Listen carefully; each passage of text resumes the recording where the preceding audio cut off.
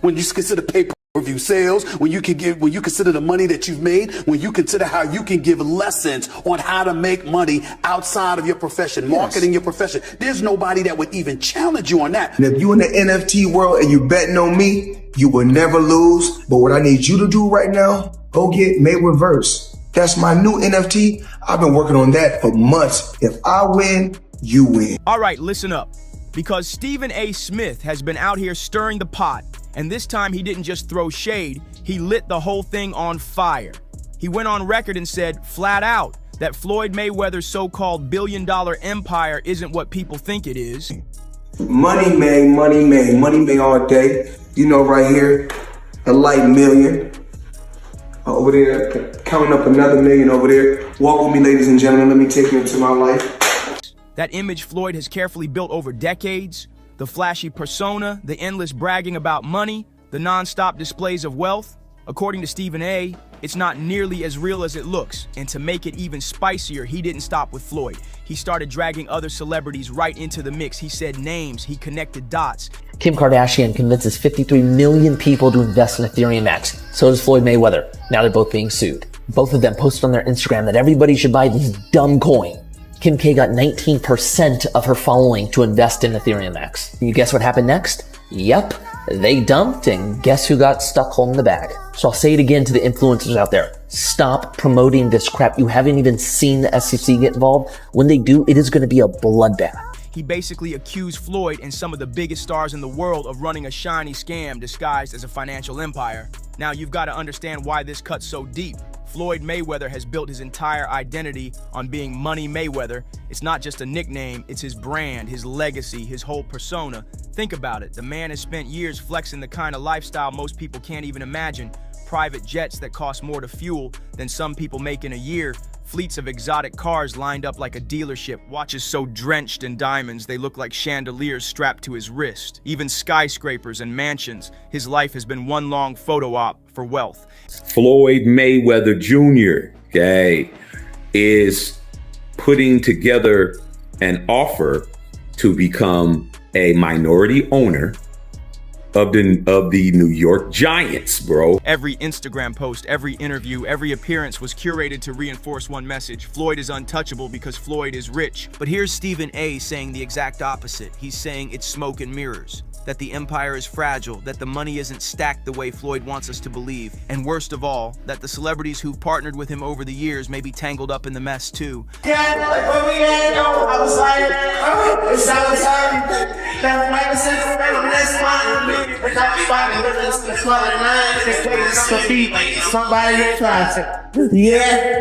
That's not just criticism, and that's a direct hit at the foundation of Floyd's image. Because if his wealth is questionable, then the whole Money Mayweather brand collapses. The scandal that really pushed this conversation back into the spotlight was that infamous $42 million real estate claim. 7 world titles in 5 divisions. Tonight, he challenges for number 8. From Grand Rapids, Michigan, former junior lightweight, world champion, former lightweight, world champion, former super lightweight, world champion. Floyd went online in 2022, looked dead into the camera, and said he had just dropped $42 million to buy 62 rental buildings in New York City. He made it sound like he was stepping out of boxing and into mogul territory, like he was building generational wealth for the Mayweather name. Fans went wild, but this was Floyd taking his brand to the next level, not just a fighter anymore, but a businessman playing in the big leagues. But then reporters checked, and what did they find? Nothing. No buildings in his name, no transfers, no paper trail, no receipts at all, just words and bravado.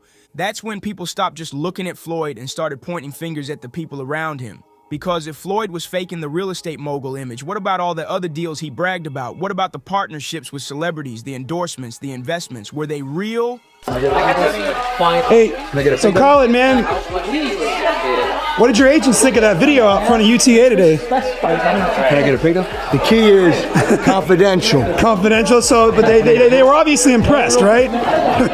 Or were they more smoke and mirrors? And trust me, it didn't start with real estate. Floyd has been moving reckless in the celebrity space for years. Let's take it back to one of the messiest chapters, the Ethereum Max crypto fiasco. On the surface, it looked like the next big thing, a hot new coin.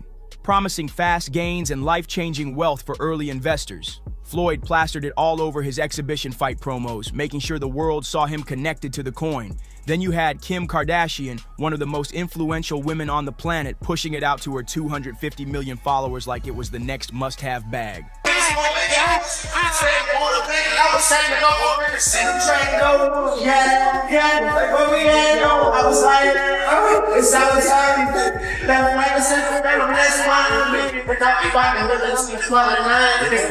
Paul Pierce jumped on too. Suddenly, Ethereum Max wasn't just a random coin. It had A-list celebrities hyping it up, and regular people bought in by the millions. And then, boom, the coin crashed almost instantly. Investors accused Floyd, Kim, and Pierce of pulling a pump and dump scheme, hyping the coin long enough to inflate its value, then letting it collapse while insiders walked away richer.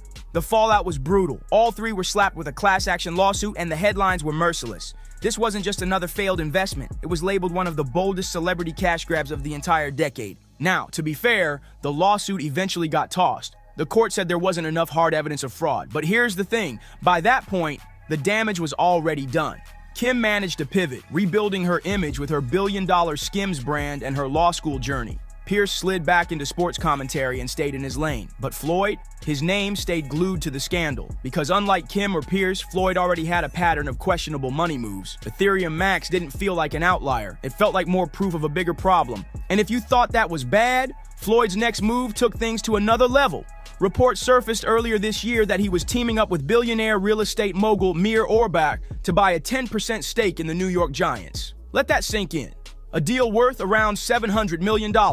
That's billionaire territory, no question about it. On paper, it sounded wild. Floyd Mayweather, minority owner of one of the biggest teams in the NFL? That's not just a flex, that's history making. But here's the catch. People don't even know where Floyd's money's really coming from. Yes, he made insane amounts during his boxing career. Nobody denies that, but a $700 million stake. That's another level. That's Jeff Bezos territory. That's not just a rich athlete move, that's billionaire mogul money. And people started asking, does Floyd really have it like that, or is this another performance, another illusion? Enter Mir Orbach. Now this guy isn't some sidekick. He's a real heavyweight in the business world with legitimate stakes in teams like the Minnesota Timberwolves. Pairing him with Floyd made sense on paper. Floyd brings global star power, Orbach brings credibility in the boardroom. But critics didn't buy it. They said it looked less like a serious business deal and more like Floyd hitching his wagon to someone with actual money and power. Because if Floyd was still tied to shaky investments like Ethereum Max, what did that mean for a Giants deal?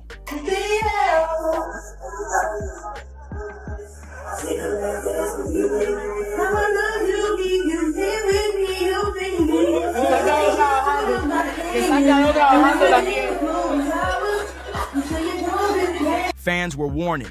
This had too good to be true written all over it. And here's the kicker. After talking about billion-dollar boardrooms, Floyd turned right back around and mixed business with pop stars. That's where the Justin Bieber era comes in. Back in the 2010s, Floyd and Bieber were inseparable. Floyd would be gearing up for a massive fight, and who was walking behind him into the ring? Not another fighter, not a hype man. Justin Bieber, one of the biggest pop stars on the planet. The optics were crazy. A crossover between boxing and pop culture that had fans buzzing. But soon, people started questioning whether this was genuine friendship or just calculated cross-promotion. Because once Floyd's controversies piled up, the lawsuits, the domestic cases, the financial drama, Bieber started quietly pulling away. Suddenly, the ride-or-die friendship looked more like a marketing play. February 13th, the Big Meech Home benefit concert. It's gonna be iconic. And if Bieber was the flashy pop culture link, the next celebrity Floyd aligned with was all about lifestyle branding, DJ Khaled. Now, these two weren't just hanging out for vibes. They were straight-up endorsement brothers, hyping up products, appearing together, feeding off each other's brands. To the public, it looked like two kings of their respective lanes joining forces. But behind the curtain, it was just another mess waiting to happen. Behind the glossy smiles and flashy Instagram posts, Floyd Mayweather's partnership with DJ Khaled wasn't nearly as glamorous as it looked. On the surface, it seemed like two kings of their lanes joining forces, one the most successful boxer in modern history, the other one of the loudest voices in music and lifestyle branding.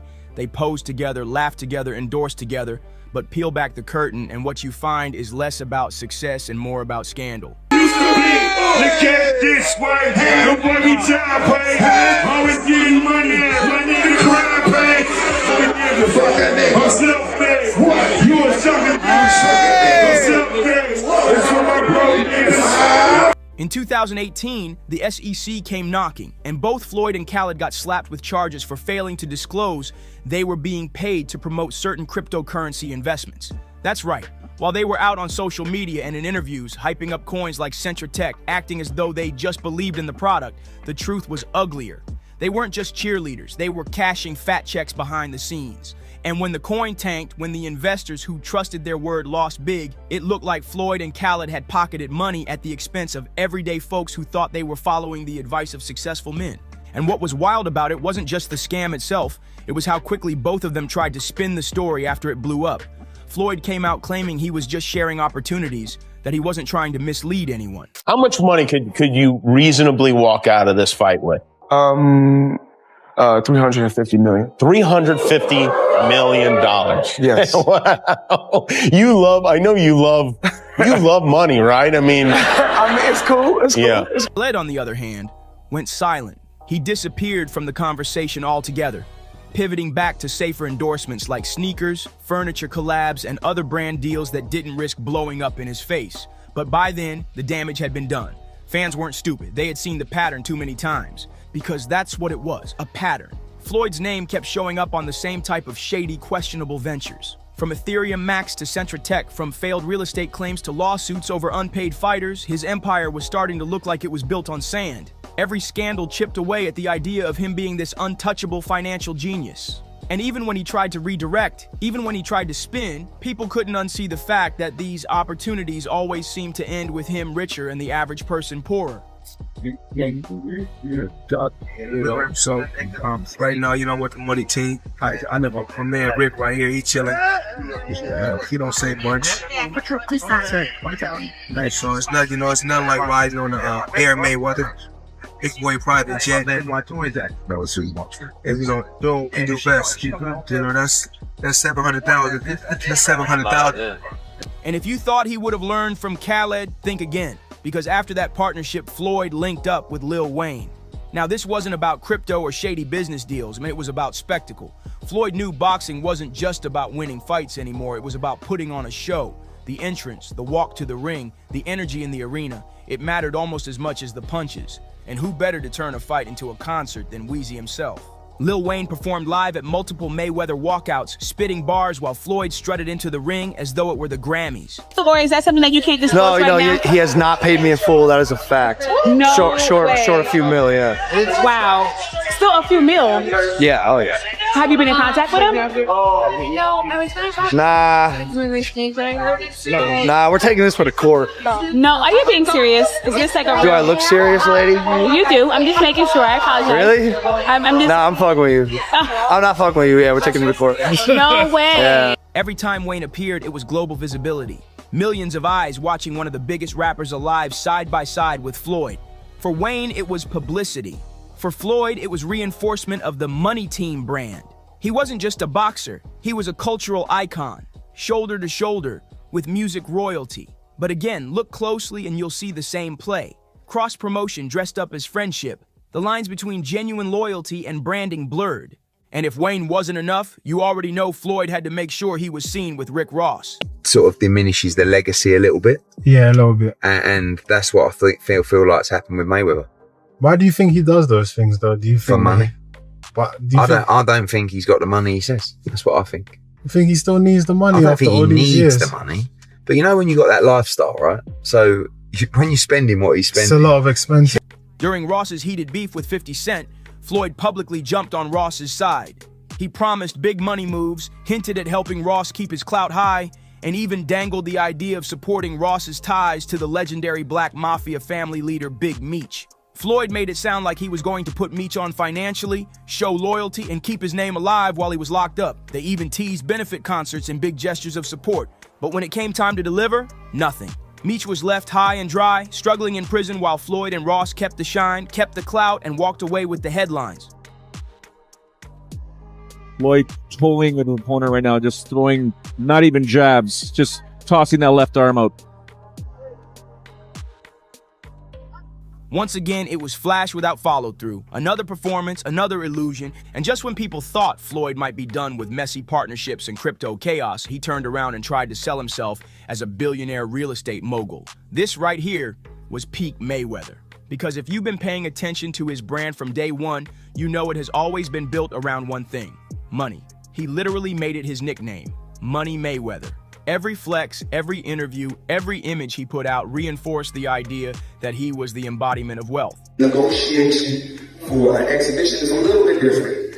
You know, we can pick up 30, we can pick up 20, 30 million, we can pick up a few million, but when I'm fighting a regular fight, you know, most likely it's always a high number. You know, you guys may see 50 million or 100 million on a check. So there's a And to be fair, in the ring, he did earn insane amounts. We're talking hundreds of millions per fight. He bragged openly that he could walk out of a single fight with $350 million in earnings. And he wasn't shy about it either. Unlike other athletes who quietly stacked their coins and built their wealth in silence, Floyd was the complete opposite. He made sure the world saw every dollar. He showed off his cars, his houses, his bags of cash stacked on tables. He put numbers in people's faces like trophies. But his biggest flex came in 2022. Floyd jumped on Instagram and announced he had just dropped $42 million to buy 62 rental buildings in New York City. He looked into the camera with the same cocky confidence he always carried and said, "All the buildings belong to me. I don't have no partners." To fans, it was insane. Floyd had leveled up again. He wasn't just a retired fighter. He was a full-on real estate mogul. He was talking about power moves and generational wealth. The internet ate it up. But here's the thing. When reporters checked, nothing lined up. NYC property records showed no such buildings in his name, no transfers worth $42 million, no evidence of the deal he bragged about. It was smoke. It was mirrors. And that's when the whispers turned into full-on conversations about whether Floyd's entire empire was fake. Take Jake Paul, for example. The man has been trolling Floyd since day one, and this scandal gave him ammo for life. Jake clowned Floyd's height, mocked his image, and went after the one thing Floyd could never ignore: his money. Jake hammered Floyd online about not paying Logan Paul millions from their 2021 exhibition fight. When I got involved with the WWE,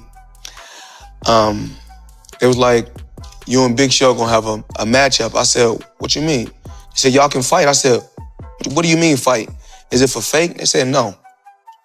You scream, "Y'all fight for real?" I'm like, I thought wrestling was fake. So when I punched him in the face, you know, I broke his nose, and I was like, oh, man. Logan went public saying Floyd still owed him, and Jake turned it into a weapon. He mocked Floyd, saying, "If you're such a billionaire, why can't you even pay my brother?" That line hit harder than any punch because it cut at Floyd's entire persona. And it wasn't just YouTubers saying it. Even respected boxing promoter Eddie Hearn admitted doubts about Floyd's wealth. He said Floyd once got so irritated by skepticism that he literally pulled out a bank statement to prove his riches. Eddie said the numbers were astronomical, but fans didn't buy it. To them, it was another Floyd performance, another stage flex. Because if the money's real, why does he always feel the need to prove it? Why not just let the numbers speak quietly? That's why so many people believe Floyd's endless exhibition fights aren't about love for the sport. They're about survival. Because once he retired from official matches, he never really stayed retired. He lined up exhibition after exhibition, fighting YouTubers, influencers, random celebrities, anyone who would sign a contract. And every time he bragged about pulling in 8-figure checks for fights that barely made him sweat. It stopped being about boxing and became about proving he could still squeeze money out of the spectacle. And it didn't even stop there. Floyd went beyond boxing and dipped into pro wrestling. He pulled off a 12-minute stunt at WrestleMania and claimed he pocketed $20 million for it. Now, maybe that's true, maybe it's another inflated flex, but either way, the question lingers. If you're really sitting on $1 billion empire, why keep hustling YouTubers, wrestlers, and exhibitions? Why not just let the empire speak for itself? And that's the exact point Stephen A. Smith hammered home. He's not just saying Floyd's empire is flashy, he's saying it's fragile. That it's a patchwork of lawsuits, quick hustles, shady partnerships, and endless performances that look shiny from afar but crumble when you get too close. At the end of the day, Floyd Mayweather's so-called billion-dollar empire isn't built on solid gold. It's balancing on smoke and mirrors. So don't forget to like, subscribe, and stay tuned for the next video. I would say my last relationship definitely taught me, like, when somebody show you who they are, believe them. The 6th, 7th, 8th, 9th, 10th time, you have to believe them. I think Little Baby is bisexual. I was sucking his, and I started going down. And yeah, he didn't stop me. He put his legs back to him. Jada Wyatt just dropped a bomb without even meaning to, and now the internet is in flames. She basically confirmed the identity of the man everybody's been whispering about as Lil Baby's real sugar daddy.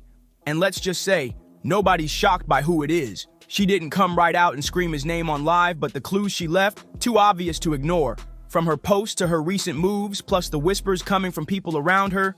I would say my last relationship definitely taught me, like, when somebody show you who they are, believe them. The 6th, 7th, 8th, 9th, 10th time, you have to believe them.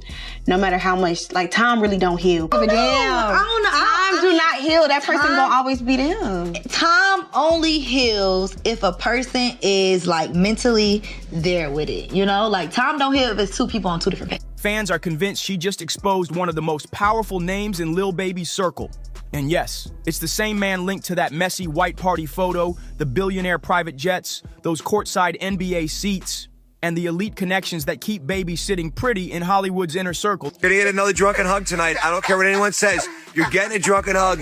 You too. You too. Drunken hugs are coming tonight. And this is where the story turns all the way scandalous. Because the chatter online isn't just about this man funding Lil Baby's lifestyle. No. Fans swear Jada walked away after finding out he was allegedly on the down low. The so-called mentorship between him and Baby. Ruben was never hugging me. You know what I'm saying? I was dapping Kuzman up, and Mike happy to see me. He ran over there, we started like wrestling, like touching it. And a picture, like Mike, one of my real good friends, we had a party with goddamn 200-300 people. There's nothing weird to go on with all these people in the mix, you know what I'm saying? But I ain't gonna get on the internet and go back and forth and like, yeah, I told him, man, that's a crazy looking picture, you know what I'm saying? People are convinced it was way more personal than the public ever thought. The timing, the little clues, and the way Jada's been moving lately got everybody convinced she just blew the cover off the one name Lil Baby's been desperate to keep out the headlines. And before anyone could even connect the dots, Jada herself jumped on and admitted she tried to give Lil Baby another shot, but it just didn't work. What's the most you ever lost gambling at one? $8 million. How long? Like one day, like probably like 40 hours straight. I lost like $8 million. That's not 9 million. That's not one. I made myself stop gambling. I had Mike Rubin write a letter to every casino and ban me from the casino. You know, because I just do shit. You know? For a lot of fans, that was the breadcrumb that confirmed Jada already knew the truth about what was really going down behind the scenes. So when Jada dropped that little breadcrumb, fans didn't even need to guess. The name was already sitting in their minds. And instantly, everybody went back to that photo.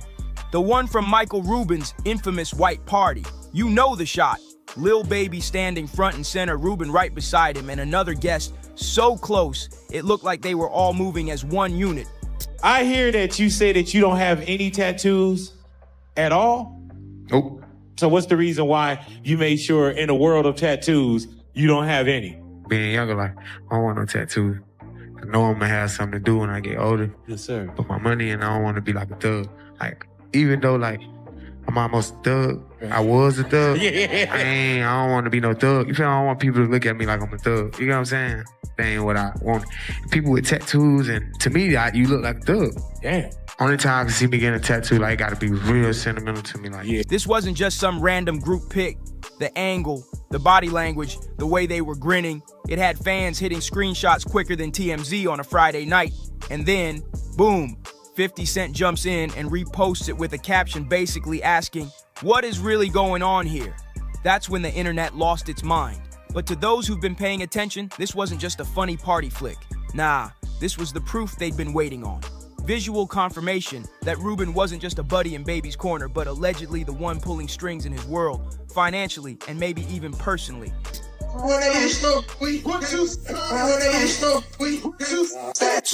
gon' fuck around town, out this way. Too hard on stat, too cold, you gon' fuck around town, out this way. Going on these shows, I've been on the road, I don't care where I go, come as I get paid. Going on these shows, I've been on the road, I don't care where I go, come as I get paid. After that picture started making rounds, the internet jokes got way sharper, and the sugar daddy tag, oh, it stuck like glue.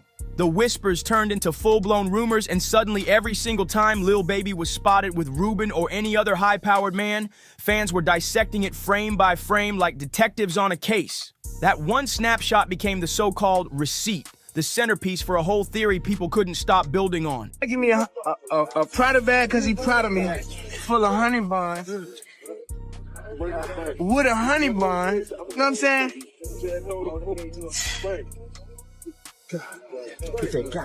Man, shit ain't got serious, man. You hear me, man? I'm on the ground with a honey bun and a honey bun. You got two Richie, man? Two Richie one day, man. And he proud of you. Hey, but man, proud about because he proud of me, man. You feel me? Proud of because he's proud of you. Yeah. Honey bun. They gonna have to catch up tomorrow. They gonna have to catch up tomorrow. They gonna have to catch up tomorrow. But they gonna try to try. Shit. They right, y'all. You deserve it. Come on. You deserve it. Come on. You get it. I like getting that paper. Hey, nobody moving me. And let's be real. Michael Rubin isn't just some random billionaire who accidentally showed up in Baby's photos. This man is plugged in with athletes, label bosses, and some of the most powerful players in the industry. And if you've been paying attention, Lil Baby has been right there in the mix for years. Now, Baby did try to shut it down, saying the infamous White Party pic was nothing but a playful moment, claiming he and Rubin were just messing around, play wrestling when the camera caught it. But even with Lil Baby trying to clear things up, fans can't help but side-eye the whole friendship, because the stories surrounding it keep getting wilder. You know, it's okay. I don't understand.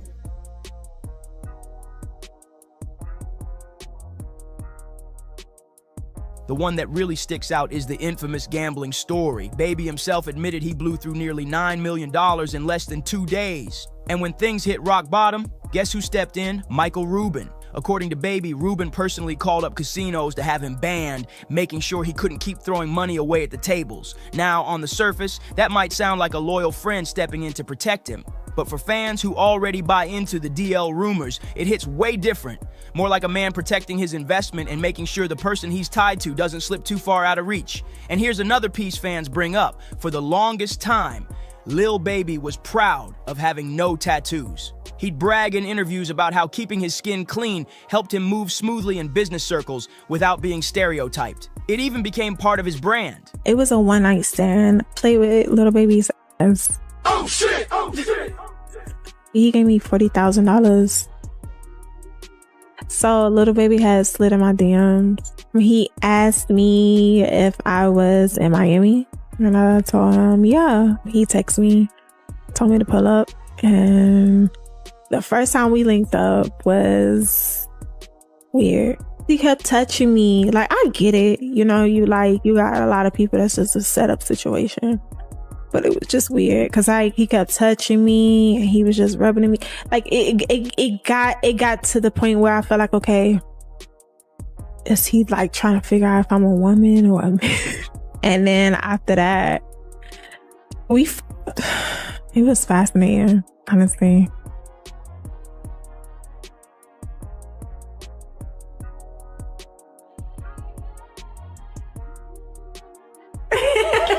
Play with Lil Baby's ass. But the third time we linked up, I ate his asshole out. Yeah.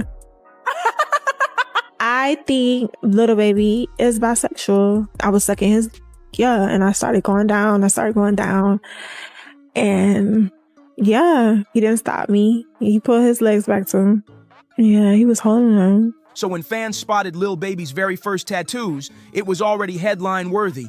But what really set everybody off was the location, right on his inner thighs. Nobody expected that, and instantly the timeline blew up like, why there of all places? Then came the performance that sent the chatter through the roof. Baby hit the stage in shorts, a tank top, and a pink belt, moving around and pulling his shorts up just enough to flash the ink. And that was all it took. Fan videos spread like wildfire, getting screen recorded, zoomed in, and reposted with captions that were anything but subtle. Some folks shrugged it off, saying he was just showing off his new tats and feeling himself, but others weren't buying it.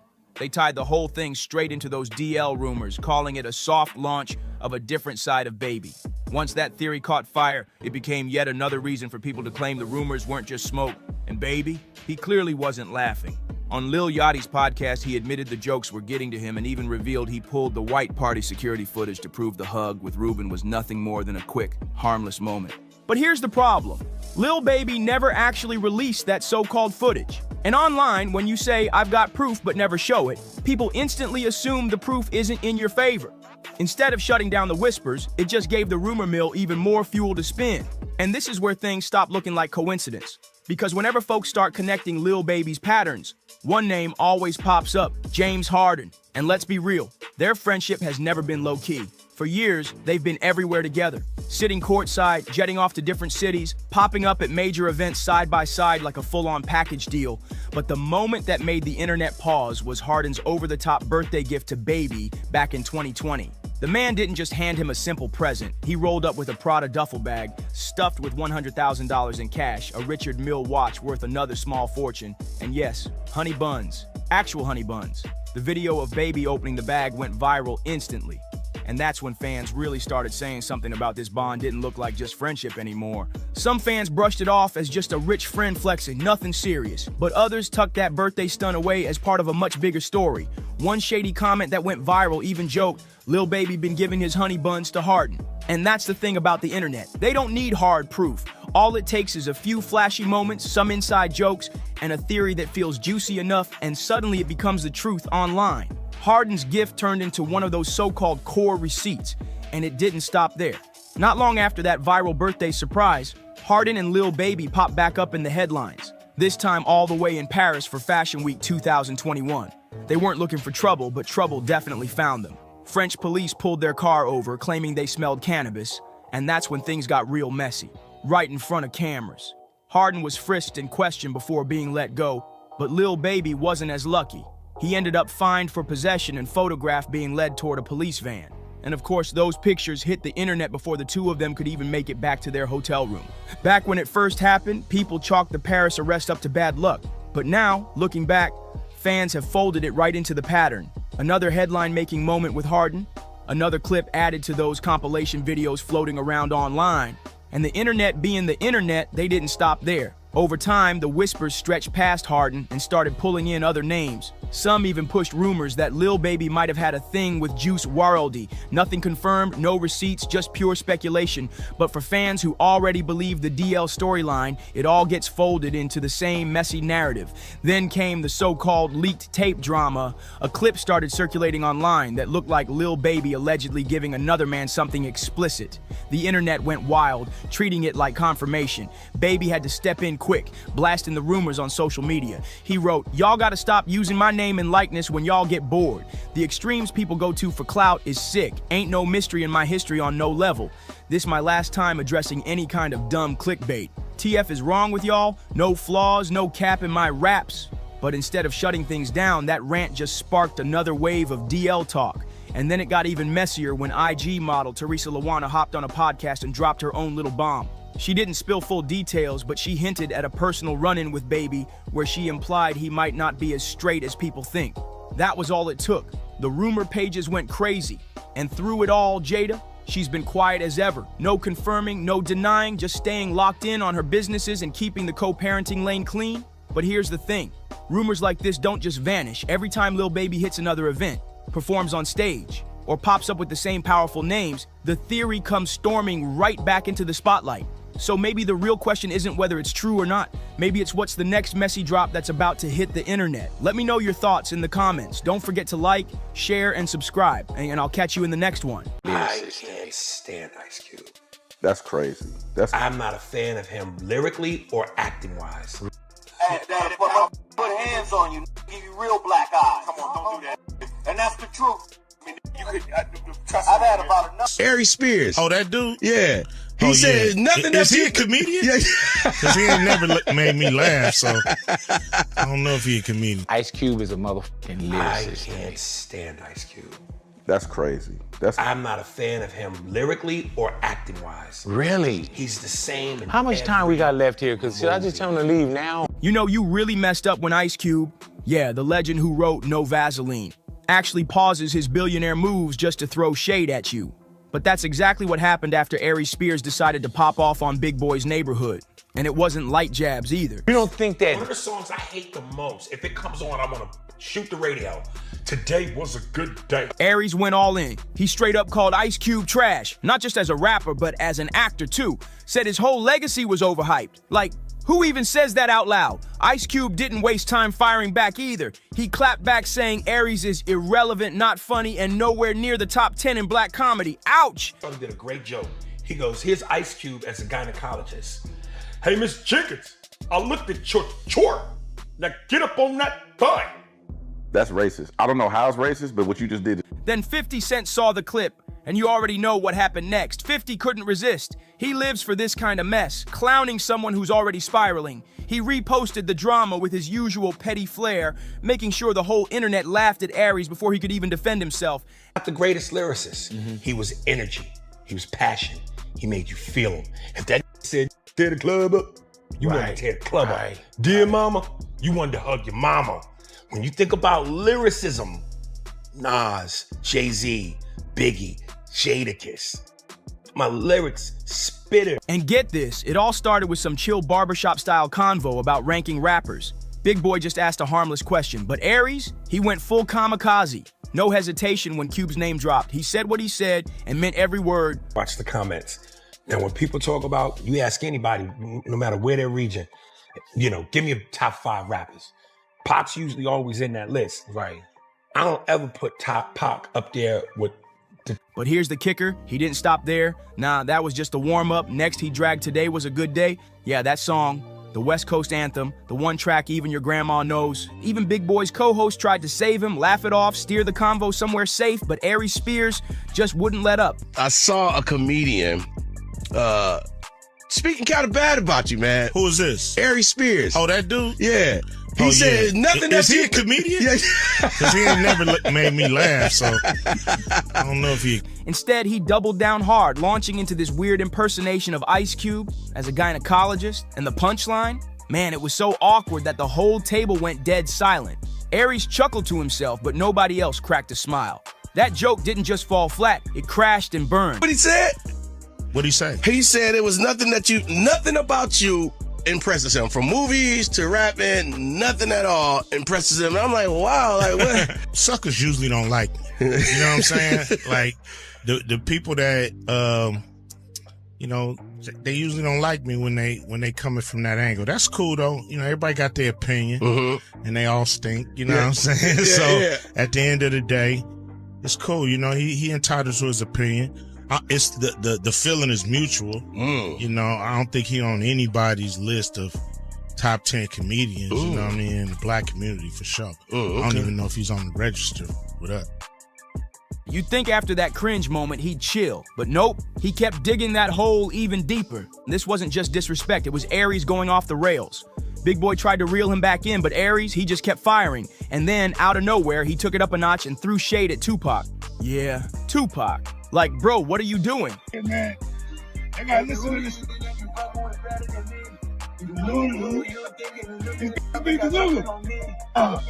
Nah, this is hot right here.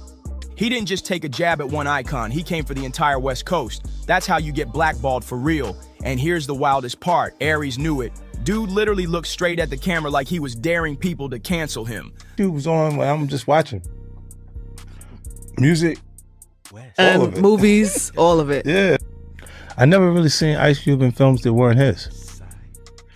You know, like he kind of produced the vehicle that he was in. And it wasn't like he was just being an actor in someone else's film. The backlash came fast. One fan posted, I love Aries' skills, but bro, that Ice Cube slander, that's a hard no. And this right here is why folks say Aries Spears got no credibility to be calling Pac or Cube non-lyrical. I'm the poster child for the world's biggest hater. If you look up the word hate, it's my picture. When did we get to a point where unless your opinion, and last time I checked as human beings, we're all allowed to opinions. At what point does it get to where unless your opinion is favorable about a person or a thing and goes with the flow of everyone else, you're a hater? I don't understand that. Like one user said, this is just New York salty because the West Coast snatched the crown in the late 80s and ran it through the 90s, but Aries clearly wasn't ready for what came next. Because the actual legends he dissed, they clapped back. Somebody sent me a clip where Ice Cube responded. He was on a radio show and the dude played him the snippet. And the first thing Ice Cube says is, well, most suckers don't like me. Then he goes on to say, I never heard of this dude. Then he finishes by saying, well, he's just not funny. Well, you can't have it both ways. If you don't know who I am, how do you know if I'm funny or not? So you can't have it both. Normally in this game, icons don't respond to clout chasers. They ignore the noise, let nobodies talk, and keep it moving. But not this time. Ice Cube broke the silence and hit back like a boss. He didn't just defend his name, he torched Aries' whole status. Cube questioned whether Aries was even funny, even relevant, or if he ever really had a spot in black comedy's real scene. It was a surgical takedown. For the record, I respect Ice Cube, the man. I respect Ice Cube in terms of what he's brought to the game. He's one of the pioneers, so hats off to him. Cube wasn't yelling, he wasn't wilding. He was cool, calm, deadly. He dragged Aries with a smile, and don't forget, Cube is built for this. He's not just an artist, he's hip-hop royalty. He wrote for NWA, dropped No Vaseline, one of the most savage diss tracks ever, made Friday a cultural classic, and then flipped into a businessman with the Big 3 League. Cube got receipts everywhere. Said I wasn't a fan of his artistry. I never attacked him as a man. I never attacked him in terms of his character. I said I wasn't a fan of his artistry. Why am I not allowed to feel that way? Why is that? And then secondly, it's always funny. People call me a hater because they love to highlight when I say I don't like something, as though I don't have love for anything. But that wild clip, that was just the beginning. Aries Spears clearly thought he was on a roll because even after getting roasted by legends and dragged by fans, he pulled up to Vlad TV and doubled down again. Like mocking Ice Cube once wasn't enough. He wanted round 2. Did you call me? Oh yes, Uncle Pete. Can you watch TJ for me? I need to run to the, I gotta run some errands. I need to go to cleaners and I should be coming back. Okay? All right, baby. Thank you. But here's where it got messier. Aries didn't realize he wasn't just poking at Cube anymore. Somewhere in some luxury hotel suite, phone in hand, 50 Cent was watching it all go down with that signature smirk. And guess what? Aries had something slick to say about him too. And just when people thought 50 would stay quiet, boom, he drops a video. Not a direct diss, but one of those petty, smooth moves only 50 can pull off. A video so passive-aggressive it had fans instantly knowing who he was coming for. No names were dropped, but the message was loud and clear.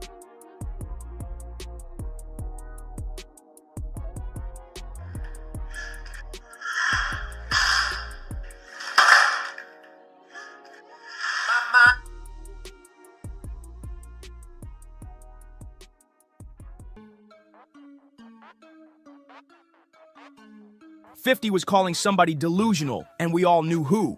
But hold up, why did 50 even jump in? He's got a million things on his plate. Power, BMF, TV deals, liquor empires, touring the world. He doesn't just throw shade for no reason. Here's what people forget. 50 and Ice Cube go way back. Mutual respect. Real ones recognize real ones. So when Aries came for Cube, he unknowingly stepped into a two-man firing squad. Equation will never be satisfied. Why? Because some other will come along that'll take and blow the world up, and you'll want to be that. And then some other will come around and have as talented as you, or possibly more, and then you're going to get upset because again, you focus on everything that is not you. Hold up. Everything you want, wait a minute, but not what's in your present space. Ice Cube gave 50 Cent a cosign way before Hollywood ever did. Back when folks were still doubting 50's acting game, Cube was one of the first to back him up. And 50? He always returned the love. Every interview, every shout out, he gave Cube his flowers without hesitation. So when Aries Spears came for Cube, he messed with someone that 50 actually respects. And Aries? He's exactly the kind of comedian 50 can't stand. Loud, messy, and stuck in the past with nothing new to show for it. That's 50's favorite kind of target. So 50 popped out loaded, and of course he brought bars. He posted, "Check my temperature, I'm ice cold. The hood left the left side of my chest froze. Need help with your bills? I'll write you a referral-ish. Might even get you a love contract." Yeah, that was direct heat. No name dropped, but Aries definitely felt it. Feeling the sting, Aries spiraled straight into an emotional rant, this time going harder at Cube than ever. He wasn't just talking, he was clearly hurt by what Cube said about him. But here's where Aries really lost the plot. In one breath, he's claiming he respects Ice Cube as a man. And in the same sentence, he says Cube has never done anything impressive. That wasn't just a bad take, that was a full-on contradiction. And the internet caught it instantly. People weren't mad at Aries for having an opinion. They were mad because he flip-flopped and then tried to play the victim when folks clapped back. Comments came flying in. One person said, "You can't dish out hot takes and cry when someone matches your energy." Another wrote, "You're entitled to an opinion, but after that creepy skit, nah, you're not valid. Ice Cube's a made man out here, respect that." But then things took a dark turn because someone pulled out receipts from Aries' past. And just like that, this wasn't about hip-hop or comedy beef anymore. Let's talk about that Tiffany Haddish lawsuit. Back in 2022, Aries Spears and Tiffany Haddish were hit with a lawsuit that had everybody shook. The allegations? Serious and disturbing. The case involved a supposed comedy sketch that critics say crossed every possible line. In it, a young child is left alone with a character played by Aries, and the scene? Straight up uncomfortable. The camera lingers way too long, the energy is off, and people weren't laughing, they were disgusted. And yeah, it got worse from there. Way worse. The backlash hit immediately. Twitter exploded, timelines lit up, and even the Shade Room posted the footage, which tells you just how bad it got. The video was disturbing. And yeah, even though the case was eventually settled and the clip got scrubbed from the internet, the damage was already done. That stain on Aries Spears' name, it never washed off. So what did Aries do after all that heat? He ran right back to Vlad TV again and again and again. People started noticing that Aries Spears was on Vlad more than Vlad himself. He kept showing up, ranting about being blackballed, crying that he should be as big as Kevin Hart, but fans saw the pattern clear as day. Aries wasn't grinding, he was griping, talking more than he was working. Every time his name popped up, it was tied to drama, not jokes. He wasn't trending for new stand-up, he wasn't landing roles. He was going viral for clowning legends, sparking beefs, or rehashing old wounds, hoping folks still cared. But it didn't stop there. Behind the scenes, Aries Spears had already earned himself a reputation, and not a good one. Multiple ex-castmates have gone on record saying he was difficult to work with, had a massive ego, and was always trying to outshine everyone else in the room. Instead of being a team player, Aries wanted to dominate every sketch, every convo, every spotlight. Yes, Aries Spears is talented, nobody's denying that. He can kill an impression, he can crowd work a room, and when he's in the zone, he's funny.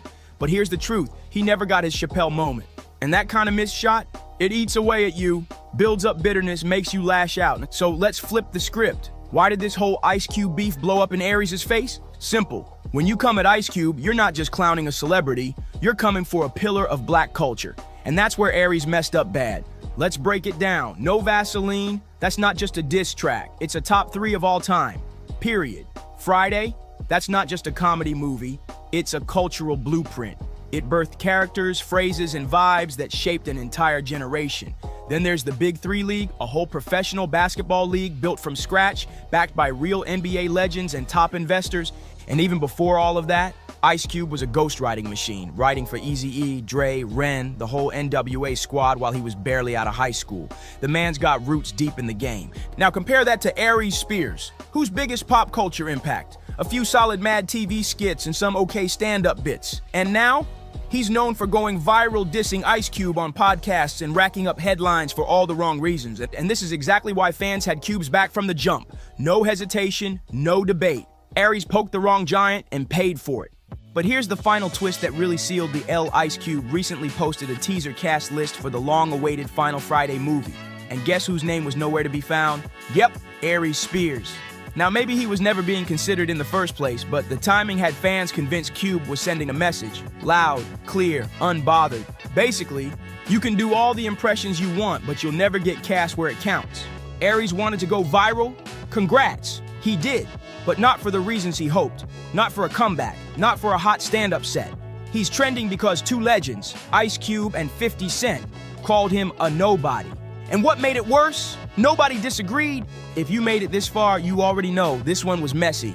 So go ahead and drop your thoughts in the comments. Hit that like button, subscribe for more drama like this, and share it with someone who still thinks coming for legends is a smart move. Catch you in the next one. I ate his up. I cooked him. Now, you know what I'm saying? Back in the day, he cooked me. You know what I'm saying? It's all good. But what you stands is not going to do it. What you saltines ain't going to do is try to come here and be like, I didn't affect him. Stop it. Because that shows that y'all ain't real hip-hop fans. Look at Eminem's life. Eminem's been sheltered his whole life with security. So Eminem probably got mad anxiety. He probably can't even be by himself and walk through a mall. You can catch me at the most craziest gas station in any hood in America. He'd be like, that you, Zeno? Somebody, yo, let me get that picture. Yeah. Let me tell you, his fans, bro, his fans like him because he's white. They don't fuck with us. Let me try to make fuck Eminem. I dusted Eminem. Rap Elvis, bitch. Yeah. Okay. It's 2025, and Benzino is still out here beating the same tired drum, trying to lure Eminem into a response he's never gonna get. Eminem hasn't dropped a single word about him since Doomsday Part 2, but that hasn't stopped Zeno from running his mouth like it's still the early 2000s. This time, he's out here claiming that Eminem used him for clout, saying their old beef is what gave him his street cred and made him look controversial, raw, and real.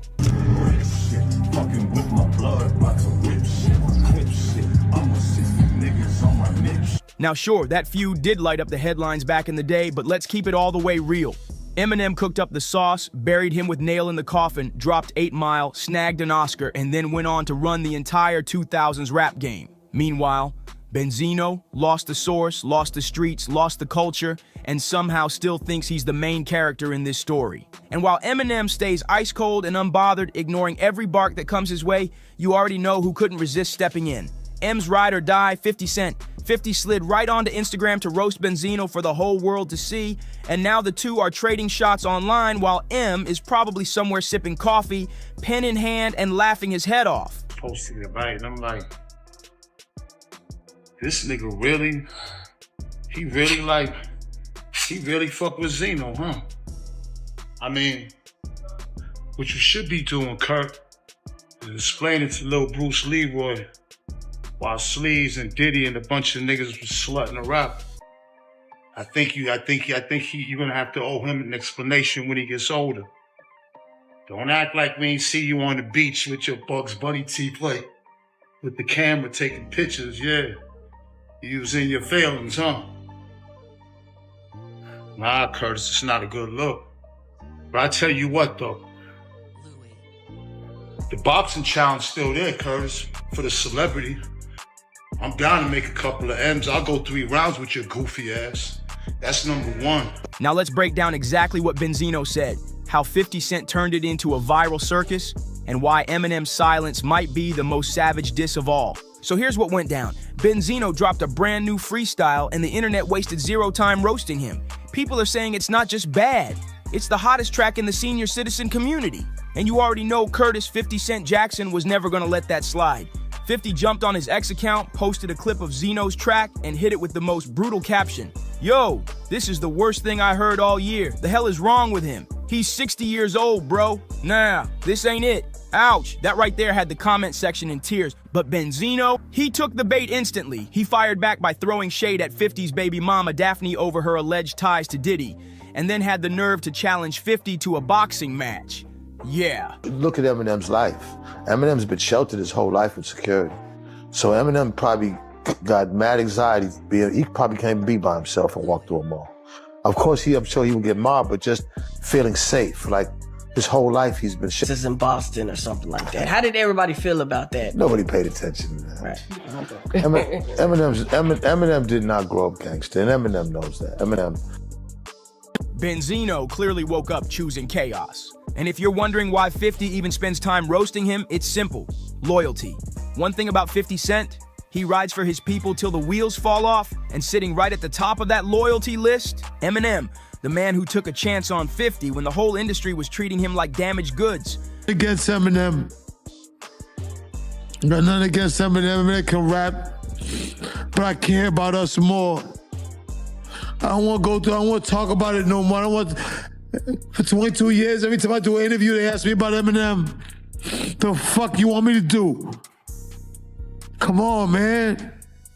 My daughter came into the industry figuring that, hey, I gotta be cool with Eminem because everybody's against my dad. You think this shit is fucking cool?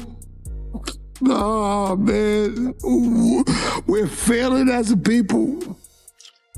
I don't hate Eminem. I don't know him to hate him. I don't hate white people. Tired of this shit, man. It's just too much. I don't want to be the bad guy. I got an 8-year-old son that I dropped off at school this morning. Come on, man. Come on, man. I'm all right. I don't want my DMs filled with, I've had 9 pages knocked down, 1 million. White people think I love all people. Come on, man. All me and Eminem got to do is sit down and talk with each other. Let's sit down and talk. Let's battle. Let's do whatever. But let's at least face to face meet each other. If that was to happen, would you give him a 5? Fuck it, man. I'd hug him. Back in the early 2000s, when Benzino decided to come for Eminem, he unknowingly stamped himself as a permanent enemy in 50 Cent's book. And now, 2 decades later, Zeno's at it again, trying to stir the pot by calling Eminem sheltered and claiming the only way M steps outside is if he's surrounded by security. Meanwhile, Benzino brags that he can roam anywhere solo without a single problem. Sure, he's right about one thing, Eminem never grew up gangster, but here's the thing, M has never claimed he did. So Zeno's whole argument is basically shooting blanks, and here's where it gets messy.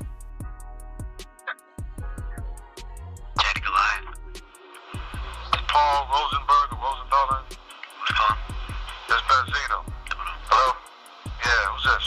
Paul. Yeah, Paul's Benzino. How you doing, man? I'm not doing too good.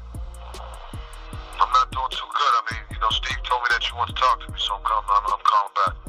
Yeah, I spoke to... He sounds like a little whiny little bitch that you know what I'm saying, that stays behind security, stays in the studio and blocked away from society, that he can say whatever he wants. You see, I'm not that fucking dude, man. You know what I'm saying? I'm not that dude, man, about Boston niggas extorting Dave and everything. What type of shit is that? The real extortion is him extorting hip-hop from fucking dumb streets. That's the real extortion here. You knew what he was gonna do. You knew the songs. You know what he said about me. You know the conversations he had with Fat Chuck. You knew all this shit. No. You should have these peaceful conversations with him. Listen, the only thing that I knew, that if you can't turn this into a thing against me, you and I don't have a problem. Oh, I don't. This isn't. You're a part. Listen, you manage Elvis. You're a part of him. You're a part of him. You're just as much of a part of him. You run Shady Records. You're a part of him. You're a part of that movement. Don't you think it's out of hand already?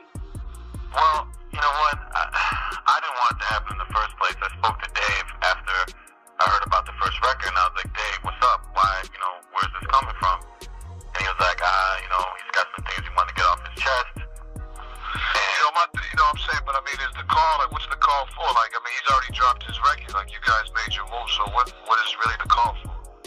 Oh, I just wanted to see if there's any way that, we can make peace of the situation. I don't want it to get out of hand. Benzino is out here taking fresh shots at M like it's brand new beef, but rewind to just last year on Drink Champs. This man was literally in tears talking about Eminem. Not only that, he was begging, yes, begging for M to meet him face to face so they could finally squash everything. Fast forward to today, and Benzino is right back on his nonsense, trolling both Eminem and 50 Cent like the last 20 years never happened. But to really get why this beef still burns, we gotta rewind to 2002. Eminem had just dropped his 4th studio album, The Eminem Show, a cultural juggernaut. The Source magazine slapped it with 4 mics out of 5, but M felt it deserved a perfect score. So he started throwing shots at The Source and its co-founder, you guessed it, Benzino. In the shower, what the fuck does he want me to do, man? All right, sir. Crazy, man. So we're leaving. Okay. Is there anything else in this room? There's somebody else in the shower. You want to go talk to him? Okay. Now, granted, if we was white, it never would have happened. We know this. Right. If we was white, would have you knocked on the door like that? I need that. If we was white, you wouldn't be doing this. If we was white, you can best believe none of this would be happening. This wouldn't be happening at all. If we was a white couple, John and Bill Summerfield, this would not be happening. If we was a white couple, John and Bill, we all know what they take, but no matter what we're wearing, no matter who's our partners. So, John and Bill. M was convinced the snub had nothing to do with music and everything to do with skin color, believing Benzino couldn't stomach the idea of a white rapper dominating the culture. That's when the gloves came off. Benzino fired back, labeling M a culture vulture and the 2003 Vanilla Ice. Then came his diss track, Pull Up Your Skirt, where Zeno went all in, claiming M's race was the only reason for his fame, rapping, 5 shades darker, you'd be cannabis and no one would care about your complicated rhyme style. What you know about pumping on the block till you freeze.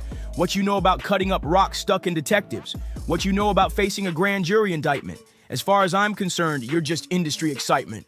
Later on, Benzino tried to clean things up at least a little, telling MTV that he didn't have beef with Eminem personally, but with The Machine, and what he called a double standard in hip-hop. According to Zeno, certain media outlets treated Eminem like some kind of savior, crowning him the #1 in the game while ignoring the very people who built hip-hop from the ground up. In his words, Eminem is just the hood ornament for The Machine. You think I could grab my crotch and put my ass in people's faces the way he does? No way. But as long as the color of his skin and his eyes fits what America wants, it's all right. And just to twist the knife on Pull Up Your Skirt, Benzino even accused M of running to his manager and begging him to handle the beef for him. But Eminem didn't just deny it, he came back swinging with not one, not two, but 4 diss tracks all aimed straight at Benzino's neck. Zeno, refusing to bow out, dropped Die Another Day. And this time he tried to get extra messy. He included a recorded phone call between himself and Eminem's manager, Paul Rosenberg, hoping to prove his point. But Benzino didn't just keep the shots on wax, he crossed a line that had everybody talking. He brought up Eminem's daughter, Haley, and not in a passing mention, he openly threatened her, dropping one of the most disturbing lines in their entire feud. On his track Die Another Day, Benzino rapped, "Tell Haley it ain't safe no more. Daddy better watch your back at the candy store. You messed up, resort to plan BF around, and she end up like JonBenet Ramsey." For those who don't know, JonBenet was a young American beauty queen whose life was tragically cut short at the age of 6. Comparing Haley to that case, that was beyond disrespect. It was ice cold. When the backlash hit, Zeno doubled down, claiming he was just giving M a taste of his own medicine because Eminem had previously mentioned Benzino's son, Ray Ray, on the sauce, rapping, "Here's a poster of Ray Ray and his dad. You want to talk about something you don't know about? Yeah, let's talk about how you're putting your own son out there to try to eat off him because you missed your boat." Yes, it's true Eminem mentioned Benzino's kid first, but here's the difference. M wasn't threatening Ray Ray's life. He was calling out Benzino's parenting, accusing him of chasing clout by dragging his son into the spotlight. Like when Zeno dropped Shine Like My Son, featuring a then 7-year-old Ray Ray. That's a world away from what Benzino did, flat out threatening Haley when she was only 7. Still, Benzino refused to back down. In an MTV interview, he doubled down on his mission, claiming it was his duty to expose what he saw as a racial double standard in hip-hop. According to Zeno, Eminem got a free pass to make songs black and Latino artists could never get away with. Eminem gets to talk about his issues and his pain, killing his mother, beating his girl, drugs, Benzino said. "We have to rock the party to get spins and burn on the radio. We have to entertain more than expose our true issues. When black and Latino people tried to give our pain on there, we couldn't get burned. The machine doesn't want our pain to be out there." Eventually, years later in 2012, Benzino told Global Grind TV he was sorry for the things he said about Haley. But by then, the damage to his image was already cemented. The feud between Eminem and Benzino just kept getting nastier, and even Benzino eventually admitted he crossed the line. "I can take responsibility for some of the stuff I said about his family," he told interviewers. Really personal shots. It was out of order. But admitting it didn't mean letting it go. In 2018, Zeno threw gas back on the fire, calling Eminem's revival album trash and clowning M's fan base. He went online and wrote, "Can somebody tell these weirdo M fans that in this culture of hip-hop, they are the subculture, meaning nobody gives a flying care about anything they have to say when it comes to him. Right now, the album is trash, so take the L and move on." Then, in February 2021, Benzino upped the antics, publicly challenging Eminem and Royce da 5'9" to a boxing match. "I would step in the ring with any of them. I'm in great shape, and I would love to. I've started training boxing. I'd like to step in the ring with Royce or Eminem," he boasted. M's response? Silence. And when that didn't work, February 2022 brought yet another attempt. This time, Benzino tried to discredit Eminem's street appeal by claiming, "No one in my hood ever listened to his music." When a social media user dared Benzino to say all that to Eminem's face, Zeno didn't back down, he doubled up. Tagging M directly, he wrote, "I'll say it to his face, but he's a scared coward, P-word, just like his fan base." From there, it spiraled fast. Zeno fired off a string of since-deleted posts, tearing into Eminem's fans and even dropping his own restaurant's address, daring them to show up. "To all you stans, we all know y'all are the corniest, most nonviolent, coward fan base hip-hop has ever seen. I have a restaurant in Atlanta, 5071 Peachtree Industrial Boulevard, Chamblee, Georgia. Stop tweeting and pull up on me, P-word," he posted, and he wasn't done. In another post, he raged, "I've been left this alone, but since the coward-ass stans still want to talk and hide, then it's still F Eminem. If you got a problem with me, do something about it. Nothing you've ever said has affected me in any way. I know how to fight. Still got big sticks, so pull up." It was a full-on online meltdown, and Eminem still silent. But fast forward to 2024, and Marshall finally gave Benzino the moment he'd been begging for. On Doomsday Part 2, M unloaded, taking shots not only at Benzino, but also at his daughter, Coi Leray. That track marked the first time in years Eminem addressed Benzino head-on, and he came out swinging. On Doomsday Part 2, M spit, "What is the opposite of Benzino? A giraffe. Go at his neck. How the hell can I go at something he doesn't have?" Savage. He didn't stop there.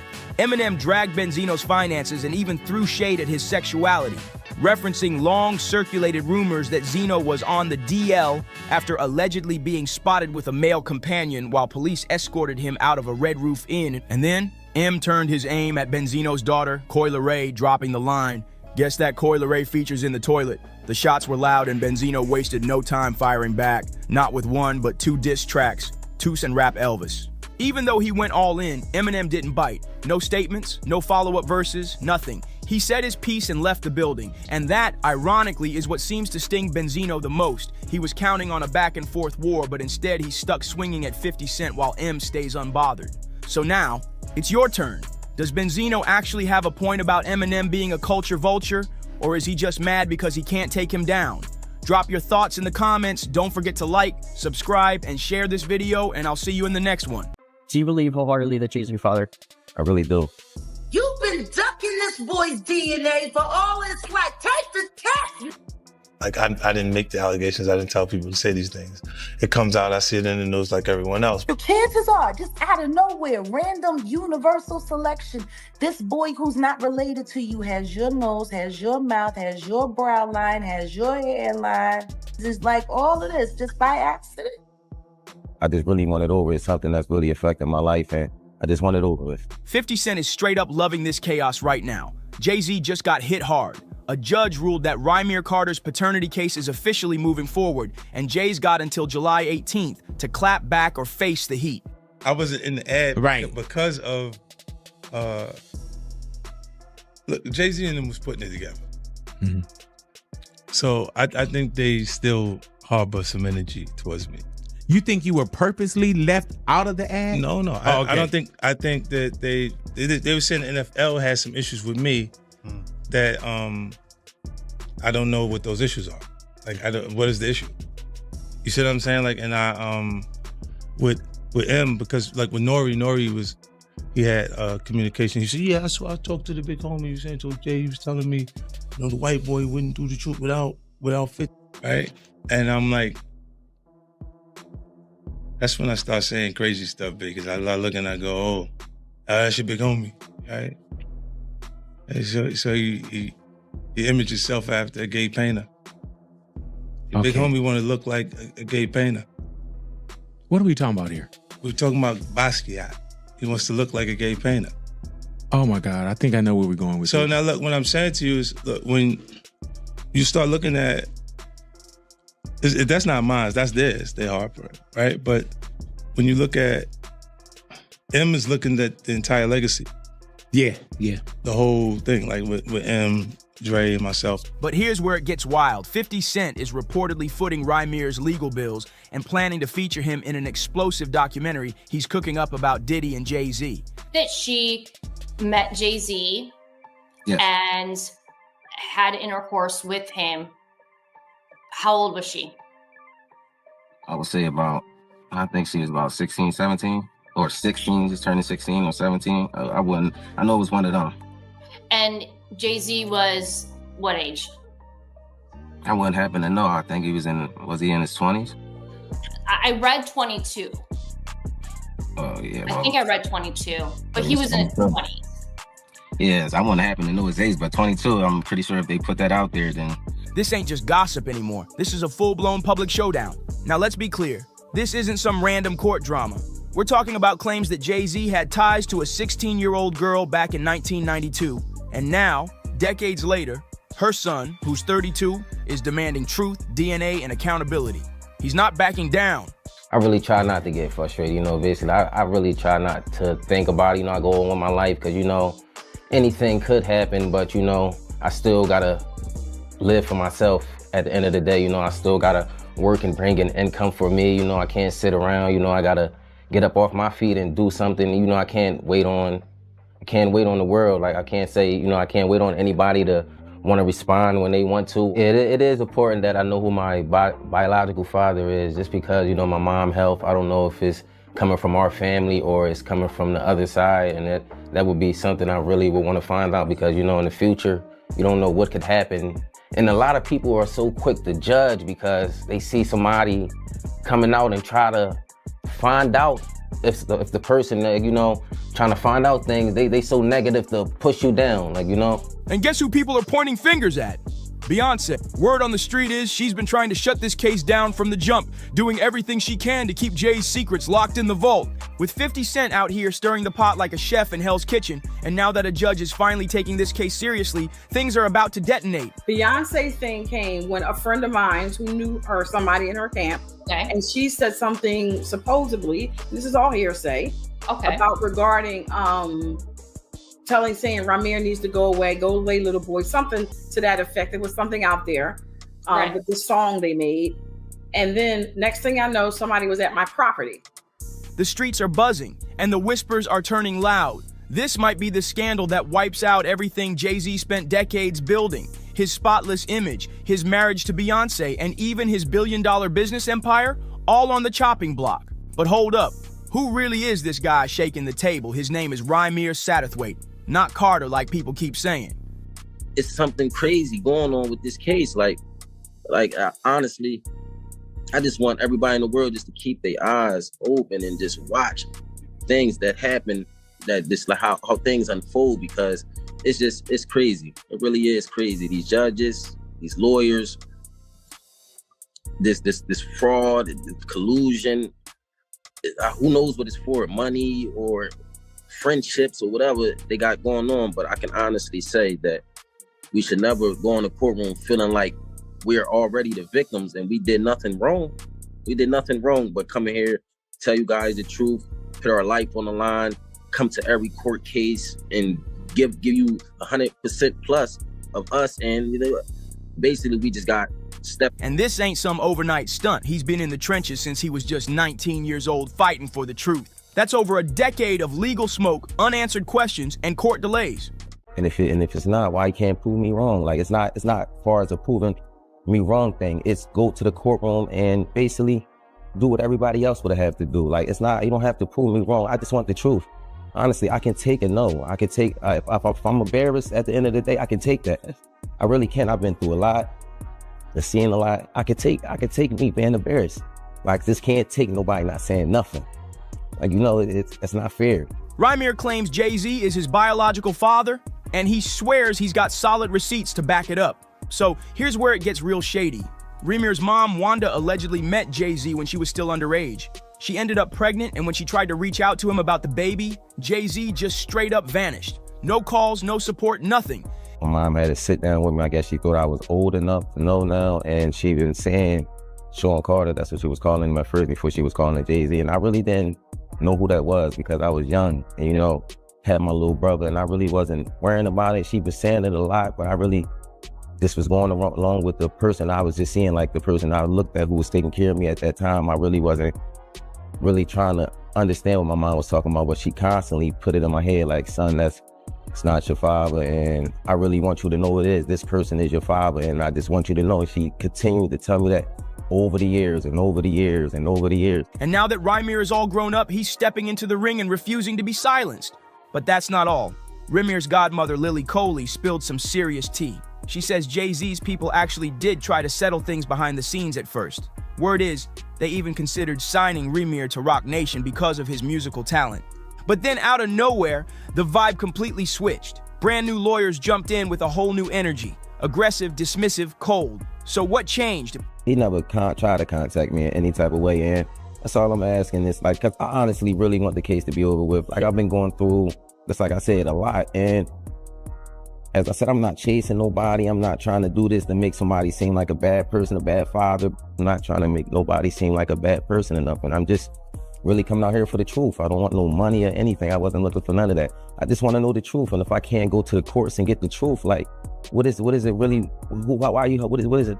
I just really want it over. It's something that's really affecting my life, and I just want it over with. People are saying it clicked that if the public found out Jay-Z had a relationship with a minor, especially back in the early 90s, it wouldn't just be embarrassing. It could spark a massive legal firestorm. But this ain't just about the age. It's way deeper than that. Ramir Satterthwaite. Wanda's son. She had it when she was 16. It takes 40 weeks to cook a baby. That means she was 15 when she got pregnant. Age of consent in Pennsylvania is 17. Was then, is now. And she was taken across state lines from Pennsylvania to an apartment in New York. Oops.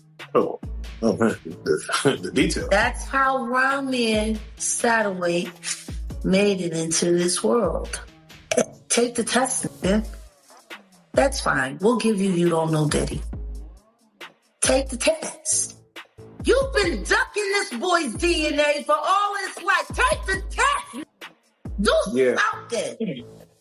You've been dead beating it your whole life. If the allegations are true, then Jay-Z didn't just get involved with a 16-year-old. He allegedly took her across state lines from Philadelphia to Brooklyn. That's not just messy, that's federal level illegal, and now it makes perfect sense why his legal team has been throwing everything they've got at this case for over a decade. What makes you so absolutely sure that these kinds of allegations that we've seen against him are true? Well, I'm surprised by the allegations, as surprised as everyone else is. Like, I didn't make the allegations. I didn't tell people to say these things. It comes out, I see it in the news like everyone else. What are your thoughts on the allegations against Jay-Z? That was interesting. When I was saying things, not knowing exactly what I was saying, but I was going, where's Jay at? He's mad quiet. Like while the Puffy thing was going on. But it's obvious now that his team was being made aware that he was in those allegations also.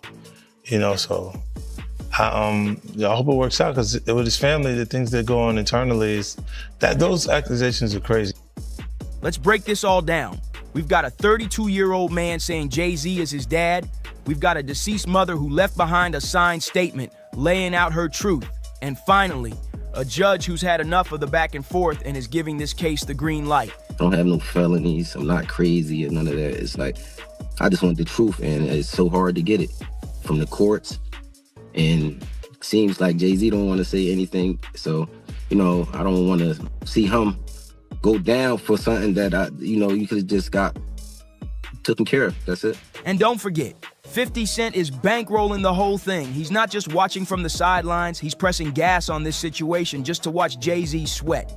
And the timing couldn't be worse. With Diddy already under fire, the spotlight's swinging hard on all the power players in hip-hop, and folks are watching with suspicion and side eyes. Nobody's talking about the fact that he is currently suing his first biological son to quiet him and put a gag order on him.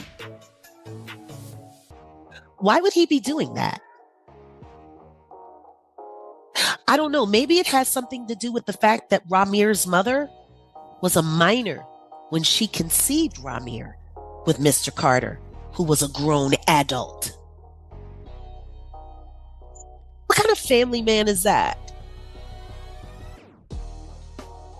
You don't want anyone to know, you or your wife, don't want anyone to know who your actual biological children are, because most of them were created with minors while you were an adult.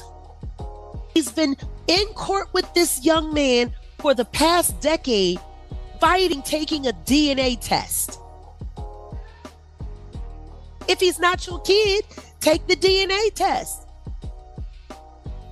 Simple. If the young man is not your son, why have you spent so much money trying not to take a DNA test?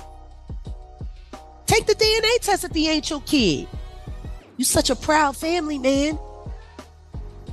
While you fight back the truth about your firstborn biological son, because you don't want nobody to know that his mama was barely 15 when you made her a mother and you were a grown man.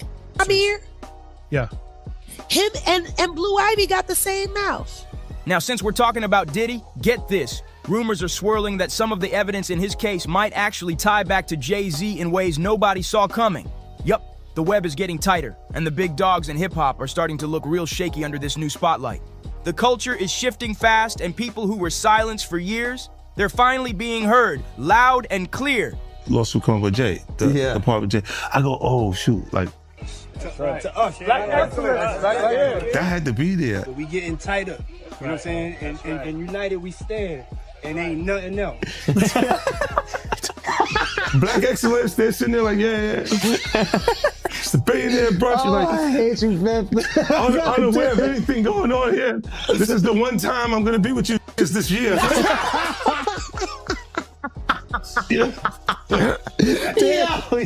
Come on, bro. Jay-Z probably thought he could sweep this one under the rug for good, but 2025 ain't playing with him. The past is clawing its way back up, and this time the whole world's watching. So let's rewind real quick. I work every day. I also have my own kids to take care of. So it's like, it's been a journey for me. And it's just like, you know, I just got so much on my name right now. I never ask for money. I don't do interviews just saying, hey, Jay-Z, give me your money, or I'm coming at the Jay-Z for his money. I never did that. I'm not that type of person. I work for everything. Next is I'm just trying to basically make sure no other kids or nobody else in the world has to go through this. Basically, don't feel afraid to go to court and see if a person is your biological parents. You know, so many people are scared, and this is a big thing in the world. A lot of people don't have their fathers because they scared to go out and search for them. And sometimes it only take a little search, you know, go search. And if it's wrong, we're adults. Well, most of us adults, even for the teenagers, this being a role model for them, showing you can't go in the courtroom, and if you're doing everything correctly, you should be able to just get treated as equal as other person. I've always been a person that I never hate anyone. I never, you know, I don't walk around with hate for a person. So I try to teach my kids that just be the best as you can be. So that's just a motto I go off. I would never hate Jay-Z. You know, it was never that type thing. You know, I respect him for everything he did. And as I said, I've been going through a whole lot through these years because this case, like me and my mom, my godmom, we didn't seen the worst. We didn't have people, you know, slander my name like you want Jay-Z money, and I hear it all. I'm going to fight until I'm not here no more, and it's never going to be against no one. Like, you know, I'm going to continue to fight. It'll take another 10 years, maybe another 50. Maybe I'll take this to the grave with me, but everybody can say I fought this. It all started back in 1992. Jay-Z was still grinding his way into the industry. According to Wanda Rymir's mom, she met him when he picked her up in Philly and took her to his aunt's crib in Brooklyn, and they linked up again just 2 weeks later. And then, boom, he ghosted her completely. Dr. Lily Coley, Wanda's close friend and godmother to Rymir, came forward with even more disturbing details, and it gets heavy. According to her, Wanda told the full story. She met Jay-Z back when he was still going by his street name Rock, and everything went down in a neighborhood known for heavy drug traffic. Yeah, you heard that right. Yeah. He's come out and said, like, you know, this is just long-term harassment, man. He's like, this thing is just won't go away. Long-term harassment. You know how disrespectful that is to a man that looks almost identical to you? Yeah, that's his child. That's very disrespectful. I mean, to a man that chances are, just out of nowhere, random universal selection, this boy who's not related to you has your nose, has your mouth, has your brow line, has your hairline, same straight knobby knees, is like all of this just by accident.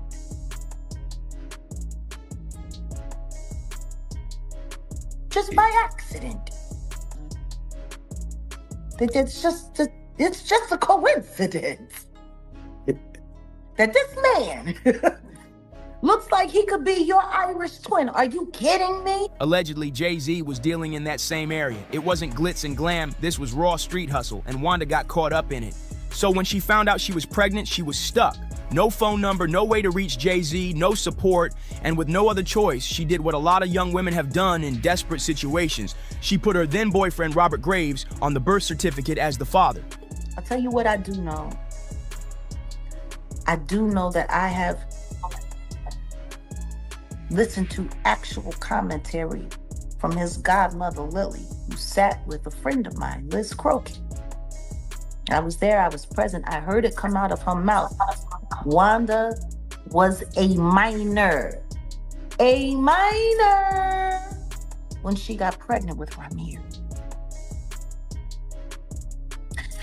And like Wanda always said, he picked her up in Philly, but he took her to New York across state lines to bed her while she was allegedly underage. Even though Lily was present when Rymir was born. Back in 2011, Robert Graves finally took a DNA test, and just like that, he was officially removed from the birth certificate. Why? Because he wasn't the dad, and if Wanda only ever messed with Robert and Jay-Z, then yeah, you already know who's left in that equation. That's when Rymir said enough is enough. He stopped waiting on the system to do the right thing and decided to go after Jay-Z himself, legally. But from the jump, it's been nothing but chaos. Father. She was very clear on the fact that Wanda was a minor when she was pregnant with Rymir, who was born a year before my son Giovanni. He came 92.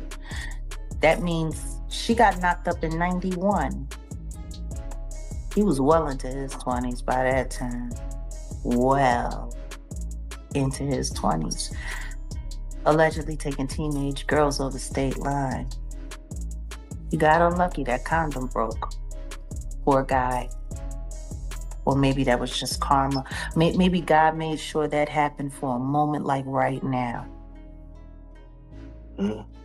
Disgusting. Don't nobody want to talk about the other kids that everybody denies don't exist. What else? You know, to be a billionaire that can't get a loan is one thing. But to be a broke billionaire and a deadbeat dad, that's something different.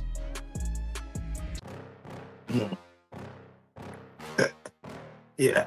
You know, even Solange's son, the Daniel kid, he says he doesn't have a great relationship with Beyonce, Jay-Z.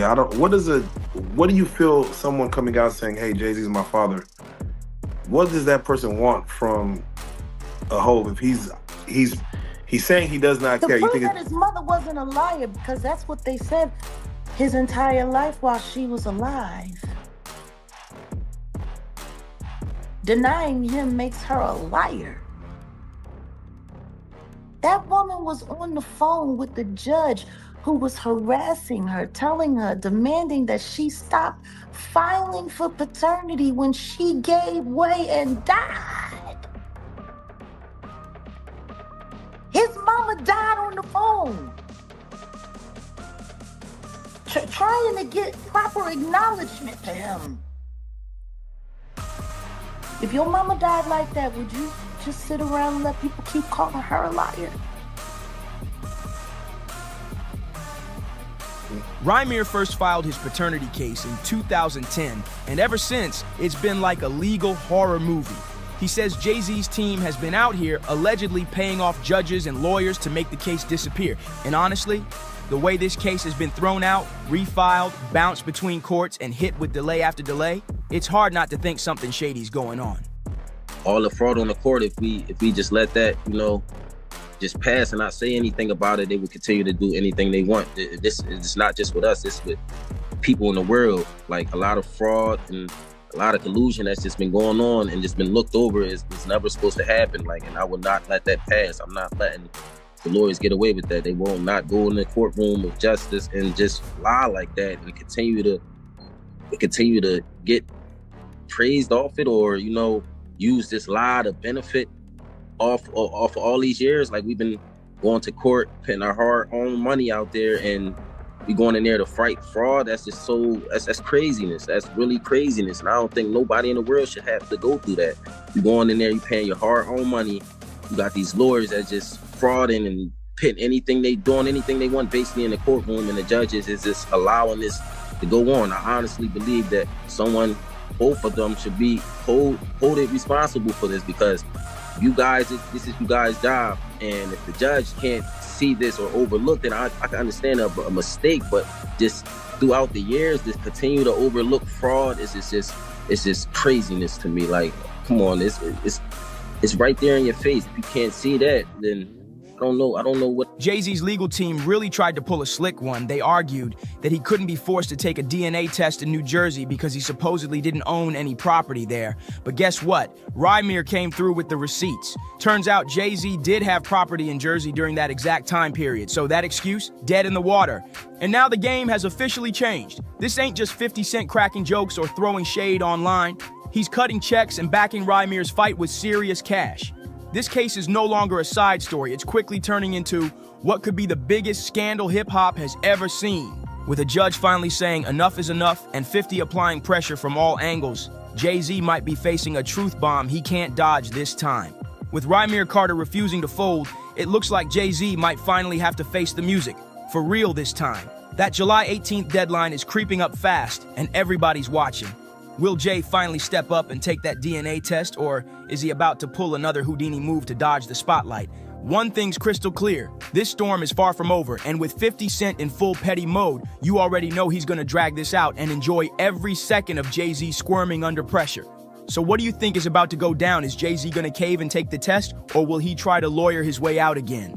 Drop your thoughts in the comments, we wanna hear all of it. And don't forget to like, subscribe, share, and hit that bell because this tea is only getting hotter. See you in the next one. It's very moments, right? I know it was no. I know that it was no touching. I know that it was no kissing. Same thing I said about the other chick. Oh, he be at my bar. The world keep looking for a reason to break my family up. Stop it. Stop it. Stop it. Enough is enough. I am sick of it. Let it be one family that sticks together. Let it be one couple that makes it. Put some respect on my name and on the Harris name. You gotta stop it. Stop playing with me. And I'm not gonna say it again. What is even happening right now? This whole thing is giving straight Tyler Perry vibes, messy, dramatic, and full of twists nobody saw coming. Queen Yandy Smith Harris, her longtime man Mendeecees, and wait for it, Tamar Braxton are all tangled up in a scandal that's shaking the internet. Yandy and Mendeecees already got enough baggage to fill an airport, but now whispers are flying that Mendeecees was creeping around with Tamar. And the gag is, the person Tamar was spotted with is allegedly confirming she was indeed wrapped up with him. As if that wasn't enough, Yandy herself has reportedly jumped in and she's allegedly doing what she always does whenever her man's name is in the mud, defending him like her life depends on it. But here's where it gets wild. Word on the street says Yandy isn't just defending Mendeecees, she's allegedly threatening to handle it herself, if you catch the hint. This is no ordinary drama, it's personal and it's boiling over quick. If this house is going to come down, it's going to be me or Mendeecees that are taking it down brick by brick. That's it. Nobody else can do it. Now, let's rewind for a second. Yandy and Mendeecees go way back to 2006, and they finally tied the knot in 2015. They share 2 kids together, Omer and Skylar, while Mendeecees has 2 more from past relationships. But besides kids and marriage, there's one thing this couple has always had in common: drama. And not just any drama. We're talking about constant cheating scandals that just won't stop haunting them. Oh, you mean everybody in Atlanta and everybody knows it. You're not going to talk to him like that. But I am. And what are you going to do to us? And what are you going to do? You're not going to talk to him. Don't play with me. Don't play with him. Play with me with him.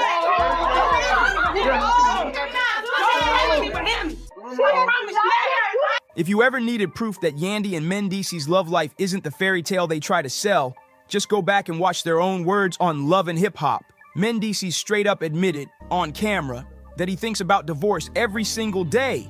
Can you imagine? And if that wasn't cold enough, he even said their marriage feels more like a business deal than real love. That's not exactly couple goals. It's like this high school game we playing with each other. You do something to me, I do something to you, right? When they start to see songs like the ring coming off or we not following each other, they try to put this puzzle together and create their own narrative. So what? Yeah, I'm telling you. So but what? Listen, we hurting each other, right? And not only we hurting each other, we hurting these kids. And DC feels like there is truth to what my friend is saying. Have you ever had a physical or emotional affair on your husband? I've definitely had an emotional connection with someone outside of my husband, and we had to deal with it. And let's not forget, Yandy herself confessed she once had an emotional connection with another man outside the marriage. Now, she swears it wasn't cheating, but still, even she had to admit it was something she and Mendeecees had to work through. See what I mean? Their foundation has cracks all over it. Now, here comes the jaw droppers. The latest drama ties Mendeecees to none other than Tamar Braxton. Word on the street is that he's been allegedly creeping and getting way too cozy with her. And Tamar, she's already been through hell recently. She revealed she nearly lost her life in a terrifying accident. waking up in a pool of her own blood with a fractured nose, missing teeth, and injuries so bad she's struggling just to move around. Right now, she says she's too weak to even speak without pain. She called it a life-changing experience and begged her fans to keep her in their prayers as she fights her way back to health. I am beyond crushed. This was the closest thing I've ever had to a brother. It is back to back to back posts. What was that final argument about? Nothing. I'm telling you. A small disagreement we had was about Mendici. I just felt like, he was too involved with the things that were happening. And I just said, I need some space. But here's the kicker. Just before that tragic accident, Tamar was spotted at the V12 Lounge in Atlanta. And guess who witnesses claim she was getting a little too close with? Allegedly, Tamar didn't just leave the club and call it a night. Word is she actually invited Mendici and a couple of her friends back to her place around 1 a.m. Now let that sink in. Tamar's out here asking fans to keep her lifted in prayer while she recovers from a near-death health scare. And meanwhile, Mendici is already fighting off non-stop cheating rumors with Yandy. Put those two narratives together, and you can see why the streets are in overdrive with this one. Tell you something, Yandy ain't exciting him no more. Let me tell you something, Mendici is cheating on Yandy, loving hip-hop Atlanta. Are you getting this? Are you following me? The AA show is reporting live, loud, and proud, honey. The big question buzzing everywhere right now, is Tamar secretly the other woman in Mendici's saga, or are people just connecting dots that aren't really there based on a late-night sighting? Because let's be honest, Mendici didn't just stumble into Tamar Braxton's nightlife circle by random chance. Insiders claim he's actually been tapped as the lead man for her upcoming visual project. And if that's true, then maybe their little lounge hangout wasn't romantic at all. Maybe it was business. But here's where it gets messy. Business meetings usually don't wrap up at 1 o'clock in the morning, followed by an invite back to somebody's house. That's the part fueling all the speculation, making folks wonder if this partnership is mixing a little business with a whole lot of pleasure. Well, I was talking to my niece the other day. And oh my gosh, why do you look like you want to cry? What is wrong? my niece told me that she was at a club and Mendici tried to holler at her. When? A couple months ago. I know he found her on Instagram and I had her send me the snapshots. This is DM? Tell me the name, because I'm in his DM. Robin. And then comes the wildest rumor of them all. Some people are even whispering that Yandy herself might have had a hand in Tamar's accident, while others say it was the ancestors sending a warning. So here's the thing. Tamar and Mendici haven't confirmed a collab at all, which leaves fans spinning wild theories. Was this all business, or is there something sneaky happening behind the curtain? And honestly, with how messy the last few months have been, nobody would be shocked if there was more going on. Both Yandy and Mendici have been drowning in cheating scandals non-stop, and the timing couldn't look worse. Just days ago, Yandy's former best friend and hairstylist, Bryant Jameson, lit Instagram on fire when he accused her of cheating on Mendici. He claimed Yandy used a trip to London as the perfect cover-up for her secret fling, and when fans pressed Yandy about it, she admitted the accusations crushed her. But Bryant wasn't backing down. He doubled down and said Yandy was having an affair with a fitness trainer. And when Yandy's supporters tried to drag him, he refused to fold. Try again, mother.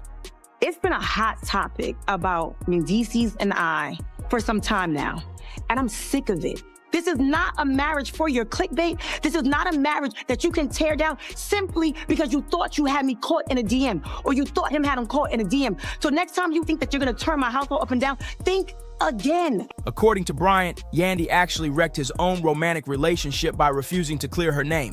See, he claimed she booked a hotel room under his name for her alleged meetup, and when his ex saw it, she thought he was the one cheating. And when Yandy never stepped up to set the record straight, Bryant said he wanted revenge.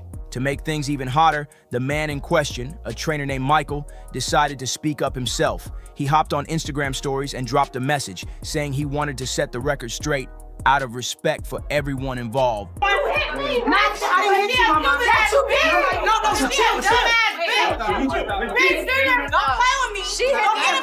face, and I'll beat your ass. Don't ever get my face again, bitch. Take your asses inside. Michael finally broke his silence, and when he spoke, whew, it shook the room. He posted, "I've stayed silent as the internet did what it does." But to be clear, yes, I was involved with Yandy Smith. And it wasn't just a one-time situation, and it happened over a period of time. I'm not here to argue, defend, or point fingers. I take responsibility for my part, and moving forward, I won't be speaking on this again. Respectfully, let's all move on. Girl, that confession had the blogs working overtime. It wasn't just rumors anymore. The trainer himself admitted there was more than friendship between him and Yandy. And just like that, the internet exploded with receipts, side eyes, and non-stop commentary. But while Yandy's name is now in the mud, let's not forget, Mendeecees has been the king of cheating chatter for years. Compared to him, Yandy's little scandals barely scratch the surface. Her emotional connection on Love and Hip Hop and these recent trainer allegations? Child, that's a drizzle. Meanwhile, Mendeecees has been drenched in back-to-back storms of drama. We're talking DM leaks, late-night sightings, random women stepping forward with their own stories, and even his own castmates tossing shade. It's been endless, and let's be real, the streets don't forget. Take Sierra Gates, for example. She had fans raising eyebrows when she jumped on video and fanned the flames even more. Sierra strongly hinted that Mendeecees was creeping with a married woman. Sierra tried to play it cool, saying she usually minds the business that pays her, but then she casually dropped a bomb, claiming she personally saw Mendeecees out with a married woman named Angie, and not just once either. Sierra said she spotted them creeping around more than a few times, and to make it worse, she hinted that she's sitting on photos as proof. Can you imagine the chaos if those receipts ever dropped? When the Shade Room pressed her for more details, Sierra admitted she did tell Yandy about what she saw and even mentioned Angie directly. But here's the twist. After that, she went quiet. She never mentioned Angie's name again, never took back the allegations, and never shared how Yandy reacted to the news. Instead, she brushed it off, saying the whole situation reminded her why she prefers sticking with family, her husband, and solo time, rather than getting dragged into messy IG party drama. Later, Sierra explained she's been focused on her own business ventures and slipped when someone got under her skin. She admitted the video wasn't her finest moment and doesn't reflect the woman she's trying to become. But still, once the internet has the tea, you can't just take it back. And if that wasn't enough heat, Alexis Sky and her friend poured gasoline on the fire during an Instagram live. They flat out claimed Mendeecees has been cheating on Yandy ever since they packed up and moved to Atlanta. According to Alexis, Yandy just doesn't excite him anymore. And then came the dagger. Alexis warned Yandy to keep her man on lockdown because, in her words, he's out here sleeping around with everything else. And just when you thought the cheating talk couldn't get any messier, Tasha K jumped back in and stirred the pot all over again.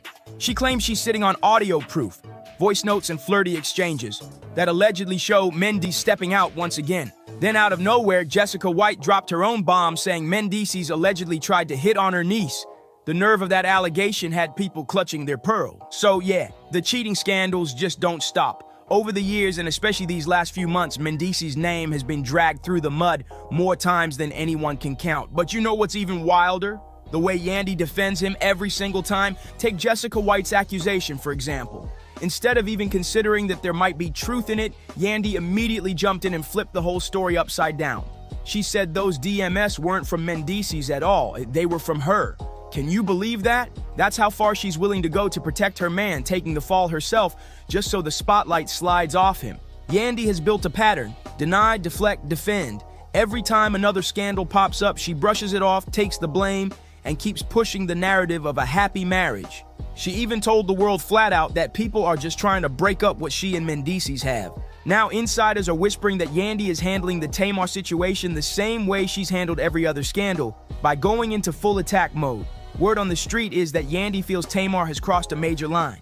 And not just because Tamar is a star in her own right, but because she allegedly knew Mendeecees was already drowning in accusations. According to people close to her, Yandy has even confided to friends that if the rumors are true, she's ready to personally check Tamar for stepping where she doesn't belong. And honestly, it wouldn't be the first time Yandy has thrown hands over her husband. Let's rewind. Remember Jasmine Blue? She accused Mendeecees of cheating and said the woman involved was too scared to speak out. Jasmine's friend Erica Racine backed her up and claimed Yandy was fully aware her man was creeping. That's when things spiraled into a confrontation that turned flat out ugly. Reports say Jasmine and Erica ended up outside face-to-face with Yandy and Mendeecees. Erica called Yandy out directly, accusing her of protecting a cheater. Mendeecees tried to shut it down, snapping at Erica with, "Why are you talking?" But Erica clapped right back, throwing his own words in his face before blasting him with, "First of all, you've been with everybody in Atlanta and everybody knows it." That's when Yandy jumped in. She put herself between Erica and her husband, ready to defend him at all costs. Witnesses say she barked, "You're not gonna talk to him like that." Erica didn't even flinch. She shot back, "But I am. And what are you gonna do?" Things escalated fast, voices were raised, and according to Erica, Yandy straight up hit her in the face during the chaos. So just days after that heated blow-up with Erica and Jasmine, Yandy tried to play it cool in an interview. She brushed everything off, saying the confrontation was behind them and insisting she wouldn't let the drama shake her happy marriage. But let's be real, happy marriages don't usually come with this much smoke, and if that's what helps her sleep at night, then so be it. But now Tamar's name is right in the center of this storm. Whether she's truly teaming up with Mendices for a visual project or whether there's something a whole lot more scandalous bubbling under the surface, Tamar just got tied into one of the messiest storylines reality TV has seen in a long time. The real question is Tamar stepping into dangerous territory with Yandy breathing down her neck? Or is she about to do what Tamar always does, flip all the whispers, all the speculation, into the kind of publicity that fuels her next big move? Because if there's one thing Tamar knows how to do, it's turn chaos into a headline and keep her name ringing. But hey, I want to hear from you. Do you think this is just business gone sideways, or is Tamar really pushing up on Yandy's man? Drop your thoughts in the comments, hit that like button, share this with a friend who loves the tea, and don't forget to subscribe for more drama breakdowns just like this one. I'll see you on the next one. Good morning, buddy. How are you feeling today? Ramadan done. Giselle, we right here, baby. We gonna make some magic tonight? He caught HIV like having like a lot of women. Oh yeah, let's just go down the rabbit hole of all of his sins. I'm just saying. You want to know what's wild about that though? He faced that head up. He did. And he didn't stop. And he didn't stop doing what he's done. I was trying to catch flashbacks because I don't really remember nothing like before 2019 like that. Oh. So I just. Why you don't remember now? Cause that was the year like I really stopped drinking. So it's like, you know, we used to have a lot of wild nights in LA. Ass quenching nights. Not French Montana running all the way to the king of Dubai for protection. The whispers are wild. They say the feds uncovered some serious dirt linking him to those infamous freak-off gatherings that already had Diddy's name all over them. And just when the heat turned up, French popped the question to none other than the Dubai princess herself. But here's the kicker. Insiders claim that engagement had nothing to do with love. Allegedly, French was really playing chess, not checkers. The word is he only locked down that proposal to secure permanent residency in Dubai, a golden ticket that would shield him from American authorities breathing down his neck. And if that wasn't messy enough, people are digging even deeper, saying the only reason Diddy even signed French Montana in the first place wasn't about talent. It was about leverage. Allegedly, French was tangled up in those late-night royal parties, and the industry power players knew exactly how to keep him in check. When him and a guest would go to a hotel room or be at his home, his bedroom, and they would have intimate gatherings, I would have to go and prep that hotel room, which consisted of baby oil, Astroglide, candles, incense, liquor, lights, tons of toiletries. Cat Williams has been locked on Diddy's neck for years, and now he's dragging French Montana right into the fire too. He's calling French out for being fully aware of Diddy's wild behavior, yet still choosing to hang around and play sidekick in the madness. And the internet detectives didn't waste a second. They started pulling up receipts, videos, pictures, and moments that show French barely holding himself together after nights with Diddy. One clip in particular sent social media into a frenzy after Diddy's arrest. It showed Diddy in a robe, cool as ever, wishing French a happy birthday. But here's where things got spicy. French was shirtless, looking drained, worn out, and like he had just been through a marathon no man asked for. People online immediately started connecting the dots. They swear French looked like he had been pushed way past his limit the night before, and the whispers claim Diddy had him up all night in that private villa. The robe, the timing, the look on French's face, fans said it all screamed one thing. This wasn't just a friendly birthday surprise, it was the aftermath of something much darker. One person flat out said, French got it in the cheeks too, and claimed French always knew exactly what Diddy was on behind closed doors. And the timing of everything just made people talk even louder. Now, the diddler was, wishing him a happy birthday, but I want you to listen to what the diddler said after he wished French Montana a happy birthday. Happy birthday to you. Happy birthday, dear French. Happy birthday to you. Thank you. This is a special birthday for both of us. Yeah. Now, Diddy, what did you mean about it's a special day for the both of us? Why is he sitting down at the dinner table with no shirt on? The dealer come with a robe on. You know, I've never been around no men in my life with walking around in their robes like that. You know what I'm saying? Most men, if they're going to do that, they with their woman. You know, they on vacation doing something with their woman, but not with no other men. That's first and foremost. Most people don't sit at the dinner table with their shirt off. So when we know how the diddler gets down, I mean, shoot, you have a tape of you and French Montana, Diddy, you know, hey, I'm just asking because, you know, that's how you get down, sir. We all know that's how you get down. A lot of people are afraid about them Diddy tapes coming out. Right after that little birthday getaway, Diddy suddenly blessed French with his own Kyrock flavor, French vanilla. At the time, folks brushed it off like just another business move. But now, looking back, people are convinced it wasn't just a coincidence. They say it was Diddy's way of rewarding French for playing the role of his private boy toy.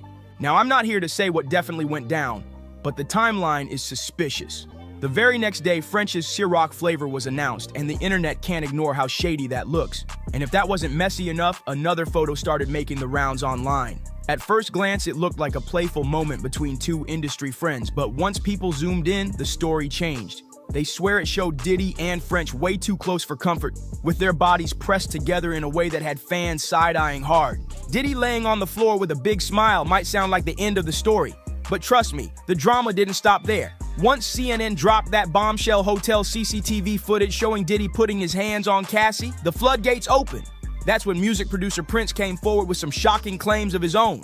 He accused Diddy of trying to force him into one of those so-called freak-offs. All of these big deviants is all catching hell in 2024. It's up for all of them. It don't matter if you Diddy or whoever you is. TG, any of them, all lies will be exposed. That's all.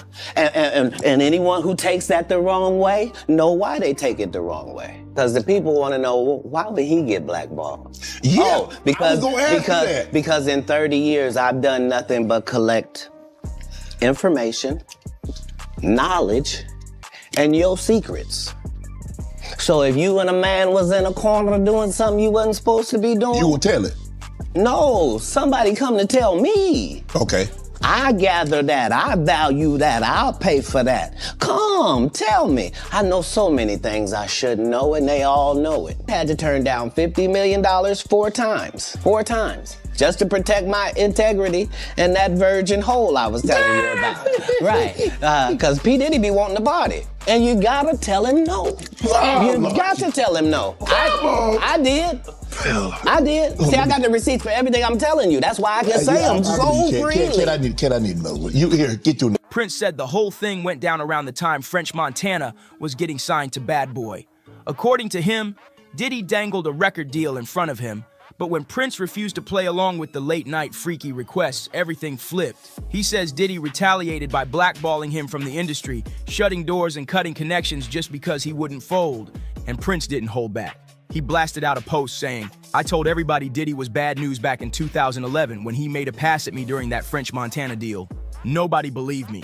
Did he try to blackball me just because I wouldn't do what he wanted?" He went even deeper, pointing out that before Diddy tried to run his name through the mud, he didn't realize Prince already had deep roots in the music game, including ties to Suge Knight.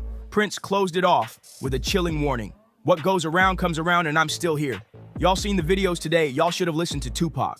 Prince didn't stop there. He doubled down, reminding everyone that he's been exposing Diddy for 13 years straight. Back then, nobody wanted to believe him, but now that the receipts are piling up, folks are finally paying attention. He said that when he was young, fresh in the game, and looking sharp, Diddy tried to come at him sideways. According to Prince, he wanted my butt, but homeboy didn't realize I don't get down like that. And that's when the bigger questions started heating up across the blogs. If Diddy allegedly pressed Prince with those kinds of requests for a record deal, then what exactly did French Montana have to do to get his? Fans are side-eyeing every move now, saying if Prince was pushed to the limit, chances are French faced the same treatment. Especially with all those clips of Diddy and French floating online. The shirtless birthday moment, the Villa Nights, the way too close photo ops. People are flat out convinced French gave in just to lock that Bad Boy deal. Cat Williams even jumped into the fire on this one. He once blasted French Montana directly, claiming Diddy had offered him $50 million, not once, but 4 different times, and he turned it down just to protect himself. He offered to suck my in front of all my people at my agency. What am I supposed to do? He did all of that. I'm thinking I'm the only black person on the script. I get there, it's 3 other black guys on there. Woo. Huh. So you wonder what they did to get there? I told him no. What y'all do? And this is why when I walk in a room, heads go down. Cat threw shade, saying he wasn't willing to sell his dignity for a check, leaving fans to wonder if French made the opposite choice. But the plot twists don't end there. After Cat Williams dragged French, fans started digging up even more suspicious details about his rise in the industry. One theory that keeps circling is that French wasn't just Diddy's artist, he was his insurance policy. Insiders claim Diddy kept French close, not only for the music, but to make sure he stayed quiet about what really went down behind the scenes. And it's not just rumors either.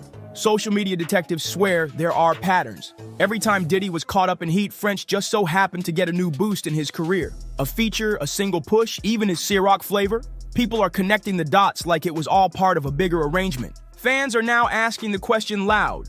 Was French really building his empire off pure hustle, or was he forced into Diddy's shadow games to stay afloat? The receipts, the clips, the body language. It all got folks convinced French's success story might be way darker than anyone imagined. Apparently, Diddy once tried lining up projects with Cat Williams too, but just like the stories tied to French Montana, things allegedly came with strings attached. Cat made it clear he wasn't about to play along. He said every single time Diddy dangled an opportunity, there was always some other favor expected, and Cat wasn't having it. According to Cat, he spent the last 30 years collecting receipts, watching, and gathering incriminating evidence on Diddy and the people who stood by, letting him do whatever he wanted. And here's where it gets messier. The word on the street is that French Montana's name is on that very same list. Cat explained that after his own run-ins with Diddy, he started looking sideways at the folks who stuck so close to him. He specifically pointed at people like French Montana, saying, if Diddy tried those moves on him, then it's almost guaranteed Diddy tried it with others too. And the difference, according to Cat, a lot of them probably said yes. That one line shook fans to their core because suddenly French wasn't just being accused of being close to Diddy, he was being painted as someone who might have gone along with the game just to secure his spot in the industry. French himself once admitted in an interview that when he was shopping deals, it wasn't just Diddy knocking at his door, he also had offers from Jay-Z and even Kanye West. But despite having options, French still chose to sign under Diddy's wing. And that decision raised eyebrows everywhere because Diddy already had a notorious history of locking artists into shady contracts while distracting them with non-stop parties and those infamous freak-offs. So the fact that French looked at all those choices and still went with Diddy made people start whispering. Maybe that's exactly the world he wanted to step into. Maybe the flashy lifestyle wasn't just a perk, it was the whole arrangement. But here's where things take a darker turn. Word on the street is that the feds are actively building a case, and French's name is now tied up in the mess. Allegedly, investigators are digging into who was in the rooms, who knew what, and who helped keep the machine running. And French's loyalty to Diddy isn't doing him any favors. This is exactly why people believe French rushed into that engagement with Dubai Princess Sheikh Amara. Insiders claim it wasn't about romance at all. It was about survival. By locking down that marriage, French could secure permanent residency in Dubai, putting himself out of reach when American authorities finally close in. Nobody knows exactly where all this tea is spilling from, but what's clear is that Cat Williams has been right there stirring the pot. He's been amplifying the accusations, making sure French's name stays in the conversation and reminding everyone that behind all the glamour, there might be a deal with the devil lurking in the shadows. And now the whispers are getting louder than ever. Insiders claim the feds aren't just circling Diddy anymore. They've started pulling paperwork that connects French Montana to some of the same offshore accounts and shady business deals. The talk is that French might not only be a witness, but possibly a target in the ongoing investigation. What's wild is that fans are split down the middle. Some say French is just guilty by association, caught up because of how close he stayed to Diddy. But others are convinced he knew exactly what he was signing up for. Every flashy trip, every party, every brand deal. People are calling it all hush money in disguise. Meanwhile, Hollywood can't stop buzzing. On one side, celebrities are distancing themselves, scrubbing old photos and pretending like they never partied with French. But on the other side, folks like Cat Williams keep throwing gas on the fire, saying French is part of the inner circle that helped Diddy get away with his madness for so long. And if that wasn't enough, the engagement to Dubai's Princess Sheikh Amara now looks even shadier. People are saying it's less about love and more about building an escape hatch before the walls come crashing down. The streets are watching, the blogs are talking, and the biggest question of all is hanging heavy in the air. Is French Montana about to fall right alongside Diddy, or will he really slip away untouched under Dubai's royal protection? According to TMZ, French and Sheikha Mara first started dating in 2024. And by June of that year, he had already popped the question during Paris Fashion Week. Talk about timing. But here's the part that really had jaws dropping. Sheikha's family is reportedly worth a staggering $18 billion. That means French isn't just marrying into love. He's stepping into a fortune bigger than anything he's touched in his entire career, and that's why people are side-eyeing this union so hard. Insiders believe French is securing more than just wealth. He's also buying protection. If his ties to Diddy ever come back to haunt him, Sheikha's family has every reason to bury those scandals deep, because anything tied to Diddy would leave a permanent stain on their royal reputation too. Social media has been ruthless about it. One person said he knew Diddy getting out, so he had to level up with people way richer. Another added, Diddy is wild, treating grown men like children and giving them fake power by calling them daddy. They fall for it because they feel like they're in control, but really they're not. Fans even joke darkly about all the men who've been caught in that cycle, saying it's a never-ending list of broken souls. But now I want to hear from you. What do you think about these claims of French allegedly being Diddy's boy toy? And do you believe this engagement with the Dubai princess is really about love, or is it just a calculated move to save himself? Drop your thoughts in the comments. Don't forget to like, subscribe, and share this video. And I'll see you on the next one. When people are against the Illuminati, then they get punched in the face all the time. The press hates them, and nobody likes them. You heard the rumor that Barack Obama and Jennifer Aniston had an affair that ended his marriage? People that I respect, some that I even love, who may or may not watch this show. Was Barack Obama's presidency the ultimate illusion? That's the question blowing up the internet again. Old whispers are roaring back, but this time with heat no one can ignore. And guess who sparked it? None other than Cat Williams. And that's the thing is, so the Bidens and the Obamas hate each other because Michelle Obama is very good friends with Hunter Biden's ex-wife. So that's led to a significant problem where they don't like Hunter, and if you don't like Hunter, Joe doesn't like you. So I would not be surprised if Holmes is right on with this of like, oh, well, why don't we do this? It's like, oh man, you give us problems, maybe you can have a problem. In a now viral set that hit harder than expected, Cat didn't just throw jokes. He peeled back the whole glossy image. While the world clapped for Obama's cool charm and polished speeches, Cat flipped the script completely. He called Obama a white-friendly black man, straight up saying he was more product than president. A clean-cut figure built to make the mainstream feel safe, not a real one who repped the block he came from. That wasn't just comedy, that was a call-out. I've not been funded. They pay you to not talk about things they don't want you to talk about. They tell you that themselves. Cat's delivery had people laughing, sure, but the message underneath? It cut deep. Was the Obama we praised just a brand? A symbol wrapped in hope but packaged for control? I mean, there's, not to add insult to injury, but there's a Daily Mail report out today saying Kamala Harris's marriage may be on the rocks. Like everybody's on the rocks. Again, I will say I love the Daily Mail, but the sourcing appeared weak. It was like people who know the couple, but like, I don't know if it's any better than that, but they're saying she's blaming him in part for her loss because he turned out to be such a hot mess liability. You buy it? And Cat didn't back off either. He went further, way further. He dropped hints about bigger forces moving behind the curtain. He basically said the whole Obama era was cultural engineering, a setup to keep people in line, not to shake the system. All that hope and change talk, according to Cat, it was just a carefully rehearsed performance to keep folks dreaming and not rebelling. At all, but if it is true, it truly would be a political earthquake in Democrat circles. Never mind America. I don't remember a presidential divorce in modern history. Now, years later, those so-called punchlines from Cat Williams don't sound so funny anymore. They're starting to feel like warnings, like clues we all missed while clapping for history, because the aftershocks of Obama's presidency are still shaking things up, and one debate in particular has exploded into chaos. The rise of LGBTQ mentors in schools. Yeah, mentors, not just teachers or lessons. Actual role models chosen because of their identity. And people are asking, what does that really say about the values planted during the Obama years? Critics are out here connecting the dots. And the picture they're painting? It ain't subtle. They've been accusing Obama of quietly pushing what they call a pro-homosexuality agenda. That term alone stirs controversy, but it's one that keeps bouncing around conservative spaces louder than ever. Under his watch, LGBTQ visibility didn't just rise, it exploded. Gotta spend a minute on the Obamas, because there seems to be some momentum picking up in the rumor mill about their marriage. All right, I'm gonna bring you what I know. Remember that rainbow-lit White House or those sweeping federal protections? To some, it was overdue justice, but to others, it felt like a hard left turn into uncharted territory. Now fast forward to today. Classrooms are the new battleground. The debate isn't just about teaching diversity, it's about handpicking mentors based on sexual identity. Is that real inclusion? Or a setup that's been in motion for over a decade? Then boom, like throwing gasoline on a live wire, came the interview that still haunts the internet. The wildest street moment of Joan Rivers' entire career. So the truth about Jen and Barack is that there is no truth. There is it no is truth. Untrue.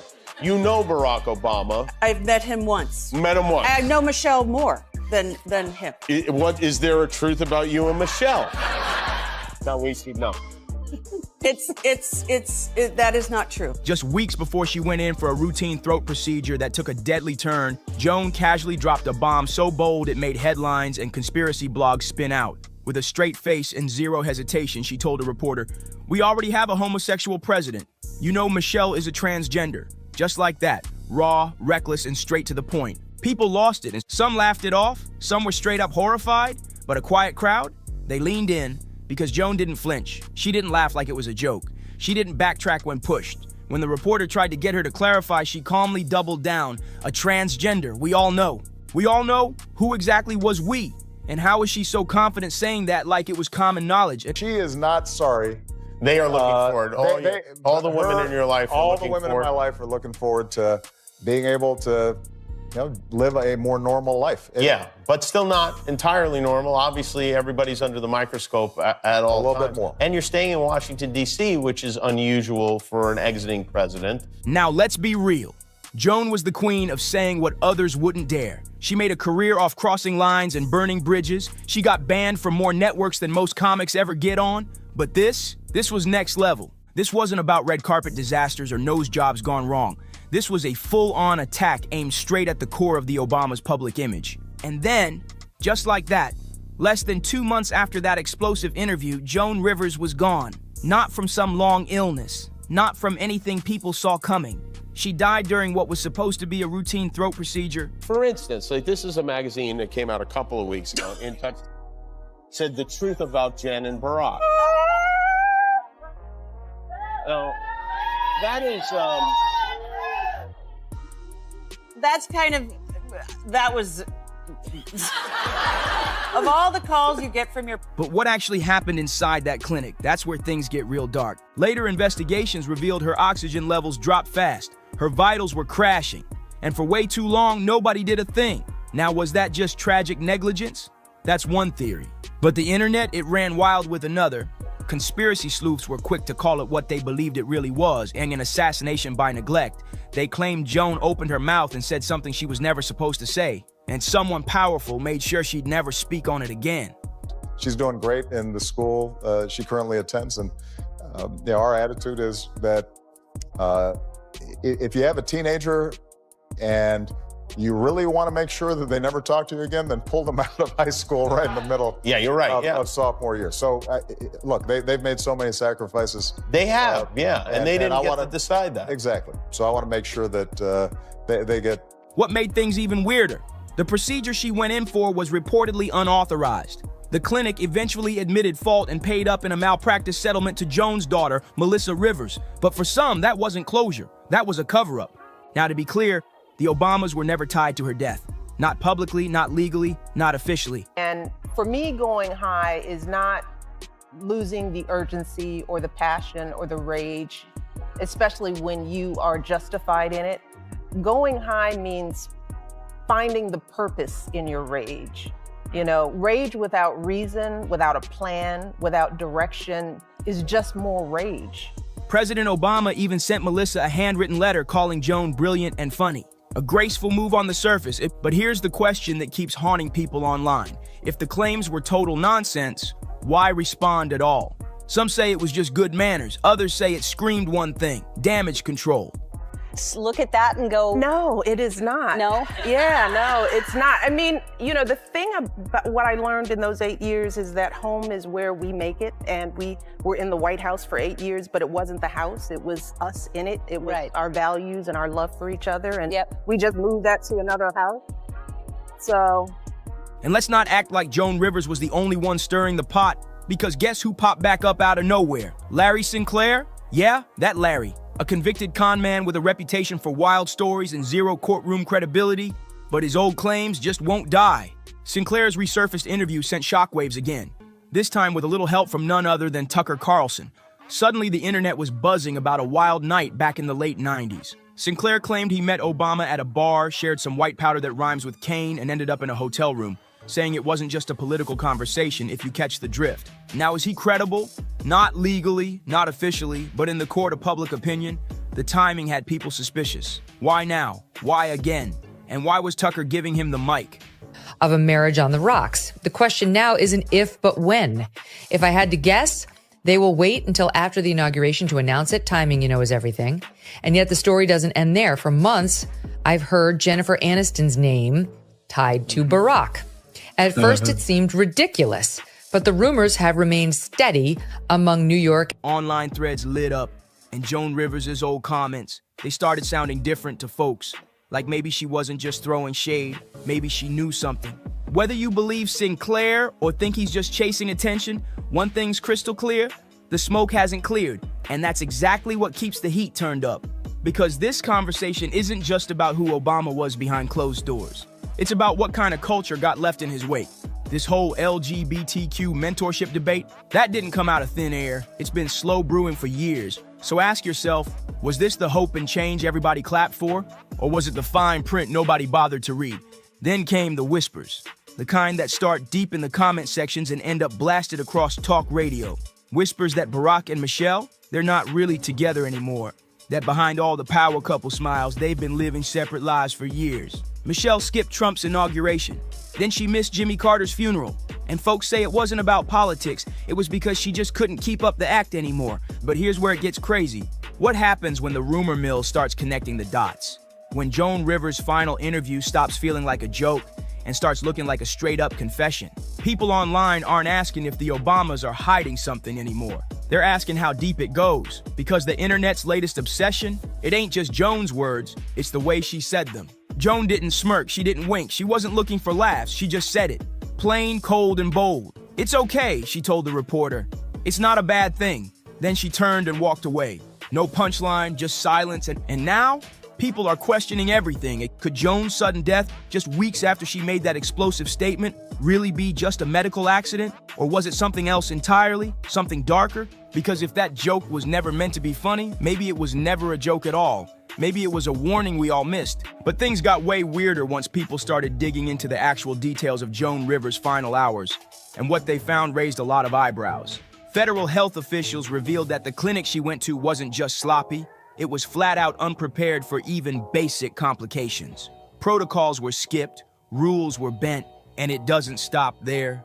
The anesthetic dose Joan received, reportedly way higher than it should have been. Her vitals dropped for several minutes before anyone stepped in. And here's the part that really sets off alarm bells. They started a procedure she never even signed off on. No written consent, nothing. This wasn't some no-name patient in a back alley office. This was Joan Rivers, one of the most iconic, recognizable women in the country, lying unconscious in a high-profile New York City clinic. And somehow every red flag got ignored. Make it make sense. Now sure, some say maybe it's just a tragic case of medical failure, but others, they're looking at the timing, and they're not buying the coincidence angle, because Joan didn't just vanish quietly. She vanished weeks after calling out the most powerful political couple in the game. So now we gotta ask, did her mouth cost her more than just media backlash and even scarier? What else was she about to reveal before they cut her mic for good? She had already said it, on camera, loud and clear, called Obama our first homosexual president, declared Michelle was a transgender, not maybe, not rumored, we all know. And then, silence, permanent silence. But the questions never left the room. Who let an unlicensed doctor take selfies with Joan Rivers while she was unconscious on the table? Why did the surveillance footage from inside the clinic just vanish during the investigation? And how does a routine outpatient visit, something thousands of people do every day, spiral into a deadly disaster with zero criminal accountability? Let's be real. This ain't just about Joan anymore. This whole rabbit hole, it goes way deeper, straight into the glowing heart of Hollywood. Because if Obama wasn't just a political figure, if he was more like a cultural architect, then maybe the real stage wasn't just the White House. Maybe it was the entertainment industry. Think about it. Over the years, we've watched TV and film do a complete 180. Storylines that used to be niche, suddenly front and center. What used to be optional became mandatory. Inclusion didn't just show up, it took over. And yeah, it was dressed up pretty, glitter, rainbows, and feel-good slogans. But now even some Hollywood insiders are quietly asking, was all this just a natural shift, or was it a masterclass in cultural choreography? And the name that keeps rising to the surface in all these whispers, Jennifer Aniston, yeah, that name came out of nowhere. Let's be real, nobody saw that pairing coming. And yet, the headlines started popping up everywhere. Check out aisle tabloids, gossip blogs, late-night talk shows, all hinting that Barack Obama and Jennifer Aniston might have been sharing more than just Netflix logins. Aniston shut it down quick. On Jimmy Kimmel, she called the rumor absolutely untrue, said she's only met Barack once and knows Michelle better. It was clean, polished, and delivered with that classic Aniston poise. But even with that statement on record, the rumors didn't die. If anything, they morphed into something bigger. Not about romance, but strategy. Because here's the thing, Barack Obama's post-presidency has been anything but quiet. Through Higher Ground Productions, his media company, he's inked massive deals with streaming giants, launched documentaries, and placed himself right in the center of the entertainment machine. And Jennifer, with her Apple TV hits and that America's sweetheart image still intact, she's the perfect media ally, trusted, beloved, influential. So maybe this isn't about secret dates or love triangles at all. Maybe it's about power moves. Two of the most carefully curated public figures, one from politics, one from Hollywood, subtly shaping what we watch, what we value, and what we believe. When it comes to public trust, Barack Obama and Jennifer Aniston are like pure gold, untouchable. And in today's world, where narratives shape not just opinions, but votes, values, and identities, who better to deliver the message than Hollywood's most polished insiders? Now here's where it starts making people real uncomfortable. Because if Obama's time in the White House was just Act 1, then the entertainment industry, that might be Act 2. No more politics through policy, now it's persuasion through storytelling, subtle, slick, and everywhere. We've got a generation raised on Netflix, Hulu, and hours of binge-worthy shows. And most don't even realize how often political messages are baked right into their favorite content. So was it just a coincidence that progressive narratives suddenly took over primetime right as Obama stepped off the political stage and stepped straight into the media game? Or was that the rollout all along? Some industry vets, quietly off the record, have hinted that Obama's Hollywood reach runs deep. We're talking about casting influence, storyline direction, even behind-the-scenes greenlights, a so-called cultural alliance, a tight-knit circle of A-listers, producers, and showrunners who all move with the same mission. Whether that mission is authentic or something more orchestrated, that's where the water gets murky. But even the casual viewer is starting to notice something weird. Shows with heavy social messaging, they get the red carpet treatment every time. Fast-tracked awards, viral press, glowing reviews. And if the man pulling the strings just happens to be a former president with a Netflix deal, a production company, and global influence, let's not act surprised. Soft power has always been the slickest way to shape hard reality. Meanwhile, the whispers keep evolving. Talk of divorce, political disagreements, and more public appearances where Michelle Obama is noticeably absent. The timing, sketchy. She skipped Trump's inauguration, then Carter's funeral, and folks are noticing not just the no-shows, but the subtle body language in the rare moments they do appear together. Then came the podcast bombshell. Not some random blog, but actual Washington insiders. They casually claim Barack and Michelle are living completely separate lives now. That alone made headlines, because when it's not just Twitter trolls or anonymous Reddit users, but connected DC reporters dropping that info, people pay attention.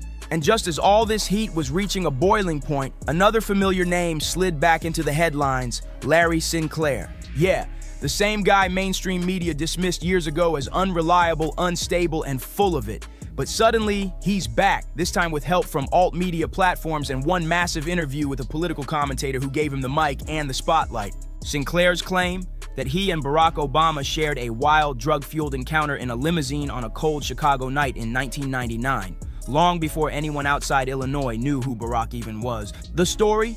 Graphic, lurid, shockingly specific. And yeah, Larry Sinclair's credibility was ripped to shreds the first time around, but the timing of his comeback now, way too suspicious to ignore. What makes this twist hit so hard isn't just the wild claims Sinclair made, and it's the deeper idea his story points to, that there might be entire chapters of Obama's life that have been scrubbed, edited, or locked away completely. When Sinclair first went public, the media wasted no time dragging him. Headlines called him a convicted con man. He even failed a live polygraph test at a press conference. But here's the strange part. Coverage ended right there. No follow-ups, no real investigations, no reporters digging deeper. The whole thing was shut down almost instantly. And that's what got people talking again, because maybe it wasn't just about dismissing a lie. Maybe it was about erasing a problem, and fast. Whether Sinclair was telling the truth or not almost didn't matter. The story itself was seen as too risky, too messy, too disruptive to the legacy of America's first black president. And that's the real Pandora's box here, because if even one detail in Sinclair's story checks out, if any part of Obama's early life was quietly swept under the rug to protect a polished image, then the question isn't whether we were lied to. So the real question becomes, how much haven't we been told? In a world where every celebrity slip-up goes viral in minutes, how did someone as globally visible as Barack Obama manage to sidestep a story like this for over a decade? Whether Larry Sinclair is just a fabricator chasing relevance or a whistleblower lost in the noise, his story taps into something deeper. The uneasy feeling that we're not just watching a tightly managed political brand, but living inside a narrative where the most important chapters were never printed. And just when the noise dies down, it kicks right back up. This time, Meghan McCain stirred the pot. The daughter of the late Senator John McCain, and then a woman raised in DC drama, said on air that she's personally heard divorce rumors about the Obamas, not from tabloids or social media, but from serious, connected journalists. Then the internet started buzzing again. Right-wing influencers resurfaced old claims that Jennifer Aniston had been quietly spotted at private Obama events. Off the radar, no cameras, no press. And suddenly, it didn't sound like gossip anymore. It felt like the kind of story no one wants to confirm, but too many refuse to ignore. And here's what makes it all stick. For every denial, a new breadcrumb drops, a weird photo, a missing event, a cold stare caught on camera, just enough to keep people watching. Because let's be real, America loves a power couple. But it loves a scandal even more. And when that couple built their image on unity, loyalty, and transparency, even the whiff of betrayal feels like a national heartbreak. But maybe this was never just about divorce rumors, missing appearances, or who's getting cozy in some filtered Instagram post. Maybe the real story out is about power. The kind you can't vote out, the kind that doesn't need a title, an office, or a campaign trail. The kind that lives in your feed, streams through your favorite shows, and slips quietly into your everyday life without you even noticing. Yeah. Because what if Barack Obama's greatest legacy wasn't the speeches, or the policies, or even the 8 historic years in the White House? What if his real legacy is influence? The type that moves silently behind the screen, shaping how we think, how we vote, how we live. Think about it. His presidency may be long over, but the ripple effects, they're everywhere. From streaming platforms to celebrity circles, from progressive scripts to cultural trends, it's all connected. So now the question ain't just about what happened back then. It's about what's still happening now. Are we finally ready to face the truth behind the brand? Or are we just now beginning to peel back the first layer of a carefully crafted illusion? Let us know what you think. Is this all just smoke, or are the signs too loud to ignore? Drop your theories in the comments, hit that like button, share this with someone who needs to hear it, and don't forget to subscribe. And because the next twist is coming faster than you think. See you on the next one. Jenny Jen still kicking it. That's part 1. And part 2 is, do you ever see yourself married one day? So as far as Jenny Jen. Jenny Jen. Jenny Jen. I love Jenny. Absolutely, we are together, and I just appreciate her as a partner, as a woman, as an artist, as a human being. She's a special individual. Man, it's just, I'm just grateful for it. I thank God, and yes, we are good. Marriage is something that if I were to get married, then Jennifer is the person. Oh, she the prototype? She is but she's not only the prototype, she is the person. Yeah. But that being said, it's one of those things where I'm like always looking at my life and saying, okay, because that's a strong choice to make, And, absolutely. Not to be taken lightly. Did Colin really just get caught out here cheating on Jennifer Hudson? Because Tiffany Haddish sure seems to think so. And she's been clowning J. Hud like it's open season. Everyone knows Tiffany's still salty about Common moving on from her to Jennifer, but now it looks like she's getting her revenge in the pettiest way possible. The streets have been screaming for a while that Common is not the Prince Charming J-Hud thought she was getting, but she didn't want to hear it. Girl, he never gave me no damn earrings. He probably gave us to Jennifer. This man's got a whole history of leaving a trail of broken hearts, and now word is J-Hud's the latest name on that list. Whispers are already flying that he's been spotted with a new lady on his arm, and apparently Jennifer has been spiraling ever since the news hit. And guess who's sitting back with popcorn loving every messy second? Yep, Tiffany Haddish. Bitter ex vibes all the way. She's not even pretending to hide it, tossing slick little jabs at J-Hud every chance she gets. We'll talk about the other T a little later. Yeah. What? Common. You not ready? You get cut off and you motherfuckers brought the T.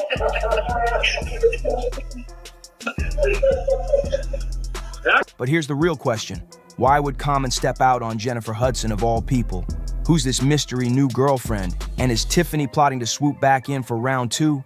Oh, it's about to get real messy. Okay, so I'm not trying to pile on J-Hud while she's already catching strays. But honestly, you could have seen this one coming from a mile away. Common has never been the forever type.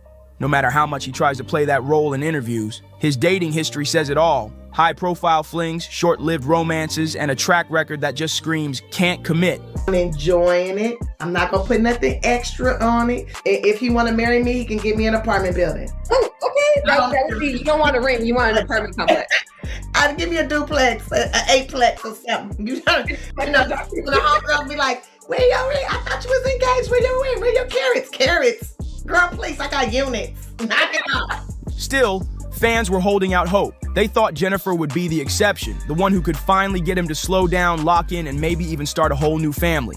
For a while, it looked like she might have done it too, until now. Because the word in the streets, Common's been stepping out on J-Hud heavy, and she's crushed. The wildest part? This man was just out here telling everyone she was the one, and even dropping hints about marriage. But y'all... Do what's good for me and the lady. You know, right now, all I want is happiness, good times, peace on earth. Not the whole time Common was out here running the streets, spreading his love all over town. While plenty of folks are feeling bad for J-Hud right now, Tiffany Haddish is definitely not one of them. Word is, an insider claims Tiffany has been eating this cheating scandal up like it's her favorite TV drama. And honestly, if you followed her moves since she and Common split, you know this is not surprising. Tiffany has never really kept it a secret that she's still got some leftover feelings about him, and not the warm, fuzzy kind either. She's thrown plenty of shade over the years, and some of those shots made it crystal clear she believed Common cheated on her with J-Hud in the first place. We both have professions. Well, I think once Tiffany and I got back on the move, it really didn't allow for us to spend as much time and put as much energy into our relationship. I don't think the love really dispersed. I just think it was just like we weren't feeding the relationship. And as you said, neither one of us is gonna stop. Like we both care about our crafts and what we do. And we care about love too and partnership, but I think, the energy that has been put into our careers and continuing to want to do the things that we do for ourselves and for the people, it's like, it was hard for me to balance all of that and keep the relationship.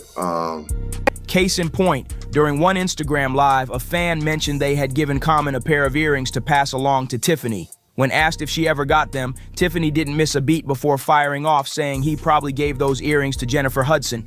But tell me in the comments, was Jennifer really messing with Common while he was still with Tiffany?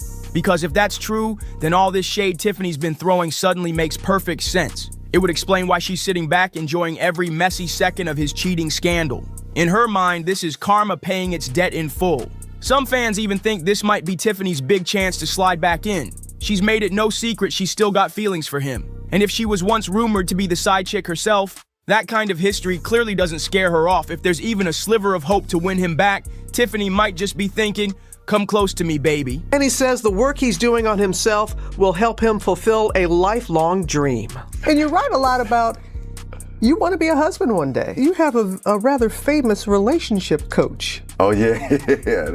Yes, Michelle Obama, she has definitely helped talk me through just certain moments of relationships. We had conversations, and she has given me a lot of wisdom. But one great thing that she told me as I was going through this journey was that you have to understand you're not going to get anybody that's perfect because you're not perfect. So understand that there's some certain things that you will compromise in choosing that partner. But as long as the core values, the values that are most important to you, that person, marks off on that list, then you good. She gave you some good advice there. That's good wisdom. That's some really good wisdom there. Let's be real. When she first started dating Common, it was obvious she was way more invested than he was. She's the one who pushed to make it public during the pandemic. They even quarantined together, and Tiffany made sure to show him off on Instagram Live with Dwyane Wade and Gabrielle Union, tilting her camera just enough to flaunt her man. Like I said, Tiffany was way more locked in than Common ever was. She couldn't stop gushing about him, especially when her birthday was coming up, and she wanted it to be special. In one interview, she even laid out her dream plan. I'm just hoping me and my man, we go hot air ballooning and have us a nice little meal. She even reminisced about past birthdays, getting drunk with her grandma at 39, throwing a bat mitzvah at 40, and for 41, she wanted that hot air balloon moment. But guess what? Common didn't just skip the balloon. He skipped planning anything at all. Jenny Jen still kicking it. That's part one. And part two is, do you ever see yourself married one day? So as far as Jenny Jen, I love Jenny. Absolutely, we are together, and I just appreciate her as a partner, as a woman, as an artist, as a human being. She's a special individual, and it's just I'm just grateful for it. I thank God, and yes, we are good. Marriage is something that if I were to get married, then Jennifer is the person. Oh, she the prototype? She is but she's not only the prototype, she is the person. Yeah. But that being said, it's one of those things where I'm like always looking at my life and saying, okay, because that's a strong choice to make, And, absolutely. And not to be taken lightly. Sources say all she got was some flowers. And let's be honest, that's the bare minimum when it's your woman's big day. No trip, no surprise, nothing. And Tiffany wasn't shy about hinting at what she really wanted. Not just a proposal, but a whole apartment building instead of a ring. She was thinking about building a future, while he was barely sending bouquets. She had big hopes for where things could go. But if you're wondering how Common reacted to that, he made it pretty clear he was there for a good time, not a long one. So when they called it quits just a couple months later, fans weren't shocked. In fact, plenty were relieved Tiffany finally broke free from Common's grip, because let's be real, he had her wrapped around his finger. But here's the twist. Common was the one who ended things, and then he tried to play it off by blaming their busy schedules for the breakup. Tiffany wasn't letting him skate by with that weak excuse. She clapped back, saying he might just be the kind of man who never really settles down, comparing him to a bee going from flower to flower to flower. She claimed she wished him nothing but happiness, but it sounded a lot like she was hinting that he cheated without outright saying it. And when Common popped up dating Tiffany made sure to speak on it again in another interview. Tiffany once said Common was the healthiest, the funnest relationship I ever had. It's where I felt safest out of all the relationships I ever had. But then she dropped the kicker. The breakup wasn't mutual. According to her, he hit her with, I think this relationship is running its course. And she was like, okay, you gonna be a 50-year-old single man? Okay. And now, it's looking like he's running that exact same play with J. Hud. But here's the thing. Tiffany and Jennifer are far from the only ones. Common's got a heartbreak resume that stretches way back, with names like Serena Williams, Taraji P. Henson, Erykah Badu, and more. And it's always the same pattern. Just when the woman gets comfortable, just when she starts really getting attached, he hits her with the classic psych, ends it, and bounces straight to the next. And let's be real, none of his exes seem to keep things friendly with him, especially Erykah Badu. Why?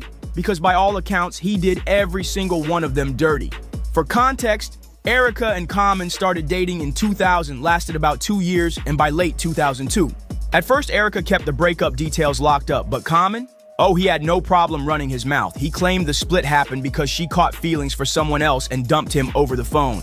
According to him, I was in my hotel room on tour and she called me and was like, hey, I don't want to be in this relationship no more. I'm like, it's somebody else. He called her his first love and his first heartbreak. Common even admitted he was still crushed when it ended, saying, with Erykah Badu, that was my first love where you're just open and floating. When we split, I was 27 to 28.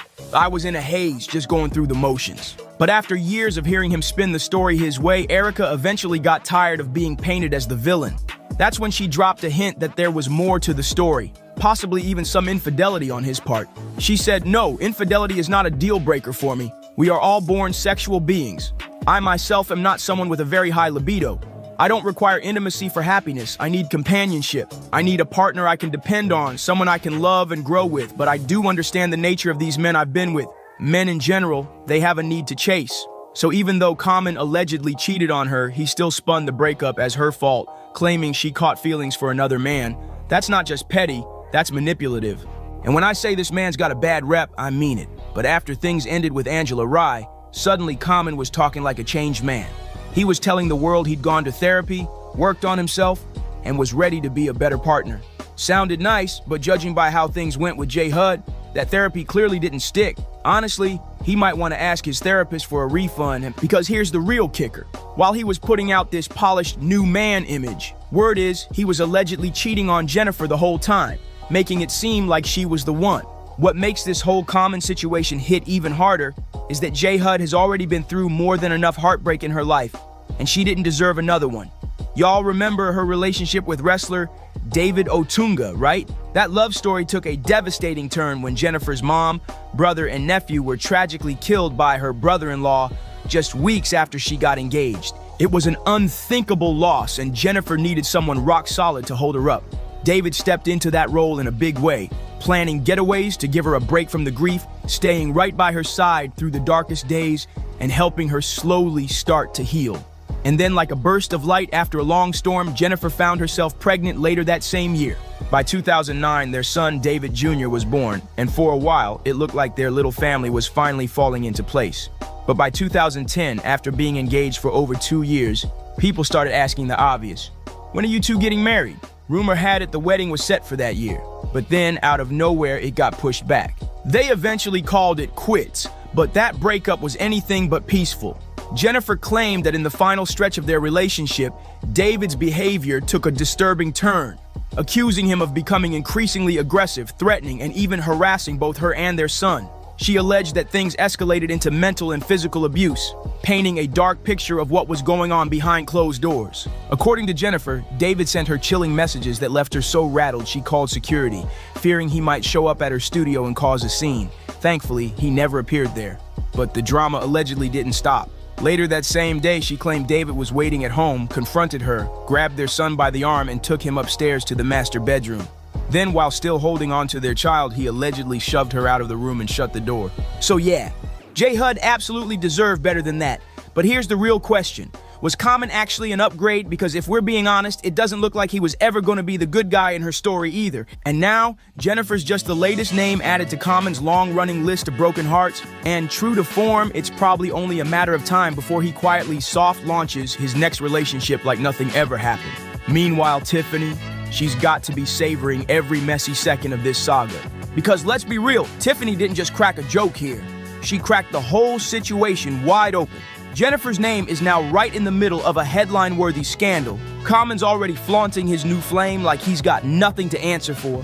And Tiffany is making sure the entire world has front row seats to every twist and turn. Now the question is, was this just playful shade, or did Tiffany just rip the bandage off some wounds J. Hud is still nursing? One thing's for sure, and two things are certain. This story is far from done. And trust me, the next chapter, it's about to get even juicier. Because word is J. Hud might actually be trying to win Common back. What do you think?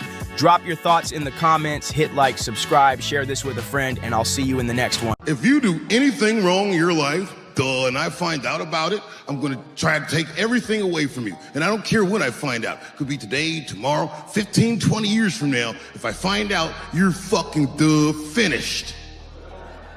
Who's that? That's you. So I did not want to go back and forth with Cat Williams like that. That bothered me so bad. That really bothered me. It was a setup. Right. And remember, they tried to kill me this same weekend. Not in jokes. With a real gun in my real face on real camera. Understand I'm losing my life. The exclusive security video from the Atlanta Comedy Theater in Gwinnett County. You can see Wanda Smith and her husband by the front door. Watch as Cat Williams. If you've been scrolling through socials this week, you couldn't miss the chaos. Cat Williams is in the hot seat once again. This time people are digging up that infamous moment with the late talk show host Wanda Smith, the one where Cat went off roasting her on her own platform. The clip is resurfacing like wildfire, and now folks are pointing fingers, saying Cat didn't just clown Wanda. They're claiming he straight up wrecked the career she spent decades building. I do a really nice broccoli. They like my broccoli, and they love my baked chicken. Hey, And hey, they right now, love- look up your phone and see what it takes to make broccoli, and tell me does it say heat up water? That's the only step in broccoli, heat up water? Simmer. Have you ever heard of burned broccoli? Can you burn broccoli? The backlash is brutal. People are blasting him online, calling him a POS and demanding accountability. And here's the twist. This storm comes right after Cat publicly apologized for mocking Michael Jackson in one of his old comedy specials. Now fans are piling on, insisting he needs to apologize to Wanda's family too. But here's the twist. Not everybody is buying that story. That's why I don't be coming out doing comedy all the time, because y'all niggas is the worst motherfuckers I've ever tried to entertain in my fucking... Dave Chappelle, of all people, stepped right into the fire to defend Cat Williams, and he's not holding back. Chappelle is saying straight up that the whole Wanda situation was nothing more than comedy, and Cat was just doing what he's always done, snapping back when somebody tried to test him. He even pointed out that people knew Cat was raw and unfiltered from the jump, so why act shocked now? I shouldn't have, honestly. Like,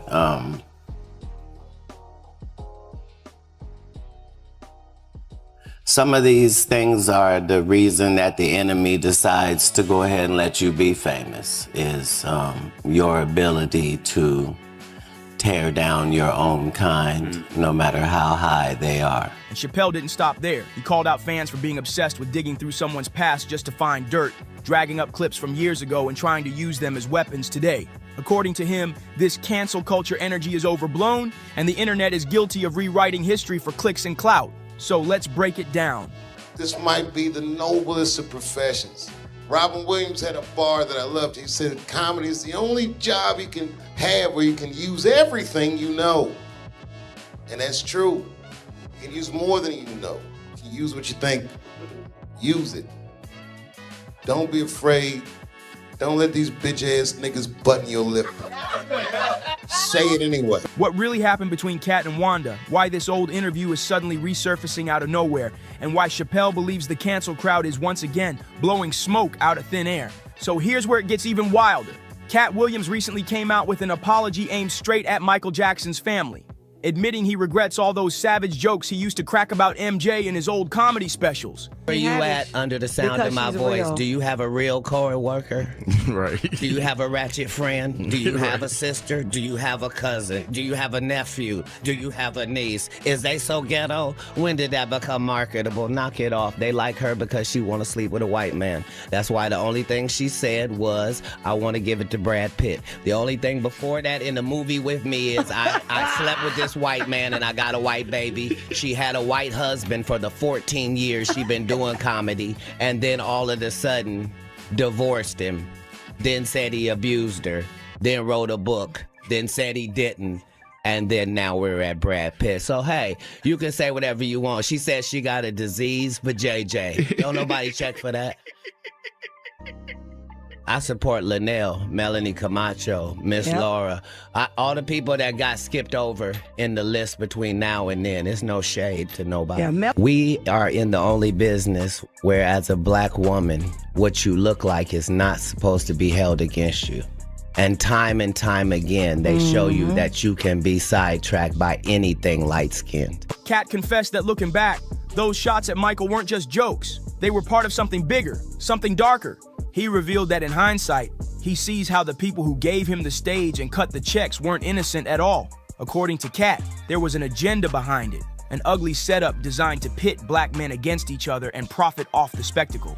And that's all it took for the internet to light up again. You cook? Do you cook for your kids? Absolutely. Tell me some of the things you cook that they are proud of. Like, Dad made some. You got the best spaghetti. You got the best steak. What do you have? Say, what do they like? Just because you're a poor interviewer doesn't mean. I said you answer the question and just tell me. Man, you're a strong black woman. Is it okay for me to answer? Come on. You keep interrupting the answer. Everyone can hear it. It sounds like you like me a little bit. It's starting to bleed over the airwaves. Trolls and critics blasting Cat Williams as a hypocrite, saying if he's really sorry, then he owes apologies to a lot more people, starting with the late Wanda Smith. The backlash was instant and ugly, with fans flooding comment sections and timelines to air out their opinions. One user flat out wrote, "Cat Williams is a POS for what he did to Wanda Smith." Another chimed in, "I remember when Cat Williams went in on Wanda Smith and the whole city of Atlanta laughed and rode with Cat. It was funny back then, but Cat gets beside himself too much and disrespects people. Now Wanda's gone and suddenly everyone in Atlanta wants to act like they had her back. I would haunt you lames, that comment alone set off a storm. But it's not all hate." I have 3 boys. Excellent. Yes, I do. Aren't boys simple? Hmm? Aren't boys simple? They can be. They can be.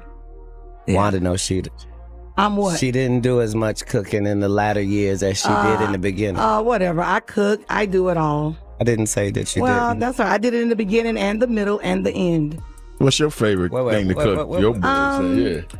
They like for me to. I do a really nice broccoli. They like my broccoli and they love my baked chicken. Hey, And hey! they Right now, love- look up your phone and see what it takes to make broccoli, and tell me doesn't say heat up water. Plenty of people are still standing with Cat, and one of the loudest defenders is none other than Dave Chappelle. Chappelle even drew a bold comparison to his own controversy when folks tried to cancel him over his trans jokes. He stood tall and said comedy is supposed to be the last safe zone where you can really speak your mind, and no comedian should let the cancel mob take their mic away. But this whole saga ain't just about cancel culture. There's a darker side of the Cat and Wanda drama that rarely gets the spotlight. Good at telling us about what's going on in jail. Yes, ma'am, and getting out to tell you. Station viewer 3, your hair is kind of. That joint was. My hair is 19 inches long and I have no perm. You don't?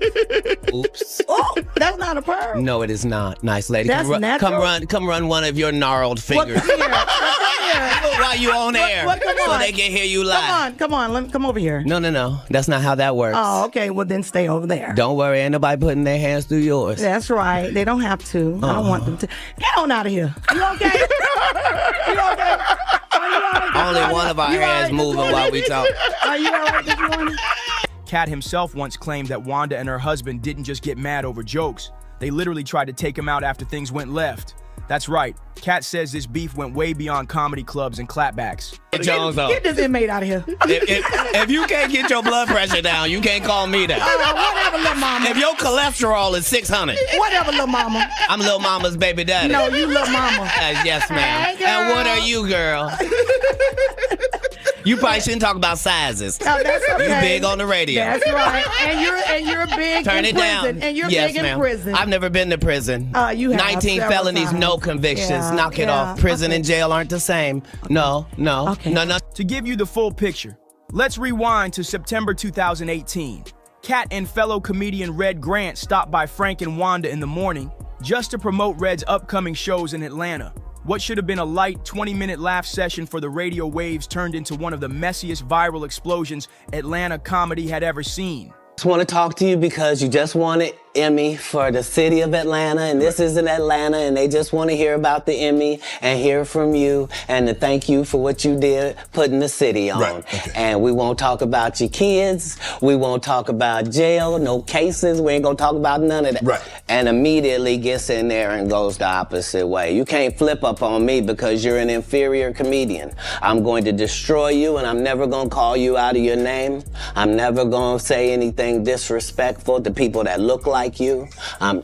It's a very thin line. I got a call, but this lady is trying to embarrass me. The segment spiraled so wild that it ended up becoming V103's most watched clip of all time, And it wasn't because of the jokes, it was because of the fallout that came after. In front of a largely homosexual fan base. That's why she got canceled. Gay people don't take it kindly that you would, as a derogatory, call me gay. Gay people don't feel like it's derogatory.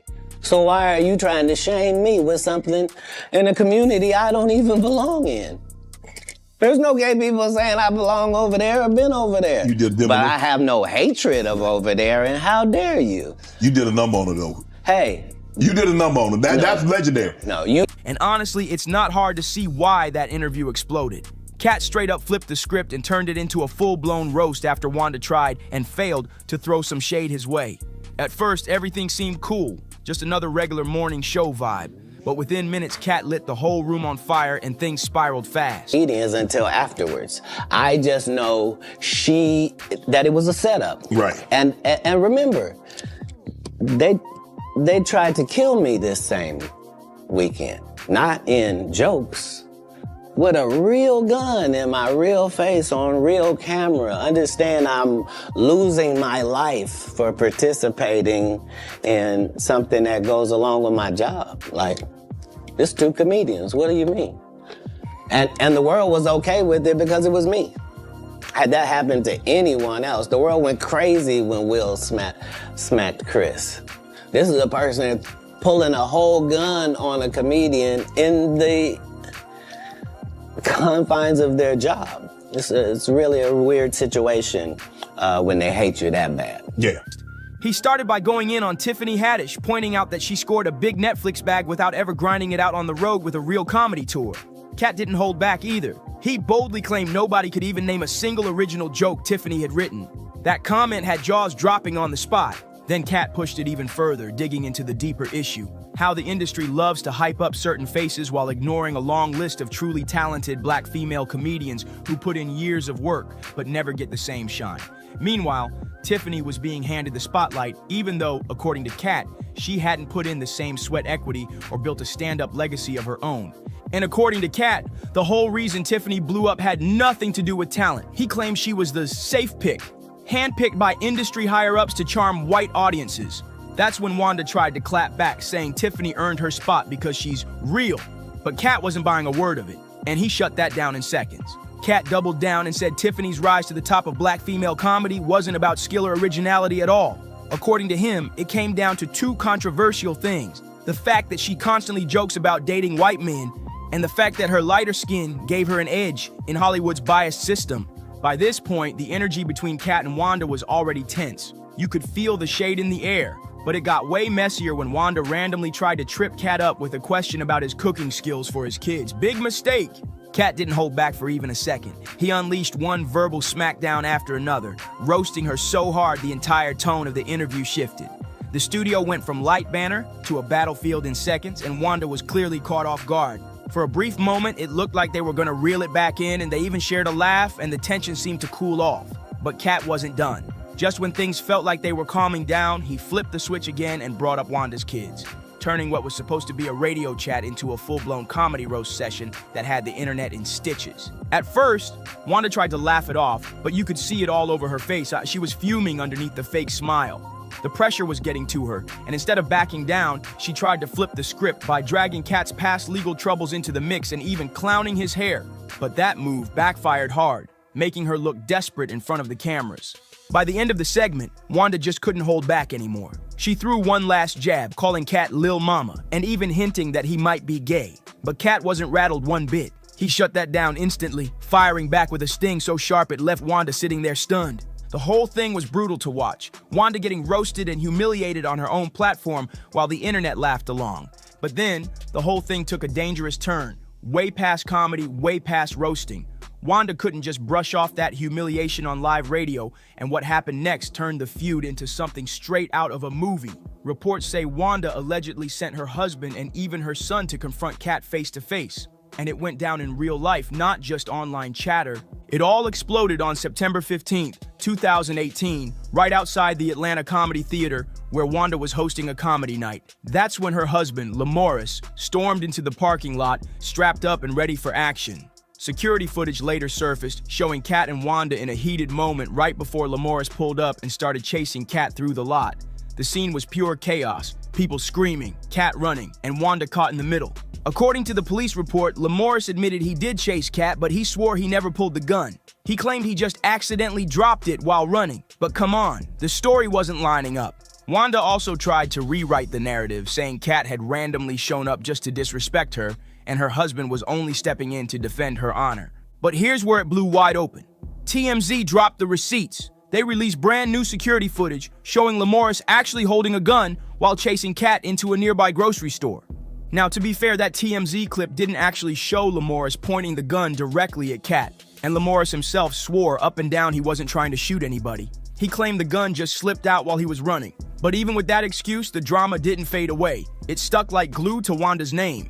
Fast forward just a few months later to January 2019, and Wanda was suddenly fired from V103 Atlanta. The station never gave an official reason, but the streets were buzzing with theories. A lot of folks connected the dots back to that Lil Mama jab, where Wanda basically used gay as an insult against Kat. And in Atlanta, a city with a massive, proud black gay community, that kind of shade was bound to backfire in the worst way. People felt Wanda crossed a line, and many believe it cost her the very platform she built her career on. As for Kat, he kept quiet in the moment. He didn't publicly comment on Wanda losing her job and stayed out of the mess, but he never forgot. It actually took him years before he finally aired out his side. And in January 2024, on his now viral appearance on Club Shay Shay, Kat revealed that the Wanda saga didn't even start on air. According to him, the firestorm was sparked by something Wanda said to him before the cameras even rolled. A moment that the public never saw, but Kat swears set the whole clash in motion. According to Kat, Wanda broke the very promise she made before they even went on air. He claims she told him she wouldn't touch his legal issues or bring up his kids. But the second he mentioned Tiffany Haddish, Wanda flipped the script. She immediately dragged his kids and his time in jail into the conversation, and that's when everything spiraled out of control. Kat went even deeper, saying Wanda wasn't just trying to rattle him. She was trying to humiliate him in front of her audience, especially her large gay fan base. And in Kat's mind, that was the real nail in her career. He strongly believes that's the reason she eventually got fired and quietly faded out of the spotlight. But Kat didn't stop there. He also revisited the confrontation with Wanda's husband, Lamorris. He claimed the whole thing felt like a setup from the jump, almost like Wanda orchestrated the scene to escalate beyond words. Kat even said he believed Wanda was really trying to get him taken out, all over a joke that should have just stayed comedy. Fast forward to October 2024, Wanda Smith sadly passed away just one day after celebrating her 58th birthday. And Kat, he stayed completely silent. No public statement, no condolences for her family, not even a single post online. The silence was deafening and it didn't go unnoticed. Fans were split right down the middle. Some argued Kat actually made the smart move by saying nothing, because if he had released a statement, people would have immediately called him fake and labeled him a hypocrite. Others felt his silence was cold, a final jab at a woman he once humiliated on air. The truth, nobody knows if he quietly reached out to Wanda's family behind the scenes, and that mystery only fuels the fire. And now, with social media digging up this old drama years later, the cancel crowd is circling back, trying to drag Kat's name through the mud all over again. Folks forget that this man almost lost his life over a joke, and ironically, it plays out exactly the way Dave Chappelle warned. Cancel culture is eating comedy alive, twisting old moments into brand new scandals. So what's your take? Should Kat apologize to Wanda's family the same way he apologized to Michael Jackson's? Or is this just another case of people reaching, desperate to cancel a comedian for no real reason? Drop your comments, hit that like button, subscribe, share this with a friend, and I'll see you in the next one. And I'm not saying allegedly. Oh. I'm saying, Sean Carter, you're a piece of shit. Taking Pimp C wasn't bad enough. You just want to go down there and you want to just remove all of the balls from every real gangster in Houston. She may look picture perfect every time she steps on stage, but behind the velvet curtains, insiders whisper that Beyonce is living on the edge. The smile, the poise, the aura of untouchable power, it all starts to crumble when you hear what's being said about her husband. This part is not alleged. Jay-Z and his team, they have been ducking and dodging, taking the DNA test. Right now, the Carters aren't just facing some small-time gossip. They're staring down a full-blown storm of paternity scandals, DNA paperwork, and shady financial moves that paint a way darker picture than anyone expected. These aren't whispers you can just brush off. This is a hurricane crashing right into the empire they built. It's not just one woman coming forward, not even two. Multiple people are claiming Jay-Z has love children scattered across decades, each story messier than the last. And while Hov keeps trying to fight it off in court, calling it all harassment, the sheer number of accusers is making it harder to call coincidence. By the way, wasn't this all around the time when Aaliyah died? Yeah. And Beyonce's solo career was struggling? People are starting to wonder if there's more smoke than he can hide. One woman in Maryland, Letitia Macer, even claims she's Jay-Z's daughter. She didn't just say it in private either. She blasted it out on Instagram under the handle Jay's first daughter. Letitia swears her family told her for years that Sean Carter was her father. And to make it even messier, her own sister backed her up, saying she personally introduced Letitia's mom to Jay way back when. Then we got Reer Satwa, a name that's been haunting Jay-Z's legal team for over a decade. Since the early 2000s, this man has been banging on courtroom doors, begging for just one thing, a DNA test. But every time he gets close, it's like the ground disappears beneath him. His filings describe walls of secrecy, legal delays, and a system that always seems to tilt in favor of the Carters. I know so much on how you got where you are, how you stepped on many people. And let's be real, these aren't just some random street rumors. We're talking sworn affidavits, specific dates, actual names, even whispers of hard proof sealed away in envelopes marked confidential. That's the type of evidence that can shake an empire if it ever makes it out in the open. But here's where it gets downright chilling. The lawsuit that just vanished. Out of nowhere, one claimant pulled back with zero explanation. No settlement confirmed, no public closure. Was it hush money? Was it pure fear? Or was the industry machine flexing its muscle, reminding someone how fast a career or reputation can disappear with one wrong move? You understand? I think that they don't want, if they was in any of those freak-off tapes, if they played a part in any of those Diddy sessions, they don't want it to get out to the general public to make up their brand. Anyone who knows how hip-hop's power players move already knows. One phone call from the right executive and the silence becomes deafening. But silence can't hold forever. And right now, the noise is louder than ever. Jay-Z's empire is being painted not as a kingdom of brilliance, but as a fortress built on secrets. And Beyonce, the queen herself, is trapped in the middle of this explosion.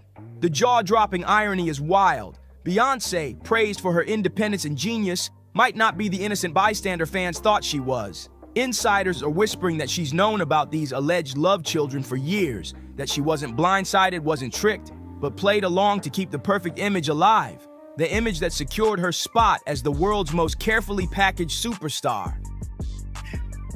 Oh, no, that was it. No, when I get nervous, I tell the truth.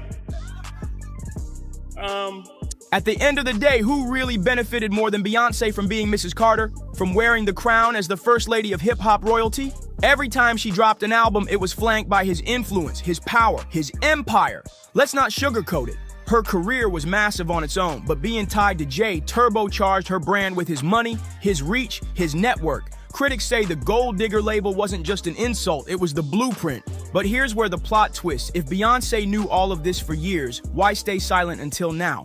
Why let whispers grow into screams at this very moment? Why does it all come to a head now?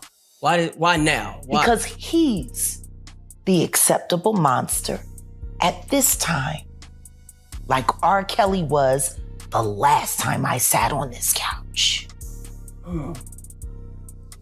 So who's next? Y'all don't see the lineup? Yeah, we see the line. Word on the street is she's been quietly working on a tell-all memoir, one that could rip apart the shiny, polished image of the Carter dynasty.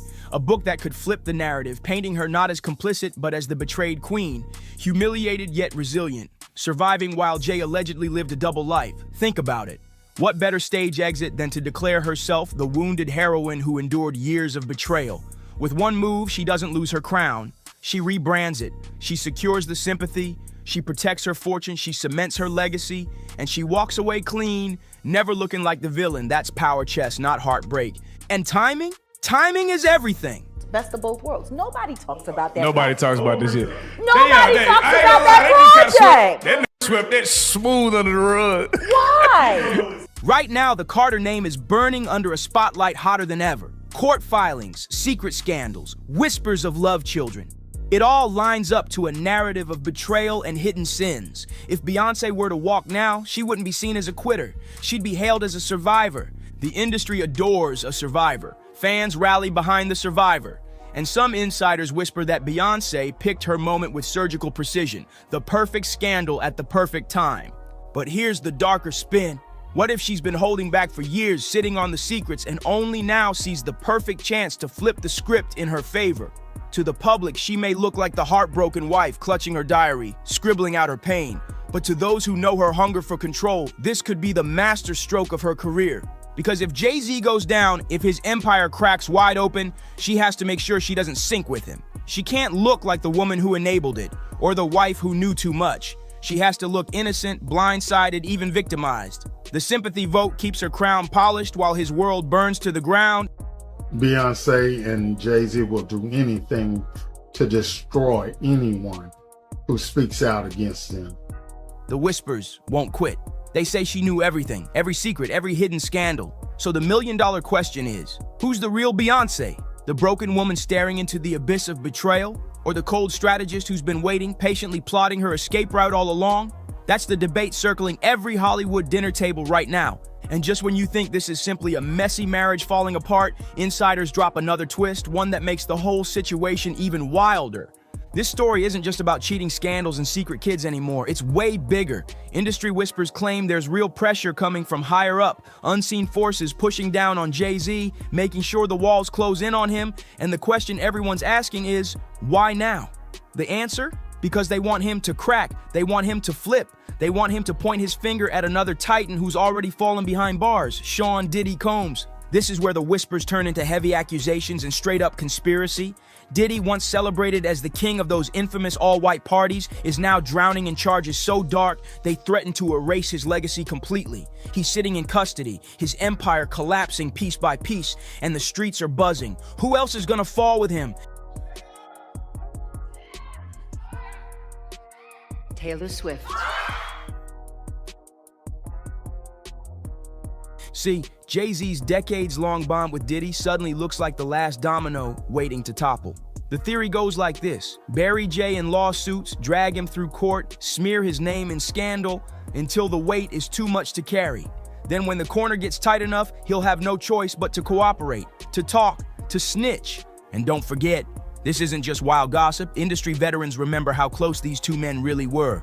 They rose together, toasted their billions in front of flashing cameras, always covering for each other when nightclub fights, lawsuits, and ugly drama threatened to blow things up. Now, with Diddy on the verge of exposing everything just to save himself, the real question is, will Jay-Z be forced to trade loyalty for survival? Who's to say the feds wouldn't want Jay-Z as the ultimate crown jewel witness? If that's the case, then Beyonce's timing suddenly looks cold and calculated. Why stick around for the implosion if you know your husband is about to be flipped into a bargaining chip in the biggest takedown hip-hop has ever seen? Better to walk away, memoir in hand, before the entire empire crashes to the ground. There are people who did short sales on their stocks right after that, made a lot of money, including Sean Carter. Now I'm going to ask you, why would non-disclosure agreements need to be signed for an accident? And the deeper you look, the stranger it gets. Jay-Z's silence on Diddy's current mess is deafening. His old ride-or-die ally has been left dangling, twisting in the wind while Jay stays ghost. People notice quick. 50 Cent even clowned him, joking that Jay's face should be on a milk carton meme. Funny, yeah, but beneath the trolling, it speaks to something very real. Jay is hiding. And in that silence, speculation only grows louder. Is Jay-Z ducking the spotlight because he's guilty? Or is he hiding because he's negotiating? The industry is buzzing with both possibilities. And right in the middle of this storm is Beyonce, quietly crafting her exit, polishing her story, and figuring out how to play both sides. Will she frame herself as the betrayed wife who endured her husband's double life? Or will she reinvent as the survivor of an empire built on corruption? Maybe, just maybe, she plans to be both. What's up, what's up? This is Beyonce on the red carpet with one of the hottest female artists out here, Miss Aaliyah. How you doing, girl? At the end of the day, the public doesn't dig through the fine print. They just see the headlines, the tears, the stage walkaway moments. The truth, whatever it really is, gets buried under the rubble of carefully planned revelations. And if that's the case, the real question isn't whether Beyonce knew the truth all along. It's whether this was her plan from the very beginning. Industry whispers say this sudden wave of accusations hitting Jay-Z isn't random at all. It's a pressure campaign, a deliberate play to trap him into making a decision he's been ducking for years. And the theory is chilling. Powerful forces want him to finally open his mouth about what he knows of Sean Diddy Combs. Remember, Diddy wasn't just some label boss, he was once the flashy king of bad boy records and Jay's tightest ally. But now Diddy's locked away, staring down charges so heavy they could wipe out his career and legacy forever. And here's where it gets dangerous. If investigators believe Jay was close enough to witness how that empire really operated, then his silence is worth more than gold. His words could make or break entire legacies. And the easiest way to crack a man like Jay-Z, don't just go after him, go after everything he holds dear. Look at the timing. Diddy's legal nightmare explodes, and suddenly Jay is drowning in paternity claims and lawsuits from every direction. Federal filings, old headlines, shady incidents from decades back suddenly resurfacing. Coincidence or calculated choreography? But after that major documentary comes out on Diddy, then you're going to start to hear more and more about Jay-Z and his nefarious past. Many in the industry swear this isn't about destroying Jay-Z at all. It's about bending him into compliance. He's too iconic, too valuable, too legendary to erase. The message is crystal clear: talk or watch everything you've built collapse. And honestly, that collapse already looks like it's rolling downhill. His reputation is under fire, dragged by whispers of secret families, mystery children, and allegations darker than anything his lyrics ever painted. The image of untouchable Hov is cracking, and people are starting to wonder if the empire is built on sand instead of stone. Remember, Jay and Diddy weren't just associates, they were brothers. We all saw the billionaire brunches, the champagne toasts, the speeches about strategy and brotherhood. Diddy even bragged once, "Whenever I get in trouble, Jay's the one I call. This is my strategist, this is my brother." Those words aged like poison, because now that brotherhood might be the very chain dragging Jay to the bottom. If the authorities think Jay was in those rooms, at those infamous parties, watching it all go down, then staying silent isn't loyalty anymore, it's obstruction. And here's the kicker. If Diddy really is gearing up to point fingers just to save himself, then Jay-Z is backed into the tightest corner of his life. His choice? Betray the man who once called him family, or sink right beside him in the wreckage? The tension around Jay-Z isn't just legal, it's psychological. His silence has become its own scandal.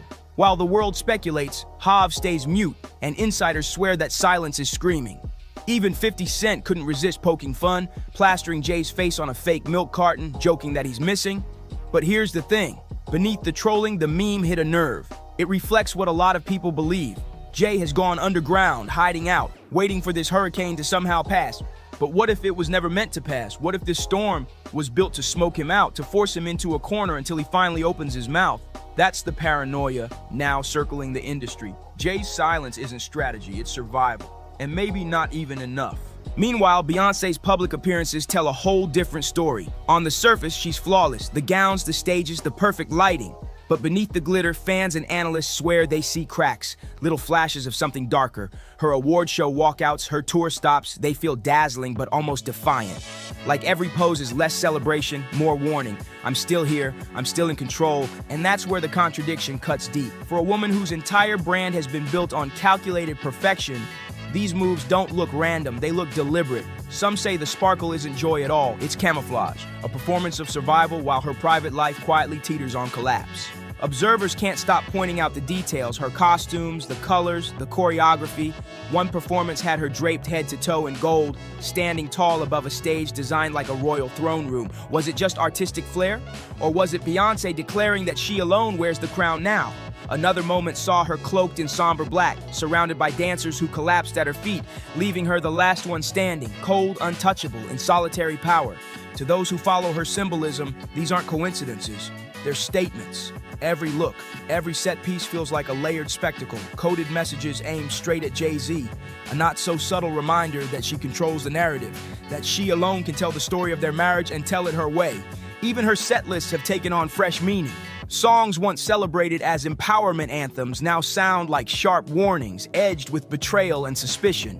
The lyrics hit different when paired with the scandal swirling around her name. Fans online pick apart every note, every dramatic pause, every flash of emotion, asking if these performances are even for us anymore, or if she's singing directly at him. Some believe those subtle pauses, those shifts in tone, even the way she bends certain lyrics aren't accidents at all, they're calculated signals. A way to put Jay-Z on trial in front of millions without ever stepping foot in a courtroom. For Beyoncé, performance isn't just art anymore, it's therapy, it's a weapon, and maybe even prophecy. The psychology behind it is ruthless. Instead of spilling her heart in interviews or messy social media rants, she's using the very stage that built her empire as her diary. Scribbling in sequence, in choreography, in symbolism that fans devour like clues. By doing this, she keeps plausible deniability. Nobody can prove it's about him, while she reclaims her narrative right in real time. And for a star who has always blurred the line between art and autobiography, this mix of spectacle and confession is devastatingly effective. It turns chaos into control, betrayal into branding. She flips scandal into sympathy and whispers into loyalty from fans who swear they're decoding her hidden truths with every note. But here's the darkest twist. Maybe Beyoncé isn't waiting for her memoir to do the talking at all. Maybe the memoir will just be the final exclamation point to a story she's already been telling night after night under the spotlight. And if that's the case, then what we're watching isn't just another world tour. What we're watching isn't just entertainment. It's a live broadcast of a marriage unraveling, cleverly disguised as spectacle. And whether Beyoncé intends it or not, the entire world has been drafted into her diary, reading her silent messages in real time. Meanwhile, Jay-Z sits at the center of an audience that's slowly realizing they were part of the show all along. Against this backdrop, Beyoncé's position becomes even more fascinating. If she really is working on that memoir, the timing couldn't be sharper. Picture her stepping forward with her version of events right as authorities turn up the heat on Jay-Z. To the public, she wouldn't look like an accomplice shielding secrets. She'd look like the betrayed wife, finally breaking her silence, finally exposing the truth. It's the ultimate clean break, a move that distances her completely from whatever testimony Jay might be forced to give about his years running alongside Diddy. And if she frames herself not just as the victim of her husband's betrayal, but also as the casualty of a ruthless industry conspiracy, then she doesn't just survive, she ascends. She becomes untouchable. But the whispers don't stop there. The theories get even darker when you pull back the curtain of history. In the shadows of Beyoncé's rise, some conspiracy theorists bring up the tragic death of Aaliyah, arguing that her plane crash wasn't an accident at all, but a sacrifice to clear the stage for Beyoncé's reign. The Illuminati rumors, the whispers of ritual, the unsettling timing, it all still circulates in the darkest corners of the internet. Whether fact or fiction, these whispers add another chilling layer to the scandal. Because if Beyoncé really has been shielded by powerful forces before, is it so far-fetched to think she's being shielded again? In that light, her memoir wouldn't just be personal catharsis, it would be strategy, a survival play perfectly timed for maximum impact. Meanwhile, Jay-Z is still swatting away lawsuits left and right. Claimants like Ramir Saturn White continue to demand answers. Ramir insists Jay-Z is his father and says he only wants the truth. His own words cut straight to the heart of the chaos. I just want him to finally tell the truth to the world. And that's the echo running through every corner of this storm. Truth. But whose truth is it? Jay-Z's version? Diddy's version? Beyoncé's version? Everyone has their own story, and the one that sticks will decide who survives when the dust settles. The bigger picture is impossible to ignore. If Jay-Z flips, he could end up as the crown jewel witness who helps dismantle Diddy's empire for good, saving himself, but shattering decades of loyalty. If he stays silent, the pressure only grows heavier, and the cost could be everything. His career, his fortune, even his family. And Beyoncé? She might already be one step ahead. Beyoncé may use this chaos as her ultimate reset, rewriting her own narrative, free of the Carter name, free of the baggage, rising as a solo empire with a survival story fans will eat up in droves. And that leaves us staring at questions bigger than one marriage, bigger than one scandal. Is this the beginning of the end for Jay-Z, the man who once seemed untouchable? Is Beyoncé really preparing to walk away, not from heartbreak, but from cold calculation? And more importantly, are we watching the slow unraveling of one of the most powerful couples in entertainment history right in front of our eyes? So what do you think? Is Beyoncé the betrayed victim, the mastermind behind the escape, or somehow both at the same time? And just how deep do you believe this conspiracy runs? Drop your thoughts down below. I want to hear everything. And before you go, make sure you hit that like button, share this video, and subscribe for more breakdowns of Hollywood's biggest secrets. I'll catch you on the next one, because trust me, This storm is only getting started, and the truth, it's always stranger than we imagine. Do you see what your new rappers, how they got y'all dressing? What happened to white tees and no, you girl.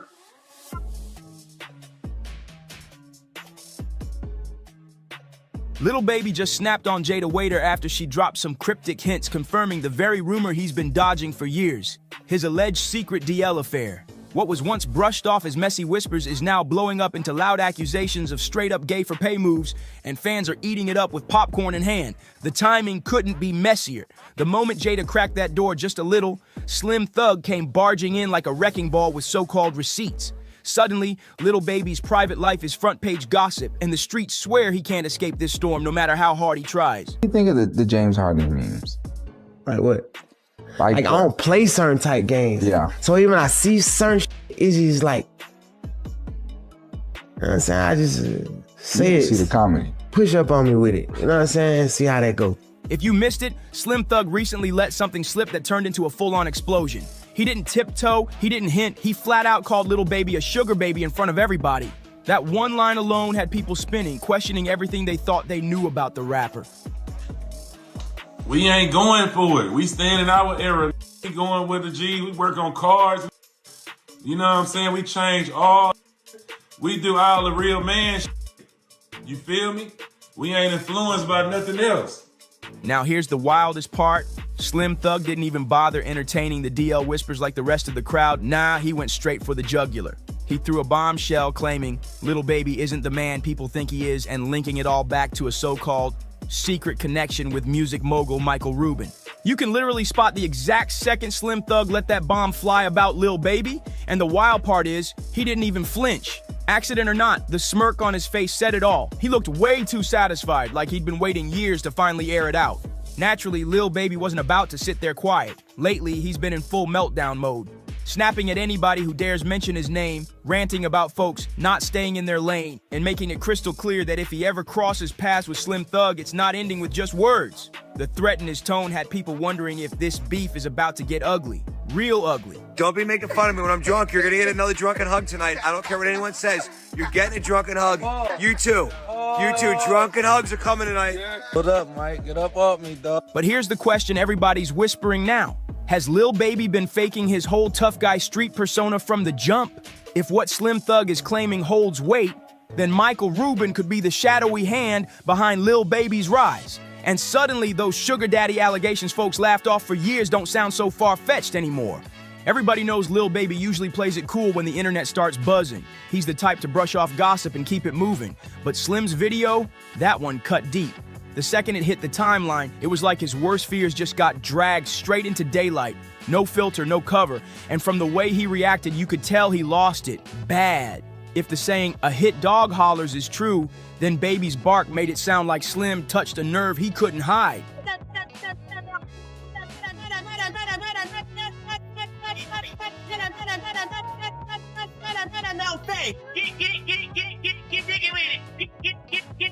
It didn't take long before Lil Baby jumped on his IG stories trying to clap back with a cryptic warning. He posted, "Those love talking until it gets real." Then what? The tone was sharp, the message was heavy. But then, just like that, he deleted it minutes later, acting like it never happened. Of course, by then the blogs and gossip pages already had screenshots in their hands, blasting it all over socials like wildfire. Look how they got y'all dressing.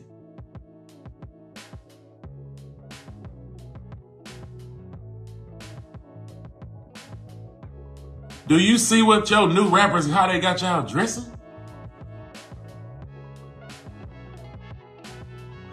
What happened to white tees and no, you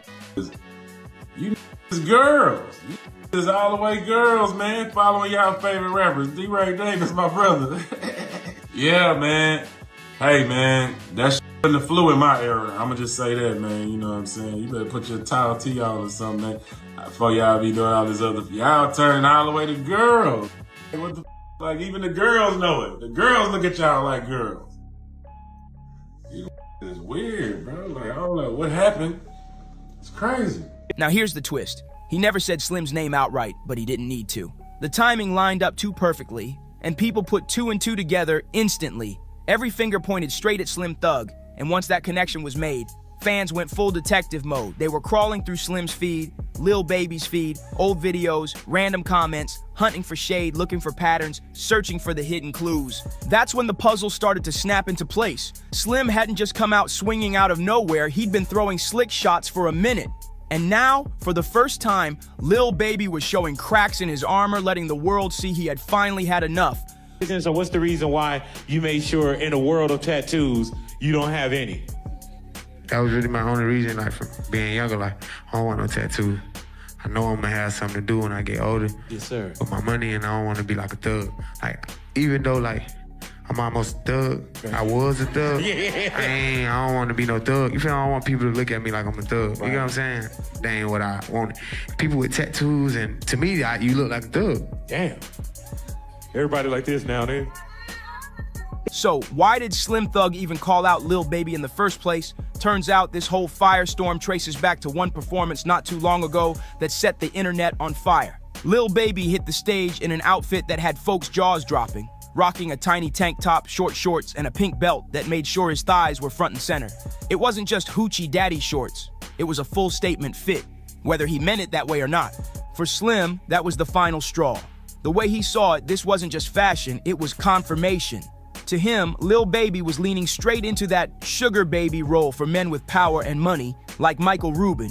The performance clip spread like wildfire, and instantly the internet exploded. Memes, jokes, speculation, it was everywhere. Even the whole Mike Rubin thing. I was just gonna say. Like, I was just about to say. Bruh, I don't play with period. Right. You know what I'm saying? Like, I'm no funny weird. You feel me? I'm dapping Kuzman up. And Mike happy to see me, he run up on me. Right. I got 10 other pictures. We down there, we start down there, bam, I'm telling his ass, Mike, I'll slam your on your neck. I'll break your neck in his. But we play like that. They white, so they don't really understand how I understand. Like, even when the picture came out before it went viral, I told them, like, Mike, I can't have pictures like that. Right. Even though me and you playing, bro, it's 100 people at the party. We in the middle of 100 people. There's nothing weird we could be doing in a party. Right. People weren't just clowning the outfit, though. They went further, dissecting every little move, down to his walk. Comment sections filled with fans saying things like, he moving different, and others flat out claiming Lil Baby was giving off the exact energy Slim had been hinting at all along. And that's all Slim needed to really let loose. The moment that stage clip of Lil Baby's outfit went viral, Slim jumped online and started unloading, saying this right here is exactly what's wrong with hip-hop today. The look on his face said it all. Tight lips, furrowed brows, pure disgust written all over. You could practically feel the frustration dripping off him through the screen, like he was fed up watching the culture shift in front of his eyes. He didn't hold back either. When that picture came out, I literally made Mike Rubin go to his security camera in his house, go to the footage and get the whole time, but I just never, like, I ain't even gonna post that shit on the internet. Yeah. I'm just like, right. You feel me? Slim went straight at Lil Baby, flat out clowning him, calling him a girl for rocking that kind of fit, and making it clear he thought the rapper was playing the wrong role out here. The shade wasn't subtle, it was sharp, heavy, and personal. But Slim didn't stop with Baby. Oh no, he spread the flames wider. He dragged young Jock into the fire too, bringing up that crop sweater moment where Jock showed off his midriff during a performance. Slim threw him in the same category, blasting both of them as examples of how the game has lost its edge. When somebody show you who they are, believe the 6th, 7th, 8th, 9th, 10th time, you have to believe them. Yeah, crop tops ain't for everybody, but Slim made it crystal clear. This wasn't just about clothes. To him, every little detail was evidence, proof that Lil Baby had been hiding a much bigger truth all along. He wasn't critiquing fashion, he was building a case. And while Slim was sounding off, fans were running their own investigations. The internet detectives wasted no time, and the next thing they dug up had people gasping. Suddenly, Slim didn't look like he was reaching. He looked like he might have been on point all along. Folks pulled up that one photo, the infamous shot of Michael Rubin and Lil Baby where the two looked practically glued together. The smiles, the body language, the way they were leaned in, it stopped looking like just another group pic and started feeling like a low-key soft launch in public. With Lil Baby's, Oh shit! Oh shit! he gave me $40,000. So Lil Baby had slid in my DMs. He asked me if I was in Miami, and I told him, yeah. He texted me, told me to pull up, and the first time we linked up was weird. He kept touching me. Like, I get it. You know, you got a lot of people that's just a setup situation. But it was just weird because he kept touching me and he was just rubbing me. Like it got to the point where I felt like, okay, is he like trying to figure out if I'm a woman or a man? And then after that, it was fascinating, honestly.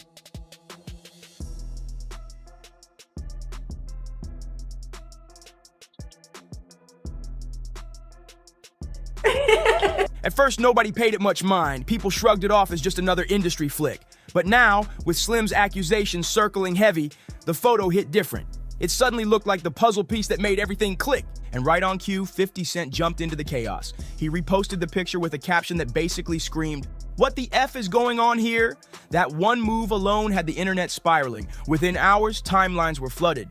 Memes, theories, old rumors, and receipts fans had been keeping in the vault until now. Claims started flying that Michael Rubin and Lil Baby's bond didn't just stay locked inside music studios, it allegedly spilled over into something way more personal. Suddenly, that one single picture of them together got promoted to Exhibit A, and from that moment on, every selfie, every group shot, every flick with Rubin wasn't just another photo, it was treated like possible evidence. Fans were convinced they had cracked the code, and now every frame looked suspicious under a whole new light. But before we start unpacking all these so-called receipts, we gotta break down exactly who this alleged sugar daddy really is. Because Michael Rubin, he ain't no background character in the music game. He's a powerhouse, a mover and shaker with enough pull to make or break a career overnight. Most people know him as a music executive who's always standing close to the stars, but his name doesn't just float in boardrooms, it pops up in some of the industry's shadiest, most exclusive circles. The kind where influence is traded like currency and access is worth more than gold. And here's where it gets even stickier. Rubin has been linked to those infamous all-white parties. Yeah, the same kind of legendary, no phones allowed gatherings Diddy has been notorious for hosting. That connection alone had people raising eyebrows because if you know anything about those circles, then you already know they're not just about champagne toasts and photo ops. To many, Rubin's influence runs deep, and if he's tied this closely to Lil Baby, then suddenly Slim's accusations stop looking like jokes and start sounding like cold, hard possibility. Lately, the whispers have narrowed in on one focus, Michael Rubin's closeness with Lil Baby.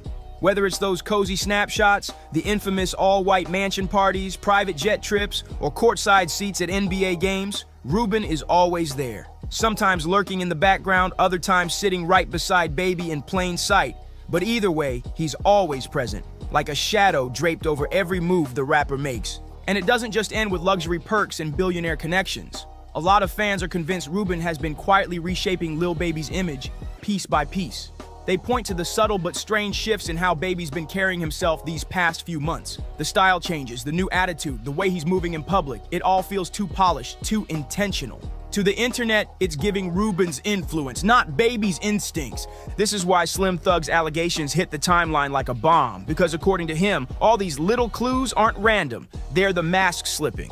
He swears it proves Rubin is the real hand pulling the strings in Baby's career, and fans started replaying everything with fresh eyes. And while Slim went off about Baby's tiny stage shorts, fans caught something else in that same performance clip that sent the gossip pages spinning. They zoomed in and noticed the massive new tattoos running down each of Baby's thighs. Bold ink that reads, "90s Baby." Normally, a tattoo like that wouldn't even raise eyebrows. Rappers get inked up every other week. But when Lil Baby showed off those new thigh tattoos, alarms went off instantly. Why? Because for years he built his whole image around being the one rapper with no tattoos at all. He even explained it in interviews, saying he avoided ink because it could make him look ghetto and might hurt his image once he stepped past rap and into bigger business ventures. That was his thing. Clean skin, no ink. So why would someone so firm on that stance suddenly flip the script?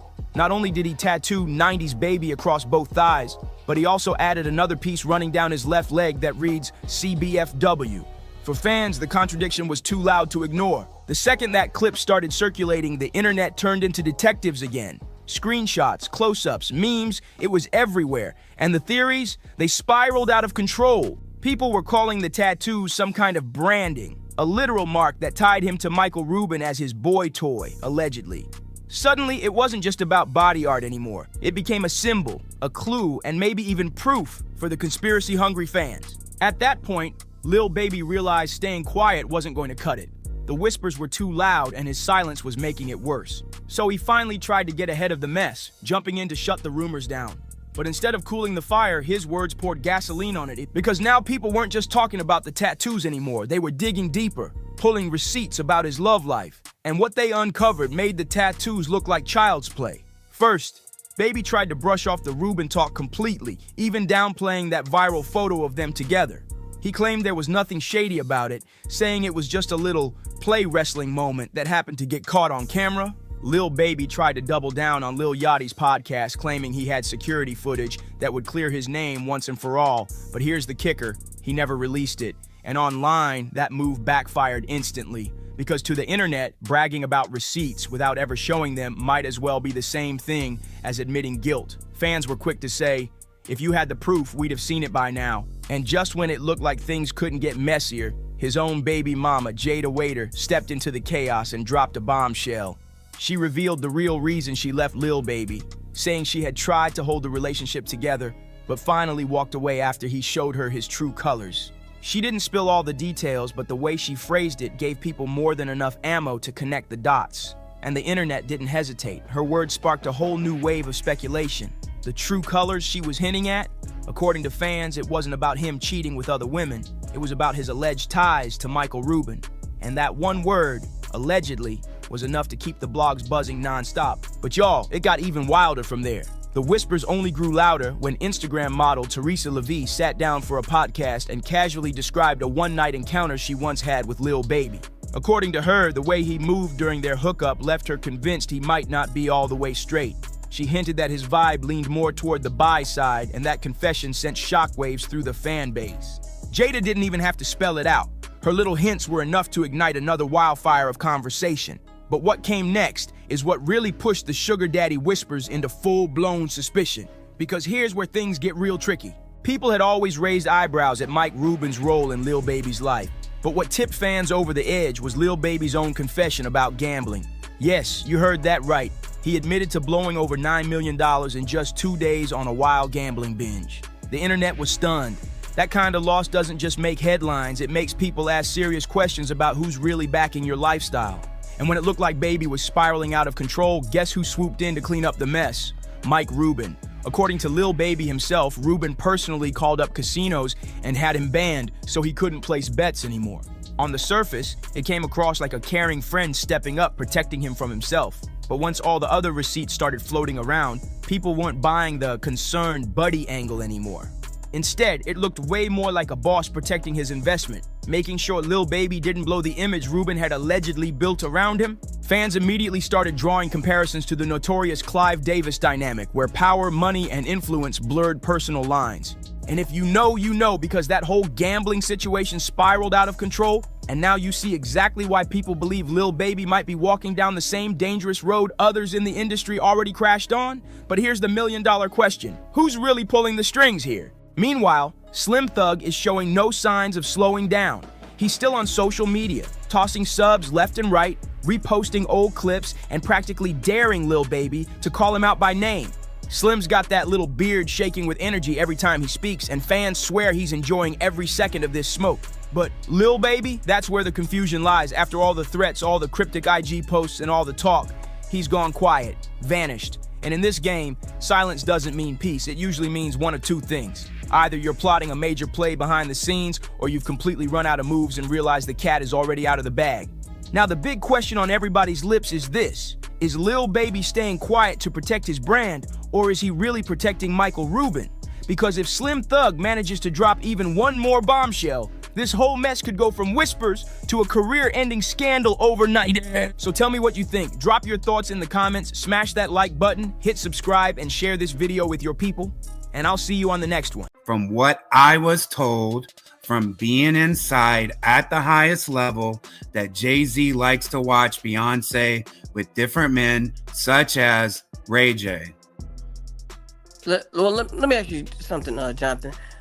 Remember that wild clip where Diddy slapped Jay-Z on stage almost like he was sending him some type of secret message? People clowning online were saying it looked way too suspicious, like Diddy was hinting at something more going on behind closed doors. Well, turns out folks weren't too far off because Rihanna's ex-manager just dropped a bombshell in an interview, straight up exposing Jay-Z for allegedly living a hidden lifestyle. He claimed Jay wasn't as squeaky clean as people thought, and that behind the scenes, he's been getting involved with men in ways that would shock the whole industry. And trust me, the story doesn't stop there. It only gets crazier from this point on. What I do know for a fact, not alleged, but DJ Khaled is bisexual. And Jay-Z has also participated in bisexual activities. Would you want to say allegedly? For your safety? There's no, I would say allegedly, if it was allegedly. DJ Khaled, 100%, has been involved in, I did a show called One Shot, and he was in Miami, and he was open with the guy that he was with. He was gay, and I don't understand what happens there where, because nobody said anything to me like, hey, make sure you don't, go out and say this on record. Make sure you don't say this, da-da-da-da. So it's weird that would still be hidden. That seems like that should be a fact that DJ Khaled, at least in 2016, was definitely. Okay, and we're good. And Jay-Z is without question. Okay. Now here's where it gets even wilder. Sources are saying Beyonce has always known about Jay's secret lifestyle, and she allegedly allows it because she's living her own double life too. Yep. Word on the street is Queen Bey swings the other way as well, and that's exactly why the two of them have managed to keep their empire so airtight. But now, with Rihanna's ex-manager backing up those whispers, people are starting to think maybe Jaguar wasn't off her rocker after all. And let's not forget where the chatter really caught fire, and that infamous clip of Diddy smacking Jay's backside on stage, not once but multiple times. What shook everybody wasn't just the act itself, but how Jay reacted. He didn't look bothered, didn't check Diddy. He laughed like it was some inside joke between them. They set out to do that, Did you personally see Jay-Z with transgender women? You personally? I have, correct. It was during it was during the tour. It was during the tour with the Mill, DMX, Jay-Z. The Hard Knock Life. No. Or maybe a different one. Yeah, they had the documentary for it. What was that called? I'll think of it. I'll think of it here in a little bit. Yeah, it was a documentary, backstage or the backstage with the Mill and all that. I used to work with her, and I definitely. It was unmistakable. In 2024, the trans women are. It can be hard, like a lot of people that, they don't know, but back then it wasn't as advanced, and you could clearly tell, that was a guy. And if you thought the rumors were dying down, think again, because things heated up even more back in 2012 when an old interview of Jay-Z suddenly resurfaced and went viral. In that sit down, he praised Barack Obama for legalizing gay marriage, and his words had people raising their eyebrows like never before. He said, and I quote, "What people do in their own homes is their business. You choose to love whoever you love. It's no different than discriminating against blacks. It's discrimination, plain and simple." Jay didn't stop there either. He doubled down, saying, "I think announcing support of gay marriage is the right thing to do. So whether it costs Obama votes or not, again, it's not about votes. It's about people. It's the right thing to do as a human being." Cuckold, right? He likes to watch Beyonce with other men. Ray J, from what I heard, even before all this happened, was one of the guys that used to smash Beyonce while Jay-Z would watch. Diddy, as we know, is into those things. Now, let's be real. There's absolutely nothing wrong with showing support for equal rights. That's facts. But the way Jay put so much passion and emotion into those words had people whispering, like, why did he seem to take it so personal? Fans started side-eyeing Heavy, wondering if he was speaking from pure support or if he was actually speaking from experience. And just when people thought the whispers couldn't get any louder, Jay himself added fuel to the speculation back in 2018 when he openly admitted that he cried tears of joy after his mom finally came out of the closet as a lesbian. He even turned it into lyrics saying, "Mama had 4 kids, but she's a lesbian. Had to pretend so long that she's a thespian. Had to hide in the closet so she medicate. Society's shame, and the pain was too much to take." Jay made it clear how proud he was that his mom was finally free to live her truth, but the way he expressed it only made people side-eye harder, like maybe he was connecting on a level deeper than just support. Do you know Sean Combs? Puff Daddy? Yeah. P. Diddy, whatever you call himself. Yeah, go ahead. Yeah, he's part of what's called the Boule. The Boule is a branch of the Illuminati. And he belongs to that agenda. That's why he's so famous. They land over contracts. I had sex with Cassie and Sean. Basically, he would tell me what to do with Cassie. I had like 15 encounters, and I heard a lot of business. Because what they would do is Sean talks a lot on the phone and on the TV with people and stuff, and I was like a slave, okay? For them, that's what I was. That's all right? I caught herpes, and I came back and I sued him for the herpes and won. Mark Eros and Ben Mercedes were his attorneys, okay? And Christopher Leon's here was my attorney. They asked me to turn in that, which was the video recording, and I did so. Yes, I have a good friend, a breakfast buddy. His name is Luis David Gonzalez, and he's a witness that Ross came in at my house post-settlement. After we settled, Diddy sent Ross, and I asked him to go see if that was Ross in front of the daddy. Basically, what happened is Diddy sent Ross, which they good buddies, okay? They're gay. Who? Both. Diddy and Ross and Khaled. They're all gay, okay? DJ Khaled, Rick Ross, and P. Diddy? Yeah. They all gay? Yeah. Got you. All right. Khaled is a Hamas supporter. Hamas. Yeah. Sorry, I said it wrong. No worry. Hamas supporter, okay? And if that wasn't enough, let's not forget his well-known connection to the late painter Jean-Michel Basquiat. Jay has admitted his signature hairstyle was inspired by Basquiat, who, while never publicly labeling his sexuality, was heavily rumored to be bisexual. So of course, folks couldn't help but wonder if Jay's fascination with Basquiat wasn't just about the art, but also about seeing himself in the man. There are plenty of photos floating online showing Basquiat looking extra cozy with men, sparking endless speculation about his love life and who he was really into. And here's where it gets interesting. Jay didn't just admire Basquiat from afar, he literally dropped a staggering $4.2 million in 2013 on one of Basquiat's paintings. That's not just respect for the art, that's an obsession. And if you think that's all, nope. Jay has name-dropped Basquiat in multiple tracks, like when he rapped, "Yellow Basquiat in my kitchen corner. Go ahead, lean on that blue, you own it. I'm the new Jean-Michel, inspired by Basquiat. My chariot's on fire. Everybody took shots, hit my body up, I'm tired." Those lyrics made fans stop and wonder if Jay wasn't just inspired by the artist's genius, but maybe also by his rumored sexuality. And just when the DL whispers couldn't get any louder, Rihanna's former publicist, Jonathan Hay, entered the conversation. And what he revealed about Jay's private life, whew, it sent shockwaves through the industry. Jonathan Hay didn't hold back one bit. He flat out said that back when he was managing Rihanna, he personally witnessed some shocking things involving Jay-Z and DJ Khaled. According to him, everybody behind the scenes already knew about the down-low activities, and he honestly thought Jay and Khaled would have come out by now since it was such an open secret in the industry. But then he dropped an even bigger bomb, claiming he once saw Jay straight up getting intimate with a trans woman, and Jay knew exactly who she was. And here's the kicker. All of this allegedly went down while he was already married to Beyonce.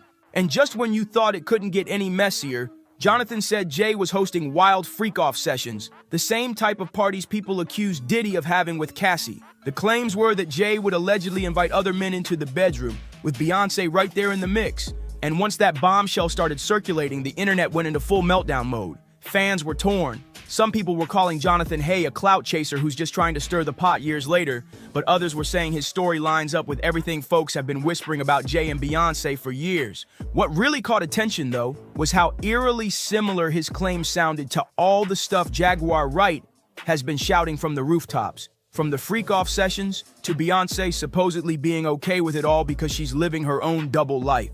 Suddenly, people started connecting dots that they had brushed off before. Like why Jay and Bey seem so untouchable in the industry, or why scandals around them never seem to stick for long. And here's the wild part. Some fans are even speculating that the Carters' marriage itself is more of a business empire than a love story, built on agreements and secrets that keep them both protected.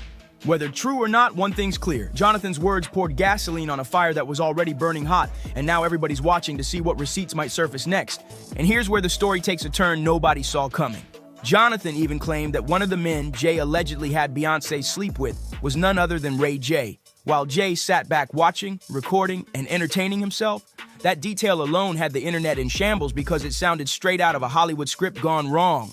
A lot of people didn't even hesitate to believe Jonathan, especially once he brought DJ Khaled into the mix. Remember, Khaled had already been caught up in whispers after one of Diddy's so-called freak-off partners, Jonathan D., put his name on blast back in 2018. At the time, Jonathan D. got arrested, and during his interrogation, he spilled everything, naming names, exposing parties, and shaking the whole industry. The video went viral, but people brushed it off and labeled him as crazy. But here's the twist. During Diddy's recent trial, Jonathan D.'s testimony was actually brought up, and it was confirmed that he really was one of the men Diddy paid to join those wild sessions with Cassie. That means his words weren't just some random rant. They were facts, and hidden in those confessions were claims about DJ Khaled's secret life too. And let's not forget, those rumors about Beyonce secretly being into women and her marriage with Jay being nothing more than a lavender arrangement.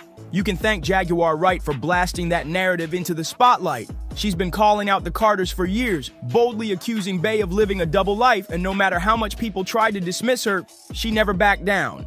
But now things are getting dangerous, and because Rihanna's ex-publicist might have just bitten off more than he can chew. If he can't back up his claims with solid receipts and Jay decides to pull the trigger on a lawsuit, he could be in some serious legal trouble.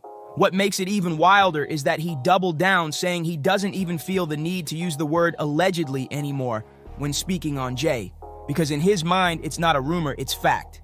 And of course, the internet had their own split reactions. Some folks said Jonathan has been singing this same tune for years, and that even Nas threw shade at Jay over similar whispers back in the 90s through his diss tracks. One fan even wrote, "I wish people would stop worshiping celebrities. You don't know these people." And this is where things get even messier, because fans are starting to drag up all kinds of old receipts to back these claims. They're replaying that viral Diddy clip of him smacking Jay on stage. They're pulling up Jay's lyrics about Basquiat, even rewatching interviews where Jay seemed a little too defensive whenever topics about sexuality came up. The internet detectives are piecing it all together like it's one giant puzzle, and the picture they're painting is wild. Some fans are now saying Beyonce's silence through all of this is the biggest red flag of them all. They feel like if these rumors were truly bogus, Bey would have stepped in to defend her man at least once, but her silence is being read as quiet confirmation. Others argue the complete opposite, saying Beyonce has way too much to lose by addressing gossip and that she's staying silent because she knows it'll only add more fuel to the fire. Either way, the Carters' marriage is under more scrutiny than ever, with people questioning if it's really love or just a billion-dollar business contract keeping them untouchable. And the scary part? The more people dig, the more the puzzle pieces seem to fit. One person even commented, "Jay-Z's mom is gay." Hav has always been a huge LGBTQ+ advocate, and the whispers about him and Lyor Cohen have been floating around for years. The only reason they keep it buried is because the money machine depends on Jay maintaining that tough street image in the black community. And honestly, that theory makes a lot of sense to a lot of people, because when you really think about it, if Jay's entire empire and brand is built on being the untouchable hustler from the streets of Brooklyn, then admitting to something that doesn't line up with that image could risk shaking the foundation of everything he's built. That's why fans believe the Carters keep it so airtight, no matter what rumors fly. But now I want to hear from you. What do you really think about Jay-Z getting exposed for allegedly being DL? And do you think Jonathan actually has receipts to back up all these shocking claims, like he swears he does? Drop your thoughts in the comment section below, smash that like button, share this video with your friends, hit that subscribe, and I'll see you on the next one. Because this story is far from over. Bro that's running around bragging about getting raw dog, that little old ain't nothing but a cum bucket. I said, nah, she a disgusting little old mother. I hate her. She's feeding a whole toxic spirit into young girls. That's Charleston White exploding online, and this time he came with so-called proof. He dropped what looked like Sexy I Red's private medical records and even threw out the names of rappers he claims got caught up with her.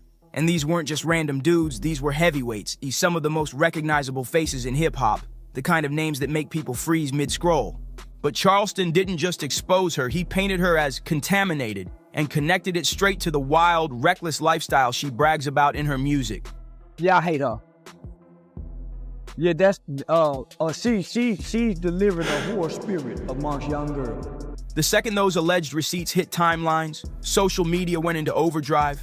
Fans started piecing things together like detectives. Suddenly, every rapper she's ever been seen with, from blurry club pics to IG posts to messy baby daddy drama, was under suspicion. And the fallout? Crazier than anyone expected, the list Charleston White dropped left fans stunned, whispering in disbelief, questioning if their favorite rappers were on it. He even threw in a sly jab suggesting Drake might not have been the only superstar caught up in her mix. Every time y'all see me with a nigga, y'all think I'm fucking. Like, can I just chill? Can I hang out? God, I'm a grown-ass gangster superhero. Leave me alone. Everybody knows Charleston White never holds his tongue, but this time, he went full savage mode on Sexy Red. He flat out claimed her bedroom lifestyle was reckless beyond repair. To prove his point, he even posted a zoomed-in shot of her mouth, showing what looked like an inflamed mark and captioned it, "I ain't lied yet." Then he doubled down with the filthiest breakdown, mocking her lyrics about freaky acts, saying that what made her famous is now exactly what's haunting her. Charleston basically accused her of carrying something nasty and tied it directly to the same wild stories she brags about in her tracks. But he didn't stop there. He got graphic, saying her private parts were holding on to an infection and clowning rappers for not even washing properly before being with her. His words were brutal, accusing her of letting everybody go raw and warning fans that of course things were bound to get funky. The man was unfiltered, reckless, and loud. And if you hear the clip yourself, you'll realize just how wild Charleston really went this time. And when you gonna keep it gangster? When you gonna keep it bitch, that's what you did. You lied to me for 6 months. Charleston wasn't just trolling for clout this time. He came swinging with what he claimed were receipts. By leaking what looked like Sexy Red's STD medical papers, he flipped the whole internet upside down. Suddenly, everyone was dissecting her past, pulling up every rumored partner, every blurry photo, and every messy club link-up. So, let's break down why this blew up so hard.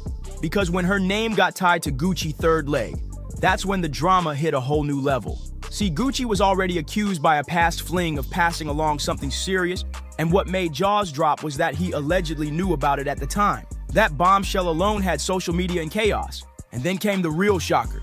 Gucci bragged about being with more than 3,000 women. 3,000! Plus, he's been openly collabing with adult film stars on top of it. Put all that together, and you see why the internet started connecting dots between him and Sexy Red. If they really had a fling, fans are saying the math isn't looking good.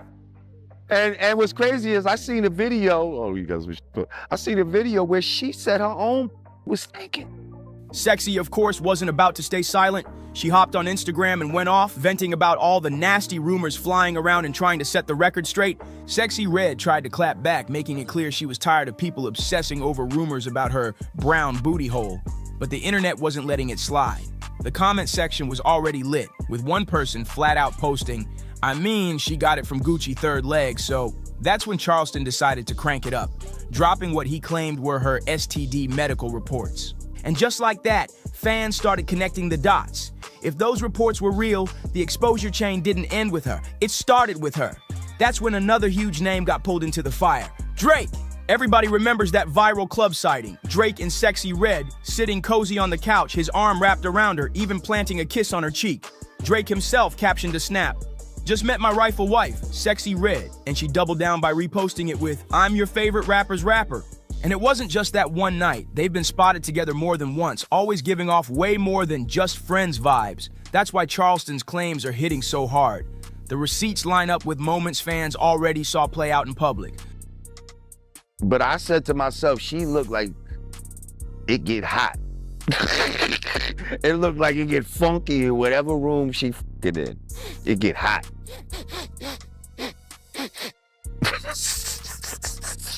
But hold up, because Drake isn't the only heavyweight name Charleston White threw on that list. And the next one, it's about to take this drama from messy to absolutely explosive. And now, it's Chief Keef's turn to get dragged into the storm. Things went from messy to flat out chaotic once people remembered how open Sexy Red has been about her connection with him. She's admitted more than once that it wasn't just friendship, it was deeper.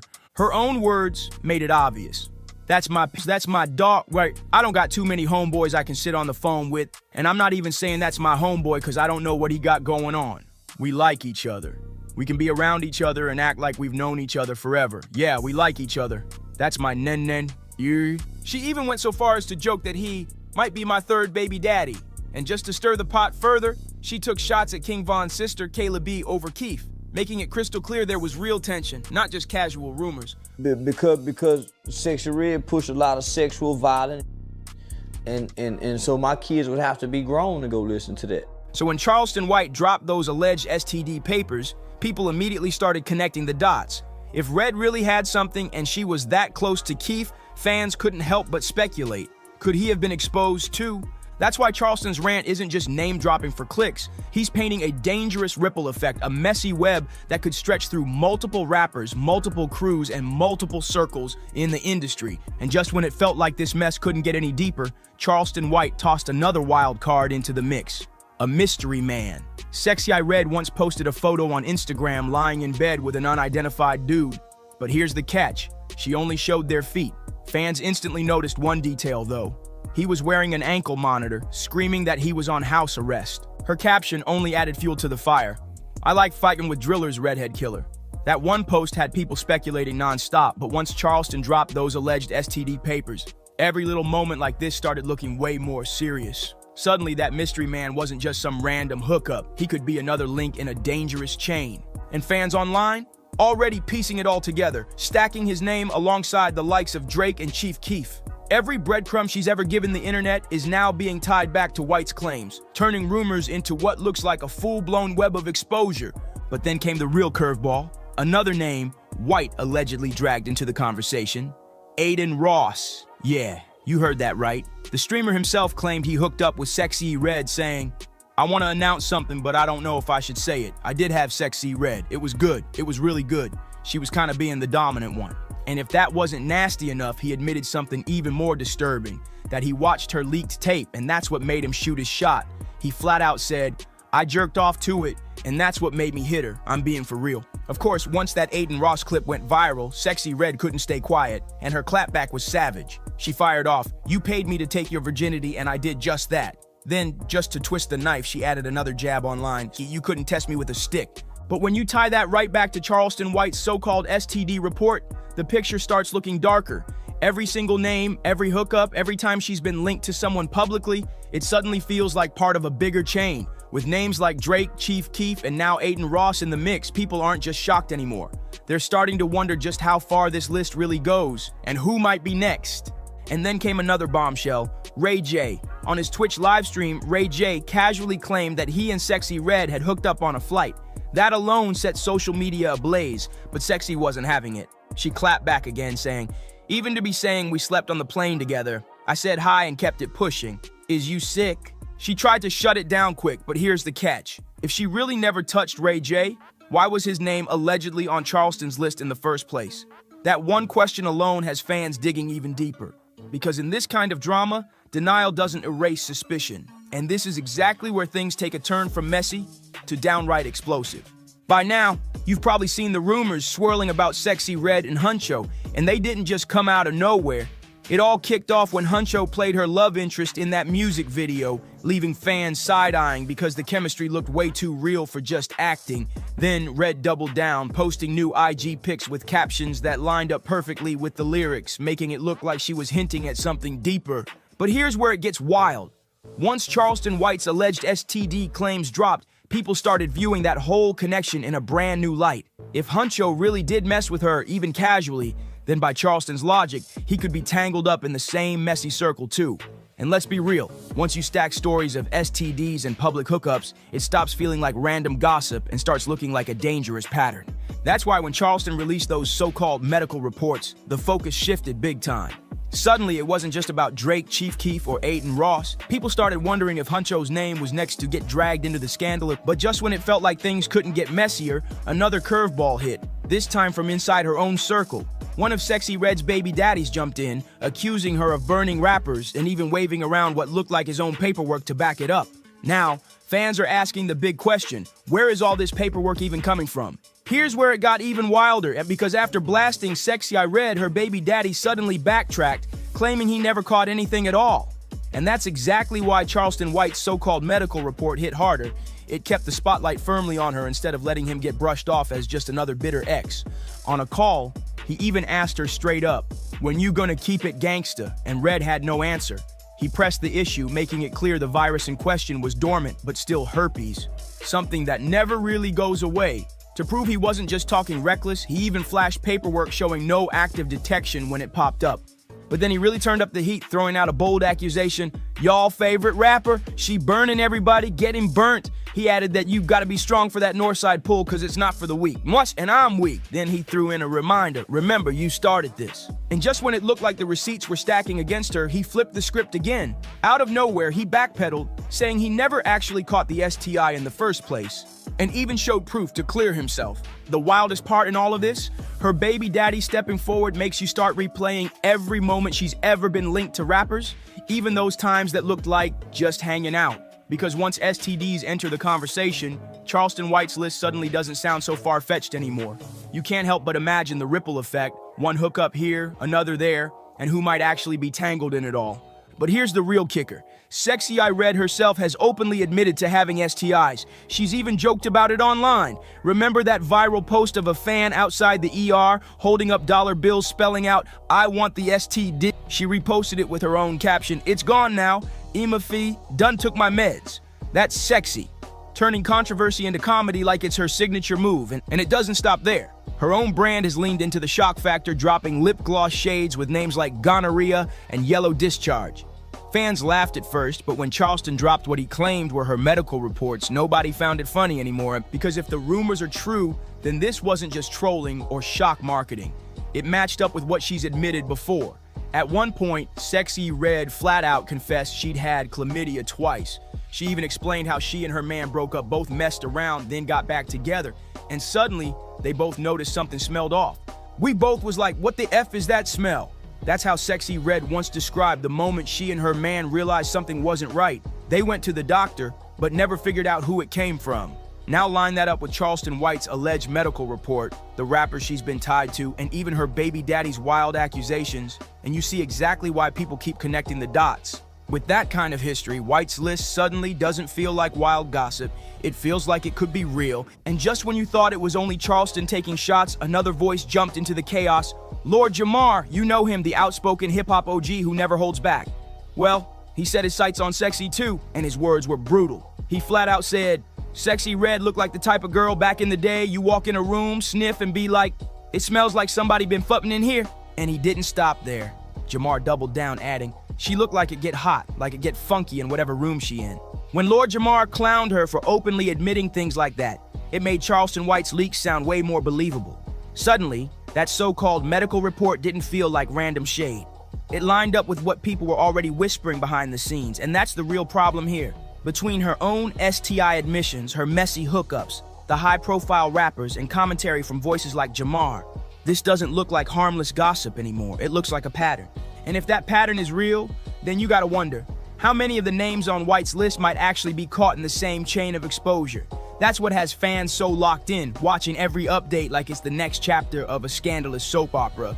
But here's the kicker, y'all. Some folks online are going even further, claiming Sexy I Red is out here deliberately spreading infections. One blunt comment even said, STDs are part of her brand. She made that choice. On the flip side, though, others aren't blaming her at all. They see her as just another product of a toxic, clout-hungry culture that chews women up for attention and spits them out later.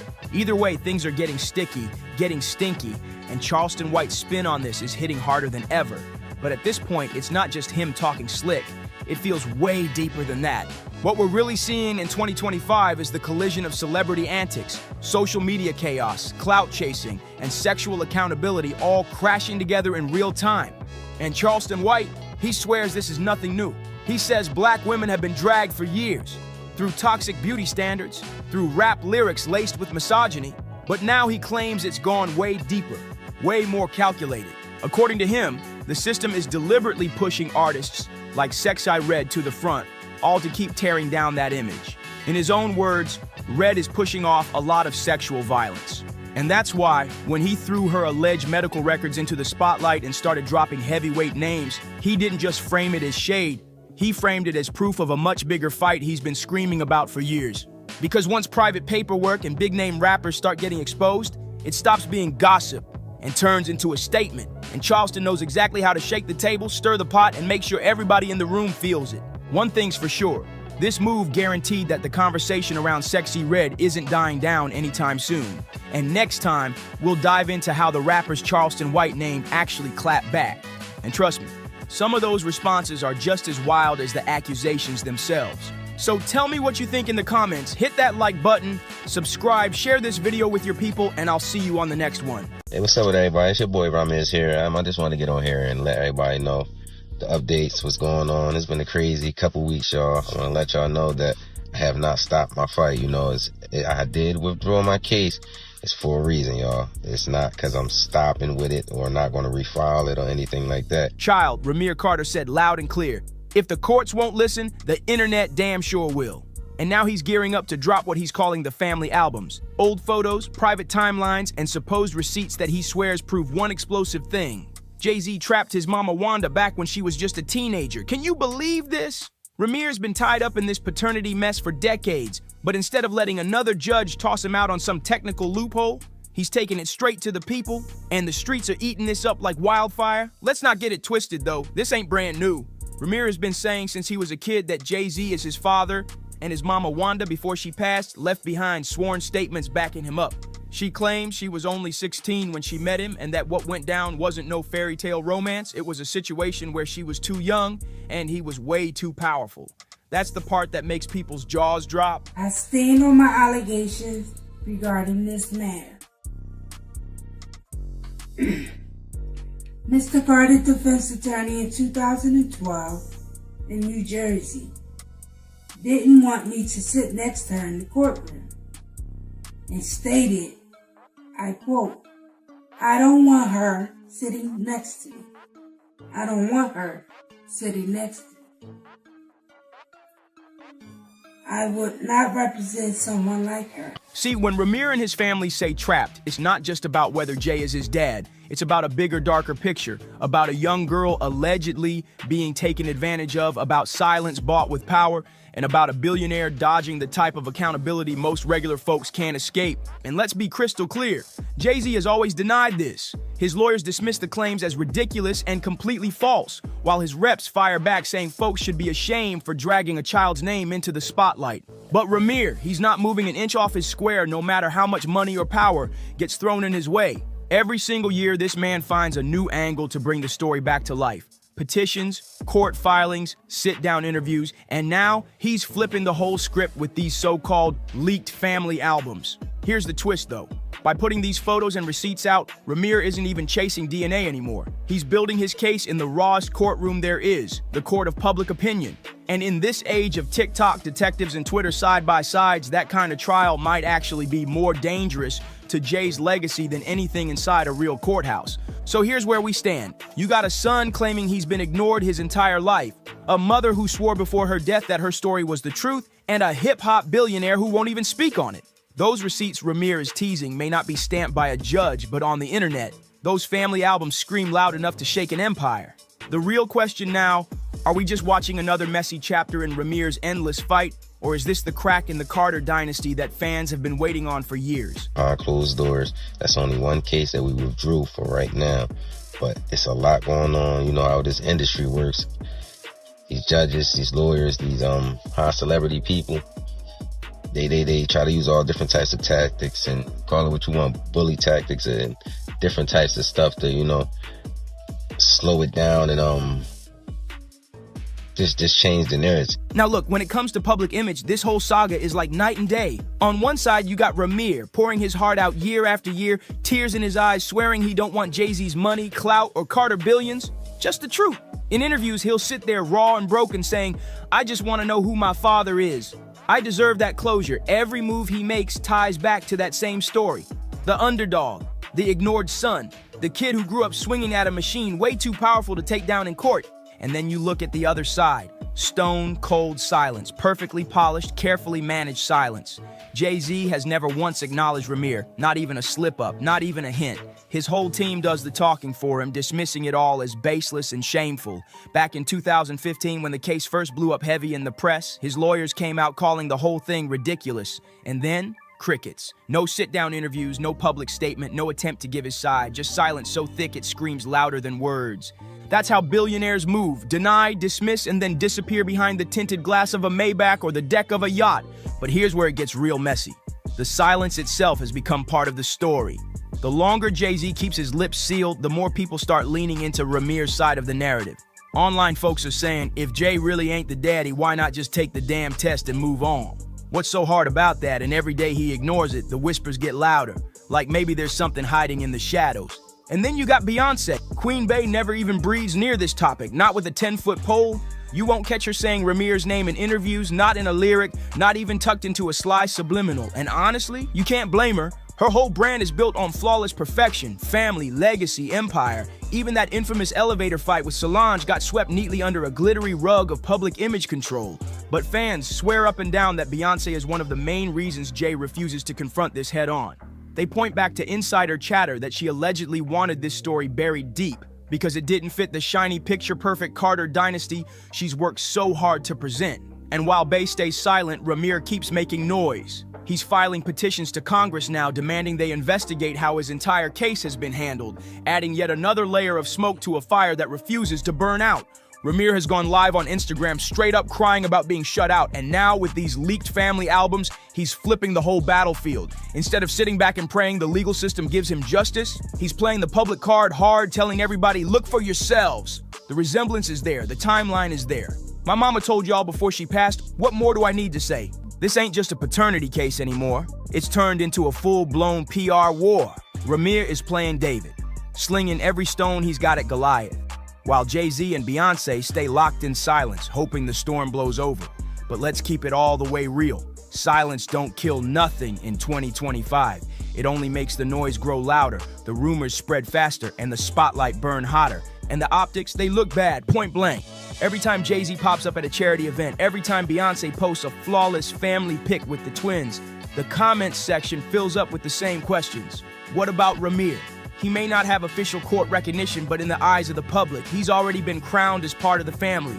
See, the wild thing about this Ramir saga is it don't exist in a vacuum. Once you start lining up the timeline, the receipts, and the history, it paints a way bigger picture. And child, that picture don't look good for Harv at all. Let's start with Wanda, Ramir's mother. She always stood firm that she met Jay-Z back in the late 80s when she was just 16 years old. And that's exactly why the word trapped cuts so deep. Because to hear Wanda tell it, she was a teenager, he was already a grown man, and this wasn't no casual fling. It was a situation where she was way too young, and he held all the power. That flips the whole story from romance to something way more troubling. Before she passed, Wanda even signed an affidavit spelling everything out, swearing Jay-Z was Ramir's father. That affidavit has been floating around for years like a ghost that won't disappear. But every time it crept toward a courtroom, something mysteriously went wrong. Judges tossing cases over so-called procedural errors, lawyers suddenly dropping the ball, and delays piling up like clockwork. Ramir himself has said it over and over, the system failed me. They let him slip right past accountability and left Ramir numb. And listen, if this was just a one-off story, maybe people could shrug it off, but Jay-Z has been linked to multiple paternity claims over the years, and that's what makes this mess impossible to ignore. Remember Letitia Macer? She went viral not too long ago, boldly calling herself Jay-Z's first daughter and even creating an Instagram page under that name. Her own family backed her up, swearing it wasn't a stunt. Then there's Ramir himself still fighting for decades. And let's not forget Satter, another man who claimed Jay was his father, with his godmother straight up accusing Jay's team of blocking DNA tests behind the scenes. And if that wasn't enough, there's Chanel Scott. Her son Malik was rumored heavy to be Jay's child after a DNA test proved her husband wasn't the biological father. Each time, Jay's camp rushed out swinging with the same playbook. Deny it all, dismiss it as ridiculous, and shut the whole thing down without ever stepping into a lab for a test. See the pattern? Deny the child, never take the test, move in silence. It's the exact same script that's been playing with Ramir for decades. The courts might let him skate, but out here in the streets, people aren't blind and they definitely ain't stupid. People are lining up the timelines, comparing the pictures, and saying straight up, the math is matting. And let's not pretend hip-hop doesn't have a long, messy history with scandals like this. Drake got exposed with Adonis after hiding his son from the world. Diddy, child, his secret kids, NDAS, and lawsuits stack higher than the Empire State Building. And even Beyonce's own father, Matthew Knowles, couldn't dodge the drama. He fathered multiple kids outside his marriage, and those siblings have been loud for years, dragging him and even accusing Beyonce of pretending they don't exist. The Carter-Knowles empire is no stranger to family chaos, and fans know it. So when Ramir drops these so-called family albums, they're not just dusty old photos. He's throwing a spotlight on a pattern that's been there all along. His message is loud. This ain't new. My mama said it, I'm saying it, and now y'all can see it for yourselves. And that's exactly why the internet gives his story more weight than any lawyer's dismissal. In the streets, the patterns matter more than the paperwork. That's the thesis right there. Jay-Z might have billions, the sharpest attorneys, and the cleanest PR machine money can buy. But when people can point at your past, line up the receipts, and see the repetition, the narrative writes itself, and it ain't a pretty one. Now, baby, this is where the saga jumps clean out the courtroom and marches straight into the group chat. Because once Ramir leaked those so-called family albums, the internet crowned itself the real jury, and trust me, those comments are way louder than any judge's gavel.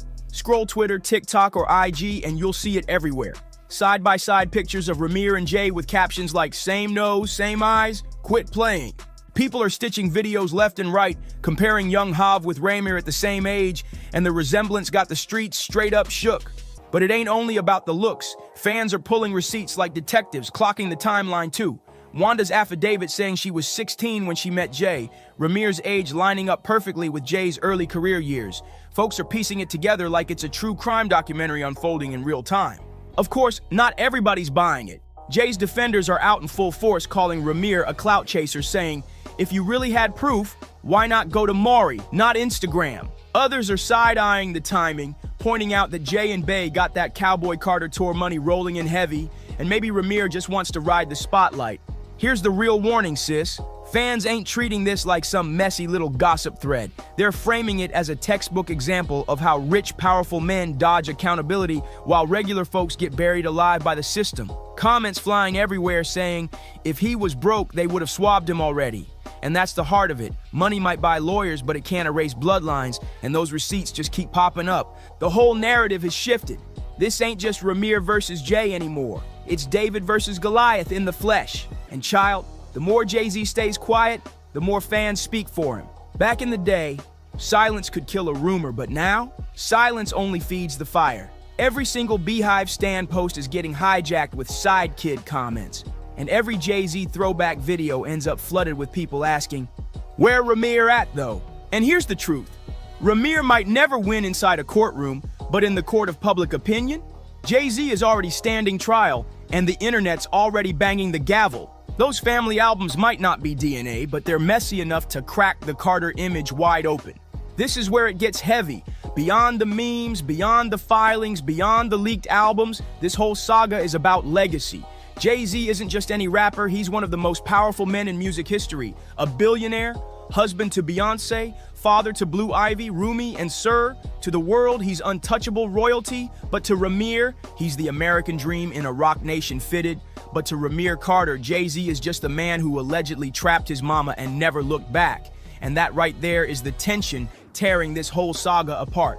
On one side, you've got Jay-Z's polished empire, philanthropy, fine art collections, billionaire business moves, Grammys, and the family glow up with Beyonce and their kids. On the other side, a shadow storyline that refuses to die. A son he never claimed, a woman who left sworn affidavits before her death, and now a stash of family photos about to flood the internet like a storm. And then comes the Beyonce factor. Woo, Chile. If we're keeping it real, her silence is part of her brand. She don't explain. She don't clap back. She just lets the music, the visuals, the performances speak louder than words. But fans have already side-eyed her for years whenever Jay's other kids come up. Remember when her half-brother Nixon's mama accused Beyonce of ignoring him while she was out here buying a mansion just miles away? Social media dragged her heavy for that. Now picture Ramir's face trending side by side with Jay's, the comparisons, the headlines, the endless memes, and suddenly the Carter Knowles brand don't look so flawless anymore.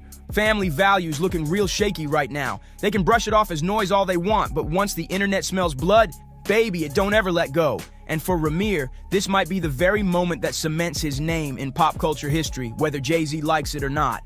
Drake tried to hide Adonis until Pusha T blew the lid off, and now Adonis is sitting courtside like hip-hop royalty. History has a cold way of forcing secrets into the light. If Jay really thought silence was going to bury this story, he underestimated two things: the power of persistence and the internet's obsession with messy receipts. Every new leak, every affidavit resurface, every side-by-side picture just keeps the fire burning hotter. So what's next? Legally, it's hard to say. Without a court-ordered DNA test, Ramir's fight stays in the realm of symbolism. But child, sometimes symbolism hits harder than evidence. If Ramir really stands on his word and drops those so-called family albums, and if fans can prove they ain't some AI hack job, the damage could be brutal and nearly impossible to clean up. Because legacy ain't just about what you build, it's about what people believe. And right now, more and more folks believe Jay-Z dodged responsibility and left an entire son sitting in the shadows. And that's not something a billion-dollar Basquiat purchase can erase. Here's the crazy irony. Ramir doesn't even need a lab test to get his truth heard anymore. By leaking those family albums, he flips the whole narrative on its head. Jay-Z might control the courtrooms with an army of top-tier lawyers, but in the court of public opinion, the jury is loud, messy, and already leaning guilty. And that type of verdict sticks harder than anything stamped by a judge. Now, I want to hear from you. What do you think happens if those albums hit the internet? Will it blow the Carter legacy wide open? Drop your thoughts in the comments. Don't forget to like, subscribe, and share this video, and I'll see you on the next one. It's crazy. It really is crazy. These judges, these lawyers, this fraud, collusion, who knows what it's for, money or friendships or whatever they got going on. But I can honestly say that we should never go in the courtroom feeling like we're already the victims and we did nothing wrong. Looks like Jay-Z might have been way too busy in them streets back in the day, because now another woman just popped out of nowhere claiming he's her real father. And no, this ain't the same case with Ramir. This is a whole new situation.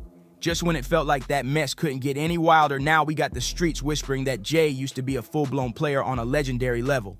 So what's really going on here? Are we about to see a whole lineup of surprise kids coming out the shadows? And why did this alleged daughter stay silent for this long? Did she finally get tired of holding the secret, or was something or someone keeping her quiet? And now everybody's eyes are locked on Beyonce. If she was already heated over the drama surrounding Ramir, imagine how she's reacting to this second woman stepping forward with the same kind of claim. Is Queen Bey really about to become stepmom to not one, but two alleged love children? That's not just messy, that's nuclear-level chaos. Rumors are already flying that Beyonce's patience is wearing thin, and this might be the final straw. Are we looking at a secret double life Jay's been hiding? Or is this the beginning of a full-blown divorce scandal about to shake the industry to its core? So let's talk facts. The woman making these wild claims is named Letitia Macer, and she's not backing down. She says her own family been telling her since day one that Jay-Z is her real father. And according to her, there's zero doubt in her mind. Like, none. She's based out in Maryland, and now she's stepping straight into the spotlight, ready to let it all out. Letitia first shook the internet with a bold Instagram post that read, "I've been quiet for far too long. Join me as I tell you my story of living in the shadows of being Jay-Z's daughter in a city where everyone knew he was my father." She didn't just stop there. She opened up about her tough childhood, saying she had to watch multiple sclerosis completely break her mother down. She described how the fun, lively mom she once knew ended up bedridden 24/7. And while dealing with all that, Letitia claims she was still out here raising 4 kids, including a set of twins, working 2 jobs at a prison, and going to school full-time. That's real-life survival mode. But here's where it gets even wilder. Letitia's saying she actually took an ancestry test, and according to her, it pointed straight at Jay-Z as the only possible match for her father. Letitia didn't just make a claim, she came with a whole checklist of facts and let it fly online. She said, fact number 1, it was just confirmed with Ancestry DNA. They have a 99% accuracy. Off rip, she's calling that test her proof. Then she hits with, number 2, I'm coming forward now because, referred to fact number 1. Yeah, she's making it real clear. She's done staying quiet. Next up, number 3, my mother tried to reach out to him, but child support doesn't work the same when you're dealing with celebrities. She's implying that regular systems just don't apply when the alleged dad is Jay-Z. Then she drops, number 4, lawyers laughed at me. That's a gut punch, and it only gets messier. Number 5, deadbeat dads are okay unless it's Hove. She's dragging the entire situation now. And finally, she said, number 6, I've thought about this every single day of my life. It's been 28 years. It's time to speak up. She's clearly not holding back anymore, but it doesn't stop there. People from her old hometown are backing her up. One local commented, if you not from the shore, you won't understand. But we all knew that was her father. Another claimed Jay-Z allegedly knew about Letitia for years but stayed hidden behind his legal team and never owned up. This story just keeps getting crazier. Now someone who claims to be real close to the situation is spilling even more tea. She wrote, I know the story from start to finish. I was the one who introduced your mom and dad years ago. Jay asked me who she was when I lived on the 500 side of Greenwood Avenue. We chilled in that apartment so many times. Laughed, drank, smoked, played cards, and some other things too. Woo! She says she and Lisa, that's Letitia's mom, been talking about this for years. She went on, I remember when Lisa came to my house on Bradley Avenue in Cambridge, Maryland, and we, Lisa and I, called Rockefeller. We was trying to get in touch with Jay to tell him about Tasha. But the response they allegedly got, straight disrespectful. The man on the phone said, do you know how many women call me daily and say Jay-Z, they baby daddy? And she swears, my hand to God. Then she drops a quote that hits hard. As Gloria Jean Turner would say, what's done in the dark will come to light one day. And according to her, these are those days. So what's the truth? Was Jay really out here ignoring calls about a child he allegedly fathered? Because if even half of this is legit, the tension inside the Carter household right now must be off the charts. It's crazy. It really is crazy. These judges, these lawyers, this fraud, collusion. Who knows what it's for? Money or friendships or whatever they got going on. But I can honestly say that we should never go in the courtroom feeling like we're already the victims and we did nothing wrong. First, we had the whole drama with Remir, the alleged son who's been fighting for over 15 years just to get a simple DNA test done. A judge finally ordered Jay-Z to submit his sample so they can settle this once and for all. But guess what? Jay's still refusing to comply. After all this time, he's still dodging, and it's got people asking, what is he hiding? And it gets deeper. Remir and his guardian, Dr. Lily, are accusing both Jay-Z and Beyonce of playing dirty. They say the couple has been using their power to intimidate them, trying to shut down the fight for justice. According to the reports, Lily didn't just take it to court, yet she actually went after their own legal team, claiming that the lawyers were secretly working with Jay-Z's side the whole time. She says their lawyers purposely caused procedural chaos that got the entire case thrown out of the Philadelphia courts. That's not just shady, that's suspicious. And it's not just legal moves they're talking about. Lily and Remir claim they faced years of intimidation tactics. Remir says the moment he filed a civil suit, everything changed, like folks started moving weird behind the scenes. And here's where it turns petty. Dr. Lily even believes Beyonce herself may have been the one convincing Jay-Z to never acknowledge Remir and to keep him quiet. Some fans are even speculating that Jay and Bey mocked Remir in their lyrics. So here's where the music gets messy, real messy. The track in question, Jay-Z and Beyonce's Heard About Us. In the song, Jay drops these shady bars. Billie Jean in his prime for the 1000th time, the kid ain't mine. Online they call me dad kiddingly. You're not supposed to take this dad thing literally. Yeah, he basically brushed off the paternity talk like it was just gossip. Then he throws in, that's too famous, and we don't even really do famous. I'm cool on that, chuck the 2 fingers. Every day I'm getting sued, I show up to court without a suit. It's given I'm above all this while still sneak dissing hard. But Remir didn't take that lightly. He got so fired up, he went straight into the studio and dropped a diss track of his own. He rapped, ninjas washed up, still doing tracks like 55, and where the F you at? Need to go back to your old days, grown man in his old ways. Whew, that wasn't just a response. That was a full-on call-out. And in an interview, Remir explained his reasons, saying, this ain't about being petty or starting beef. I just want to put my truth out there. Let people know I'm still rising no matter what Jay-Z or anybody says. And he made a solid point too. If Jay's really said I'm not his son 1,000 times, wouldn't it just be easier to take the test? Like, why dance around it? Even Remir's publicist weighed in, saying if Jay put his emotions in the song, Remir has every right to clap back through music too. That's fair game. They also pointed out that despite all Jay's indirect denials in his lyrics, he's never actually spoken directly to Remir or his family. Not even once. Jay-Z's legal team tried flipping the script, painting Remir as just another clout chaser, saying he's only coming forward for attention, or worse, trying to get a piece of Hov's fortune. But Remir shut that all the way down. He made it very clear, this ain't about money, fame, or going viral. He said, I don't want money or anything like that from Jay-Z. I just want the truth. I just want to know who my real father is. That's it. Straight up. Remir even called out the hypocrisy, saying Jay loves to position himself as a role model and a voice for the community, always speaking up on issues like Black Lives Matter. But when it comes to owning his own truth, silence. And he said, if you're not my father and nothing happened with my mom, then just take the test. Simple as that. And here's the kicker. If you're telling the truth, then why is your first reaction every single time you're asked to take a paternity test? No? Now here's the part that really makes things uncomfortable. There's talk that Jay-Z allegedly got Remir's mom, Wanda, pregnant when she was just a teen, and he was already in his 20s. According to Dr. Lily, Wanda was only 16 years old when she supposedly met Sean Carter. There's even speculation she may have told him she was older, but still, That age gap has everyone raising eyebrows. Dr. Lily went on to say that after Wanda got pregnant, she didn't even know how to reach him. But years later, Lily says she received a call from one of Jay-Z's in-house lawyers, and at first, they were super cooperative. They even talked about Rymir's music talent and whether it would be the right time to bring him onto the Roc Nation label. But Lily said no, not until he finished high school. Then out of nowhere, things flipped. New lawyers jumped in and the energy shifted completely. Suddenly, it wasn't about support or talent anymore. It was all business and shutting things down. Lily believes they had a realization. If Wanda really was underage when this all happened, the situation could turn way more serious for Jay-Z. So here's where things take another wild turn. A judge officially ordered Jay-Z to take the DNA test, but instead of following through, Jay did something no one saw coming. Rather than agreeing to the test or even addressing the actual paternity claims, he flipped the narrative and came for Rymir instead. In court documents, Jay-Z's legal team accused Rymir of allegedly harassing him for years. They straight up labeled the whole case as baseless, and even went so far as to call Rymir's actions obsessive. Their argument that this whole situation has already been dismissed by multiple courts and Rymir just keeps dragging it back up like he's stuck on repeat.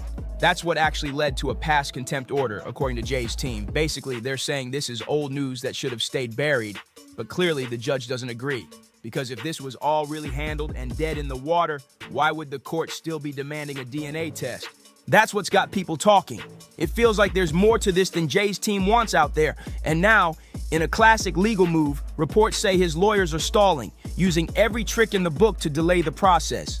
Jay-Z's legal team is now asking the court for more time to respond to the lawsuit, claiming the case might have been filed on May 6th, but Jay allegedly didn't even know about it until June 3rd. They're basically saying the lawsuit wasn't properly served, but let's be real, fans aren't buying it. A lot of folks believe this is just another stall tactic, a way to buy more time and figure out how to spin the situation. And now that this new alleged daughter has entered the picture, it's not looking like something Jay can sweep under the rug.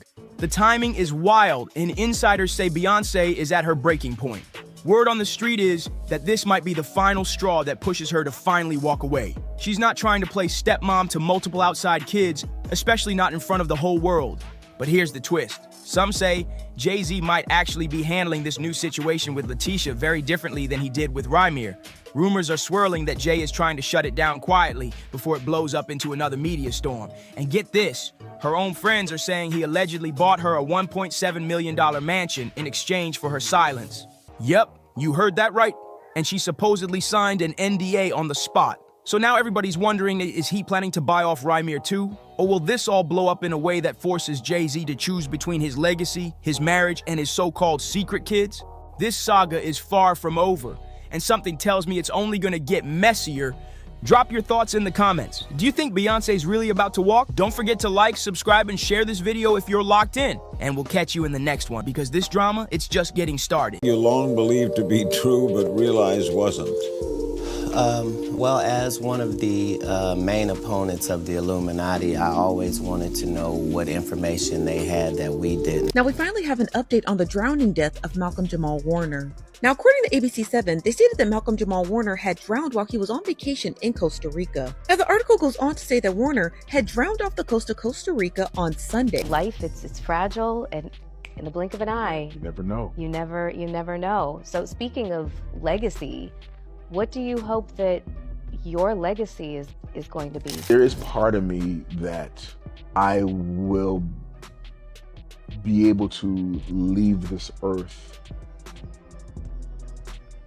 knowing and people knowing that I was a good person. I spent, so much of the early part of my life listening to being celebrated on one hand, but paying way too much attention to the naysayers. These are the first things we saw when we pulled up to the beach. Signs in Spanish and English warning people about potentially hazardous conditions. This sign even giving a roadmap for how to escape a rip current. Cat Williams been calling this out for years. If you don't follow Hollywood's unspoken rules, especially as a black man, they'll throw you to the side like you never existed. And when you take a closer look at Malcolm Jamal Warner's story, It all starts clicking into place. He didn't care about chasing fame or being some industry puppet. In fact, he straight up turned down roles that made black men look goofy or clownish. Rican Beach, where officials say a dangerous rip current swept away Malcolm Jamal Warner. The Cosby Show star drowning in secluded paradise on Sunday. What makes that beach so treacherous? You know, it's similar to other beaches where there are strong rip currents that are deceiving. Mike Geist helps run a volunteer lifeguard organization here. He says while no lifeguards were on duty that day, Geist's friend, who happens to be a trained lifeguard, was there to surf and discovered Warner unresponsive in the water.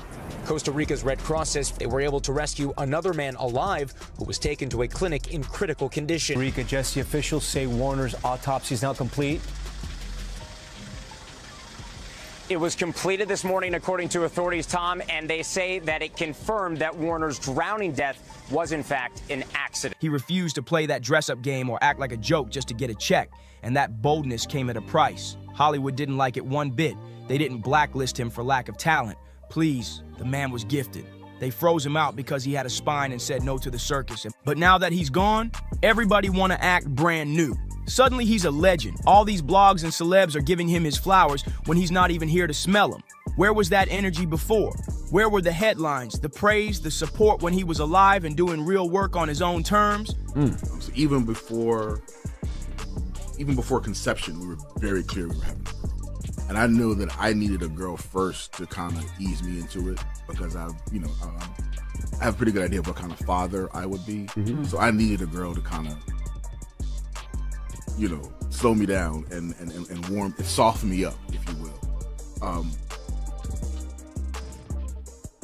So for me, raising my daughter, I came into fatherhood already with a certain maturity and certain understanding of male-female dynamics. And with a girl, all of that starts with the father. So I've always, since I literally pulled her out of my wife. This ain't about pushing wild conspiracy theories. It's about calling out the pattern. Cat Williams been trying to wake people up. The industry has a way of punishing those who won't play the game. And sadly, Malcolm was one of them. Let's get into the facts. What Cat Williams has been exposing, what Malcolm stood for, and why the world only started screaming his praises after he was gone. Malcolm Jamal Warner, the man who gave life to Theo Huxtable on The Cosby Show, tragically passed away on July 20th, 2025. He wasn't caught up in scandal or anything shady. He was just being a dad. All of us make choices. I think it's not a biggest choice for others. I'm saying at the end of the day, Kevin doesn't have to worry about what people are going to say about him wearing a dress because of the long line of dress-wearing people before him. So now we have Big Mama's house 1, 2, and 3. Yeah. I've never seen Medea in a pantsuit. I think she wears dresses. So now I'm saying, why are we picking on poor little Kevin Hart? Because it was his turn next. Some of us are against the Illuminati, and we are against the Illuminati at our own detriment. When people are against the Illuminati, then they get punched in the face all the time. The press hates them, and nobody likes them. End quote. We all love Dave Chappelle. Exactly. Dave Chappelle has never been a part of the Illuminati. They don't want him or me or people like us. Malcolm was on a family vacation in Limon, Costa Rica, spending time with his 8-year-old daughter. They were swimming when things took a terrifying turn. A deadly rip current pulled them under. This particular beach is known for having dangerous currents, and worse, that day no lifeguards were on duty. Local officials had moved emergency resources to other beaches after a string of accidents, leaving this spot unguarded. Thankfully, some nearby surfers saw what was happening and jumped into action. One brave surfer managed to pull Malcolm's daughter to safety. Another went after Malcolm himself. But by the time emergency crews arrived, it was too late. They couldn't revive him. Malcolm died from asphyxia due to submersion. Has never been a person that has been parodied 9 times on Saturday Night Live and yet never been invited other than me. I, at this point, take it as a badge of honor that they don't fuck with me. A lot of times when people are doing an impression of you, they're really showing you how they feel about you. You know what I mean? So for Saturday Night Live to have an impression of me and have a woman do that means they think I'm a bitch. And I understand that that's what they're saying when they do that. I understand how the game goes, and I understand that if you love me, I know why you do. And if you don't with me, I understand why. He drowned trying to protect his child. The surfer who tried to save him ended up in the hospital in critical condition. When the autopsy came out, it confirmed what everyone feared. This was a heartbreaking accident, not some twisted mystery. Here's why Malcolm's death shook people to their core. He was one of the very few Hollywood child stars who never lost himself in the fame. For the title is combating the narrative of Black life, Black culture that the media focuses on. And you know, that we're all one thing. Yeah, and the whole concept is, you know, we're not all hood. The Black community is not a monolith. No scandals, no breakdowns, no mess. He was solid, a self-made multi-millionaire, Emmy-nominated actor, Grammy-winning musician, powerful poet, sharp director, and bold social activist. He didn't just talk the talk, he walked it. He stayed married, no drama, no divorces. He raised his daughter right and had no kids outside his marriage. That alone sets him apart in this industry. There should be a moratorium on both of those words in hip hop because it's low-lying fruit, it's so easy, everybody fucking does it to the point that it's corny. Like there are MCs who I love, who I cannot listen to anymore because I love J. Cole, but I had to stop listening to J. Cole because I got tired of hearing nigga and bitch as much every 2 sentences because he's proven himself to be such a incredible lyricist that you think it's just too low-hanging fruit for him to use those words. I feel like everybody who worked with Malcolm had nothing but respect for him. There was no bad blood, no shady stories. He moved like a real one, calm, confident, and deeply rooted in his values. He wasn't out here chasing clout. He was the blueprint for how a man should carry himself in this wild industry. Then out of nowhere, this man dies in a random freak accident after 54 years of clean living, solid health, and while on vacation in literal paradise with his family. And Drake beat, which, you know, they talk about how much they hate each other and give all these references to violence and that sort of stuff. Yeah. Do you think, even though we enjoy those songs and they're bops, do you think that has a detrimental impact upon the culture ultimately? Ultimately, yes. It's been normalized for, you know, us to call ourselves the N-word, right? And we like to talk about how we've taken the power of that word back. But I'm of the school of thought. If I'm trying to speak love and upliftment to my brother, why am I going to borrow a word from people who use the word because they hate me? But we get caught up in, oh, well, we're turning the N-word into a positive.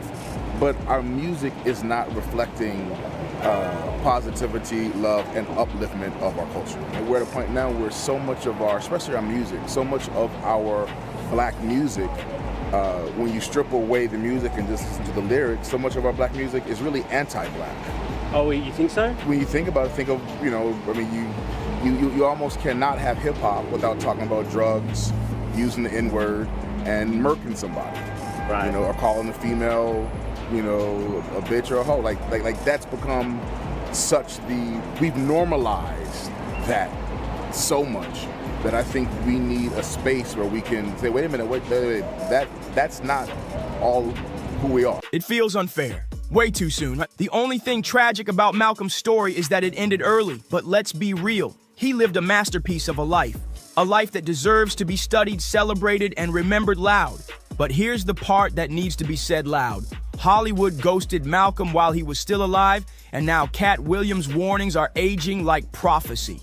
Let's get something straight. Malcolm didn't fall off. He didn't fade out. He chose a different route. After The Cosby Show, he could have cashed in big sitcoms, flashy network deals, slapstick comedy roles. How people feel about the ritual. It's about does following the ritual work. Yeah. And so you can fool yourself into thinking there isn't one, but the evidence will be clear. So like when I was like, oh, these guys are wearing dresses, Everybody's like, oh, he keeps talking about people wearing dresses. No, it's not. That is a weird thing. It's not like that. Look at it from a different way. Look at it. Show me one person that ever wore a dress in Hollywood unsuccessfully.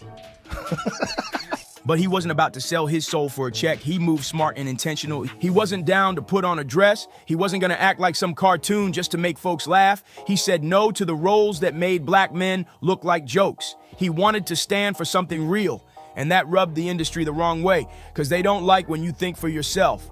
That's where Cat Williams comes in. He's been yelling about this for years. In interviews, stand-up specials, podcasts, Cat been telling us how the game really works. He said if you're black in Hollywood, they try to box you into a character. And if you refuse to play that role, they'll label you crazy. They'll call you difficult. They'll blacklist you. Cat turned down those same clown roles, the suits, the wigs, the loud buffoonery. Oh, wow, and what happened? He got painted as unstable. Now let's talk about Malcolm for real. He had everything the industry claims to love: talent, discipline, brains. But because he didn't fit their formula and refused to clown himself for the camera, Hollywood kept him benched, straight up. But here's the thing, Malcolm wasn't losing sleep over it. He didn't need their validation. He created his own lane. He launched a podcast called Not All Hood, where he kept it all the way real, calling out how Hollywood and the media love to box black folks into one tired image, like we all move the same. Instead of playing into the system, he backed projects with purpose. He acted in and produced plays, documentaries, and films that spotlighted black history, systemic racism, and education. He used his platform to educate and elevate, not entertain for a cheap laugh. And in 2021, he dropped a whole op-ed for the Television Academy that hit hard. He broke down how white executives, white writers, and white directors are still the ones calling the shots on how black people get shown on screen. Malcolm wrote, during the cycles where the gate hinges loosen lightly in black, in Hollywood, creatives are handed just enough input to feel like they have control. But let's be real, it's usually just smoke and mirrors. The stereotypes still creep in, even when the black characters wear suits and have money. They might switch up the packaging, but the message stays the same. Malcolm saw through all that. He didn't just call out Hollywood, he called out the culture too. He took a stand against what modern rap and hip-hop were pushing, especially the non-stop misogyny and toxic masculinity. He wasn't trying to cancel anyone, he was asking for accountability, for healing. And when that Kendrick versus Drake beef blew up last year and had the internet in a chokehold, Malcolm kept it real. He said hip-hop only seems to go viral when it's feeding into negativity, not when it's uplifting or saying something real. And again, that goes exactly with what Cat Williams has been yelling for years. The industry will only lift you up if they can spin your image how they want.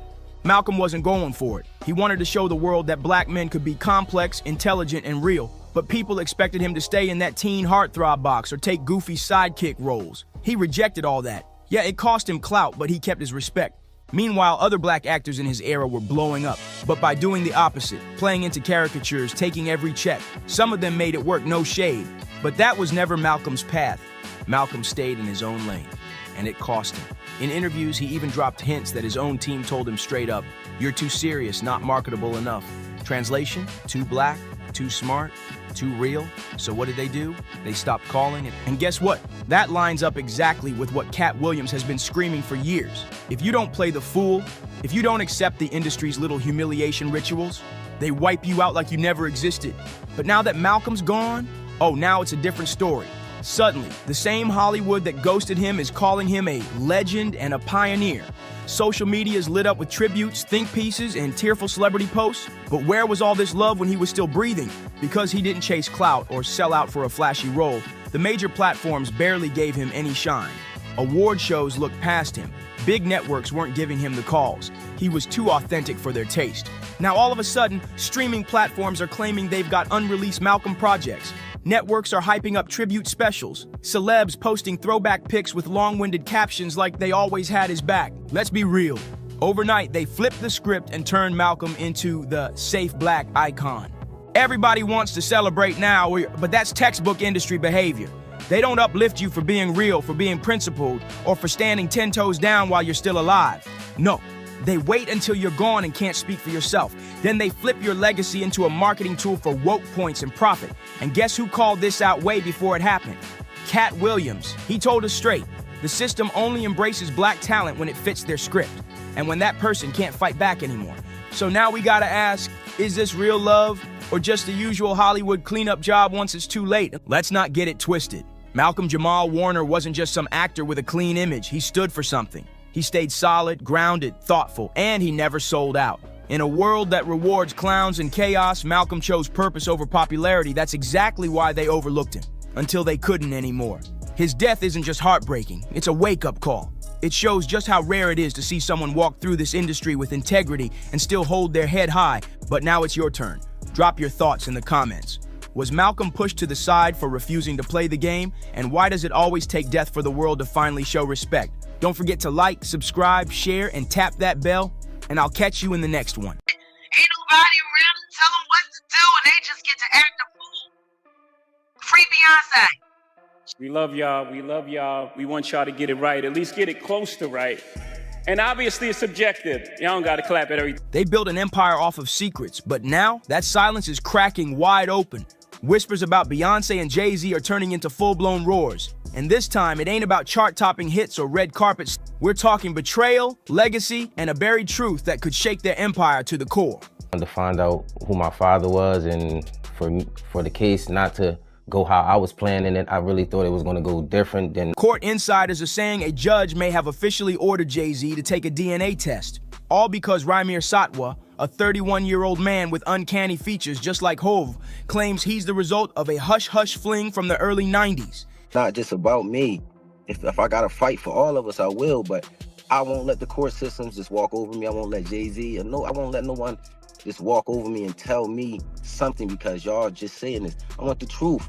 And if we can't go to the Supreme Courts, the regular courts, to find out the truth, what are they here for? Yeah, all right, we'll get to the legal things that you've been through, the battles. And if this test proves what Raimir's been shouting for over a decade, we're not just talking a new name on a birth certificate. We're talking a detonation under one of Hollywood's most bulletproof marriages. Obviously it's subjective because, it's music and it's opinion-based, but, something... Word is Beyonce might already be moving like a queen in exile, packing her crown and preparing her escape. Behind closed doors, sources say she's been planning this move silently but savagely for years. Real estate sleuths and flight trackers have clocked shady solo jet trips booked under her team's secret aliases. Quiet luxury real estate deals popping up in Malibu and Paris, and now her security team? Yeah, multiple bodyguards have been pulled off Jay-Z's protection detail, allegedly reassigned directly under Bey. One longtime guard spilled that she's been training for freedom like it's a military op. That's not just putting space between them, that's a whole exit strategy. So at what age then did you start to question, who your parents could be? Well, I wouldn't say I started to question it, but I said around like 7, maybe 6. And I think it started at 6. And my mom was just telling me that my father wasn't my father. But as a kid, I really didn't look. And let's be real, Beyonce doesn't wing anything. Not when she's guarding billions, 3 kids, and a brand image polished to perfection. Let's talk signs. Because when it comes to Beyonce, her symbols hit way harder than any public statement. For years, fans clung to that famous IV tattoo on her ring finger, perfectly matching Jay-Z's. It symbolized way more than birthdays or wedding dates. It screamed unity, fate, even destiny itself. But now, that ink is gone. First faded, then blurred out in pics, and finally completely erased. Actually, my mom was at a show, and she was with a friend. And I guess her and her friend stayed to, after the show, he was doing little signings and little autographs and stuff like that. I guess he wasn't too big, but I guess females, when the show is over, you can sign little autographs and stuff like that, talk to the people who perform. She said she went up there. Her left hand now sparkles with icy designer rings, but none tied to the past. And let's not play. Beyonce doesn't accidentally delete history. Every detail of her image is calculated like a chessboard. That tattoo vanishing, that was a silent funeral. While some fans tried to spin it as just a style switch-up, insiders aren't buying it. They're calling it exactly what it looks like when a cold, hard message. And here's where it gets deeper. All appears calm and normal until Solange Knowles, Beyonce's sister, lunges at her brother. And legal sources close to the Raimir Satwa case are spilling tea about what they're calling a full-blown separation simulation. Multiple insiders claim that back in 2021, way before this DNA drama hit the press, Beyonce's camp kicked off a whole legal firewall strategy, We're talking offshore trust setups, private home leases just for her and the kids, and even hiring a separate legal squad not for business, but for family law. Yep, you heard that right. This wasn't just insurance. This was divorce planning, and not in panic mode. This was Beyonce playing the long game. Got anything, so why wouldn't I believe my mom? Like, you know, we could have been settled this, and it only takes a conversation and some words, you know. I'm not a hateful guy. I don't hate anyone. I'm not after nobody. I'm not trying to see no one downfall, but this is just some, you know, some things that just went through court, and they just expected me to just sit there and just take what they were saying. According to one lawyer tied to Rock Nation, she wasn't caught off guard by any of this. She saw it coming and started prepping years ago. Which brings us back to Rymir. He's not just a tabloid headline anymore. He's the match that might burn this whole legacy down. He's not just some clout chaser. He's a grown man who spent over a decade begging Jay-Z to acknowledge him as his son.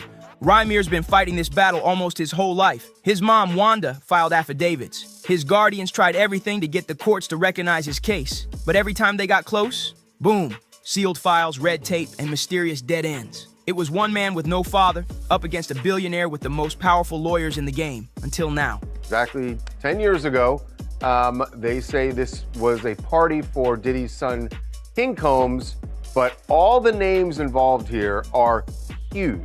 Talking Beyonce, Jay-Z, LeBron James. Now, and all of those people are just witnesses, according to this lawsuit. Something just snapped loose. In the flurry of recent legal filings, a thread came undone. And now it looks like a judge whose name hasn't even been released yet has formally demanded a DNA test from Jay-Z and Beyonce. Word is, she's done waiting to see how her husband handles it. He took them to some apartment building, and you know, they did what they did in there, you know, talked a little bit, had a good time party. And I guess, you know, I can't fully talk as my mom because I'm not my mom. I'm just telling you guys what she told me. And I honestly just believe it. You know, it's just no. Sources say trust between them is shattered, not just because of what Rymir might prove, but because of how deeply this whole thing was buried. Apparently, Beyonce knew about the allegations years ago. But what she didn't know, the lengths Jay's legal crew may have gone to shut it all down. According to two ex-Rock Nation insiders and a paralegal linked to the New Jersey court, Jay-Z's team may have offered off-the-books favors or shady deals to someone tied to the legal process, all to get Rymir's case tossed out on some technicality. That story hasn't gone public yet, but behind the scenes, it's spreading like wildfire through music law circles. And if even half of that is true, this isn't just personal betrayal anymore. This could be a full-on conspiracy, a brand-protecting machine moving in silence, just to erase a man claiming to be his son. So there would presumably be people who could verify it or say it didn't happen. Yeah, and that's one of the problems. You're right. When you mention all those people, they may all have alibis. Well, Jay-Z certainly seems to have one. Yeah. So Jay-Z has mentioned that he's there with Beyonce, but we know that Jay-Z was in New York. Yes. The night that it was supposed to be. Now, the night of King Combs of his birthday, which happens to be April. Beyonce built her entire image on power, healing, and fierce feminine energy, a queen of strength, motherhood, and breaking generational chains. But now, she's starting to look like a silent accomplice, and for the woman who gave us Lemonade, that's a bad look. Suddenly, her silence feels less like grace and more like strategy.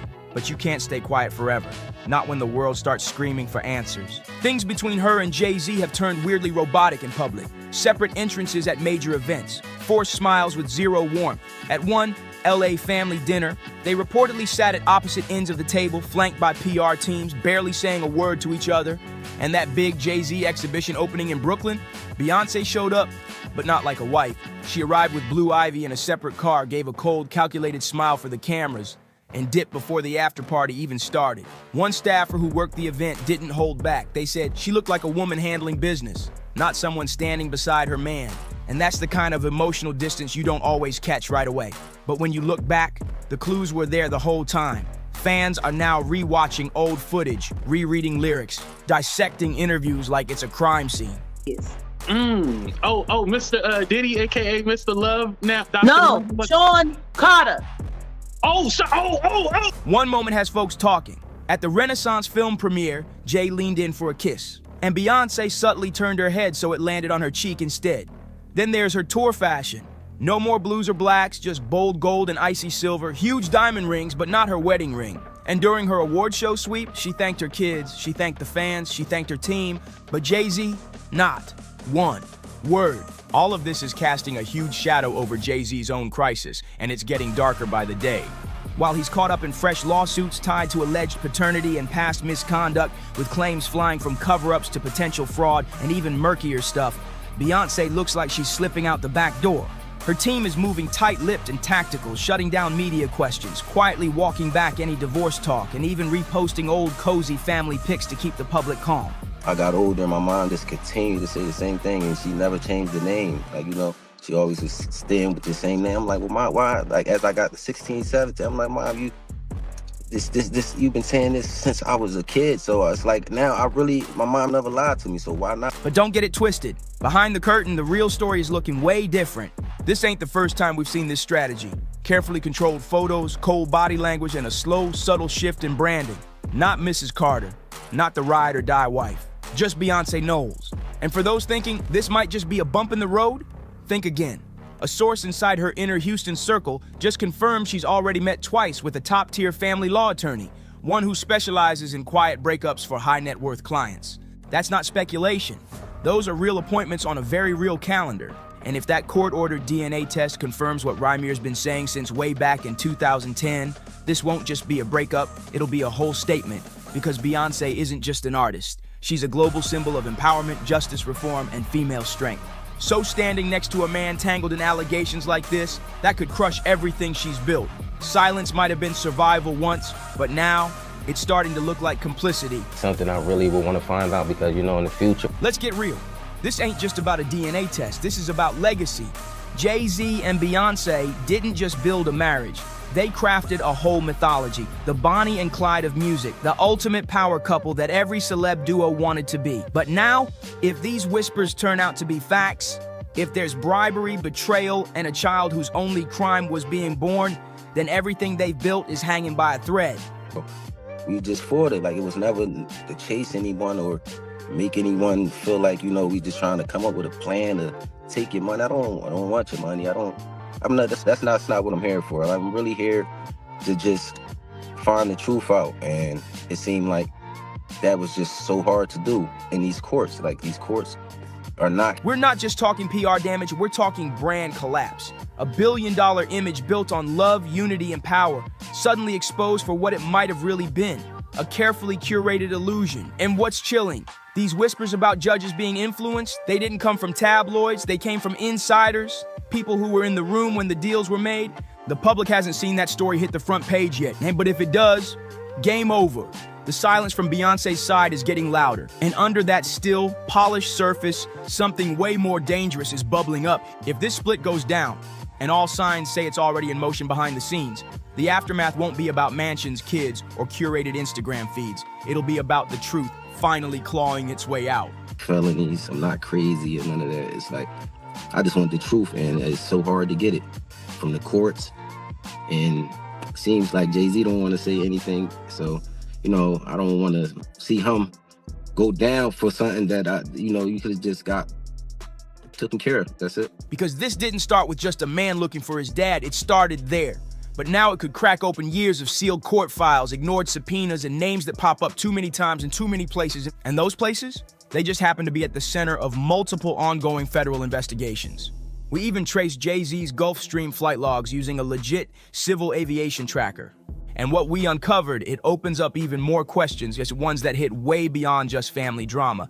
A former Rock Nation insider confirmed that Jay-Z's private jet was logged landing in Miami just days before one of Diddy's infamous freak-off weekends allegedly went down. Another entry puts Jay's plane on the tarmac at Teterboro, the exact New Jersey airport used to fly VIPs out to Diddy's upstate mansion. And that estate? Yeah, it's now under investigation for alleged incidents involving coerced misconduct. Fact that anybody can find. Sure. But what happened once he got into this party at Diddy's house is outrageous. And I know we're supposed to take every lawsuit seriously because we don't know, we weren't there. The Gloria Estefan part, That's just the start. How Beyonce gets involved. So now people are asking, why was Jay-Z's jet touching down in all these same places at all the exact right times? Is this some wild coincidence, or was it all by design? One former Roc Nation staffer who only agreed to talk under anonymity said it flat out.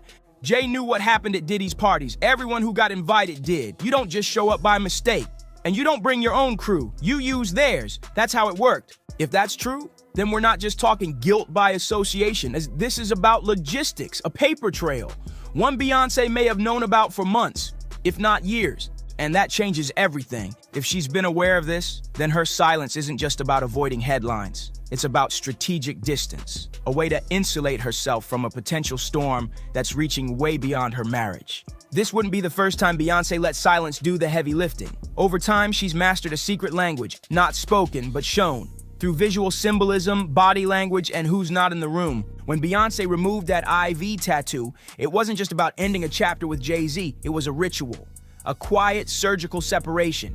That Roman numeral wasn't random ink. It symbolized their birthdays, their wedding day, their entire fairy tale mythology. Wiping it away wasn't some style choice. It was grief in reverse, a personal funeral for a marriage the world still thought was solid gold.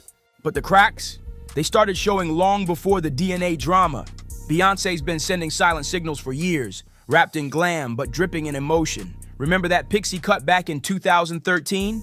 At the time, folks called it a bold new look, but stylists in her inner circle say it was timed down to the day, dropped right after a major tour ended. It wasn't just hair, it was a statement. That chop was shedding more than strands, it was shedding him. Since then, it's been one symbolic move after another. Wedding ring off, cold body language on blazing red carpets, and icy poses that made you feel the distance through the screen. These weren't fashion choices, they were power plays. When your voice is watched and twisted every time you speak, you let your body do the talking. And Beyonce's body, it's been screaming. Her transformation during the Renaissance era is no coincidence. She's still shining, but now it's a different kind of glow. One that's glittering, but cold. Bold, but veiled. It's Beyonce stepping fully into her power. Alone. No more performing as half of a duo. No more bending herself to fit the myth. This isn't just Beyonce walking away from a man. This is her breaking free from a legacy. Every public moment since has been stitched with the same message. The mourning happened in private. The vows were torched off camera. And now, she's rebuilding. Not soft, not emotional, but strategic. Surgical. She's already halfway out the door and she's not looking back. And then we have Rymir, the man at the center of this storm. According to court filings and media statements, all he's ever wanted was truth. But instead of getting answers, he's been blocked at every turn. And now, sources close to the case say he's also being targeted. In the months before his most recent lawsuit dropped, Rymir reportedly received multiple anonymous phone calls telling him to back off, some even threatening. But here's where it gets disturbing. At least 2 of those calls were traced back to masked digital numbers tied to a well-known LA PR firm. And guess what? That's the same firm Beyonce's team uses for crisis control and media cleanup. So let's just ask it straight. Why would Beyonce's people have any reason to monitor, let alone contact, the alleged son of Jay-Z? She's never claimed him, never spoken his name. So why would Beyonce's crisis team be circling a paternity case filed by a total stranger, unless that stranger was actually a lot closer to her orbit than we were ever meant to know? If Beyonce truly had nothing to do with hiding the truth, then why does her name show up in the metadata of legal communications tied to Rymir's case? A former paralegal who briefly worked with a law firm involved on the fringes claims she was given one clear instruction. Don't mention the singer. We're not supposed to name her in emails. That's not distance, that's orchestration. And it gets even darker. Legal watchdogs digging through the court records have flagged a mess of procedural red flags. Timestamps that vanish, hearings that were never scheduled, affidavits sealed for no clear reason. Then it gets shady in the clerk's office. Multiple court staff in New Jersey were mysteriously reassigned during the exact time Rymir's filings were allegedly delayed or misplaced. And here's the jaw dropper. One judge whose name shows up both in Rymir's court docs and in unrelated business deals tied to Roc Nation, he retired midterm. No press release, no public statement, just disappeared. If this is a cover-up, and all signs point in that direction, then we're not talking about some favor or slip-up. We're looking at a full-blown institutional defense system, a machine built to protect one of the most powerful families in American pop culture. Not just to shield Jay-Z from scandal, but to make absolutely sure Beyonce never has to take the stand, never has to answer for what she may have known and when. Because now, The questions go way beyond, is Jay-Z the father? Well, now we're staring down the legal implications of that birth. Rymir's mother, Wanda Satterthwaite, was reportedly just 16 years old when she got pregnant. Jay-Z, he was in his early 20s. And if that relationship happened the way it's been alleged, in a state where the legal age of consent was 17, this situation doesn't just scream scandal, it whispers criminal liability. And here's the part nobody's putting on headlines yet. If Beyonce knew about this years ago, if she knew that the core of Jay-Z's buried secret involved a possible statutory offense, and she still chose silence, then what does that say about the values her entire brand is built on? For years, we've been sold Beyonce as a feminist icon, a generational healer, a champion for women, mothers, daughters, survivors, a goddess in heels who stood for truth, strength, and empowerment. But now, that image is clashing with a darker possibility, that she may have helped shield a man from accountability to protect the billion-dollar empire they built together. So what is this sudden split really about? A woman finding her freedom, or a preemptive pivot before the explosion? Because let's not forget, court orders can be unsealed in a heartbeat. Depositions can leak when you least expect it. And if Rymir finally gets that DNA result he's been chasing for over a decade, the story changes completely. This won't end with headlines. It could blow the whole thing wide open. We're talking fresh lawsuits, possible appeals to reopen cases that were tossed out on technicalities. And if those sealed records ever get cracked open, the fallout could be massive. We're talking hidden financial transfers, buried internal memos, even leaked emails between high-powered legal teams and elite crisis handlers. At that point, this won't just be a messy breakup, it'll be the slow, public collapse of a dynasty that's weathered everything except the truth. So now we turn it over to you. What if the DNA test confirms Jay-Z is the father? What if that truth drags out not just betrayal, but a potential crime? And what if Beyonce, the queen of control, the master of silence, knew the whole time and helped bury it beneath sold-out tours, flawless PR runs, and those Grammy speeches everyone called iconic?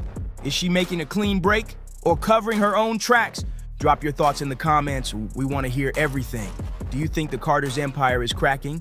Or is this all just smoke and mirrors? Either way, one thing's for sure, this storm is just heating up. So make sure you like, subscribe, and share this video with someone who needs to see the real tea. Hit that bell so you never miss what's coming next. And as always, stay bold, stay curious, and we'll see you on the next one. Beyonce couldn't get pregnant, not naturally. What I do know is this. Beyonce got on that stage with that fake baby bump. It was lined up with the same timing of where Kathy White would have been in her second trimester. The timeline of when she delivered Blue Ivy lines up almost perfect with the timeline of when Kathy White would have delivered. We all know that Blue Ivy came from a surrogate. They shut that hospital down like a president had just been. And parents who had just had children themselves weren't even allowed to see their own kids for 24 hours because of the security that was locking that whole thing down. $1.3 million is alleged that Beyonce and Jay-Z, the Carters,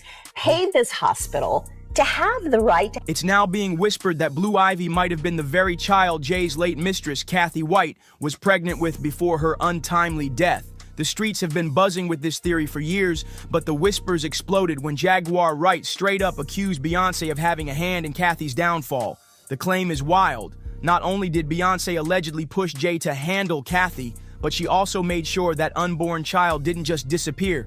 It became Blue Ivy. Must have been a fake baby bump, visually collapsed as she sat down. I admit, that did look weird, but maybe it was a weird camera angle, or maybe she wears extra padding to keep her due date a secret.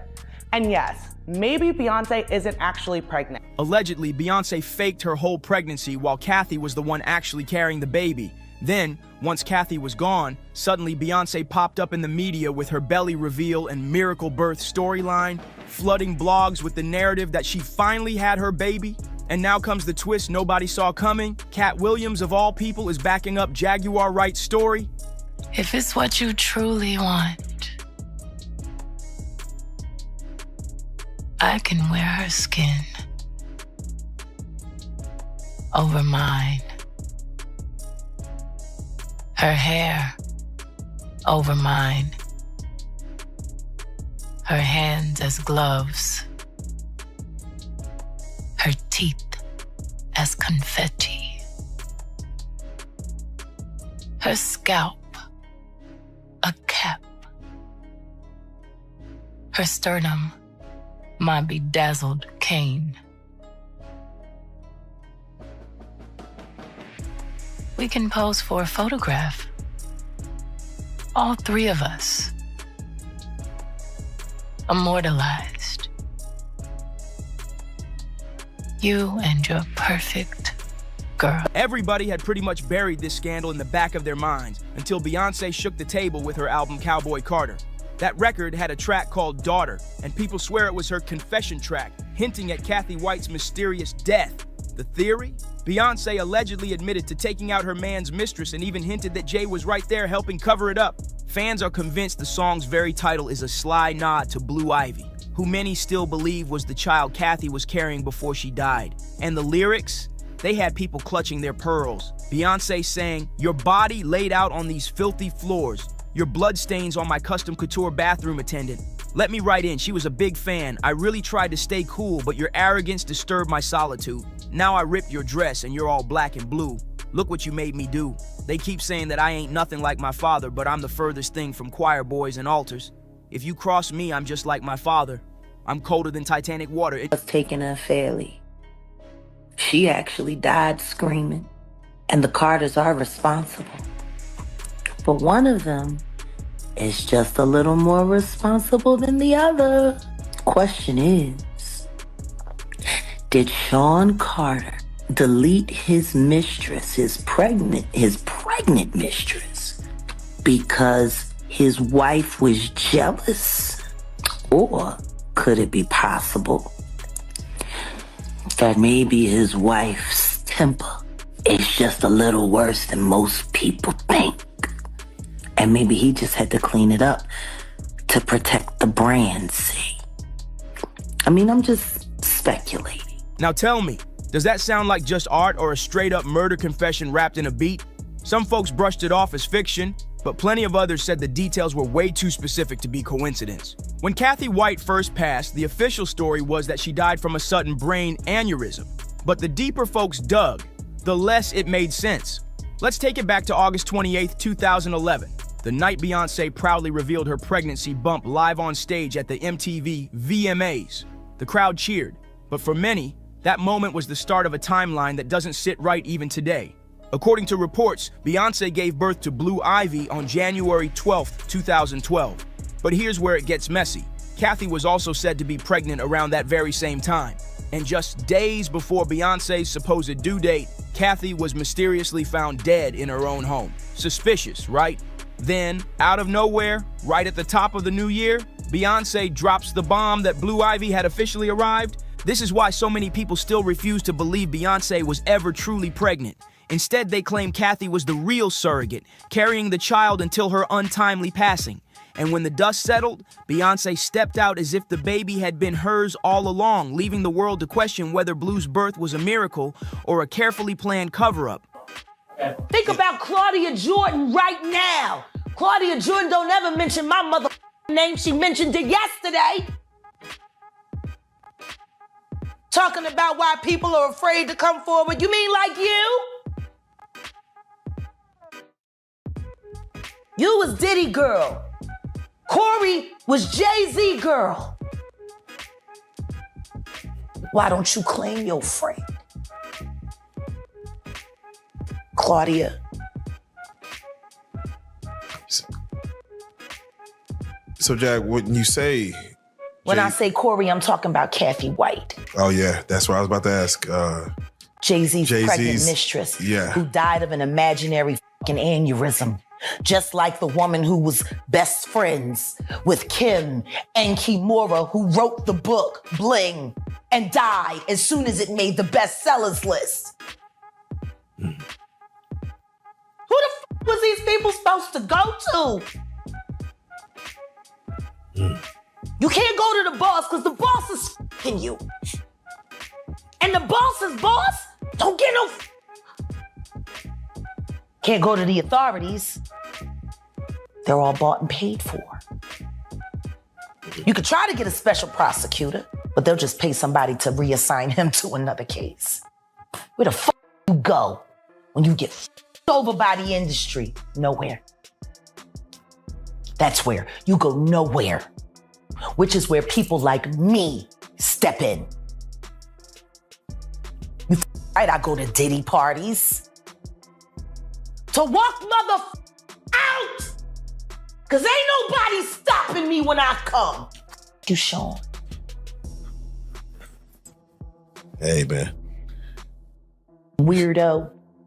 I don't get no what you got in your head, that neural link. You'll never outthink me. Ever. All I do is frustrate your AI. You can't quantify me. You can't even control your wife. You gonna handle a bitch like me. You can't even control that goofy bitch. You should have did a better job. Maybe she wouldn't have had to lose her mind on Kathy. Cause you ain't protecting you. You're protecting her. Wonder why?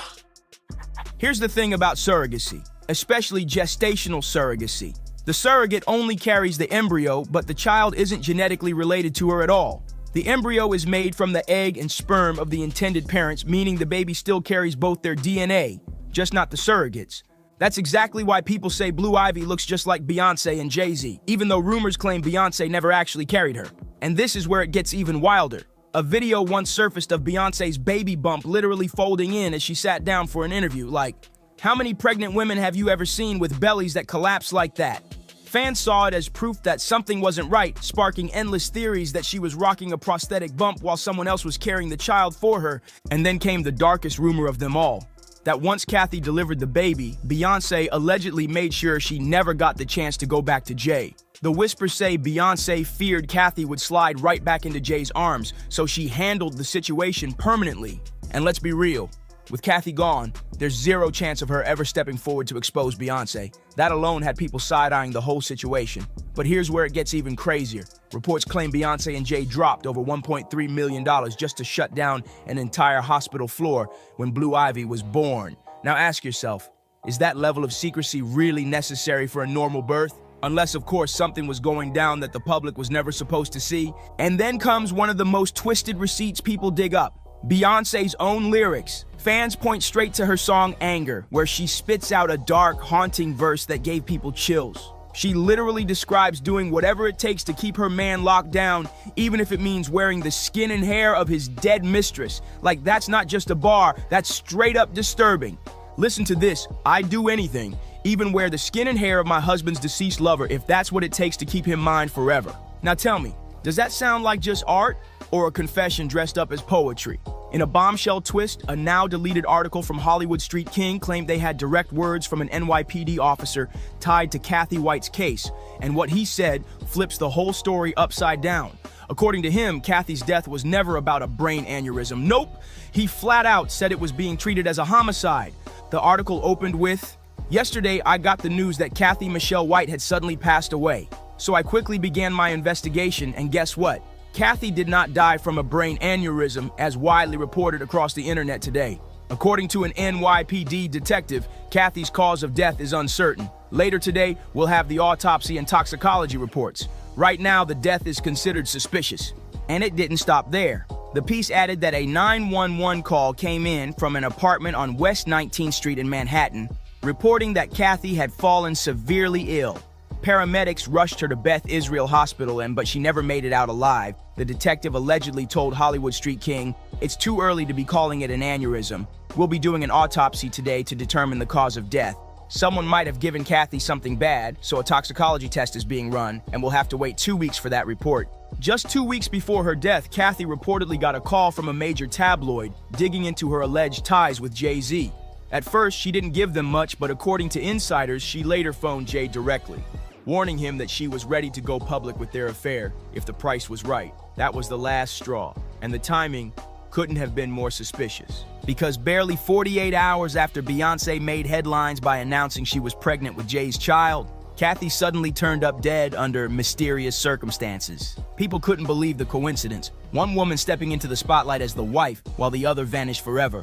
But it didn't stop there. Jaguar Wright came back for another explosive interview, dropping even more shocking claims. She doubled down, saying Beyonce not only faked her pregnancy, but also stole Kathy's unborn baby, allegedly Blue Ivy, right out of her womb before Kathy was silenced for good.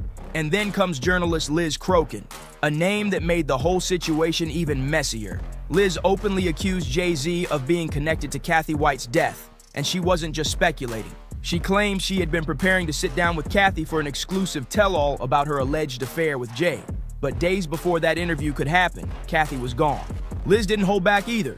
In one fiery statement, she said, "When Kanye West says Jay-Z has murder, I believe he's talking about Kathy White. I was the reporter scheduled to talk with your alleged mistress right before she died, and that interview was wiped. I know everything. I know what you did. Go fuck yourself. Your time is coming. Maybe you and Diddy can share a prison cell together. Justice is coming." And she didn't stop there. Liz warned, "It's only a matter of time before Spirit Cooking and Jay-Z are exposed like Diddy. There's a reason Kanye said Jay's got blood on his hands. I would know. He's evil to the core. I pray there will be justice for Kathy White. One day the false idols will keep falling. Mark my words." Now, when it comes to Cat Williams, word in the industry is he hasn't fully aired Jay and Bey out on this matter. Not because he doesn't know, but because he's playing it smart. Insiders claim he doesn't want to risk the kind of heavy lawsuits that Beyonce and Jay allegedly tried to hit Jaguar right with after she brought these same claims to Piers Morgan's show. But here's the kicker. Cat allegedly still stands firm on the belief that Blue Ivy isn't Beyonce's biological child. And it's not just him. Plenty of people online back up the theory and drag Beyonce for allegedly stealing Blue from Kathy. One person wrote, "If Blue was born January 7th, that means when Beyonce announced her pregnancy, she would have been about 4 months along. No way her stomach should have been that big at the VMAs." Another person jumped in saying, "I remember seeing all this talk back in 2017 about that deflated baby bump. I didn't want to believe it, had to delete it from my feed, and yet here we are again." So now the whispers are louder than ever. Did Beyonce and Jay really orchestrate Kathy's death and secretly take her unborn child? Or is this just another internet conspiracy spiraling out of control? Either way, the timeline, the secrecy, and the stories from insiders have people convinced there's way more to this than meets the eye. But now I want to hear from you. What do you think about Cat exposing Bey and Jay for allegedly being tied to Kathy's tragic death? And do you really believe Blue Ivy could be a surrogate baby? Drop your thoughts and comments below. Don't forget to like, share, and subscribe. I'll catch you on the next one. Just saying, it's a crazy time. You can't afford not to like black people. You don't like black people enough, you could become one yourself. I'm not the only black man with a bunch of mug shots. Right. It's them young ones that coming. Yes. That'll do what you want. Yeah. Ain't nobody gonna tell me I'm independent. I pay my bills. Right. I pay the cost to be the boss. You the boss by yourself. ESPN confirming to NBC it's cutting ties with its NFL commentator Shannon Sharpe.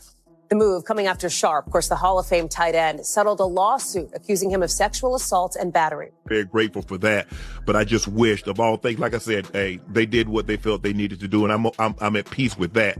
But I just wish, guys, this thing could have waited until Monday. Cat Williams just went off on Shannon Sharpe, and trust he didn't hold back. After ESPN dropped Shannon like a bad habit, Cat is making it clear he's not shedding a single tear. Why? Because according to him, Shannon played himself. Cat saying it's wild to feel bad for a man who spent years dishing out so-called wisdom, only to trip on the oldest trap in the game. White women are as great as any other women. But I'm not gonna act like I'm not scared of them. I have a reason to be scared. You could be Kang the Conqueror, and they could take your rabbit ass down in 2 weekends. Here's the tea. ESPN cut ties right after Shannon settled a massive $50 million lawsuit with an OnlyFans model named Gabriella Zuniga. Yeah, that part. But here's the real twist. Cat warned him. Right there on Club Shay Shay, face to face, Cat told Shannon plain and simple, messing around with white women in this industry could get him tangled up in a mess he can't clean up. And let's not forget, Monique told him too. She gave Shannon some real solid dating advice trying to steer him right. But what did he do? Ignored all the red flags, threw caution out the window, and now look at him. No job, clowned online, and scrambling to clean up the mess. Instead of moving smart, he fumbled hard, got dragged all over the blogs, and ended up cutting a fat check just to settle things with that model. And now, ESPN straight up ditched him. I'm grateful I'm not 56 and trying. Are you trying to say what you trying to say? I'm looking right at you. I know you looking at me. I ain't backing down. You better take your old ass and get somebody to love you. Dang. And let's be honest, what serious network wants to touch a guy whose name is trending because of a major lawsuit tied to something that serious? Cat Williams is sitting back like, I told you this would happen. Sources close to Shannon are saying Kat's got zero sympathy because UNC had it all and threw it away on some reckless decisions. No one's feeling sorry for that. Didn't want to get with a white woman because I was scared she might have me running down the street like Jonathan Majors. Come on, Cat. Not because I didn't like white women. I think white women are as great as any other women. But I'm not gonna act like I'm not scared of them. I have a reason to be scared. You could be Kang the Conqueror, and they could take your rabbit ass down in 2 weekends. And that's the truth of the matter. So I stayed away from that. You see Jonathan Majors, what he went through, Marvel dropped him as soon as the conviction came out. And you were telling the Hey, you saw that black woman come get his charge cut in half? Thank you, Megan Good. God bless you coming to save that slave. If he'd had to be there by himself, he was getting all four. Guilty, guilty, guilty, guilty. She came in there, was just so beautiful, they had to knock half of it off. Bless his heart. Now here's the wild part. An insider just spilled that Kat didn't warn Shannon about white women for no reason. He already knew Shannon was out here messing with that young OnlyFans model way before the lawsuit even dropped. Kat saw the setup coming from miles away. On the surface, Kat made it sound like he was speaking on the Jonathan Majors dramas, but nah, he was aiming straight at Shannon the whole time, just coded it real slick. And this just proves it again. Kat might crack jokes, but he never lies. Meanwhile, Shannon didn't want to hear it. He thought throwing millions at that model in a private settlement would save his image and keep his ESPN seat warm.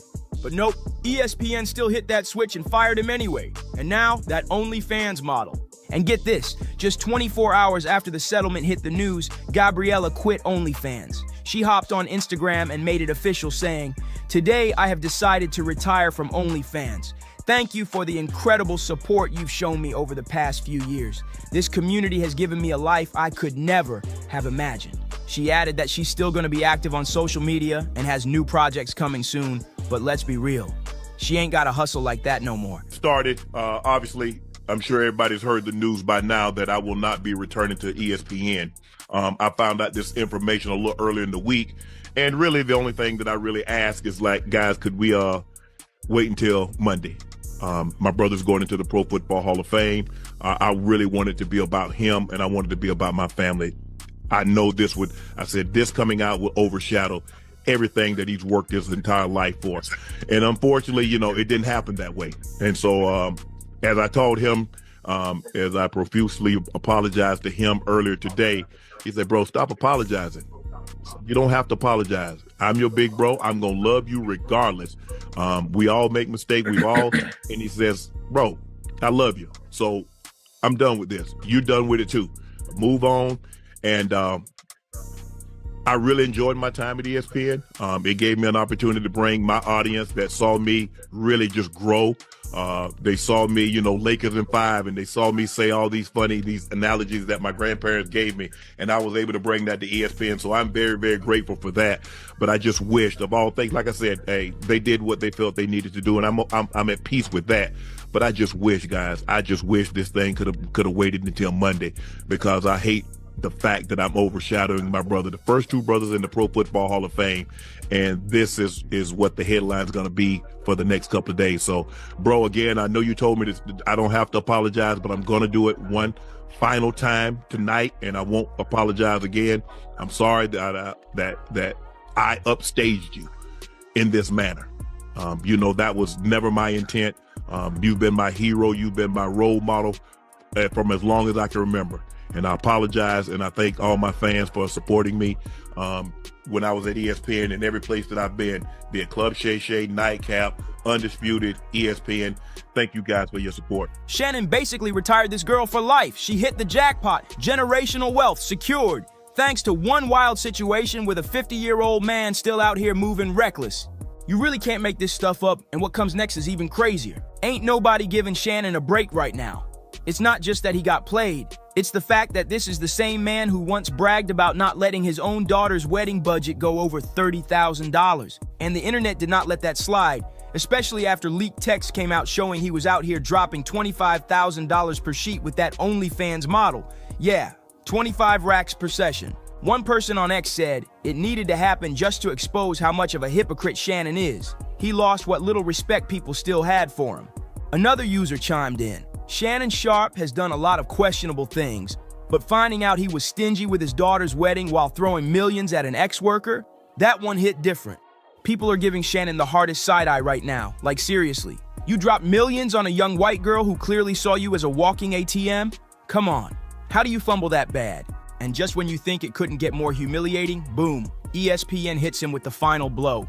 Just days after Shannon agreed to pay that massive settlement to Gabriella, ESPN cut him off for good. But here's the cold part. ESPN didn't even bother putting out a statement, not a word. People magazine reached out for a comment and ESPN straight up ignored it like Shannon didn't even exist. As for Shannon, he finally broke his silence on July 30th during his Nightcap podcast. He said he was at peace with ESPN's move, but then admitted he was begging behind the scenes to stay on. Shannon even begged ESPN to hold off on announcing his firing until after his big brother, Sterling Sharp, was inducted into the Pro Football Hall of Fame. He later admitted he had to apologize to Sterling because deep down, he knew the lawsuit and his firing would completely overshadow his brother's moment. But ESPN and Disney showed zero sympathy. They didn't care about timing, they didn't care about family. They shut him down fast and ignored his request like it meant nothing. And here's what really stings. Shannon was this close to locking in a $100 million mega deal before all this blew up. He was in advanced talks for a major podcast contract that would have included all his She Media shows, Club Shay Shay, Nightcap with Chad Johnson, Club 520 Podcast, The Bubba Dub Show, and even Humble Baddies. Here's the brutal timeline. April 18th, just 3 days before Gabriella hit him with that lawsuit, Front Office Sports reported that Shannon was about to ink a deal worth over $100 million. Fast forward, and now that deal, gone. Not only did Shannon lose the bag, but he also lost his seat at ESPN and burned every bridge tied to the Disney empire. That means ESPN, ABC, Hulu, and pretty much every major network that matters. Once you get hit with a stain this public and this messy one, there's no easy comeback, especially in those high-level media circles. Shannon was right there on the edge of becoming a full-blown podcast mogul, but that dream sank the moment he got caught up with a 19-year-old white girl. Every deal gone, every project dead in the water, and just like Cat Williams said, nobody's feeling bad for him. Shannon had everything, and the power, the platform, the golden opportunities, and then he straight up threw it away, chasing something that wasn't worth the risk. But now it's your turn. How do you see it? Was Shannon's downfall his own doing, or did ESPN move too fast, cutting him off before the smoke even cleared? And what about that payout?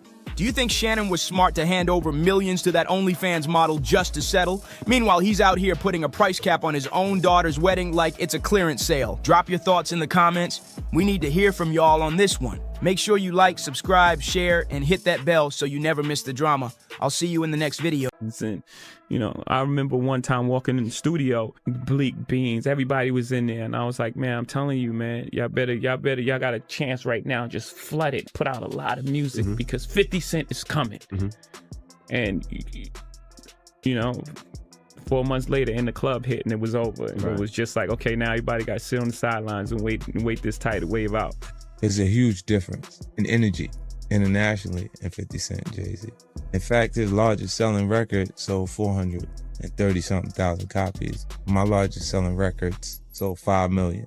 Let them be fooled in America and think there's a competition there. Because America can be purchased. You can buy it with marketing dollars. You see what I'm saying? But the rest of the world, there's not enough marketing dollars to go around. Jay-Z been shook of 50 Cent for years, and now the truth is finally blowing up. Cheating rumors, shady deals with young artists, and even a secret contract tied to Beyonce. It's all coming out. I made a statement about Taylor Swift. I wish he would come take one of my awards so I could black his eye in front of everybody.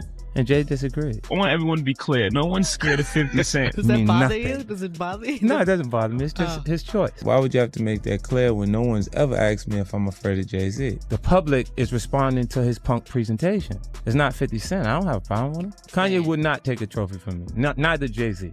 Right. Neither one of them. What would you have? No, we'd have had all the... Word is, Jay been pulling strings behind the scenes for decades, warning folks in the game to keep their distance from 50. You couldn't be bigger than Jay-Z. You couldn't sell more records than Jay-Z.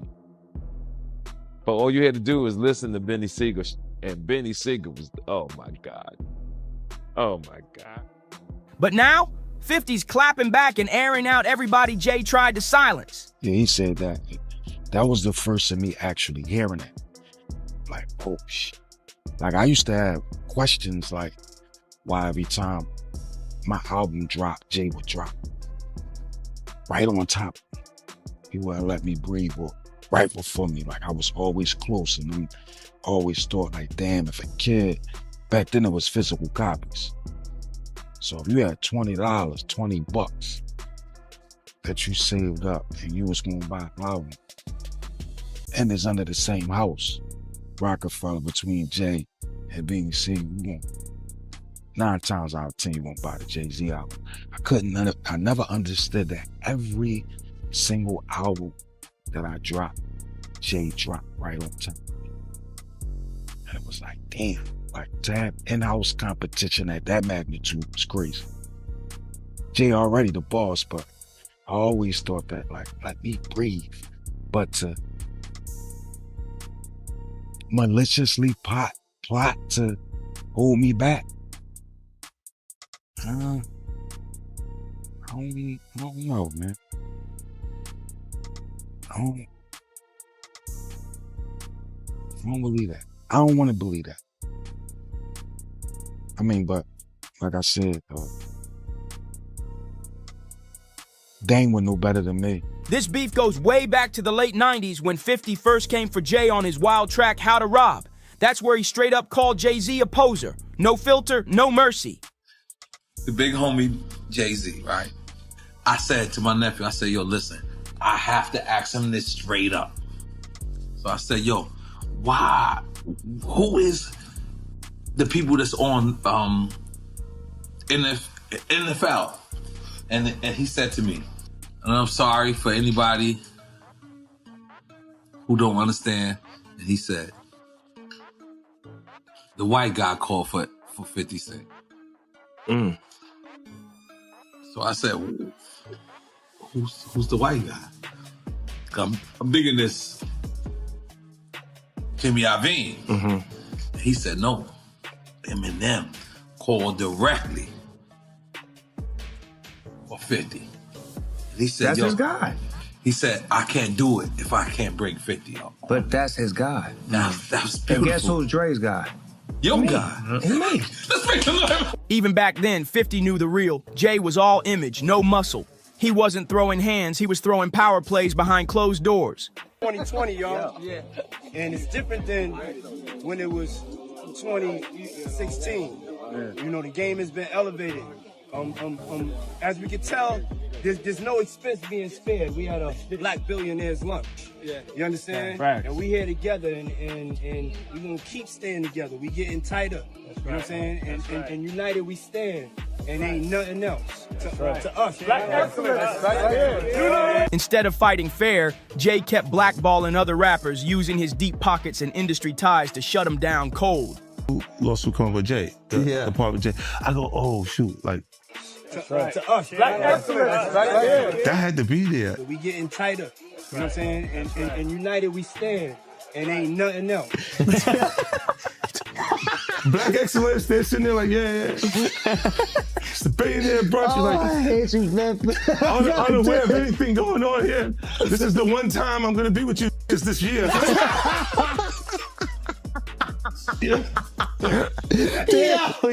Come on, bro. And it didn't stop with 50. When Jay had issues with Nas, he tried to sabotage Nas's album rollout too. Same shady move he pulled with 50, flooding the charts with distractions before 50 could drop. Look, when Jay signed his contract, the big one was with Beyonce. When he signed that contract, the marriage contract, he got trophies. Now those trophies, those trophies came rolling in, buddy. He started getting Grammys left and right, man. I mean, look, if you look at his career, This guy. You're gonna let him say that? Jay was getting Grammys. He had one. Exactly. He had one. And he didn't show up. He has like 20 now. Hold on. He had like 18 since he's been down. Look, he had one, bro. Hard Knock Life. You're not wrong. After that, he got some shit. He's like drinking. His pictures with him like thinks the cup. Wait a minute. So you're saying the success is derived from the marriage? I've absolutely been treated differently. The accolades. Because he's no longer viewed as what, like a street or gangster rapper. Now he's viewed as a businessman, entrepreneur, family man. And the biggest ones because of the position Beyonce's. Oh, wow. Jay-Z and Diddy love to preach about uplifting black artists, but behind closed doors, it's been a whole different story. Ironically, it's the same black artists they've been plotting against. One of the biggest examples, Beanie Sigel. Career. You can look at that and say the association to Beyonce is when he started to receive the 16, 17 Grammys since he's been with Beyonce. Right? And you go prior to that, one. Right. You see what I'm saying? So that came in association, like you see the kids even have Grammys. Like they don't sing yet. They don't sing. Right. They don't rap yet. And they already have Grammys and shit. So it's like they give them this trophy so we secure that they're coming to the award show. It meant that much to the culture that they just gave them. Jay didn't just distance himself, he straight up blackballed Beanie by dropping albums at the exact same time, every time, just to steal the spotlight. Why are you so on top of the business side of Jay-Z? You know what I'm saying? Some people like to just be an artist. Yeah, I was actually forced to be an artist and a businessman because when I tried to get a deal, I couldn't get a deal, so I had to create Rockefeller Records. We actually created Rockefeller Records from nothing. And, you know, so I was forced to know both sides of the business. And get this, Jay even tried to block 50 Cent from the Super Bowl. That's right, 50 almost didn't perform until Eminem personally stepped in and demanded he be added back to the lineup. That's loyalty right there. Let's talk about Rihanna, the diva Rihanna. She's from Barbados? Yeah, okay. Bayesian. Okay, she's Bayesian. How did you come in contact with her? I mean, did you fly over there? No, Jay Brown had actually bought me a song. She has a song right now, and it's I wouldn't say massive because of her roots, but she has this outrageous song called Ponley Replay. And he played that song for me, and I was scared. I was like, that song's too big for her. You know what I'm saying? Like, you know, a new artist, when a song is that big, it's it's hard to come back from. And I don't sign songs, I sign artists. Okay. You know what I'm saying? Why don't you break down the difference between that? Because the viewing public might not understand that.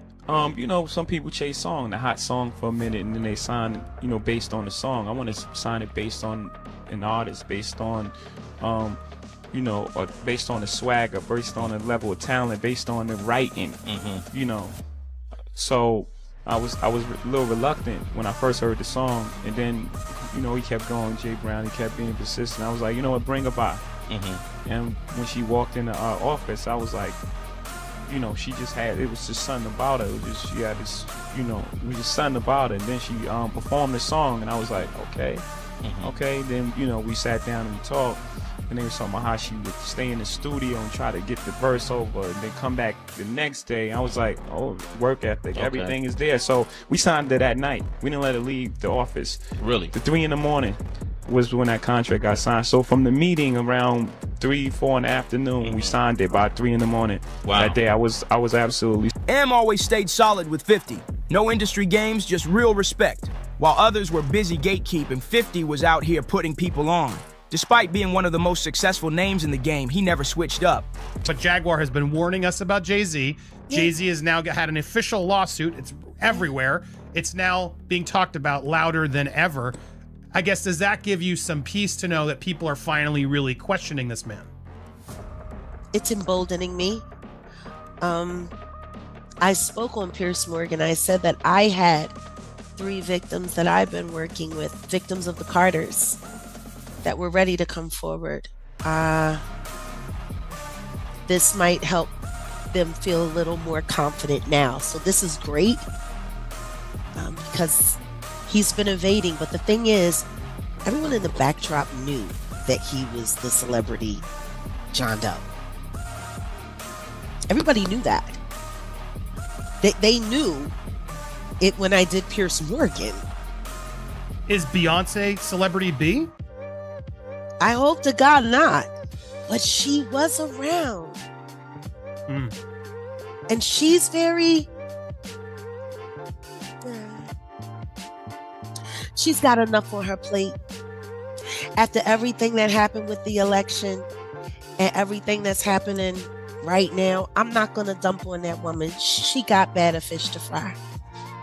Well, what I will say is that her husband, she knows exactly who he is. Yeah. She knows. She knows. Tony Yayo even said straight up, 50's a rap legend. But what makes him rare is how he stays grounded and always shows love to other black artists trying to come up. Rihanna was trafficked to Def Jam. She was an innocent baby when she came over here. And look She at was her now. 14 going on 15 years old. Flown over without parental supervision in a private plane by a man who was supposed to be a producer who auditioned her at 3 a.m. in the morning in a hotel room. Auditioning at 3 a.m. in the morning, a 14-year-old girl. She was flown to another country. She was taken to Def Jam headquarters. She was left in a conference room alone with Sean Carter for nearly 6 hours alone with no parental supervision.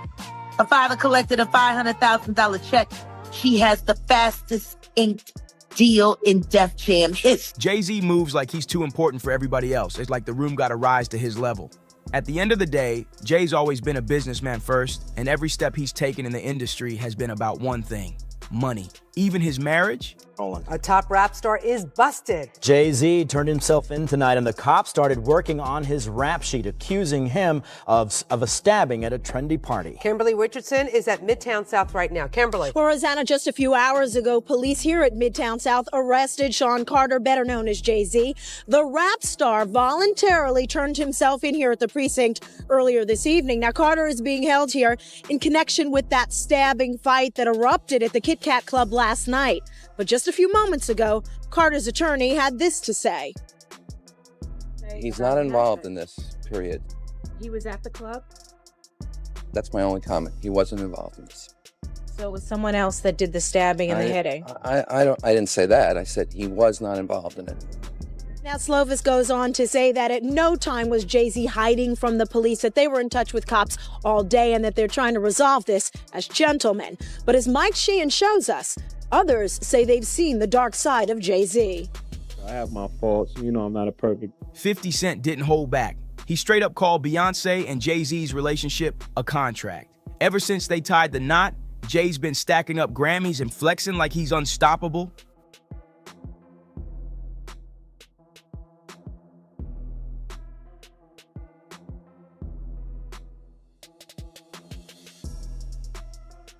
But here's the twist.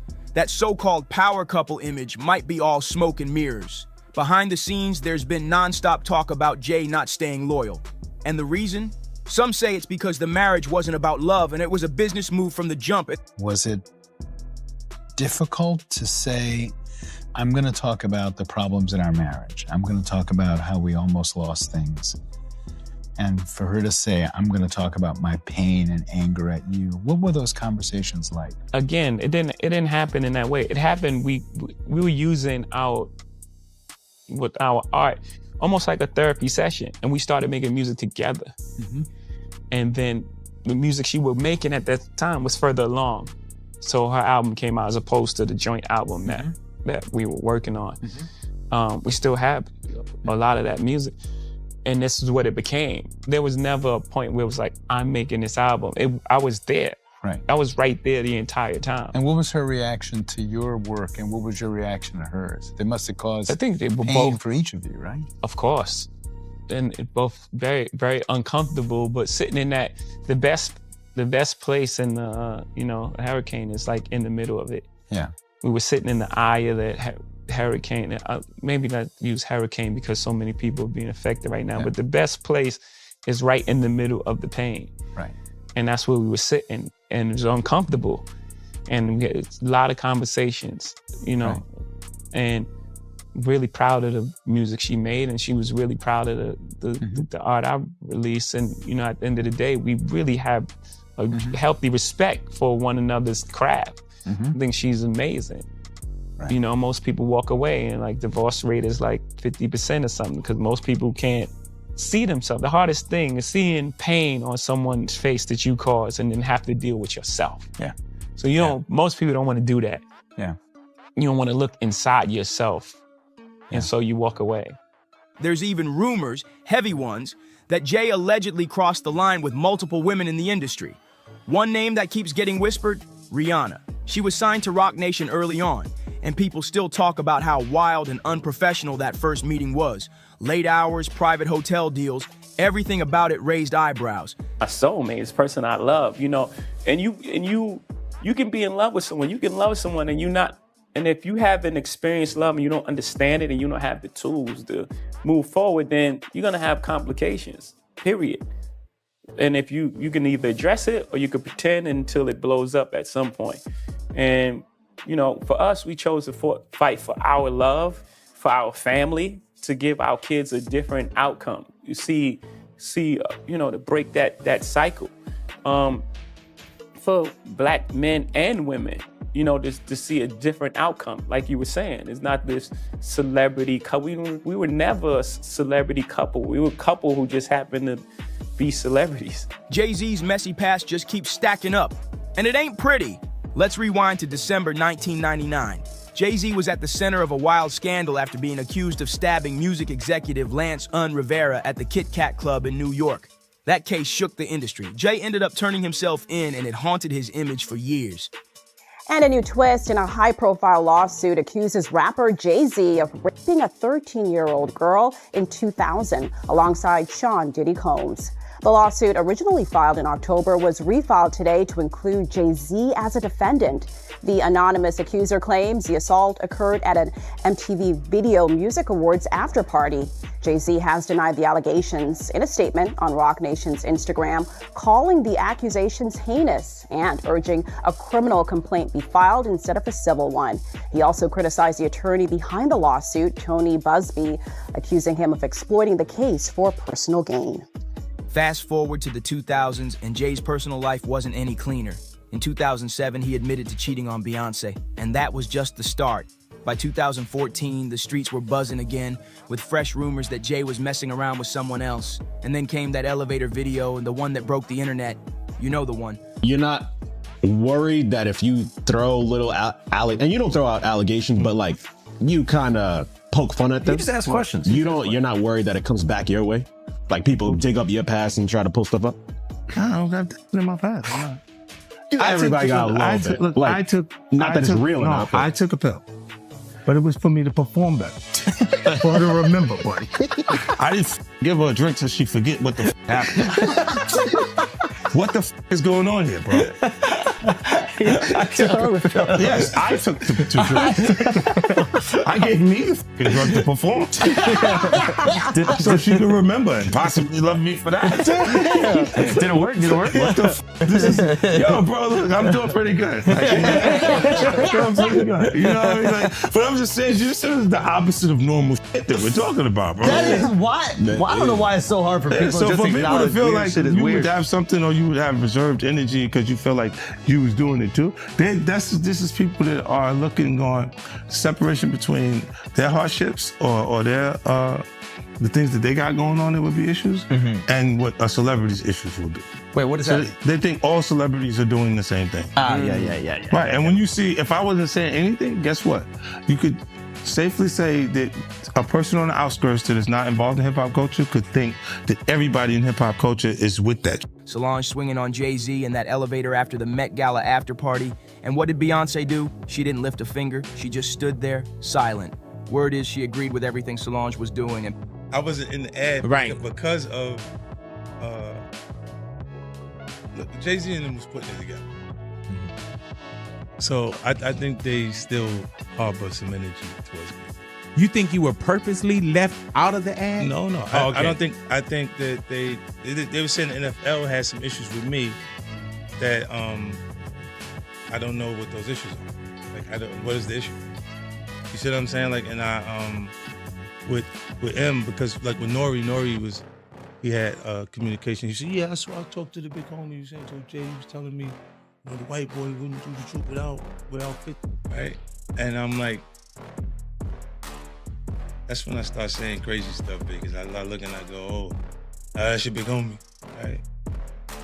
And so he imaged himself after a gay painter. Okay. Big homie want to look like a gay painter. What are we talking about here? We're talking about Basquiat. He wants to look like a gay painter. Oh my God, I think I know where we're going with So this. now look, what I'm saying to you is, look, when you start looking at That's not mine. That's theirs. Their heartbreak, right? But when you look at M, is looking at the entire legacy. Yeah. The whole thing, like with M, Dre, and myself. People in the industry been whispering for years about the real deal between Jay-Z and Beyonce, and it ain't no fairy tale love story. Insiders say Jay's name kept popping up next to Rihanna, Rita Ora, and Rachel Roy, all while married to Beyonce. This clip, guys, if you haven't seen it, which I hadn't seen it until this morning when I saw this headline, Kim found it for me. Let's watch this clip quickly. Crazy Let's that you watch haven't Tyra seen this. pushing to get this out of Rihanna, and when it does, man, it made me feel very, very uncomfortable. Audition. Yes, but before I met him, I was so nervous. I was shaking literally. But the moment I walked into the office, the atmosphere was so warm and welcoming. And you had to sing a cappella for him? Yes, I had to sing. I sang Fun to Replay. I sang another ballad from the album last time. Yeah. So then what did he say to you? He said something to you. Oh yes, he said, we don't sing songs here, we sing artists. And there was this little pause, and I was nervous. But then he said, and we're interested. And there was this sudden feel of relief. But then he said something about a window and a door or something. Oh, then he said, he did it whole I did a lot of homework on you, this lady. He said, there are two ways to leave here, either through the door with the deal signed or through this window, and we're on the 29th floor. So you was like, where's the pen? Where's the paper? I'm signing. Yeah. The audience is so uncomfortable. Like, I don't know if Tyra was trying to get that on the record, but my God, what Jaguar? He threatened her. This is her own words coming out of her mouth. And she was a kid at that time, correct? A 15-year-old girl who had been flown to the United States without parental supervision or a chaperone, brought to a grown man's office in a large corporate Manhattan building. Everybody knew when she flew in. I was there the day she got signed. And the wildest part? Beyonce knew what was going down, but didn't make a move. That silence had folks thinking, was the marriage ever about love, or was it just a power play? The talk of Jay's cheating never really stopped, and then it hit a whole new level. Just a few months back, fresh rumors started swirling about Jay allegedly being linked to Diddy too. Yeah, that had the industry frozen. Nothing confirmed, but the way these whispers keep circling, people are starting to connect the dots. Beautiful. When I met her that day, I knew she was a star. Like, just her look, the way she walked into a room and her confidence, and she performed in my office. And she was, what, 17 years old at that point? She was 16. 16. And she has the confidence of it. She's like an old soul in a sense, right? Absolutely. So she walks in your office, and what, she just belts out a tune?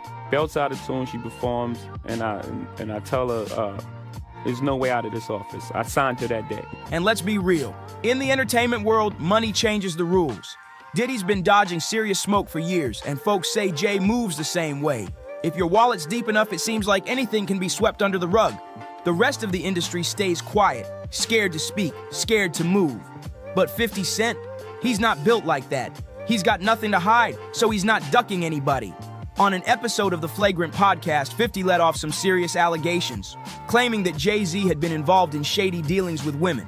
And according to 50, the reason nobody else is talking is because they were in on it too, alongside big names like Jay-Z and Diddy. And 50 didn't stop there. When he hit Big Boy TV, he dropped another bomb. He straight up said, "Big homie wanna look like a gay painter," throwing major shade at Jay-Z's new look. It wasn't just a random diss. 50 was clowning Jay for trying to pull off a whole Jean-Michel Basquiat vibe, from the hair to the fashion. About Jay-Z and Diddy and a teenager, 13-year-old teenager. Right. And we were speaking about just the statement. Right. The statement, you were saying you felt like that was calculated. That was, the statement is something from, you can tell it was written by a lawyer. Because there's a point where it kind of gets aggressive. He says, you're going to find out, like how I'll handle this. And that's an attorney want to be combative with another attorney. That's not like your publicist wouldn't say that. Right. This is on your put that up. Yeah, this is on 50? Yeah, it says I don't know what's going on, but are we still gonna have the Super Bowl? I'm just asking for a friend. Yeah, I'm asking for Kendrick. You know? Right. I'm just trying to figure out if we're still doing everything the way. Because look, they will fall back. The NFL, they won't necessarily be associated to that. Right.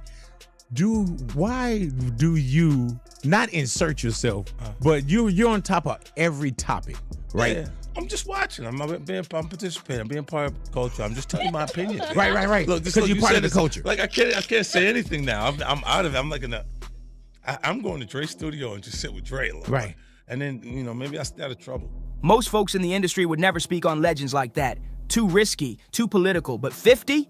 He's been a wild card since day one. If something's on his chest, he's gonna say it loud. No filter, no fear. Jaguar Wright been exposing Jay-Z for years. She worked with him. She saw it all up close. According to her, Jay ain't just calculated, he's dangerous. And the reason nobody checks him? Simple. He's got too much power and the industry protects him like a golden ticket. 50 Cent ain't buying the hype. He says Jay-Z and Diddy, same game, same blueprint, just different moves. 2 peas in the same pot is how he put it. The only difference? Jay plays it smarter, moving quiet, striking from the shadows while Diddy takes the spotlight heat. But 50? He don't care who you married, what chair you sit in, or how many zeros in your net worth. If you're hiding dirt, he's bringing it out. Somebody had to speak up, and 50 ain't biting his tongue for nobody. So now the question is, what does 50 Cent know that everybody else is too scared to say? Drop your thoughts in the comments, hit that like, smash, subscribe. Share this with someone who needs to hear it, and I'll see you in the next one. The Chris Tucker that we got now is Epstein Island Chris Tucker, not Smokey. Oh, Lord. If I didn't know no better, I'd tell you he's the greatest. Oh, y'all ain't know what happened to Chris Tucker? Well, it gets a little deep. See, Chris Tucker had a problem. He films this movie called Rush Hour, and suddenly he becomes the highest paid actor in Hollywood. Not comedy actor, the highest paid actor in Hollywood. Every script in Hollywood wants a piece of Chris, but Chris starts turning down roles. Why, you ask? Well, let's just say they were asking him to do things that he wasn't a fan of. Cat Williams just dropped a bomb about why Chris Tucker really walked away from Hollywood, and it had nothing to do with him being too greedy or chasing a bigger paycheck. According to Cat, the truth is way darker. They were allegedly pushing him to take part in wild, freaky, behind-closed-doors sessions, and Chris wasn't about to play that game. I know Cube want to do another one because Cube, of course, it's like, he kind of created Fridays, and I was in the first one. Yeah. And Cube, after I did the first Fridays back then, I never thought about doing sequels. I always wanted to do a good job and keep moving to the next movie. This man went from sitting on top of Hollywood as one of its highest paid stars to being completely iced out, blackballed so deep he can't even land a role in a low-budget indie film. The machine wasted no time swapping him out for actors who were willing to do what was asked. Names like Martin Lawrence, Kevin Hart, and Jamie Foxx. So Cube asked me back in, I think it was 96 or 97. He said, Chris, we want to do another Fridays, man. And I was just like, nah, I don't want to do another Fridays. I want to do like Eddie Murphy and them did. I want to do Money Talks. I did Money Talks and then eventually did Rush Hour. I said, I don't want to do another. And he said, what? You sure? I was like, nah, I don't want to do another. So he couldn't believe it, but he kept moving, and he got Mike Epps, and they went and did another one, and it was great. He did 2 of them, and they were great. And we've all seen how things eventually played out for Martin, and especially for Jamie. Jamie Foxx ended up in the hospital after allegedly being poisoned. And Martin, he was literally out in the streets shouting that somebody was trying to end his life. No wonder Chris Tucker kept quiet about the real reason he walked away from Hollywood. Chris Tucker not talked about being in next Friday, because I know it was Mike Epps, but we wanted him. He turned it down. Yeah, we wanted to pay him $12 million to do that movie. What? And he turned it down. He said it was for religious reasons. He didn't want to cuss, and he didn't want to smoke weed on camera. After watching what happened to Martin and Jamie, you can understand why he stayed silent for so long. A few years back, when Chris was asked why he wouldn't return for another Friday movie, he played it cool, claiming he just didn't want to do sequels anymore. But let's be real, after seeing what went down with his peers, that no sequels excuse starts sounding like a safe cover story. Go to Martin Lawrence, Kevin Hart, Jamie Foxx. They were saying, hey, we'd love to do them. And to be fair, they did amazing jobs at those roles. Now, since they did such a good job, they didn't really need Chris anymore. But that was fine with Chris. When I say he was turning down movies, I mean he turned down hundreds of millions of dollars worth of movies. And it's literally just as simple as he didn't want to do it. He didn't want all that came with it. Other people decided to fill the role. That no sequels excuse, total cap. Because right after turning Friday down, Chris Tucker jumped into Rush Hour. Then Rush Hour 2, 3, and even 4. When I even begin to tell you how far it took me and how it brought me back. I went through something that I thought I would never ever go through. And I know a lot of people were waiting, or wanting to hear updates, but to be honest with you, I just didn't want you to see me like that, man. I want you to see me laugh. So clearly sequels weren't the problem. Something way deeper was going on that he didn't want to say out loud. Chris has always been, and still is, deeply religious. Now, by being quiet, sometimes things, get out of hand. People saying what I got. Some people said I was blind, but as you can see, the eyes are working. Eyes are working just fine. Said I was paralyzed. I'm not paralyzed. But I did go through, and I know they talk about people crying on videos. You can do take two, but I'm not gonna do a take two. It is what it is. So a lot of the shady, twisted stuff happening in Hollywood just didn't sit right with him. That's why walking away from millions was so easy once they started pushing him toward things he found straight up wrong. If you see me out from now on and every once in a while I just burst into tears, is because it's been tough, man. I was sick, man, but now I got my legs under me, so you're gonna see me out. But like I said, I just want you to remember me for the jokes that I crack, the movies that I make. Some of them good, some of them ain't. I think I got a good one out. And the songs that I sing, man. And then, some people were talking about I'm cloned. And get this, one of the reasons he passed on Another Friday wasn't even about the script, it was the cast. No, he poisoned Jamie Foxx, and Jamie Foxx reported him to the FBI because of it. I know that's a fact. So, wait, you're saying that Diddy poisoned Jamie Foxx and that's how Jamie Foxx got sick? Jamie Foxx reported this man to the FBI because of this. It's facts. Wow. Okay, and how did you hear about this? If you can tell me, or if you can't, that's all good, but you know what I'm saying? Like, well, Chris admitted most of his co-stars were heavy smokers, and that alone was enough for him to say nope and step away from the role without a second thought. People are they're gonna want to know, you know what I'm saying, how this happened, or you know what I'm saying, what's the backstory to this? Well, by the time this drop, this is gonna be in the stratosphere. It's gonna be in the ether by the time this drop. You can probably look it up right now, but by the time this interview drop, this is gonna be out in the ether for sure. Once Chris started turning down roles, Hollywood didn't waste a single second trying to win him back. They swapped him out instantly for people who'd play by the rules and do exactly what they were told. These people poison people, bro. I've been poisoned 3 times. Why am I testing positive for cyanide? You feel me? Why do I had pneumonia 3 times? So people like, man, why he breathe like that? Because I only got 1 lung. And then I had a car crash. I got 1 nostril permanently blocked. And I done had pneumonia 3 times. And like I mentioned earlier, the replacements included Martin Lawrence, Jamie Foxx, and Kevin Hart. Somebody been trying to poison me. My brother got poisoned with me. The little lady I was bodyguarding, she got poisoned. Like, somebody is carrying on these antics. These is facts. Is there any idea why Diddy would want to poison Jamie Foxx? You get called to testify if you on camera and some of this footage, and you want to make it a little bit easier for yourself. The industry wanted a funny black comedian, but this time they weren't banking on just one star.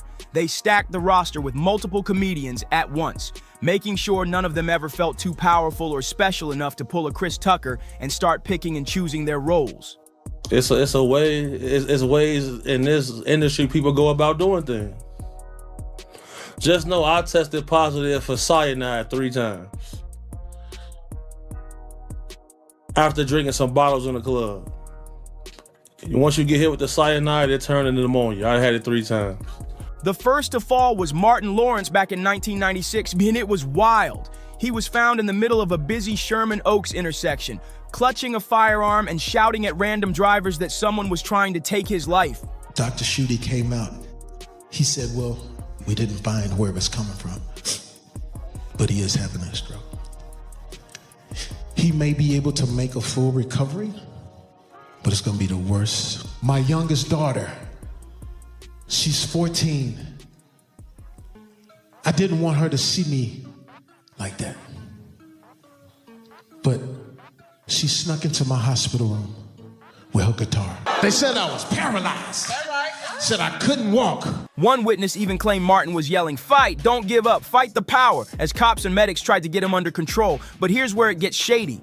In 15 years in Hollywood, no one in Hollywood has a memory of going to a sold-out Kevin Hart show, there being a line for him ever getting a standing ovation at any comedy club. He already had his deals when he got here. Have we heard of a comedian that came to LA and in his first year in LA, he had his own sitcom on network television and had his own movie called Soul Plane that he was leading? No, we've never heard of that before that person or since that person. Instead of digging into why he was saying all this, the media buried the story's edge. They brushed it off as just a manic episode and rushed him to the hospital. The tabloids kept branding him as troubled, hinting he was on substances, while completely ignoring his chilling claims that someone was actually after him. What do you think a plant is? Maybe people don't understand the definitions of these words. He just did his documentary with Chris Rock where he shows you that his whole upbringing in comedy was on the East Coast. Yeah, it was. So how simultaneously was he here in Los Angeles doing the same thing? It didn't happen. It didn't happen. And I hate to seem like a petty individual for picking apart lies. This is where it turns downright chilling. The doctors who treated Martin came forward and flat out denied the media's narrative. They made it clear there was no medication or substances involved in his breakdown. And here's the kicker. Satan can't create anything. That includes blessings for his people.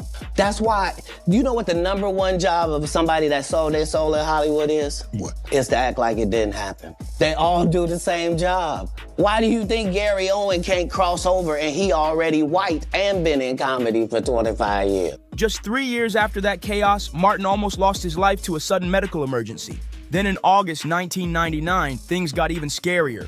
Martin collapsed while jogging in extreme heat and slipped into a coma. He was lucky to survive, but when he woke up, something had changed. He was never quite the same.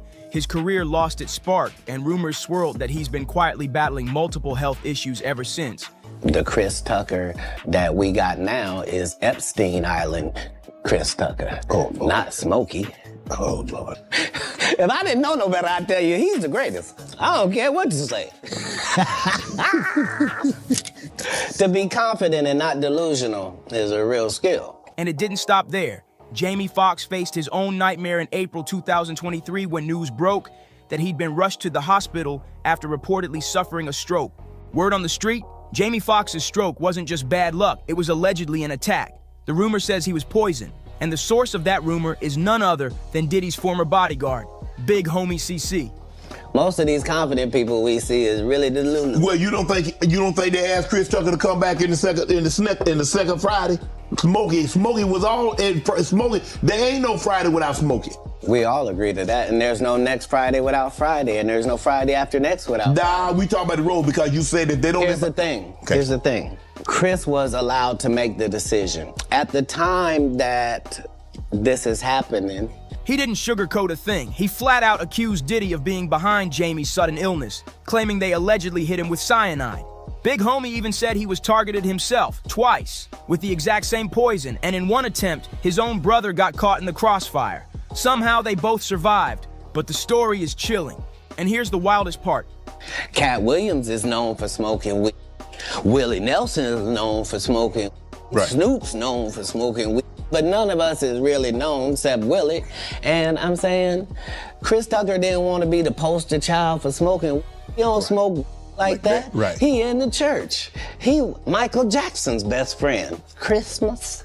Michael Jackson called him Christmas. You ever met a man that gave you a little nickname like that? No. Me neither. Big Homie claims the reason Jamie stays so secretive about what really happened is because he actually reported Diddy to the FBI for poisoning him. But without hard evidence, the case never saw daylight and the public was left in the dark. Now, unlike Jamie and Martin, Kevin Hart hasn't faced any sudden health scares, but according to Cat Williams, that's because Kevin played the game.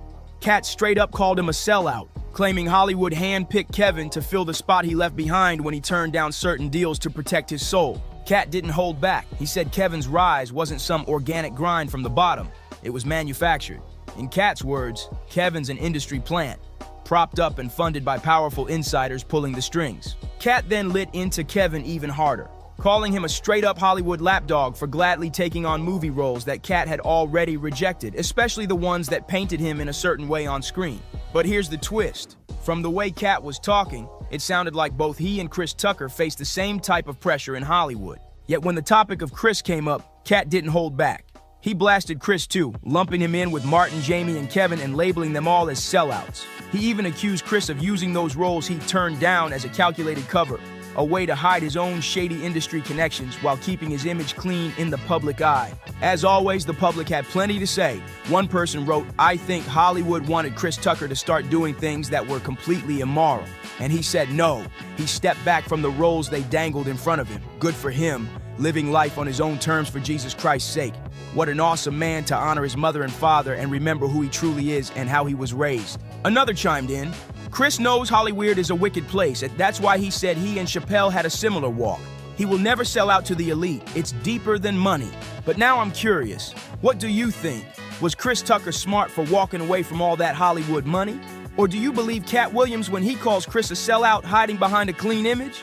Drop your thoughts in the comments, hit that like button, share this video, subscribe for more Hollywood drama, and I'll see you on the next one. Well. If Kim Kardashian was aiming to set the internet on fire, she definitely nailed it this time. People aren't just talking about her letting 12-year-old North step out in a push-up corset.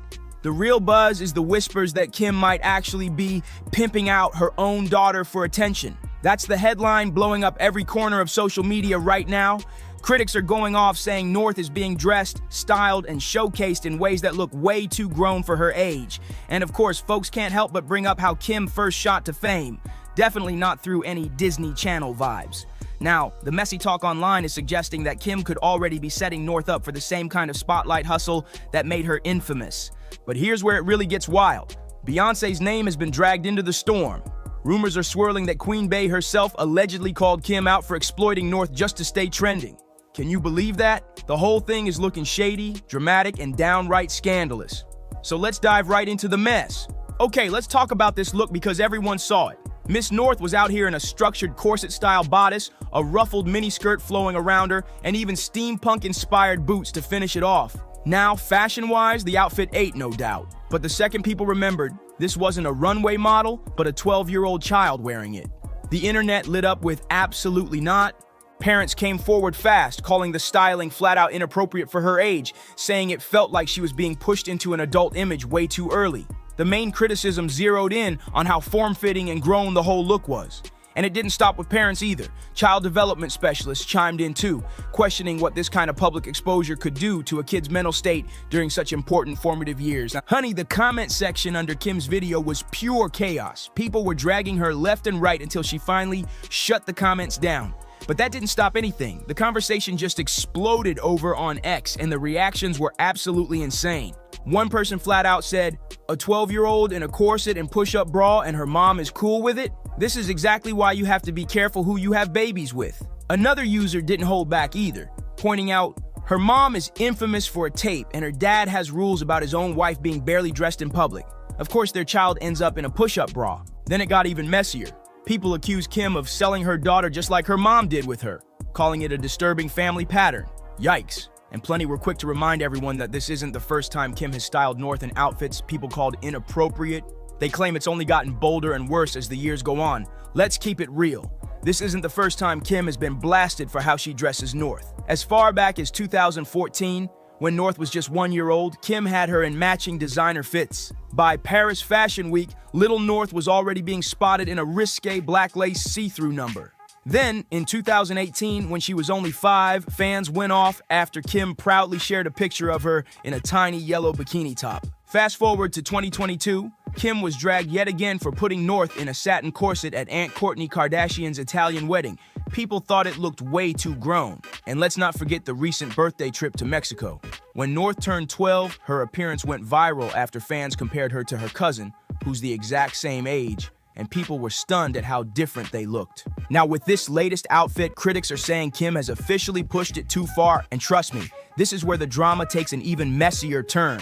Now, fans are dragging Kanye's name right into the middle of this storm. Social media is buzzing with people demanding Ye step in and protect North from being styled in ways they claim are way too grown for a 12-year-old. But here's the thing. What exactly do they expect Kanye to say when the internet has receipts of how he lets Bianca step out in public?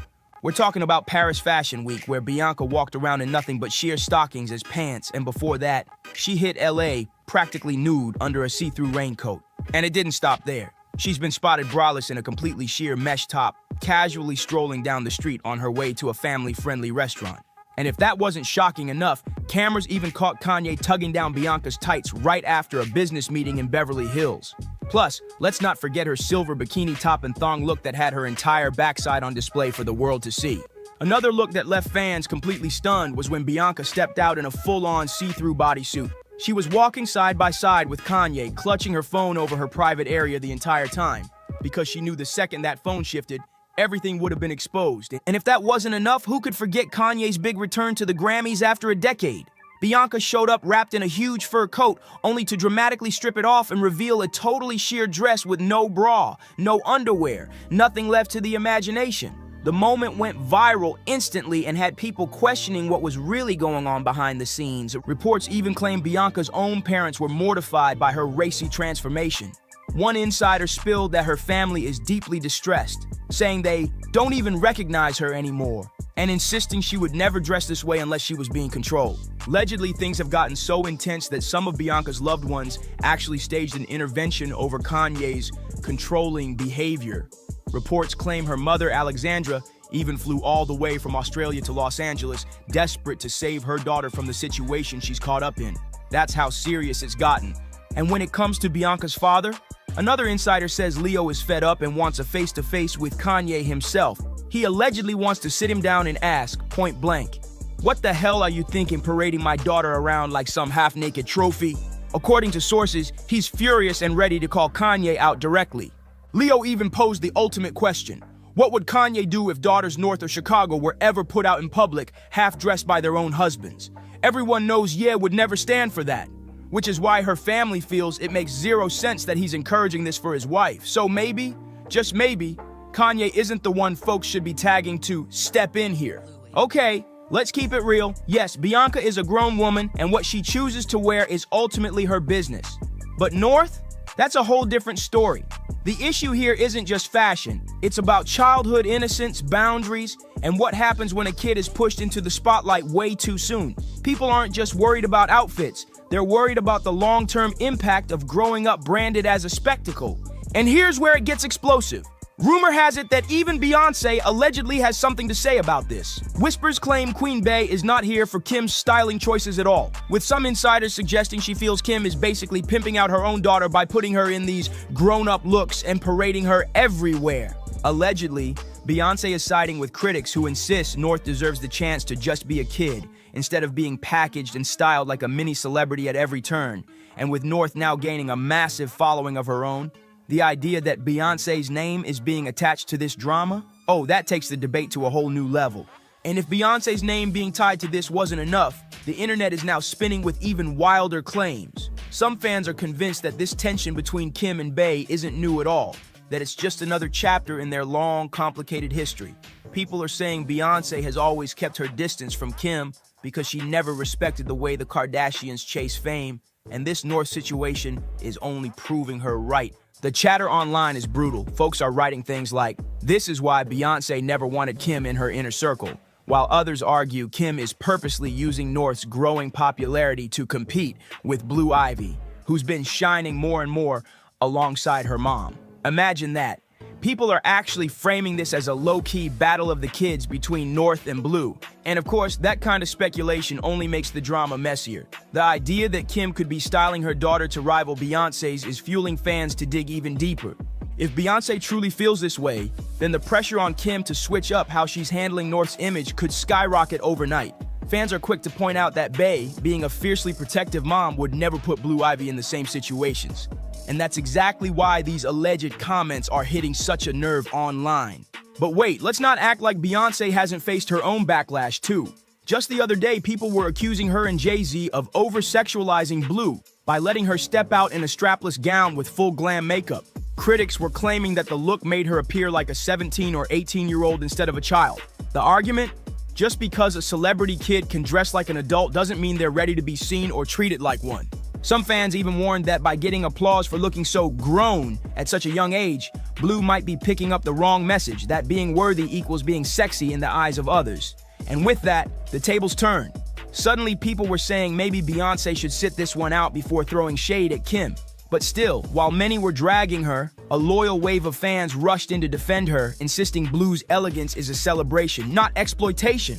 And that's where the whole debate takes a sharp turn, because now it's not just Kim being dragged, Beyonce is getting pulled into the fire too. Social media is split down the middle, with some saying Beyonce has no business calling out Kim when Blue Ivy has also been dressed in ways critics call too mature. Others are fighting back, arguing that the two situations are completely different, and that Kim is blatantly chasing clout off North while Beyonce is simply letting Blue shine alongside her mom. But the fan wars online, they're ruthless. Timelines are full of posts like, Kim is pimping her child, Beyonce is empowering hers, while others clap back with, y'all are just blinded because Beyonce is Beyonce. If Kim did the same thing, you'd crucify her. The comments are going viral, with whole threads turning into battlefield-style arguments between the Hive and the Kardashian supporters. What's even crazier is that some are spinning it into a power play, saying this isn't just about kids' fashion. It's about who controls the narrative of the next generation of celebrity royalty. North versus Blue, Kardashian Empire versus Carter Dynasty. And trust me, that's the kind of headline that won't die down anytime soon. One commenter fired back saying, "What is wrong with all of you? She no longer has the body of a child. She's becoming a young woman, and of course she wants to look that way rather than like a little girl. That's nature. Why do you all choose to sexualize her and shame her for just growing up? This kind of judgment doesn't exist for boys or men. It's misogyny, pure and simple. Leave her alone." Another supporter added, "North literally covers up every single day, and the one day she shows a little skin, y'all act like it's the end of the world."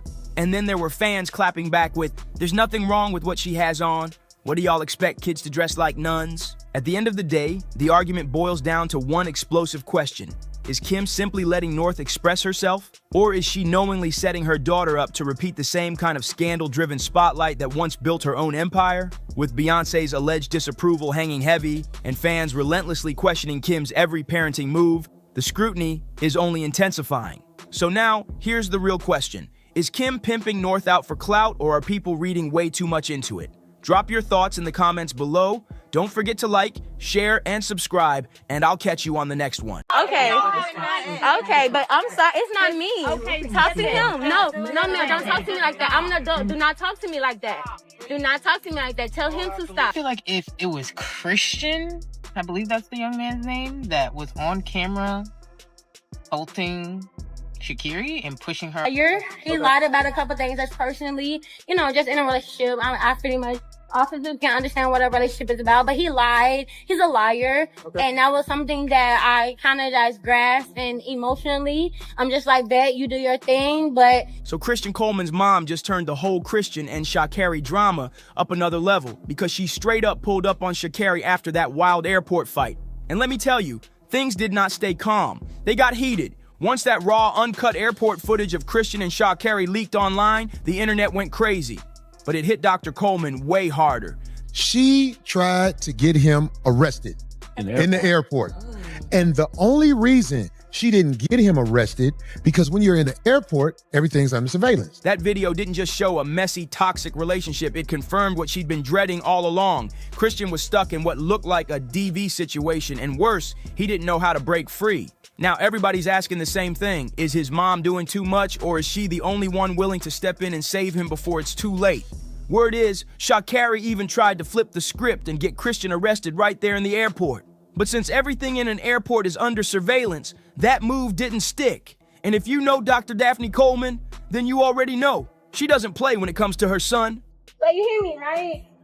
So this is the position that Christian Coleman puts me into, okay? Because he's a coward, and I don't want anything to do with him at this point going forward. My name is Shakari Richardson. Have no problem with letting you know who I am. Haven't put my hands on him. We had an argument.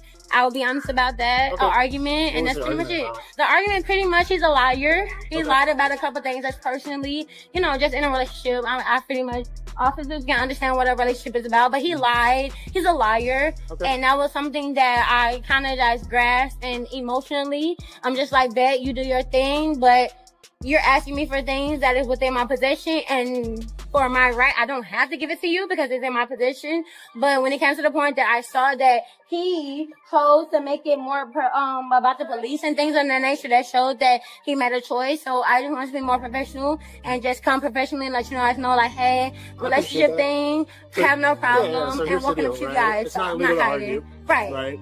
Was there any type of physical? I didn't touch him. He didn't touch me. I will be honest. Hit him with anything? No, I haven't hit him with anything. Like not at all. Nobody was surprised she wasn't about to let Sha'Carri get away with laying hands on Christian. Not for 1 second. But here's the real twist. It wasn't just what she said, it was how she said it.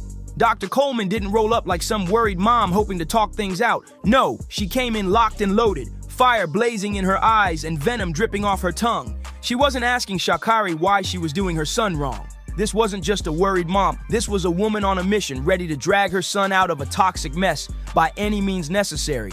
The only proof of how it all went down comes from insiders close to Sha'Carri's camp, who claimed they saw the whole showdown with their own eyes, and let's just say it was ugly. Christian, are you serious right now? So man, in Washington State, he doesn't get a say. But I understand, we were arguing. But I understand entirely. We were arguing. Okay, I'm not gonna resist. But I'm telling you that we was arguing. I didn't know him. I didn't do anything wrong. But the fact that your guys are doing this to me, and he's the man in this situation, I'm gonna comply. I am. I'm not gonna argue with you at all.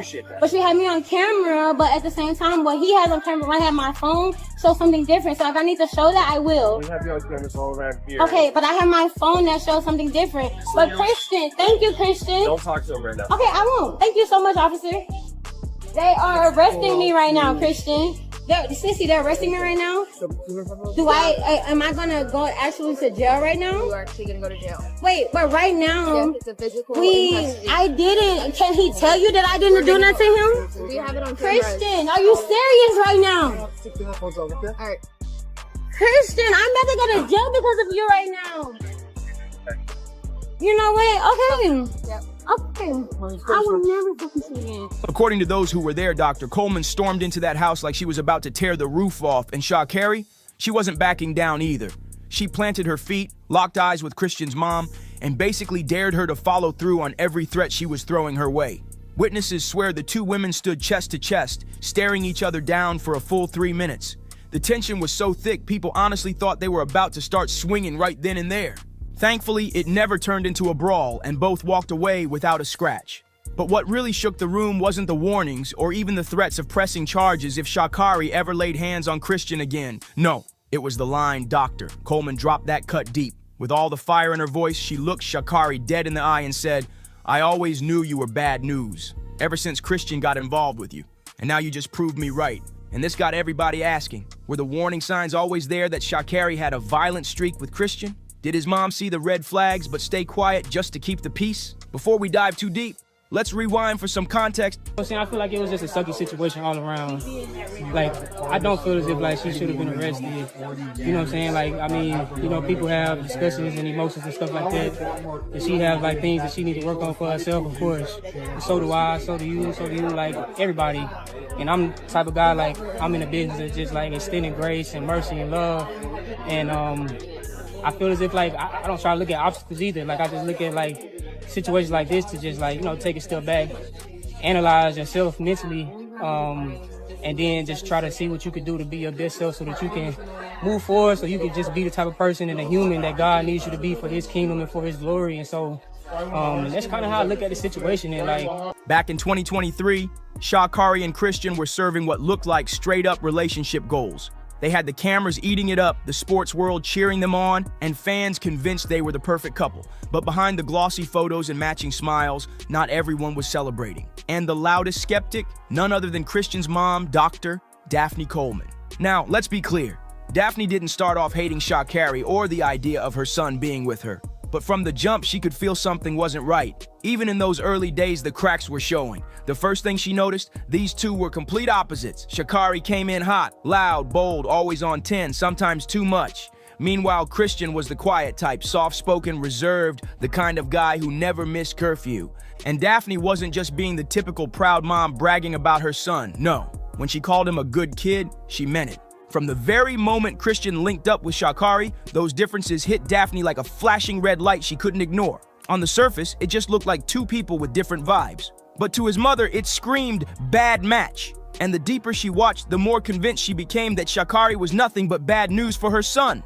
It wasn't always obvious things either. It was the subtle patterns stacking up. Reports say Daphne clocked how Christian suddenly couldn't visit unless Sha'Carri gave the green light, or how family dinners got canceled last minute because Sha'Carri needed him. That control didn't sit right with her at all. But what really made alarms go off was how Christian reacted whenever her name came up. If anyone said something even slightly negative about Sha'Carri, Christian would snap to her defense like his life depended on it. And this wasn't the normal protect your girl type response. This was deeper. His reactions felt sharp, almost fearful, like he couldn't allow anything critical to be said about her without facing consequences later. It's Sha'Carri, and more than anything, definitely a lot of self-reflection, a lot of understanding of not only putting myself in a compromised situation, but somebody that I have a deep care and appreciation for as well is something that holding myself accountable. I see myself, I'm taking this time to not only see myself, but give myself a certain level of help that overall is going to reflect who I truly am in my heart and my spirit, and not allowing this moment. And then came the strangest part, the phone calls. Daphne would ring her son, but instead of Christian's voice, Sha'Carri would be the one answering, and more than once she refused to even let him talk. Add all these moments together, and the picture becomes crystal clear. This wasn't just a couple with quirks, it was one giant red flag waving in everyone's face. And the wildest part? Daphne wasn't the only one seeing these patterns. Others around Christian were starting to notice the same thing too. It wasn't just Daphne who saw the red flags, and almost everyone around them did. We're talking siblings, close friends, even Christian's own teammates. Remember that one post that went viral a few months back? The one that read, "You'll be so much happier when you accept that sometimes people just aren't right for us, no matter how badly we want them to be." At first, folks thought it was just another motivational quote floating around. But when you look back now and realize how many of Christian's Team USA teammates reposted it at the exact same time, it feels like they were sending a not-so-subtle message straight to him. They weren't talking to the world, they were talking to Christian, warning him. But here's the heartbreaking part. Either Christian didn't catch on or he chose to ignore it. Because when that raw, uncut airport footage of him and Sha'Carri finally leaked, the truth was impossible to deny. This wasn't just a one-off messy argument caught on camera. It was evidence that what people whispered about behind the scenes had been real all along. And the most chilling part wasn't even Sha'Carri's aggression. It was Christian's body language. The way he moved, the way he froze, the way he looked like this wasn't shocking or new. It wasn't the reaction of someone dealing with a fight for the first time. It was the reaction of someone who had been through this many times before. If you really watch that footage closely, it's clear this wasn't new for Christian. He looked used to it. The way Sha'Carri kept shoving him while he tried to walk away said more than any statement ever could. That clip ripped the mask off and showed her true colors for the world to see. Because here's the kicker. Before that raw footage came out, Sha'Carri had already tried to flip the script and play victim. After her arrest, she went around acting like Christian was the one who had dragged her into the mess. But when the full, unedited police cam footage dropped, it told a totally different story. At first, Sha'Carri tried to downplay everything like it was just a normal couple's fight. But the second she realized she was about to be cuffed, her whole tone switched. Suddenly, she was snapping at Christian, calling him names, saying he was a coward for letting her get arrested, and blasting him for not saving her from the situation she created. And as if that wasn't enough, she took it even further, spiraling into a full-blown rant where she straight up blamed Christian for the entire thing. She went full victim mode, crying foul, and even had the nerve to claim he was the one who put hands on her. And just like that, the moment Sha'Carri got exposed as a liar, she went dead silent. All that yelling, cursing, and pointing fingers suddenly disappeared once the truth came out. But here's the part that really left people stunned. It wasn't her silence that shocked everyone. It was what Christian did next. Because instead of distancing himself or standing firm, Christian pulled the biggest plot twist of all. He came out swinging as Sha'Carri's public defender. Like the world hadn't just watched her shove him and humiliate him in front of cameras, he sat down in an interview and preached about grace and forgiveness. According to him, Sha'Carri just needed help, and he believes she should be given the chance to get that help without facing harsh consequences for what she did. That statement turned heads everywhere. But nobody was more rattled than his mother, Daphne. For her, this wasn't just another messy chapter, this was the final straw. Watching her son not only defend the very woman who had been violent toward him, but also watching his body language as he spoke, it told her everything she needed to know. The way his shoulders slumped, the way his voice cracked, the way his eyes couldn't hold steadies, it screamed of someone who was broken down, conditioned, and trapped. And let's get one thing straight. Before anybody tries to say Christian's mom was just being dramatic, she wasn't the only one who saw the truth. Fans were watching closely too, and to them, it was crystal clear. Christian was getting taken advantage of by Sha'Carri. People online didn't hold back either. Comments poured in with warnings like, next time she comes after you, it's not gonna be some minor situation. If she hits you once in public, she'll do it again. You're about to end up as her punching bag. Is he even aware? Others pointed out the obvious. She told the police it was him, and after all that, he's still out here defending her while she's ready to throw him under the bus for something she did. And as wild as that was, Daphne, Christian's mom, didn't even get the chance to react this time. Because before she could process the interview where her son defended Sha'Carri, another bombshell dropped. Sha'Carri herself released what she called an apology video. Now here's the kicker. You'd think after being caught red-handed on camera, putting hands on her boyfriend, and then doubling down by playing victim, she'd finally show a little remorse, right? The public expected at least a shred of accountability, some signs she wanted to make things right. Christian's mother was hoping for the same, a moment of responsibility, an olive branch to help calm the storm. But nope, that's not what happened at all. Instead of giving the world the accountability everyone was waiting for, Sha'Carri dropped a 1-minute apology that felt like a straight slap in the face to Christian and his family. In the clip, she claimed she was taking responsibility and doing some deep self-reflection, but her body language told a whole different story. Instead of looking heavy and remorseful, she was smiling, smirking even, like the whole situation was some kind of joke. Fans couldn't believe it. She grinned her way through what should have been one of the most serious moments of her career and relationship. That short video told the public everything they needed to know. Sha'Carri wasn't taking this seriously at all. And as if that wasn't already bad enough, she poured gasoline on the fire by following it up with an Instagram story apology directed straight at Christian. In the post, she wrote, "I apologize to Christian. He came into my life and gave me more than a relationship. He gave me a greater understanding of unconditional love. From what I've experienced in my past, due to my trauma and pain, I was blind and blocked off to not only receive it, but give it. I love him, and to him I can't apologize enough. My apologies should be just as loud as my actions. Honestly, louder. To Christian, I love you and I am so sorry." But just like the video, this post reeked of pure insincerity. Fans weren't buying it for a second. The backlash was instant, with people flooding the comments calling her out, saying, "That Sha'Carri apology video was the most unserious thing I've seen in a long time. I love him and to him I can't apologize enough." That's how Sha'Carri tried to wrap her so-called apology. But honestly, what kind of half-pathetic excuse for a PR stunt was that? And just when you thought it couldn't get worse, it did. If Christian's mom was already furious before, these hollow, half-baked apologies sent her completely over the edge. She pulled her son aside, begging him to walk away from Sha'Carri before it was too late. And to really drive the point home, she took her frustration public. Daphne Coleman reposted Instagram stories that spoke volumes without saying Christian's name. One in particular read, "No matter how good you think it is, there's always better out there. Choose yourself." That moment marked a shift. Daphne was no longer whispering warnings in private. She was blasting cryptic messages online, letting the world know she was done watching from the sidelines. Meanwhile, Christian, he vanished. No new posts, no interviews, no defenses, nothing. The only sign of him was a reported flight out of the country, and after that, silence. And Sha'Carri, the girl who couldn't stop talking, suddenly went mute. No cameras, no races, no updates. After that shaky apology, she disappeared too. Which leaves everyone asking the same haunting questions. If Christian's really finished with her, why did he defend her so hard? If his mom's right that this wasn't the first time, how many times did it happen when no cameras were around? And most importantly, if Sha'Carri's silence means she's plotting her next move, What's she about to unleash when the whole world's already turned against her?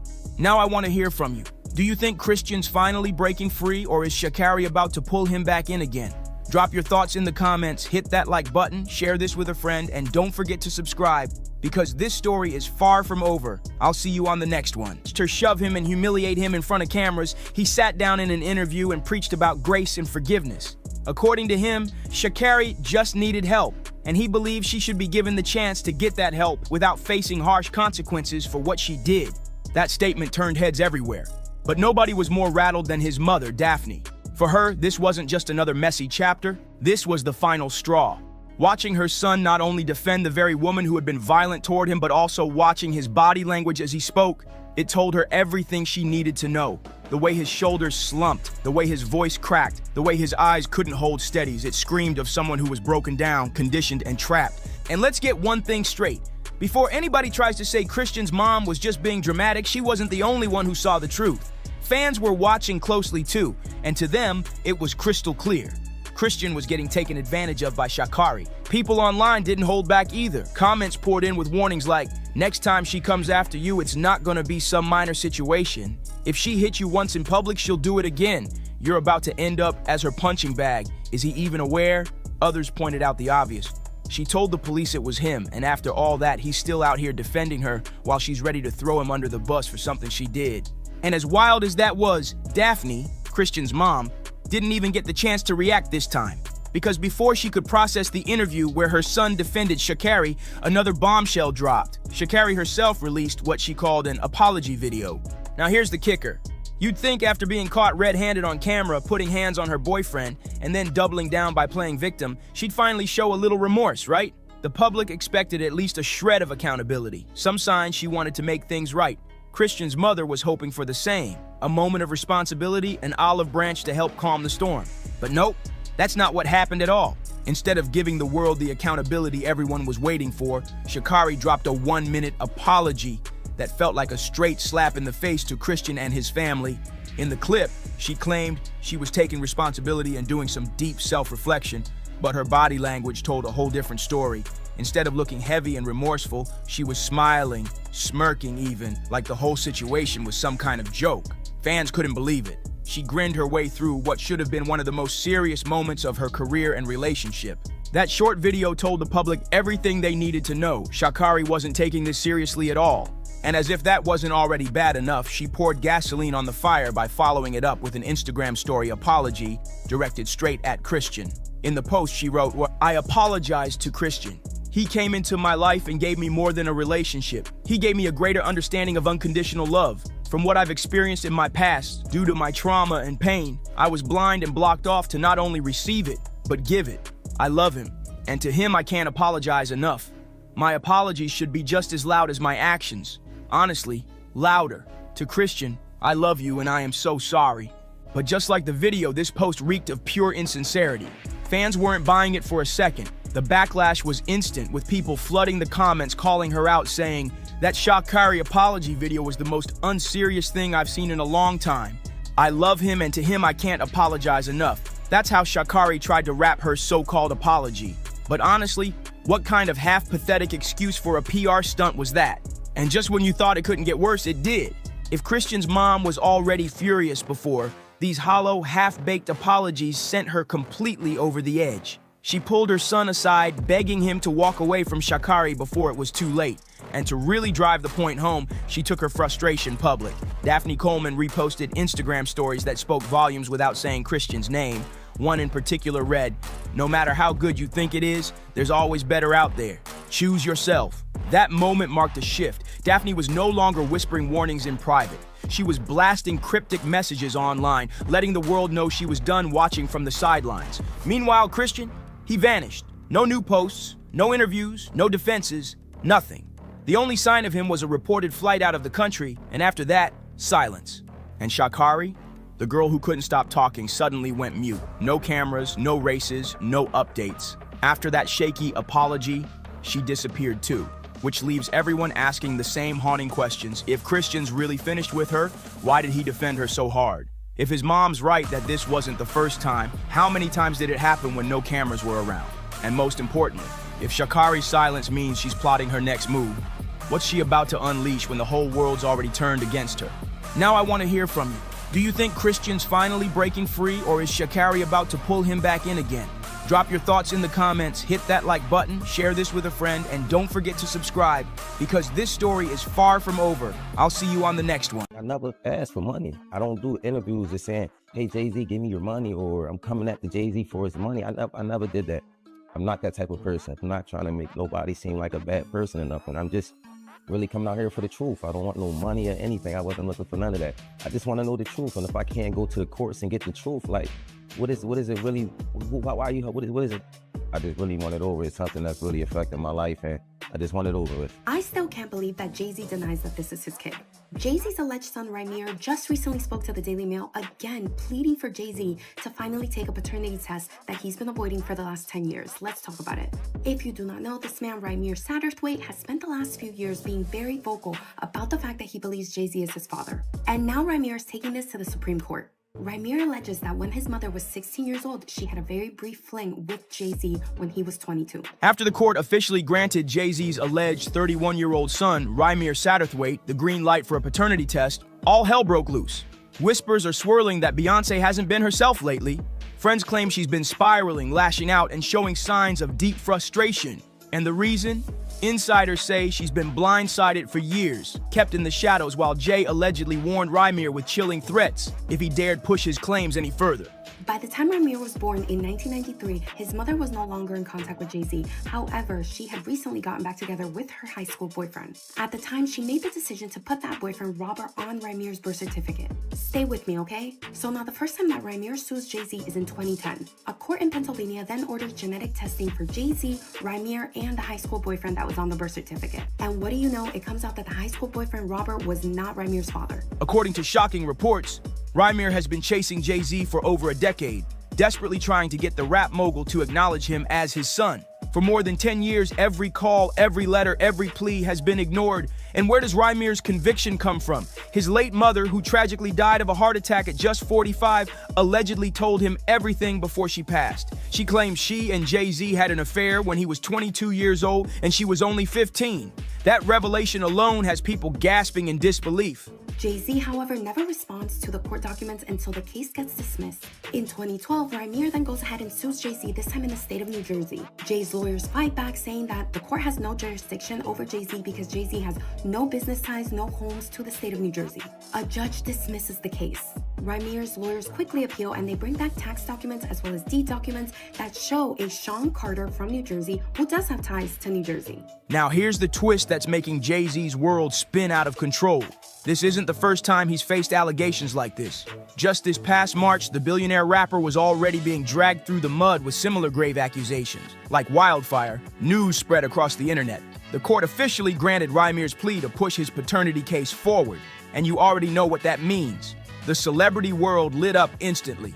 Heavyweights like Nicki Minaj and 50 Cent jumped in with their own reactions, fanning the flames of chaos. Nicki even went viral after retweeting old posts resurfacing Jay-Z's name, pointing out that he's trending again, this time because a judge ordered him to officially respond to Rymir's lawsuit by July 18th. Jay's attorney tells the court that she initially misspoke when she said that he had no ties to the state of New Jersey because she truly did believe that he only lived in New York City. However, they fight back and say, well, there's no proof that the Sean Carter in those tax documents is actually Jay-Z. So crazy to say, but that works, and they dismiss the case again. Now the NAACP and the ACLU are fighting on Rymir's behalf. Rymir then sues Jay-Z again in 2014, and it is dismissed again on the same basis that they can't prove that the Sean Carter in those documents is Jay-Z. Now here's where it gets juicy. Nicki didn't just retweet, she added her own cryptic words, "Glory to God." Fans couldn't help but read between the lines, wondering if she was taking a direct shot at Jay-Z himself. And of course, 50 Cent was right there enjoying the mess, because let's be real, he's had a long-standing grudge against Jay for years. Their beef has always been about more than just music. It's about dominance, respect, and who really owns the crown when it comes to legendary beats. Still, in typical 50 fashion, some insiders say it's nothing personal. He just loves stirring the pot and making fun of whoever's in the spotlight.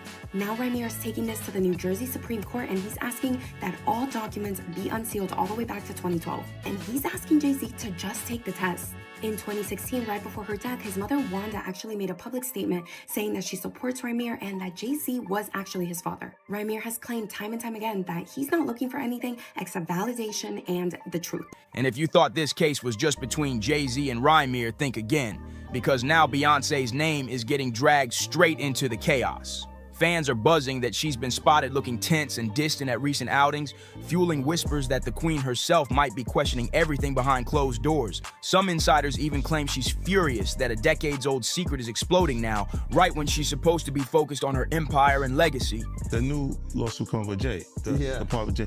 I go, oh shoot, like Black excellence. that had to be there. We getting tighter. You know what I'm saying? And united we stand. And ain't nothing else. Black excellence, they're sitting there like, yeah. It's the billionaire brunch. Oh, Like, I hate you, man. unaware of anything going on here. This is the one time I'm gonna be with you is this year. Yeah. Meanwhile, social media has turned this entire scandal into an arena. People are posting side-by-side photos of Jay-Z and Rymir, pointing out striking resemblances, the nose, the jawline, even the smirk. And the comments are going crazy. Others are demanding to know why it's taken 31 years for the truth to finally be tested, with some accusing Jay of using his billions to bury the story for decades. And here's the kicker. Legal experts are warning that if Jay-Z refuses the test or drags this case out any longer, it could explode into an even bigger PR nightmare. One that money and influence can't simply silence. The whole world is watching, and every move he makes is under the microscope. It don't matter if you Diddy or whoever you is, TG Jakes, any of them, all lies will be exposed. That's all. But Nicki Minaj's smoke with Jay-Z runs way deeper than just retweets and cryptic comments. Her story goes all the way back to when she first signed with his Roc Nation label, and according to her, things got messy, real messy. She's allegedly claiming that Jay-Z defrauded her out of a massive bag, and trust me, she hasn't let it slide to this very day. In fact, Nicki recently doubled down in a tweet that sent the internet into a frenzy. She wrote that she's planning to use some of the money Jay-Z still owes her to put her beloved Barbs through college, covering tuition, paying off their loans, and wiping out school debt like a boss. She even put a number on it, claiming the bill is sitting somewhere between $100 to $200 million and counting. Nicki then fired off a direct shot, calling on Jay to finally settle this karmic debt, warning that it's only stacking more interest with time. But here's the wildest twist. After dragging him in public, Nicki still called Jay-Z one of her top 5 rappers of all time. Fans were shook at the contradiction, with some saying it's shade, others calling it respect, and many claiming it's just Nicki's way of keeping the pressure on while making sure the world knows Hov can't escape the heat. Nicki Minaj wasn't the only one stirring the pot. Other voices jumped in too. Choke No Joke and Hype Plus even reposted 50 Cent's message, adding their own explosive commentary that had the internet shaking. One of them declared, "Now I see exactly how they're taking Jay-Z off the chessboard. Genius move, call it checkmate. Jay, your goose is cooked." The word spread like wildfire, with fans claiming this could be the final straw that shatters his untouchable image once and for all. They went even further, predicting that this scandal could cost Jay-Z his most powerful gigs, including his high-profile Super Bowl connections. The warning was clear. Once those paternity results come back, it won't just be about money. It'll be about legacy, reputation, and the empire he's built crumbling before the world's eyes. And the whispers don't stop there. Rumors are flying that Diddy himself might be the one feeding the fire, leaking Jay's deepest secrets out of spite. With all eyes locked on the court, critics are already quoting Maury-style lines, saying the outcome is inevitable. You are the father. People are already saying Roc Nation could be crumbling to the ground. So happy Father's Day, buddy, one critic mocked as the paternity scandal explodes. And the heat just turned all the way up, because fresh reports claim Beyonce herself might be preparing to walk away, right as Rymir scored a major legal win that secured him the right to a paternity test. The timing is brutal, and fans can't stop speculating if Queen Bey has finally had enough of standing in the shadows of her husband's never-ending controversies. For years, insiders claimed Jay-Z used every tactic imaginable to quietly push Rymir aside, hoping the whispers would fade and the story would die. But instead of backing down, Rymir kept swinging, refusing to give up his fight for recognition. And now, with the court finally in his corner, it looks like his persistence is paying off in a way that could shake Jay-Z's dynasty forever. Contrary to what some might think, Rymir isn't chasing Jay-Z's billions through this lawsuit. He's fighting for something far bigger: the truth. He just wants acknowledgement, and his family is standing strong beside him, backing every move he makes. But while he pushes forward, the fallout behind the scenes is getting explosive. Insiders are now whispering that Beyonce is so shaken by these latest developments, she's even considering delaying the release of her tell-all memoir, a project she's quietly been working on for years. For over a decade, Bey has been documenting everything: her rise to fame, her personal struggles, and yes, her marriage to Jay-Z. This memoir was supposed to finally reveal her truth on her own terms, but now it seems the scandal might force her to rewrite the narrative entirely. And the bombshells inside? They're jaw-dropping. Sources claim she's included details about Jay-Z's rumored infidelity, the infamous elevator fight with Solange, and now the shocking allegations of a secret child. To make things even messier, comedian Cat Williams has already hinted that the season ahead will expose every last lie. The internet is buzzing with one question: how much longer can Jay-Z keep dodging the truth before the entire house of cards collapses?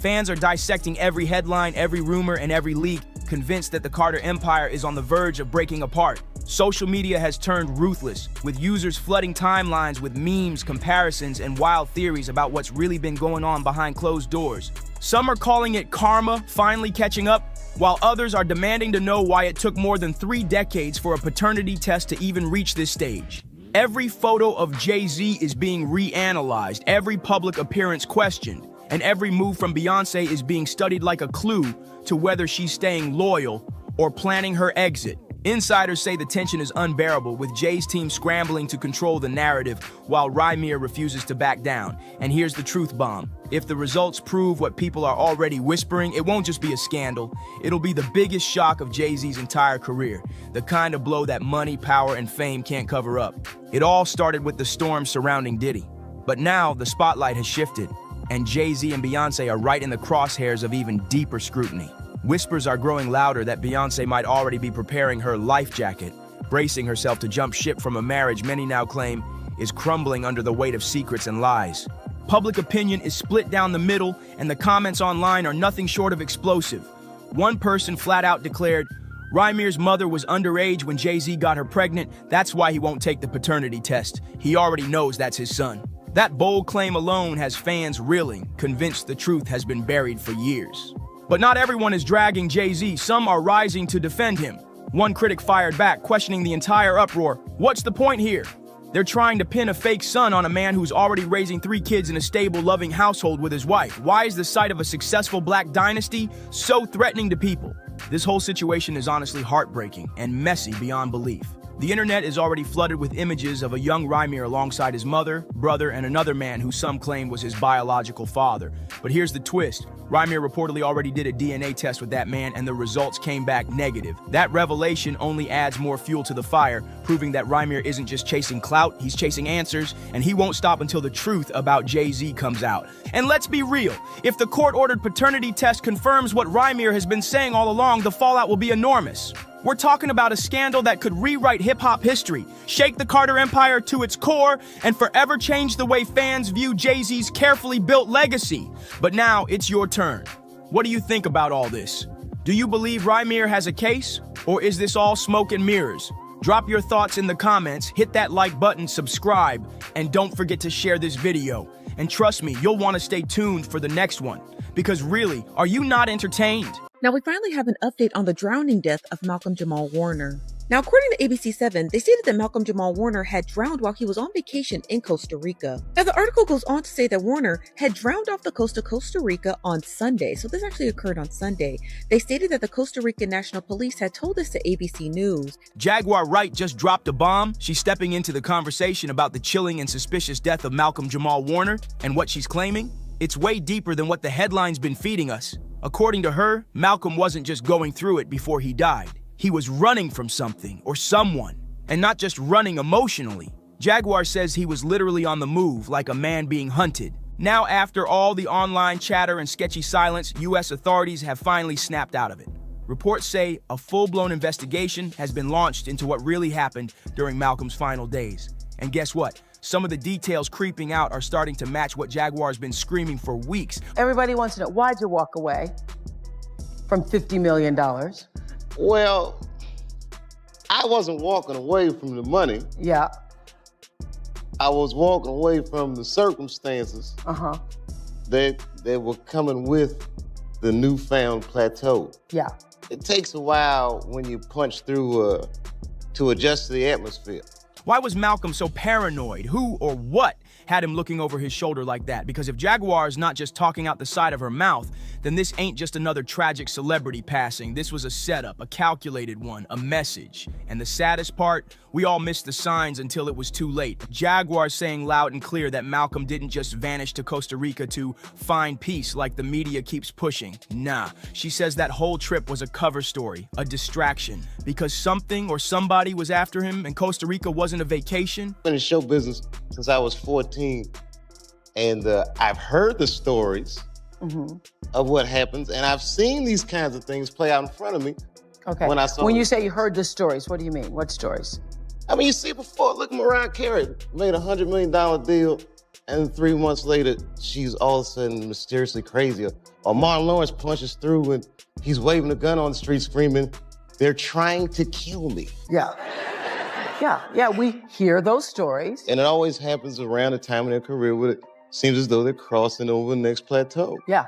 Jaguar Wright ain't holding back. She straight up says Malcolm Jamal Warner wasn't out in Costa Rica for no vacation. He was on the run. According to her, Malcolm knew somebody was closing in and he was genuinely terrified.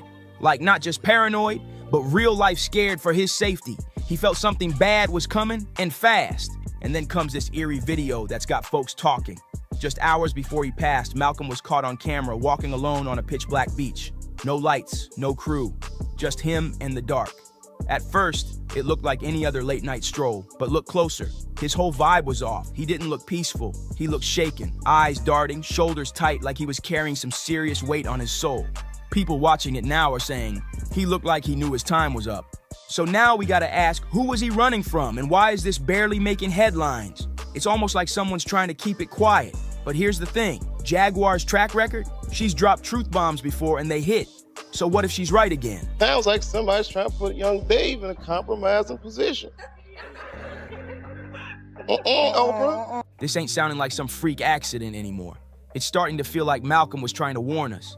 Jaguar Wright ain't pulling punches. She says the real reason Malcolm looked so rattled in that beach video, he had just been threatened again. And not by some random nobodies, nah. Jaguar says it was by extremely powerful folks. People Malcolm was allegedly planning to expose. That beach walk, it wasn't some peaceful moment under the stars. It was right after he got hit with a chilling message. Stay quiet, or else. That's why his energy felt so off in that video. Jaguar says he was shook, like he was battling something heavy in his head, trying to figure out if speaking the truth was even worth the risk anymore. Now here's where it gets even wilder. When that video first hit the internet, folks immediately noticed something was wrong. People were asking, is he high? Is he on something? The way he moved, the way he stared out into the dark, it just didn't feel like him. Some even tried to chalk it up to drugs or some kind of substance to explain why he looked so out of it. But then the autopsy results dropped and boom, all that speculation got shut down. Malcolm's system came back clean. No drugs, no alcohol, nothing. So now that excuse is off the table completely. And it forces everybody to take a second look at that beach footage. Because if he wasn't intoxicated, what had him that shook? What did he see or hear that left him pacing in the dark like that? Black community is not a monolith. There's so many levels and lanes to the black community, and we wanted to have a space where we could acknowledge, discuss all of those lanes, because they're so varied in terms of our perspectives and our opinions and our ways of life, and we wanted to be able to have a place where we can talk about all of those things, discuss all of those things, and shed light on the not all hood aspects of who we are. Jaguar Wright's claims are starting to hit real different now. Because if Malcolm was actually being hunted by powerful people, and if he knew his life was on the line, then that beach video wasn't just some emotional moment. It might have been the exact second he realized he wasn't getting out of this alive. And once you hear what Jaguar says next, everything flips. According to her, that whole story about Malcolm drowning doesn't add up. She's claiming that's not what really happened. Yeah, his body was found in the water, but Jaguar says Malcolm was already gone before he even touched the ocean, and that changes everything. Because if he was already dead before the tide carried him out, it explains why he didn't even try to swim or fight back. People are asking, How does a man who knows how to handle a riptide, a skilled swimmer, just suddenly give up in the water? This wasn't no rookie tourist flailing in the waves. This was Malcolm Jamal Warner, a grown man in control who had experience. So if he didn't fight it, maybe it's because he physically couldn't, or maybe he never even had the chance. Now fans are looking sideways at the official story. Who was chasing Malcolm? What kind of heat was he really under? And the biggest question of them all, how did they manage to clean it up so smooth that it looked like just another tragic accident? Jaguar Wright says Malcolm Jamal Warner became a target the moment he stopped playing Hollywood's little game. According to her, he refused to shrink himself just to make the industry feel comfortable. And that's when things got dangerous. She says Malcolm wasn't interested in being that quiet, non-threatening version of a black man the system loves to parade around. Nah, he was loud, proud, and unfiltered. He wasn't biting his tongue for nobody, and allegedly, Malcolm was gearing up to expose some serious mess, the kind of truth that rattles cages and makes powerful people panic. Now, if you've been paying attention over the years, this ain't new. There's been non-stop talk about how Hollywood treats outspoken black men, silencing them, trying to feminize them, or straight up break them. And when they stop cooperating, or worse, start talking, that's when things start spiraling real quick. Jaguar says Malcolm saw the writing on the wall, but instead of backing down, he pushed harder. He wanted to tell the truth, even if it came with a price. Sound familiar? Just look back at 2005. Remember when Dave Chappelle walked away from that $50 million Comedy Central deal and dipped to Africa? The media lost its mind. When Dave Chappelle disappeared in 2005, the tabloids went wild, calling him unstable, saying he was spiraling, even pushing rumors he was on drugs or having some kind of mental breakdown. They were trying to paint the man like he lost it. But when Dave finally sat down with Oprah, he shut all that noise down. He said it wasn't about the money. It was about the strings attached, the pressure, the control, the way the industry tried to box him in and twist him into something he wasn't. Dave wasn't willing to play that role. He wasn't about to sell his soul just to be their version of marketable. One of the realest things Dave said, he started noticing a dark pattern. He said entertainers go through something ugly, right before they hit that next level of fame, and it didn't sit right with him at all. He saw how the same machine that builds you up in public will rip you to shreds the moment you stop following the script. So, he made a choice. Instead of letting them turn him into a puppet, Dave walked, left the deal, left the country, and chose his sanity over their spotlight. When Oprah asked Dave Chappelle what really made him walk away from that massive deal, he didn't sugarcoat nothing. He said point blank, he was being pushed to create sketches that felt wrong, not just off-color or edgy, but socially irresponsible, jokes that didn't land right, jokes that felt like they were laughing at him, not with him. But it went even deeper than that. Dave said he could feel the agenda. It wasn't about comedy anymore. It was about mockery. It was about turning black men into punchlines. And once he saw it for what it was, he couldn't unsee it. That's when it hit him. He was being used to clown his own people and cashing in on it. That right there was his breaking point. Now fast forward to Malcolm Jamal Warner, and the parallels are straight up chilling. If Jaguar Wright's telling the truth, Malcolm saw that same twisted machine coming for him. But while Dave got the chance to walk away, Malcolm didn't get that luxury. Dave nearly lost everything for standing up. His career flatlined for a minute. Hollywood tried to bury him, but he survived, came back stronger, and forced them to respect his name. Malcolm, though, according to Jaguar, he wasn't that lucky because the things he was about to expose weren't just uncomfortable, they were dangerous. Look at the whole Drake verses. Kendrick beef, while the entire hip-hop world was busy picking sides, fueling the fire, Malcolm Jamal Warner stepped back and saw through it all. He called it what it really was. He wasn't getting caught up in the noise. Instead, he pointed straight at the powerful hands behind the curtain, those unseen forces trying to pit two of the biggest black voices against each other. And according to Jaguar Wright, those same forces didn't like being called out, not one bit. Malcolm wasn't just speaking his truth, he was pulling the mask off something that was never meant to be exposed. And that, she says, is when things got serious. That's when he became a problem. But the most chilling part? Malcolm's final podcast interviews. Jaguar says they made the situation even more suspicious because he did not hold back. No filters, no fear. He flat out called out the power players behind the scenes, the ones treating black men like pawns, like puppets being dangled for profit. In one clip, Malcolm broke it all the way down. He talked about how the media dehumanizes black men, how they get boxed in, labeled, silenced, and pushed to the edge just for existing in a world that refuses to see them as full human beings. What really shook people was when Malcolm basically hinted that he was ready to expose everything. No metaphors, no coded language. He was talking direct, with urgency, like a man who knew his time was almost up. Looking back now, a lot of folks are asking, was that his warning? Did Malcolm realize he had crossed a line and there was no turning back? Because according to Jaguar Wright and now more and more fans, this wasn't random. It wasn't just a tragic accident, it was something else, something way darker. And when you really start connecting the dots, it's hard not to notice how much of this story just doesn't sit right. Did the timeline shaky? The official details keep flipping, and for something that was supposed to be a straightforward drowning, it completely crumbles under the slightest pressure. Let's break it down. First, officials claimed Malcolm got caught in a riptide while trying to save his daughter.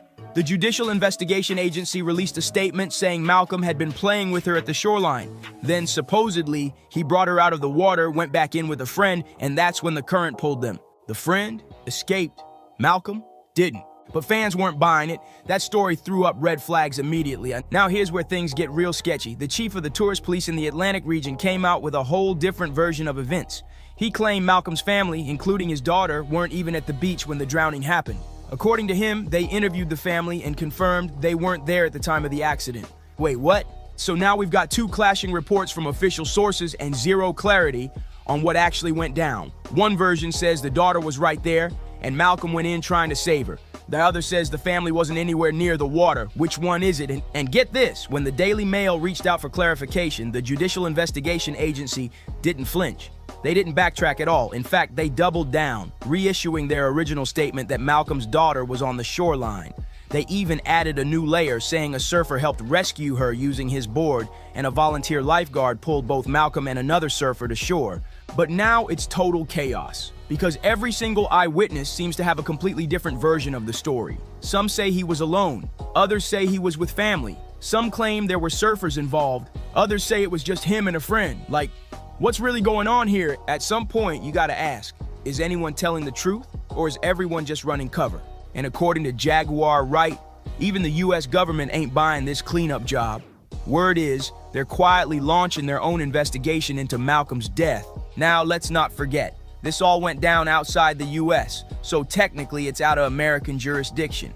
But Malcolm was still a US citizen, and if there's even a whiff of foul play, you already know Uncle Sam don't play about that, especially not when it involves one of their own under suspicious circumstances. And this wouldn't be the first time the US government stepped in after somebody died under mysterious conditions overseas. Remember Shanquella Robinson back in 2022? That case shook everybody. She tragically lost her life while on a vacation in Cabo, Mexico. The local authorities claimed they were on it, said they had launched their own investigation. But the story was all over the place. Too many lies, too much confusion, and the US still stepped in and launched their own separate probe because the whole situation felt shady from the jump. So, if history tells us anything, it's that when the heat starts rising and the public starts questioning everything, the feds start paying attention, and Malcolm's case might already be in their crosshairs. Because according to Jaguar Wright, it's already happening. She says federal agents are now digging deep into what really went down with Malcolm Jamal Warner, and if that's true, Hollywood might be sitting on a ticking time bomb, because if investigators trace all this back to the powerful folks who were allegedly threatening Malcolm, and if it turns out his death wasn't just some freak accident, then the whole industry might be forced to answer for years of secrets they've been hiding and lies they've been selling. This ain't just about one man anymore. If Jaguar Wright's telling the truth, and let's be real, she's been right before, then the feds stepping in means this could be way bigger than anybody ever expected. Malcolm Jamal Warner might not have been running from the spotlight. He might have been fighting for his life. And now, with the US government reportedly launching a separate investigation, this isn't just a tragedy, it's the kind of story that could blow the roof off Hollywood. We're talking secrets unraveling, powerful names being exposed, and a machine that's been untouchable for decades finally getting cracked wide open. Because if the real truth ever sees daylight, it's game over for whoever's been hiding in the shadows. So what do you think? Was Malcolm silenced before he could speak? Is this the beginning of a major Hollywood fallout? Drop your thoughts in the comments below. Don't forget to like, subscribe, and share if you're ready for more truth bombs, because this story is just getting started. Catch you in the next one. Beyonce for sure. I love her. Like, I love Beyonce. Jay-Z too, I really admire the both of them. Educated gangster rapper, that's all she could come up. The internet is going wild with one question shaking the entire foundation of pop culture's most guarded dynasty. Rumors are swirling that Beyonce is absolutely shattered after court papers allegedly revealed a bombshell nobody saw coming. Whispers claim Kelly Rowland's son Titan may not be who the world believed he was. The shocking talk that Jay-Z is actually his biological father. If that turns out to be true, we're not just looking at a messy scandal, we're staring at a betrayal so deep it could rip apart lifelong bonds. Imagine childhood friendships dissolving, the roots of Destiny's Child crumbling, and Beyoncé's flawless image and the one she's built as untouchable and above all drama suddenly cracking wide open. I know so much on how you got where you are, how you stepped on many people. This isn't just gossip. This is a secret with the power to rewrite over 2 decades of music history, love stories, and fan devotion in one devastating twist. Picture the fallout for Beyoncé, a woman who built her entire empire on loyalty, power, and being in total control. She's weathered public cheating scandals, stood tall through Jay-Z's messy confessions, and kept her crown spotless. But now, the whispers say her best friend, her so-called sister, may have carried a child that belongs to her husband. That's not just messy, that's earth-shattering. More genius. Beyonce. Gorgeous. A stab to my self-esteem. Word is, behind those mansion walls, Beyoncé is spiraling, feeling the walls of her private kingdom closing in. Court documents, the kind insiders claim were never supposed to see the light of day, have reportedly surfaced, sparking chaos online. Screenshots, snippets, and leaks are already flooding timelines, adding fuel to the frenzy. The name Titan is suddenly tied to what many are calling the family's deepest, darkest secret. And whether these papers are real or not, the damage is already brutal, because the suggestion alone slices straight through Beyoncé's carefully crafted image of perfection. I want to ask you about Jay-Z's album. I think it's genius. Like all of his projects, I thought it was really great. The internet wasted no time tearing into what they claim was evidence hiding in plain sight. Side-by-side pictures of Titan and Jay-Z are flooding timelines, spreading like wildfire with captions screaming that the resemblance is undeniable. The jawline, the nose, even those subtle expressions that mirror Jay-Z's old photos. Fans are losing it. Weirdo. I don't get no what you got in your head, that neural link. You'll never outthink me. Ever. Some swear the likeness is way too strong to ignore, while others brush it off as coincidence. But the debate has already gone viral. And once the internet smells a storyline like this, it's nearly impossible to stuff that genie back in the bottle. For Beyoncé, who has built a world where every photo is curated and every image released with surgical precision, seeing her husband's face mirrored in her best friend's son is a narrative she can't control, and it's only throwing more fuel onto the fire. At that time, I remember thinking, I can't be mad at her because that is what the media portrays. Now people are circling back to Kelly Rowland's 2013 track Dirty Laundry. Back then, it was praised for raw vulnerability in a song about pain, abuse, and hidden struggles. But with these rumors flying, fans are dissecting every lyric under a whole new spotlight. Lines about betrayal, manipulation, and secrets buried in plain sight are suddenly being read as hidden clues to a love triangle nobody dared to believe. Some are even asking if Kelly used her music as a confession, venting her turmoil but disguising it as metaphor. Did the world miss the message because the truth felt too outrageous to face? I don't have no felonies. I'm not crazy or none of that. It's like, I just want the truth, and it's so hard to get it from the courts. And it seems like Jay-Z don't want to say anything. So, I don't want to see him go down for something that, you could have just got taken care of. That's it. Industry insiders remind us that artists often lace their real lives into lyrics, and now, the resurfacing of Dirty Laundry feels like a breadcrumb trail, one that nobody was ever supposed to follow until now. And then comes the money trail, the rumor that's blowing the roof off this entire scandal. Word is Jay-Z has allegedly been sliding payments to Kelly's family ever since 2014, the very year Titan was born. That one detail has the internet in a frenzy, with fans debating if these were just generous Godfather gestures or straight-up hush money meant to keep a dangerous truth buried. The timing is way too perfect and way too suspicious for people to ignore. If Jay really was sending steady payments all these years, the question becomes unavoidable. How much did Beyoncé actually know? Was she part of the silence? Or has this betrayal been playing out in her own home behind her back? Is it really a conspiracy if the same person keeps benefiting off the same kind of tragedy over and over For nearly a decade, the thought of Queen Bey, the most in-control figure in the entire music industry, being blindsided under her own roof feels unthinkable. But that's exactly why this rumor has teeth. It feeds the fear that even the most powerful can be destroyed from the inside. This revelation doesn't sit alone. It's layered on top of Jay-Z's history of messy entanglements and scandals that never fully disappeared. Let's not forget, he already admitted to stepping out on Beyoncé, famously pouring his guilt into music while their marriage nearly fell apart. Their albums, his and hers, became a soundtrack of confession and survival. But if Titan is really his child, that entire narrative collapses. Oh, no, was it. No, when I get nervous, I tell the truth. It's no longer about a couple clawing their way back from infidelity. It becomes a decade-long deception against his wife and against the woman Beyoncé has always called her sister.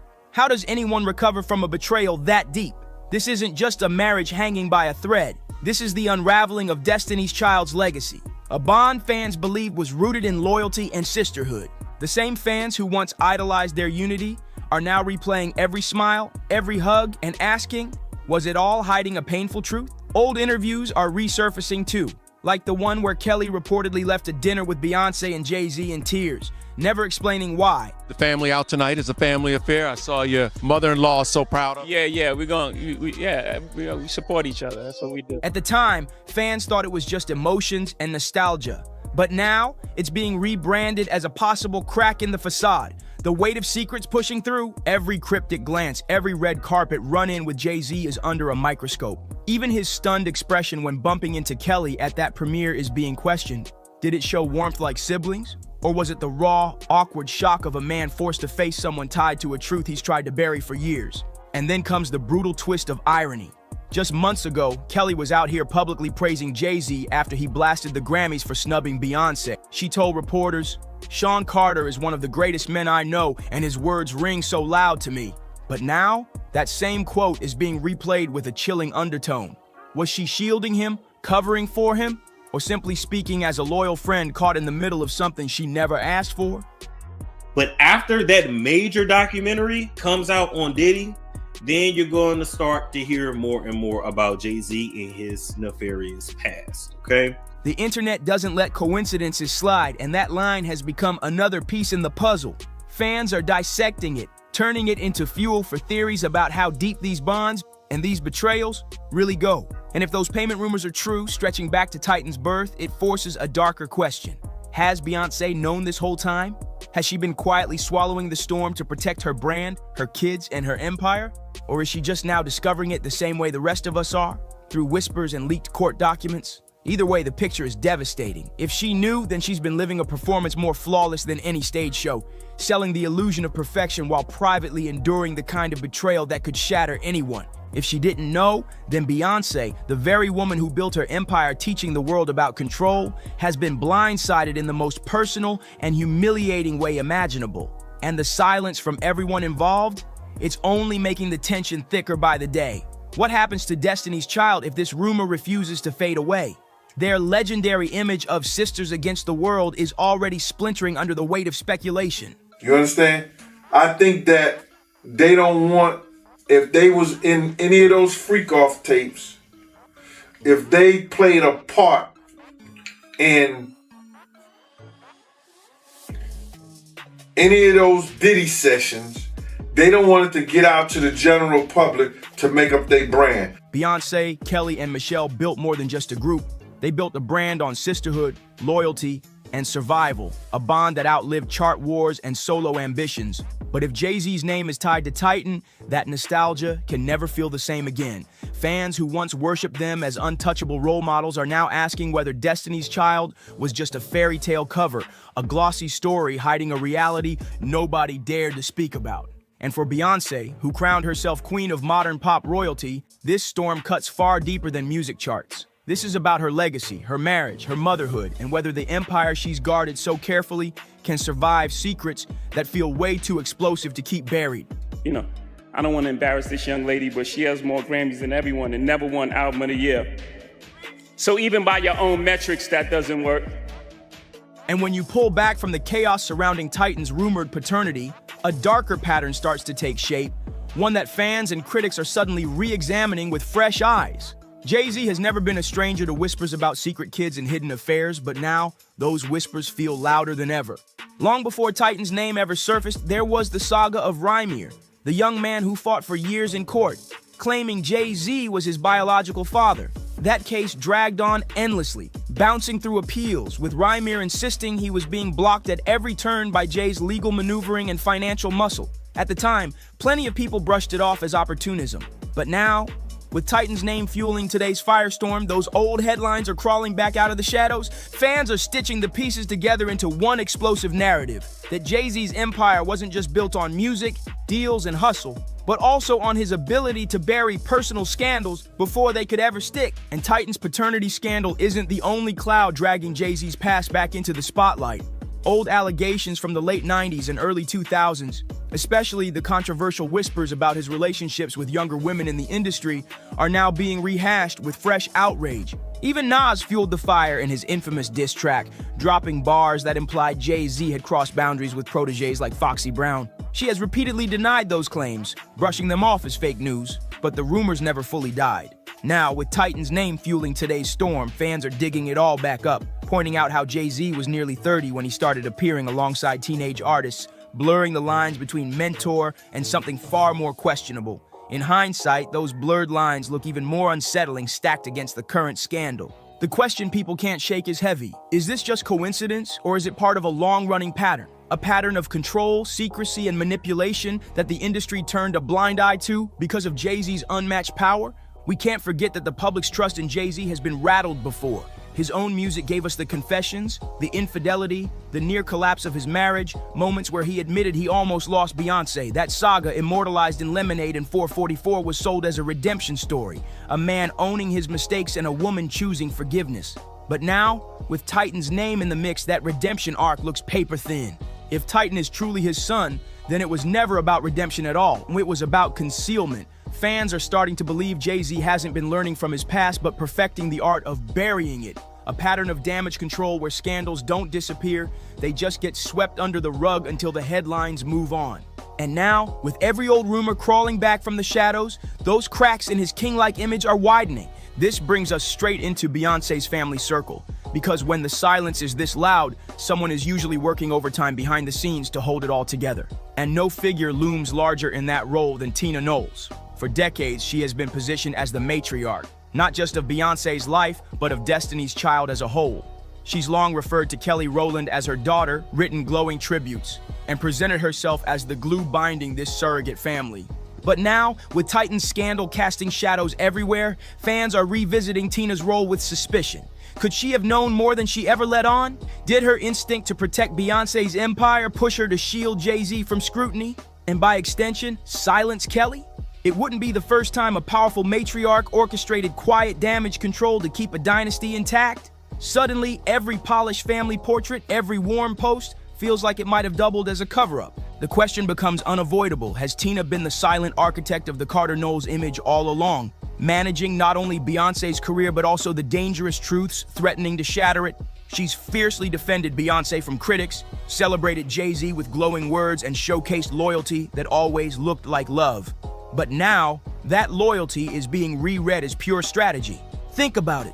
If Tina knew the truth about Titan, then keeping the family brand spotless would require silence at all costs. For Beyoncé, being betrayed by her husband is crushing enough. But the idea that her own mother might have played a role in the cover-up, that takes this from a marital scandal into something generational, hinting that the entire Carter Knowles dynasty may have been protecting a secret too explosive for the world to handle. At the same time, Jay-Z's long history of ties with controversial figures like Sean Diddy Combs and the lawsuits constantly swirling around those circles only deepen the cloud of suspicion. Every time new allegations land on Diddy, Jay-Z's name somehow drifts to the edges. Sometimes it's mentioned in filings, sometimes it mysteriously vanishes as if scrubbed away. Fans can't help but notice the pattern.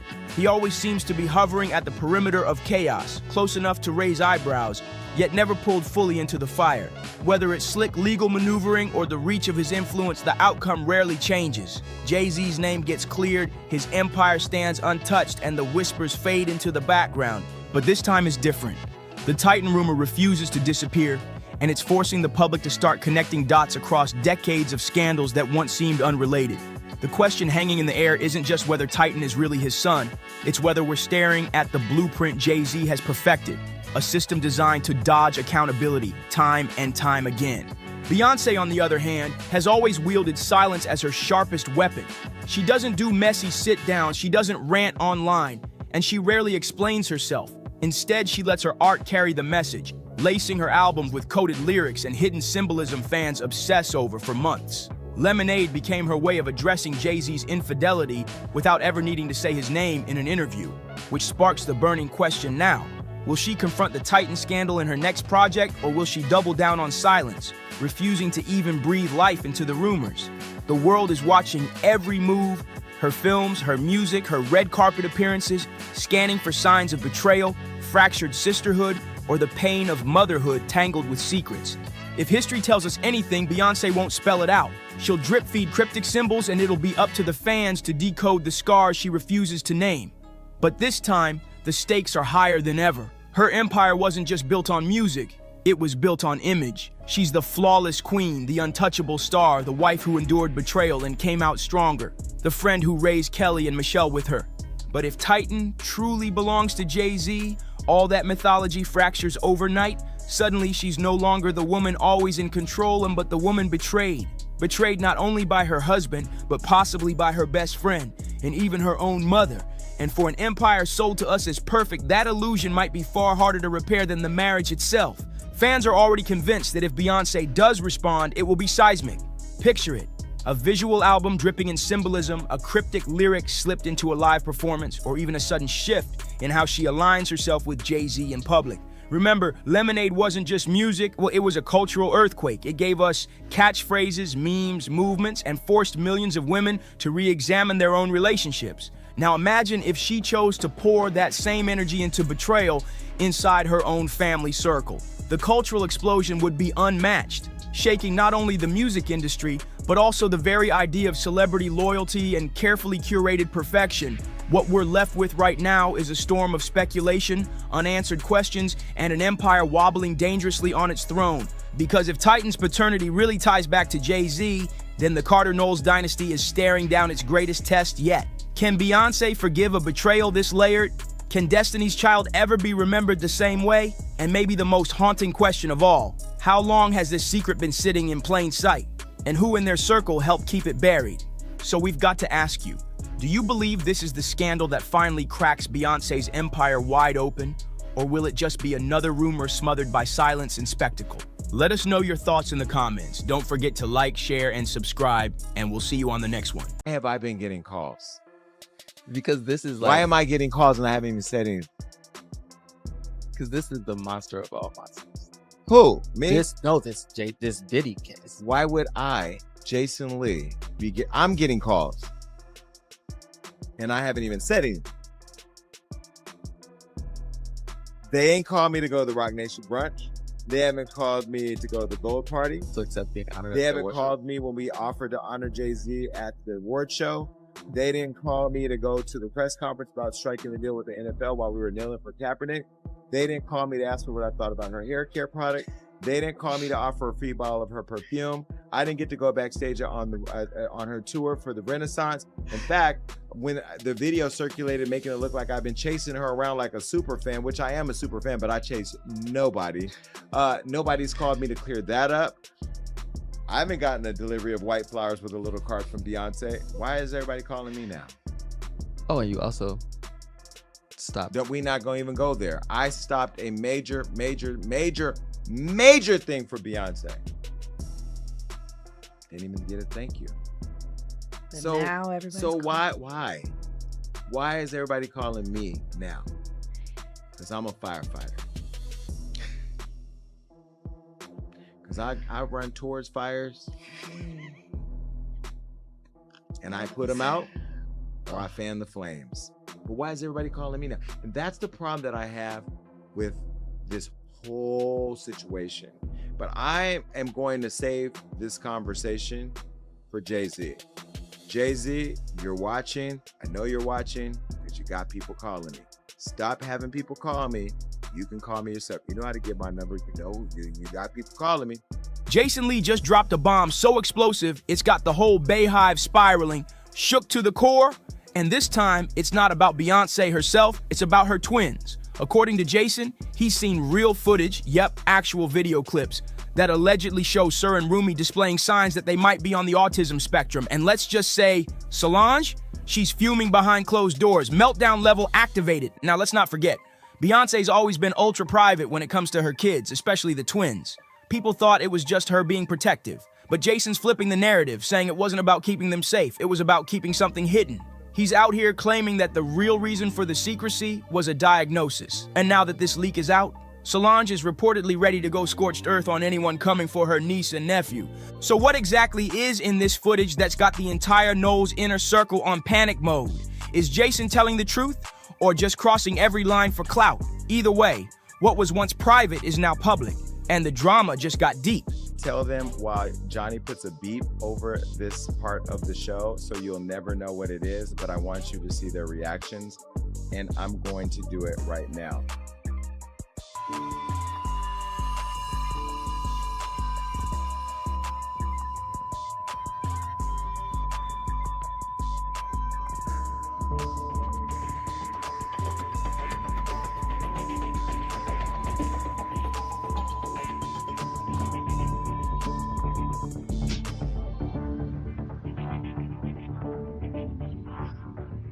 Ooh, and that's why I go back to, like, we're friends in the game. We support each other. We help each other out. Can you imagine had I put that on Hollywood Law? Oh, there's one more thing. Beat this, Johnny.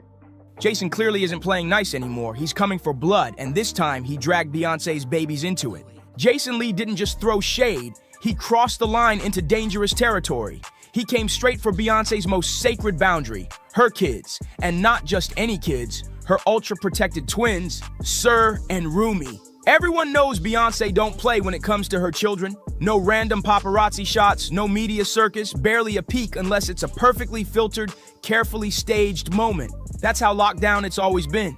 But behind that silence, whispers have been building for years. Fans have speculated that Beyonce's secrecy might be deeper than just wanting privacy.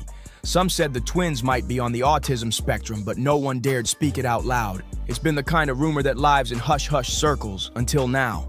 Because Jason, he blew the lid all the way off. He didn't just say it, he claimed it's true. And he's not leaning on gossip either. He says he's seen real footage, legit receipts that supposedly show everything. He made it crystal clear. This wasn't a guess, this wasn't shade, it was a straight up call out. And to make it even messier, he basically dared Beyonce to come for him. Maybe she doesn't know. Beyonce doesn't know. Yeah, I don't think Beyonce. They're not going to share that with her. Yvette knows. I got the receipts. I still have the receipts. Yvette know I got the receipts. I got them. Now if I get that message to Beyonce, yes, I can get it to I'm connected. I could get the message to Beyonce. She needs to know. And I think people like her publicist, who I love, and I'm just being critical. That's just what I do. You know that, Yvette. We're trying to book Kelly Rowland right now. Now, if I don't get Kelly Rowland because I say this about, then it's gonna be a problem. Then I'm putting out receipts. The receipts I just told you about, then I'll put those out. The fires that will come over there. I ain't worried. I ain't going nowhere. I'm telling you right now, I'm not playing this industry game. But here's the kicker. Jason claims the Queen's team already knows what he's capable of. He says they allegedly tried to pay him off to keep quiet. So on the latest episode of his podcast, the one we're about to break down, Jason Lee dropped another bombshell. He said Beyonce's camp allegedly reached out directly, trying to make sure he didn't go public with any more secrets, like they were scrambling to stop the leak before it turned into a flood. But the way Jason's been moving, it's got people wondering if Beyonce and Jay-Z know their usual tight-lipped control game isn't working anymore. Suddenly, they're all smiles in public, acting like there's no beef, showing fake love, and pretending everything's sweet with Jason. But he's not falling for it, not for a second. If anything, it's adding fuel to his fire, and now he's coming even harder. Jason's not just running his mouth, he's pulling receipts, dropping clues, and backing it all up with timelines and quotes. And the wildest part? He's using Beyonce's own words against her. That's right. He's connecting dots that most people missed the first time around. Y'all remember when Beyonce once talked about her delivery with the twins? It flew under the radar back then, but now, Jason's calling it a major red flag. She said she had an emergency C-section, was on bed rest for a whole month, and that one of the babies was born underweight. Now yes, medical complications with twins aren't rare, but Beyoncé's own words from her Vogue interview raised way more eyebrows than expected. She revealed something that most fans never forgot. During delivery, one of the twins' hearts actually stopped. She said she had toxemia, what doctors now call preeclampsia, and was stuck on bed rest for over a month. Her body was shutting down, and things got so bad she had to have an emergency C-section. And after that, the twins were kept in the NICU for weeks. Now, ever since that moment of honesty, some fans have felt like she was saying more than she let on. Like maybe she was trying to tell us something without fully spilling. Especially when it comes to Sir, people in the medical world have pointed out the possible long-term effects of preeclampsia. And get this, several studies link it to a higher risk of autism in children. Here's where it really gets interesting and kind of emotional. In a separate interview, Beyoncé talked about her kids, and the way she described them had people analyzing every word. When she spoke about her daughters, it was glowing. She praised their strength, their confidence, their voices. She said she wants them to grow up knowing they're CEOs in the making, bold enough to speak their minds and never feel pressured to fit in. Why have I been getting calls? Because this is like... Why am I getting calls and I haven't even said anything? Because this is the monster of all monsters. Who? Me? This Diddy case. Why would I, Jason Lee, I'm getting calls. And I haven't even said anything. They ain't called me to go to the Rock Nation brunch. They haven't called me to go to the Gold Party. To accept being honored. They haven't called me when we offered to honor Jay-Z at the award show. They didn't call me to go to the press conference about striking the deal with the NFL while we were kneeling for Kaepernick. They didn't call me to ask me what I thought about her hair care product. They didn't call me to offer a free bottle of her perfume. I didn't get to go backstage on her tour for the Renaissance. In fact, when the video circulated making it look like I've been chasing her around like a super fan, which I am a super fan, but I chase nobody. Nobody's called me to clear that up. I haven't gotten a delivery of white flowers with a little card from Beyonce. Why is everybody calling me now? Oh, and you also stopped. We not gonna even go there. I stopped a major thing for Beyonce. Didn't even get a thank you. So why is everybody calling me now? Because I'm a firefighter. Because I run towards fires and I put them out or I fan the flames. But why is everybody calling me now? And that's the problem that I have with this whole situation. But I am going to save this conversation for Jay-Z. Jay-Z, you're watching. I know you're watching, but you got people calling me. Stop having people call me. You can call me yourself. You know how to get my number. You know, you got people calling me. But when Beyoncé started talking about Sir, the entire energy shifted. Gone was the powerful, bold language she used for her daughters. Instead, she said she hopes Sir can be brave in a cruel world, and that she wants to protect him from what the internet says he should be, and help him affirm his own existence. That last line, it hit different. It wasn't just poetic. It felt deliberate, like she was saying something deeper without fully revealing it. That's the moment fans started quietly asking questions. Was Beyoncé trying to tell us something without actually confirming it? According to Jason Lee, the answer is yes. He claims that was her subtle way of acknowledging Sir's condition, a severe autism diagnosis, without publicly putting it out there. And according to him, that's exactly why Beyoncé has kept Sir even more hidden than Rumi. Jason alleges there's a clear reason behind the difference in visibility. He says Sir's condition is much more intense than his sister's, and that Rumi is considered high-functioning. That's why Rumi occasionally appears in public, but even then, it's under strict supervision. Remember the Cowboy Carter tour? Rumi was there, but always behind the scenes, tightly managed. Meanwhile, Jason claims Sir can't be placed in public spaces without total environmental control. And that's why, according to Jason, Sir has been kept almost completely out of sight. It's not just about privacy, it's about total protection. But let's be real, this isn't Jason's first time pushing this narrative. He's been dropping breadcrumbs for a while now. Some of you probably remember when he went on his show and boldly teased that he had major dirt on Beyoncé. He didn't say it outright, but in one now infamous clip, yeah, the one we're about to show, he leaned in and whispered something to his co-host, and the look on their face said everything. But Jason didn't stop there. In that same episode, he upped the ante and claimed he had real receipts, actual proof, and was ready to expose it all. Unless Beyoncé agreed to send Kelly Rowland to appear on his show. Yup, He straight up gave her an ultimatum, make it happen, or everything's coming out, and the way he said it, it did not sound like an empty threat. Now, obviously, Beyonce wasn't about to let someone boss her around, and Kelly Rowland never showed up for that interview. So guess what? Jason kept his word and started spilling, and now he's taking it even further. Jason just claimed on record that Beyonce and Jay-Z allegedly had Sir locked away in a facility. And this is the part that had everyone doing a double take. Jason didn't just suggest something shady, he came out swinging with a bold, controversial claim. He said Beyonce and Jay-Z couldn't handle Sir's condition on their own, so they made the decision to place him in full-time care. Not just with a nanny, not in their estate, a private, ultra-luxury facility. Still, it's not their home. And that detail, that's what left fans completely rattled. People are split. Some are calling it straight-up abandonment, while others say maybe they had no other choice. But one thing's for sure, it doesn't match the Carter image we've all been fed. For years, they've painted the picture of the perfect, unshakable, tight-knit family. So the idea that one of their own kids, their son, is possibly being raised somewhere else, even if it's the best money can buy, it's unsettling. And get this, it's not just Jason saying it. Azalea Banks, the queen of chaos, added even more fuel when she jumped on social media with a reckless tweet. Stop hiding his son from the world. She warned that the truth would come out and even said Beyonce would look like a piece of crap for being ashamed of her own child. Brutal. Now say what you want about Azalea, but when her messy boots and Jason both say the same thing, people start paying attention. And Jason's not done. He's still claiming to have even more receipts, and he's threatening to drop everything if the Carters keep trying to shut him down. But here's the twist. It's starting to look like somebody in that family has officially had enough. And that somebody might just be Auntie Solange. Remember that time she posted a photo of a full-on voodoo altar on Instagram? Back then, people thought she was coming for Nicki Minaj, since Nicki had just thrown some slick shots at Beyonce and caught the heat.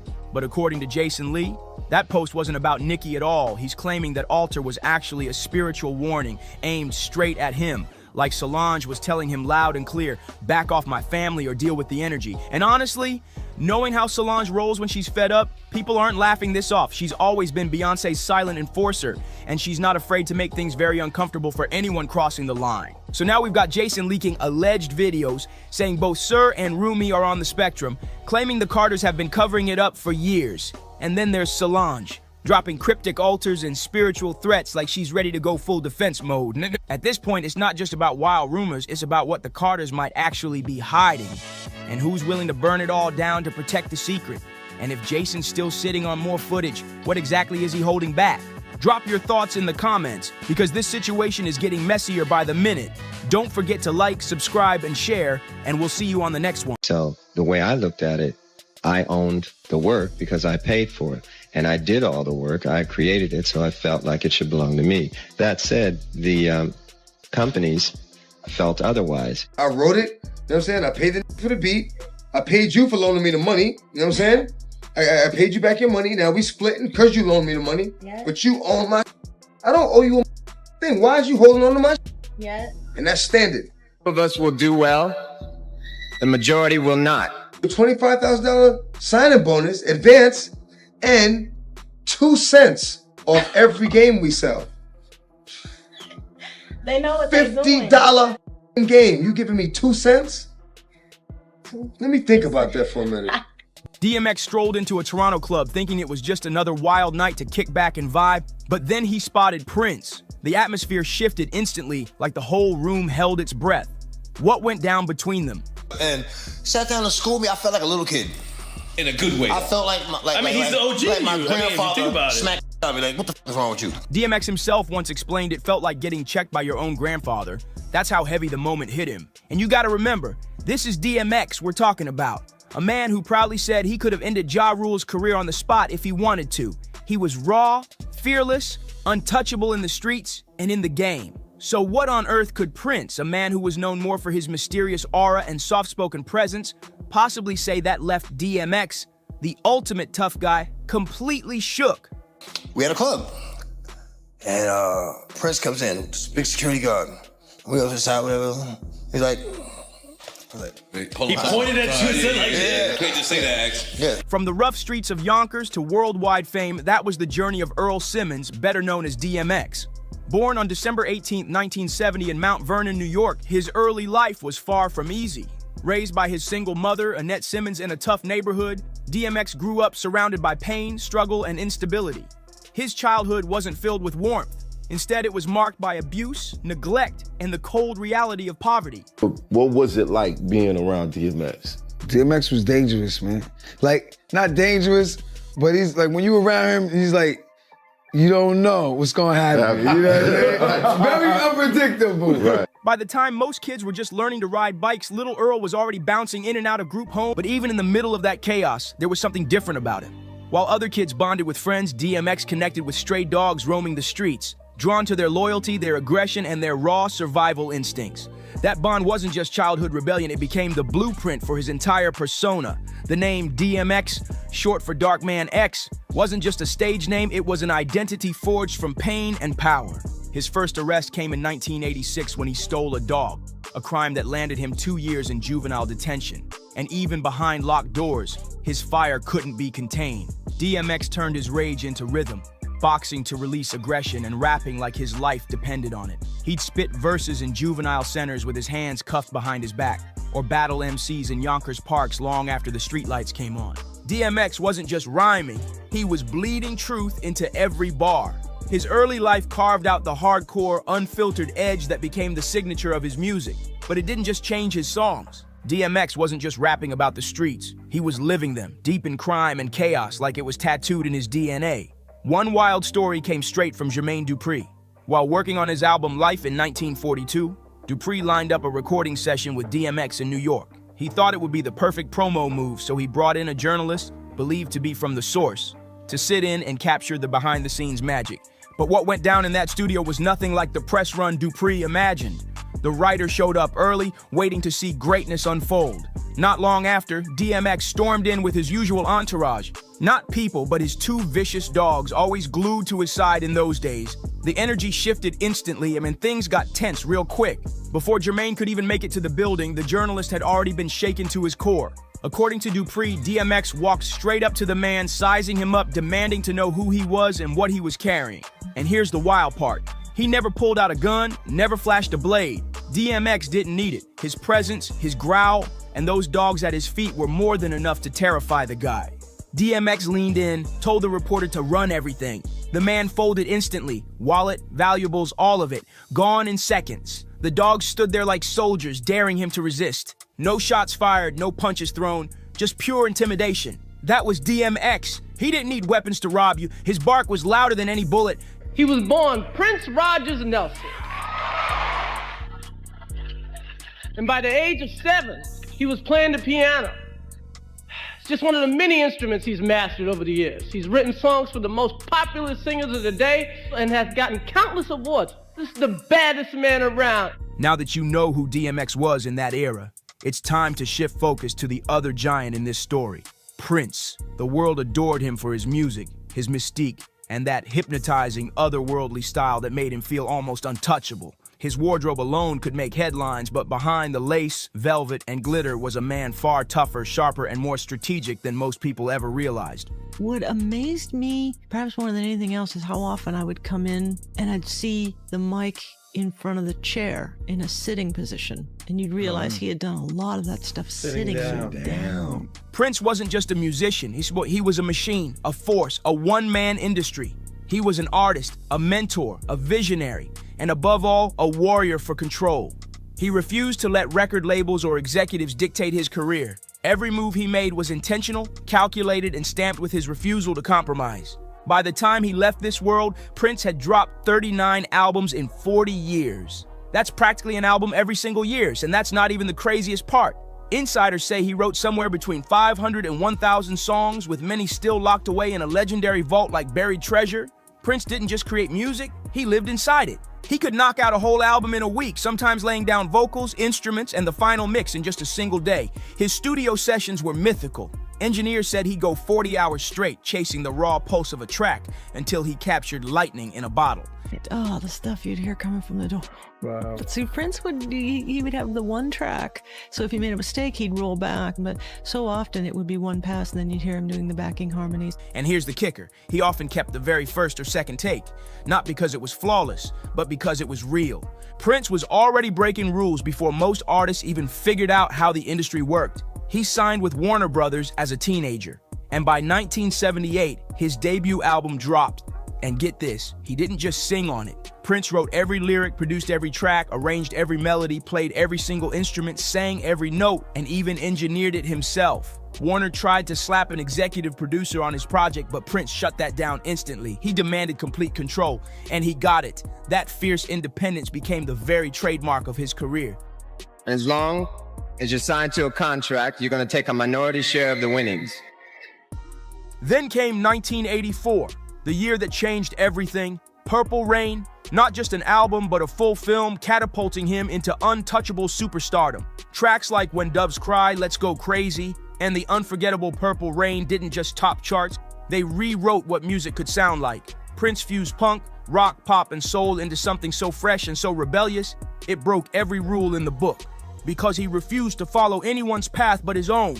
And it wasn't just the sound, it was the look. Prince blurred every line, gender, fashion, expectation, nothing boxed him in. Over his career, he had around 3,000 custom high heels crafted by Andre Nom 1, often dipped in deep shades of purple. But don't get it twisted, these weren't fragile fashion shoes. They were reinforced, designed for his wild, high-energy stage performances that pushed him to the edge night after night. Prince didn't chase flashy tech or soulless trends like 3D scanning. He wanted the real deal, handmade, authentic pieces that carried energy. At his legendary Paisley Park compound, his in-house designers worked off his midnight sketches and impulsive visions. Lace, sequins, daring cuts, bold silhouettes, raw stitching. His outfits weren't costumes, they were statements. Prince might have worn sequins, lace, and purple silk like living artwork, but beneath the glam, he was waging war against the very machine that tried to control him. By the late 80s and early 90s, his frustration with Warner Brothers was boiling over. The label forced him into their one album per year rule, but that didn't fit an artist who could write and record a new song almost every single day. So Prince decided he wasn't going to play by their rules anymore. He was going to build his own empire. In 1985, he launched Paisley Park Records, and by 1993, he doubled down with NPG Records. That's when the fight with Warner turned brutal. Prince rebelled in the most shocking way possible, changing his name to an unpronounceable symbol and walking into public with the word slave painted across his face. This wasn't just for shock value. This was protest. To Prince, it wasn't just business. It was personal. He believed, if you don't own your masters, your master owns you. And he was ready to burn bridges to make that point clear. By 1996, after grinding out his final contractual albums, Prince finally declared emancipation. Free at last, he gained the power to release music on his own terms. No more middlemen, no more corporate leash. He even started pioneering new models, dropping songs direct to fan through the NPG Music Club and later Lotus Flower. Once again, Prince proved he was decades ahead of the industry, doing digital distribution long before streaming became the norm. And the independence wasn't just about business, it was about creation. On projects like Dirty Mind and his self-titled album, Prince handled everything himself, writing, composing, arranging, producing, engineering, and playing every instrument. In the studio, he was a one-man band layering dozens of tracks with his own hands. His sound blended funk, rock, pop, jazz, and even electronica, sometimes fusing multiple genres into a single track. From Sign of the Times to Love Sexy, his relentless pace and fearless experiments set him apart from everyone else. And through it all, he never stopped calling out the industry for what it was: corrupt, exploitative, and rigged against the artist. In his eyes, as long as you signed a contract, you were only getting scraps while the executives took the feast. There are certain encounters in life that don't shake you with chaos, but instead hit you with a quiet force that cuts straight through your soul. One conversation, one presence, one truth, and suddenly, everything you thought you knew gets flipped upside down. Up in the hood. It seems like Prince is a G, man. Every story we got is good. Everybody love Prince. Who didn't know Prince, but would kind of make fun of the heels. For DMX, that person wasn't a fellow rapper, not a rival, not even a street legend. It was Prince. And he wasn't the only one who felt that weight. Even Cat Williams, and the sharp-tongued comedian who rarely puts anyone on a pedestal, admitted Prince was someone he looked up to. But here's the thing, DMX wasn't the type of man you imagine being humbled by anyone. His aura was pure toughness, pure dominance. So picture this, he's in Toronto, fresh off filming scenes for Exit Wounds, posted up in a club, soaking in the music, the energy, the nightlife. He's at ease in his zone. Then the atmosphere shifts. A presence walks in, not just another celebrity. It's Prince, the same Prince who moved through the world like a mystery wrapped in velvet and lace. Small in stature but massive in energy, he carried himself like he was part rock god, part spirit guide, untouchable yet magnetic. The kind of man who could silence a room without saying a word. And that's where the irony comes in, because for years people cracked jokes about Prince. The heels, the lace shirts, the soft-spoken vibe. Folks would clown him, and even DMX admitted that people sarcastically called him Prince Gangsta. To them, the glitter, the platforms, the quiet voice didn't scream toughness. They couldn't reconcile the flash with force. But that's exactly what made what happened next so shocking. Companies felt otherwise, and they would always hold this contract up and say, well, you signed it. And I say, well, I understand that. It's not like I want to leave. I just want to, talk about this thing and see if we can't make it more fair. That night in Toronto, Prince wasn't anything like the glittery image the world had painted of him. To DMX, he was something entirely different. Not soft, not delicate, but powerful in a way that couldn't be ignored. Prince didn't make a flashy entrance. He didn't need to. He walked in quiet, but the energy around him shifted like a tidal wave. He lifted a hand, motioning for DMX to step over. And without hesitation, DMX did. In a calm but commanding tone, Prince told security to clear the space, and they did. Instantly. Half the club backed up, tables were moved, the whole area rearranged, just so Prince could sit face-to-face with DMX one-on-one for over an hour. What is it exactly that you want to be free from when you're talking about your record company? In your job, can you leave it if you want to? Yeah, I can. You can? Well, in the record industry, you can't. What shook DMX wasn't the scene itself. It was the vibe. Prince wasn't there to act like a superstar. This wasn't a pop star playing for attention. DMX had been around men who carried weight. Jay-Z, Tupac, even heavy street crews like the Latin Kings. He knew what power looked like. But Prince was something else. Calm, collected, radiating wisdom. He didn't flex with threats or show off his fame. He owned the moment with nothing but his presence. And when they spoke, it wasn't about charts, hits, or Hollywood lights. Prince went deeper. Ownership, meaning, purpose. The kind of raw truths that force you to stop and question everything. In that moment, the jokes about the lace, the heels, the quiet voice, and they all vanished. Prince redefined respect in DMX's eyes. Years later, DMX still couldn't shake it. He admitted Prince left him moved, not just impressed, but transformed. And if a man like DMX, someone who walked through the fire of the streets, battled demons on stage, and faced storms head on, says you need to listen, then you listen. Because that night wasn't about ego, beef, or bravado. It was about honesty, legacy, and truth. Two legends crossed paths in a Toronto club, and for once, DMX, the man known for his growl, was the one sitting silent, soaking up wisdom. So the way I looked at it, I owned the work because I paid for it. And I did all the work. I created it, so I felt like it should belong to me. That said, the companies felt otherwise. So the question is, what exactly did Prince say that made the dog stop barking? That 1 hour conversation between Prince and DMX wasn't just casual talk. It was the kind of discussion that leaves echoes in your mind for years. And at the center of it all, masters. A word most fans never think about, but in the music industry, it's life or death for an artist's legacy. So let's break it down. A master is the original, highest quality recording of a track or album. Every single copy, whether it's streaming on Spotify, pressed into vinyl, playing on the radio, or chopped into a TikTok clip, all of it comes from that one master file. Whoever owns the master doesn't just own the music, they own the artist's blood, sweat, and tears. Prince explained it like this: owning masters is like owning land. If the land is yours, you decide. Rent it, sell it, build an empire, or let it sit untouched. But if someone else owns it, you're basically a tenant. You can live there, sure, but the real decisions, they're not yours to make.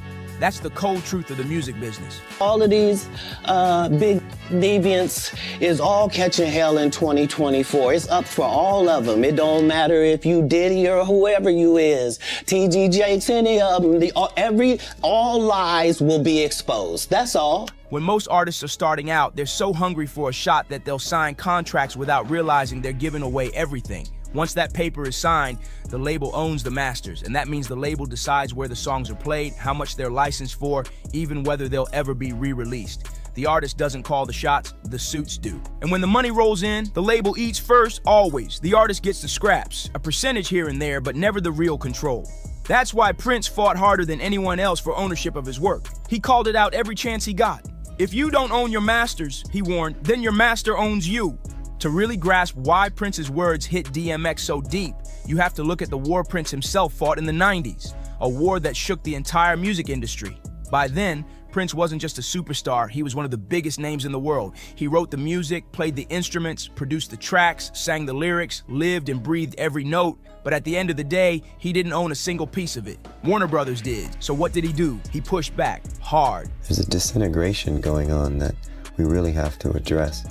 When Warner refused to give him control of his masters, Prince didn't play along.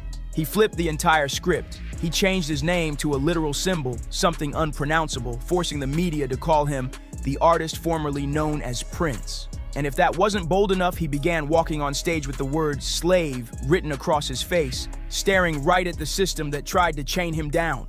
People thought he was losing it. The headlines labeled him eccentric, erratic, dramatic, but Prince wasn't acting out for attention, he was fighting for freedom. Every time he painted slave across his face, it wasn't shock value, it was truth. He wanted the world to see what the music industry really was, a system designed to exploit artists while corporations cashed in. To him, it wasn't just contracts and clauses, it was modern-day slavery. Owning your masters, he explained how gave him the symbol. Prince's rebellion wasn't about ego, it was about legacy. He understood that if you don't own your masters, you don't own your music. And if you don't own your music, you don't own your story. Prince didn't just fight the system, he outsmarted it. When the labels tried to box him in, he flipped the rules on their head. He started releasing music independently, creating his own distribution pipelines long before anyone else even thought about it. He sold albums directly to fans, often bundling them with concert tickets, cutting the middleman out completely. This was years before Spotify, Apple Music, or TikTok existed.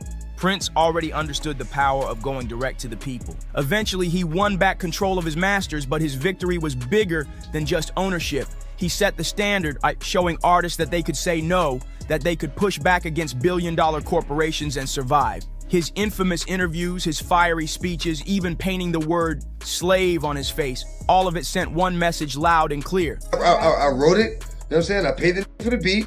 I paid you for loaning me the money, you know what I'm saying? I paid you back your money. Now we splitting because you loaned me the money, but you own my I don't owe you a thing. Why is you holding on to my And that's standard. Prince wasn't afraid to speak the uncomfortable truth, even if it made enemies. And as time went on, his fight evolved. He stopped targeting just the faceless corporations. He started calling out the people propping up the system. Prince pulled back the curtain and began naming names. One of those names kept coming up again and again, Sean Diddy Combs. Now, Prince didn't deny Diddy's success. In fact, he respected the hustle, the vision, the relentless grind. But what disturbed him was the way Diddy built alliances, formed quiet partnerships, and aligned himself with powerful players who were reinforcing the very same structures Prince had spent decades tearing down. To Prince, this wasn't just a business move, it was betrayal.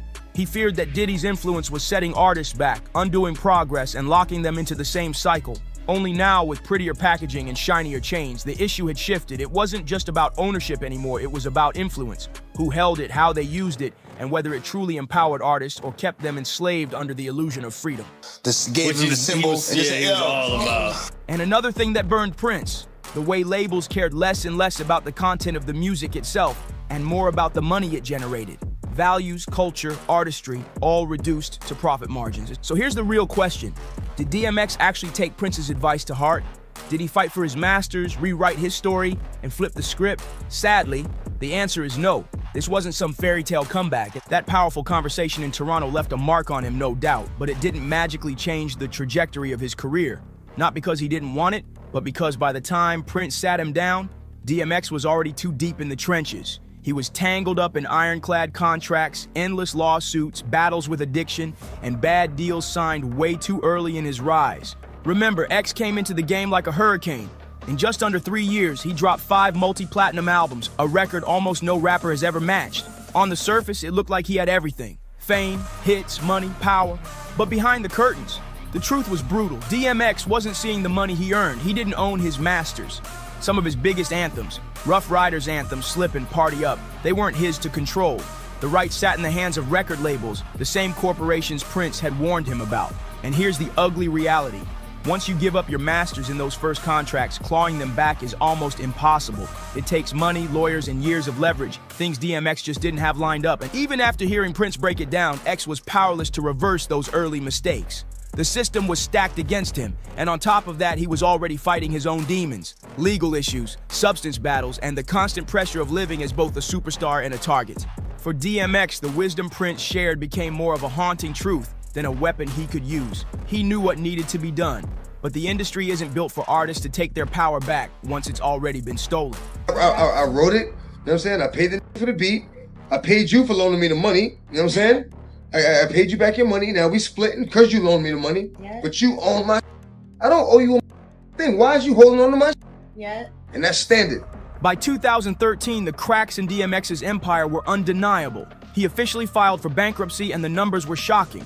Court papers revealed he had just about $50,000 in assets, but over $1 million in debt. Think about that. A man whose music had made millions for labels and executives was left scraping by, buried under child support payments, legal fees, and back taxes. And the wait didn't stop there. Because of his long history of arrests and legal troubles, DMX struggled to book shows, which made it nearly impossible to rebuild steady income. There were even reports that he didn't have full access to his royalties. That's the harsh reality of not owning your masters. Without that control, an artist has to rely almost entirely on performance money and touring to stay afloat. But once those opportunities dry up, whether because of addiction, prison, or simply age catching up, the financial foundation crumbles fast. So it begs the question, what if DMX had owned his masters? Would his story have played out differently? Would he have had the financial security to focus on his health, his art, and his family instead of fighting off lawsuits and debts? The truth is, DMX was never truly broken in the way outsiders imagined. His spirit, though, was bruised. He said it himself over and over. Money was never his motivation.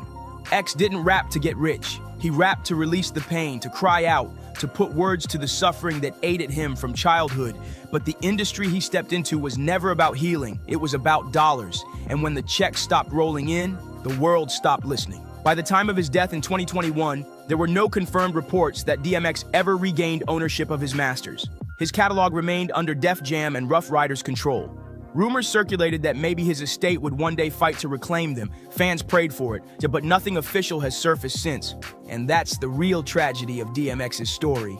Not just that his life ended too soon, but that an artist who poured his heart, soul, and pain into his music never truly owned the very thing he created. Even after sitting face to face with Prince, the man who broke chains in the industry, DMX was still locked out of his own legacy. It's like painting a masterpiece only to be told you'll never hang it on your own wall. But here's the thing, that conversation did change him.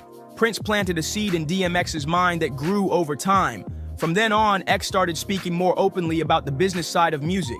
He warned younger artists not to sign deals blind. He told them to read the fine print, to know what they were giving away. He couldn't rewrite his own contracts, but he tried to make sure the next generation didn't fall into the same trap. That's what made Prince's message so powerful. It wasn't just for DMX, it was for every single artist standing on stage now and every kid dreaming about a deal tomorrow. Prince forced DMX to look inward, and DMX in turn started pushing others to think bigger than just being voices on a track. He wanted them to own their voices. In the end, the story of DMX and Prince isn't just about two legends crossing paths in a Toronto club. It's about legacy. It's about what we leave behind when the music fades and the lights go out. Prince showed DMX that being a gangster isn't only about surviving the streets, it's about surviving the industry, protecting your art, and guarding your name like it's sacred, even when the world wants to buy and sell it like a commodity.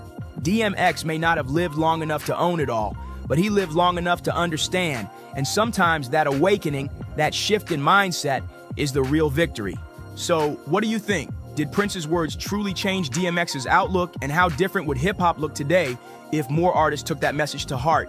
Let us know in the comments. Don't forget to hit like, share, and subscribe, and we'll see you in the next one. I just want the truth.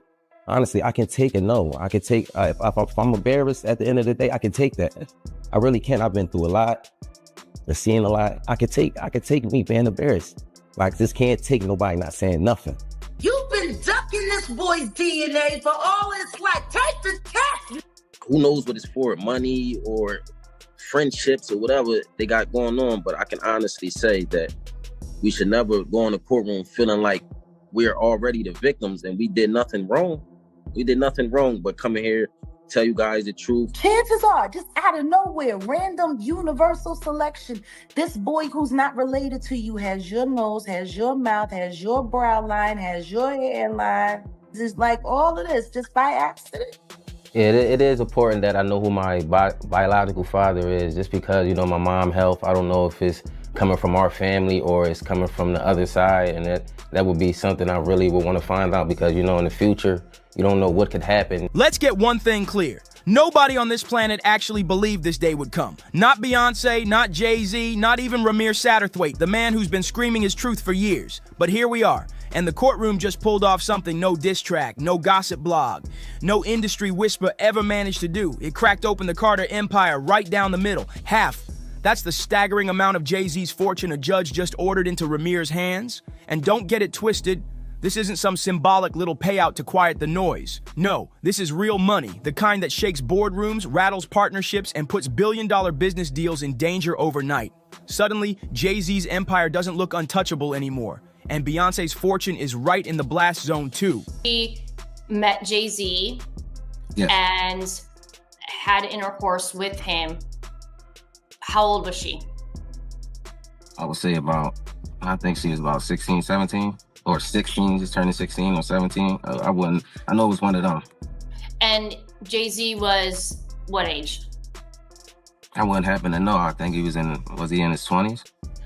I read 22. Oh, yeah. I think I read 22, but he was in his 20s. Yes, I wouldn't happen to know his age, but 22, I'm pretty sure if they put that out there, then. Behind the velvet ropes and diamond smiles, insiders say Beyonce is breaking down. Not the polished queen dripping in glamour on stage, but a woman in private, crushed by tears and frustration, watching everything she's built start slipping through her fingers. And here's the kicker. This isn't just Jay-Z's skeletons crawling out of the closet.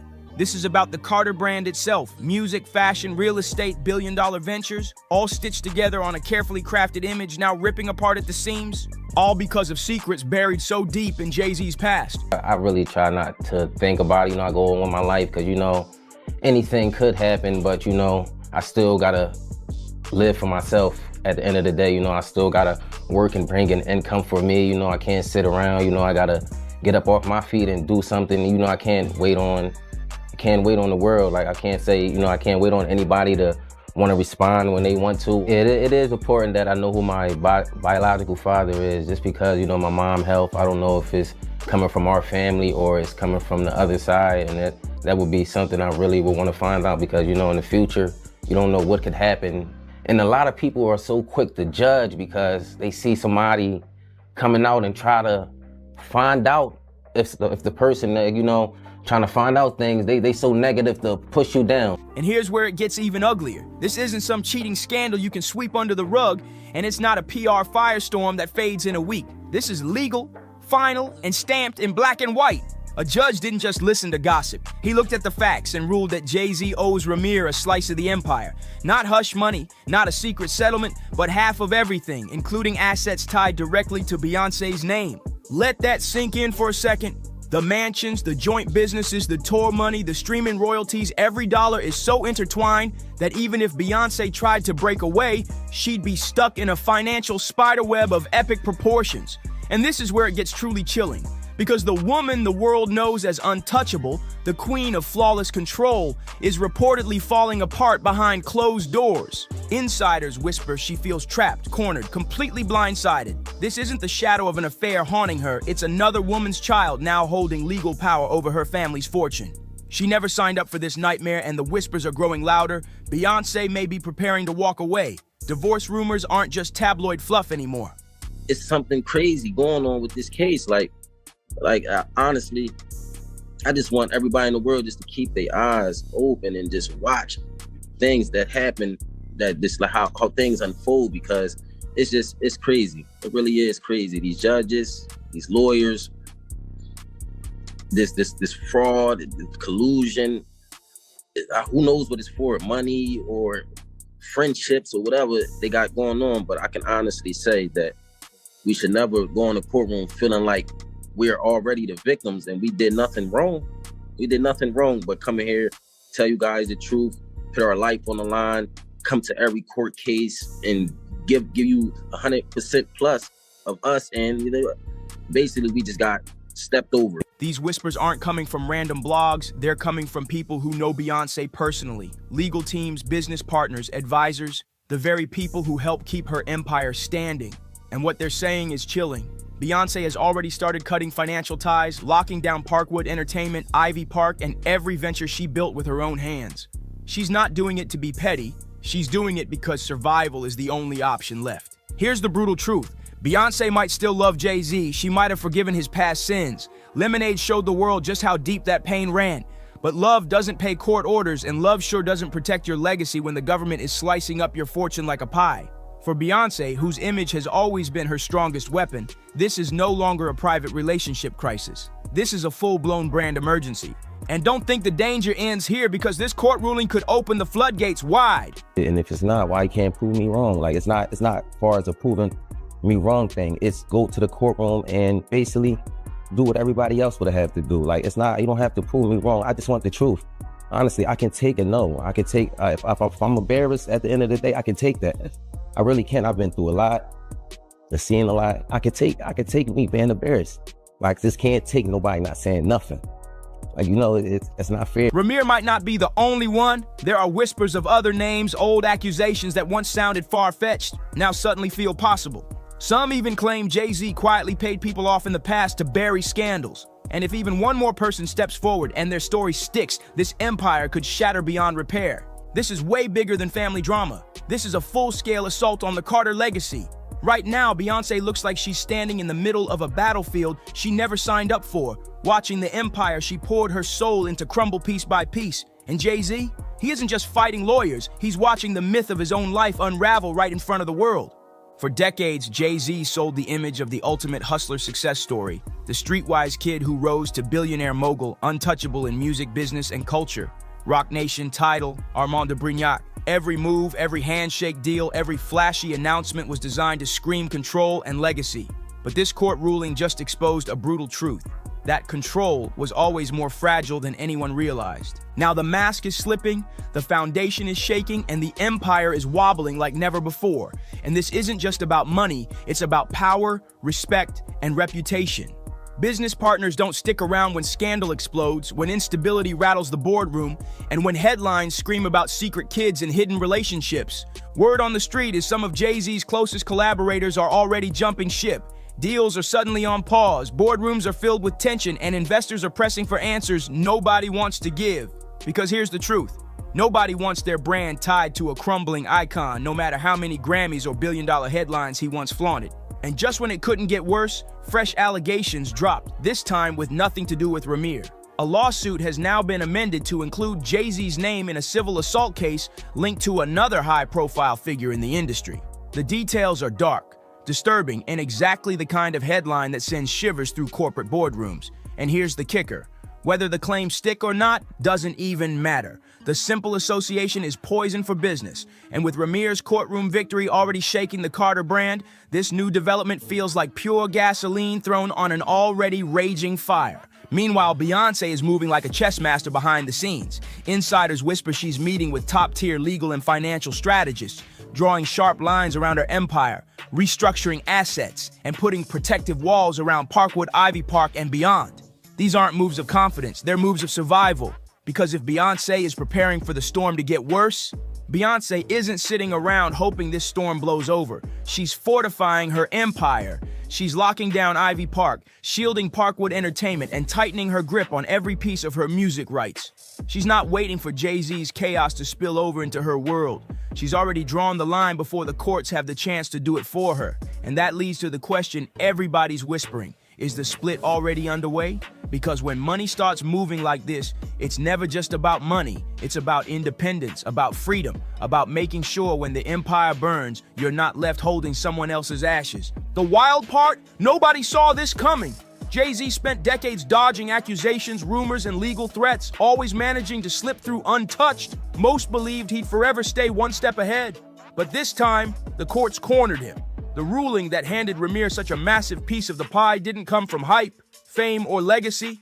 It came from silence. Jay-Z's failure to respond, to act, to acknowledge. That silence cost him everything.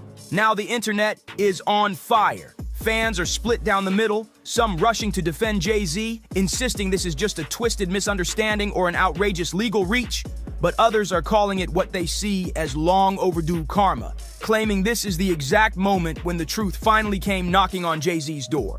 And while fans keep tearing each other apart online, the real chaos is happening where cameras can't reach. Accountants are combing through decades of financial records. Lawyers are drawing up airtight exit strategies, and the Carter Empire, once branded as unshakable, is splitting at the seams. This saga isn't just about one man's alleged son or one woman's heartbreak. It's about power, how it's built, how it slips away, and what happens when even the biggest icons in the world are forced to pay the price for secrets buried in their past. Jay-Z used to boast, "I'm not a businessman, I'm a businessman," but now he's the business under investigation, and no amount of branding, no PR spin, no legendary catalog can protect him from the kind of truth stamped into official court documents. For the first time, the empire he wrapped in untouchable mystique looks exposed and breakable. As for Beyoncé, silence has always been her weapon. She's the queen of moving in the shadows, curating her image like a luxury brand, controlled, flawless, unreachable. But this time, silence may not save her. This ruling didn't just rock Jay-Z's world, it dragged her name into the storm, whether she's ready for it or not. Her name is stamped on the joint accounts, her signature is etched into the company paperwork, and her face is tied to every corner of the empire now being ripped apart in court filings. The clock is ticking and fans are demanding answers. How much did Beyoncé really know? Did she see this storm coming years ago and decide to quietly ride it out? Or was she blindsided like the rest of the world, watching her life detonate in real time? And the speculation is brutal. Some believe she stayed only to protect the brand, keeping the Carter name polished for the cameras. Others are convinced she's been plotting her exit in silence for years, playing the long game until the perfect moment to break free. Whatever the truth, one thing's certain: the narrative is out of her control, and the whispers behind the scenes are relentless. Industry insiders claim Beyoncé has already shifted critical assets into her own corporate umbrella. Property titles switched, music catalogs reevaluated, touring contracts quietly rewritten. It's like watching someone wrap their crown jewels in velvet and hide them away before the castle goes up in flames. She's not tweeting, she's not ranting, she's preparing for the fallout. She's not just a mogul, she's a wife, a mother, and a woman who has already survived public betrayal once before. She took that pain and turned it into lemonade, flipping heartbreak into a cultural anthem. But this isn't something you can remix into art. This is a legal war, an empire-level fallout that threatens her legacy and her children's future. And if the whispers are true, that Jay-Z may have more children out there, real or alleged, the betrayal cuts deeper than just her marriage. It strikes at the foundation of everything her family was supposed to inherit.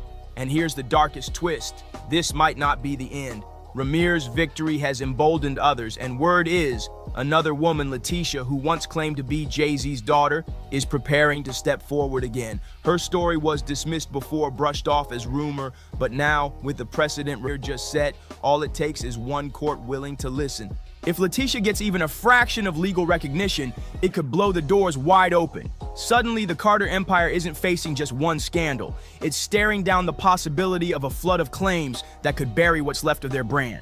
And for Jay-Z, this is a nightmare scenario. Every quiet dollar, every secret settlement, every alleged hush payment could now be dragged into the light, documented, and exposed. If those secrets exist, they won't stay buried for long, because discovery in court shows no mercy. And already, business partners are panicking. Agencies, platforms, luxury brands, they're all watching from a distance, terrified their names could get dragged into a bloodline scandal with billionaire stakes. The Carter Empire was never just about music. It was real estate, fashion, sports, streaming, tech. It was power, reach, and dynasty. But right now, that dynasty is cracking from the inside out. And here's the dagger. If Beyoncé walks away, this won't look like just another divorce. It'll feel like a public declaration. She refuses to sink with the ship. The fallout from that single choice could redefine celebrity culture for the next decade, because when Beyoncé moves, the whole industry shifts. If she speaks, the world listens. If she acts, the industry follows. And suddenly, this isn't about Jay-Z's empire collapsing, it's about whether Beyoncé will rise higher by stepping out of the wreckage. For the first time in years, all eyes are on her, not as Jay-Z's wife, not as one half of a super couple, but as a woman standing at a crossroads between loyalty and freedom. Every move she makes now could rewrite the definition of what it means to be powerful in Hollywood. So what do you think? Is Beyonce about to walk away from the Carters for good? Drop your thoughts in the comments, hit that like button, subscribe, share this video, and I'll see you on the next one. Look at my daughter full makeup, singing She's in Love with an Emo Girl on TikTok, and I didn't have no say, no approval. Hey, what do you think? Do you think this would be cool or not? You know what I mean? And I'm the one that made them cool.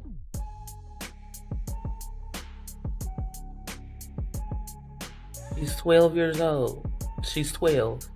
Walking around with a corset, the shortest mini skirt that you could have, and bright blue hair. Kanye West and Kim Kardashian are back at it. This time, the drama is boiling over into legal threats. Kanye isn't just mad, he's allegedly gearing up to drag Kim into court if she doesn't change the way she's raising North. So here's the deal. Some recent photos of North West spread like wildfire online, and people were quick to slam Kim for letting her daughter step out in outfits many thought were way too grown. The backlash was brutal, with fans ripping into Kim nonstop. Kanye caught wind of it and went off, claiming Kim is crossing a dangerous line and warning he's ready to unleash his lawyers if she doesn't stop.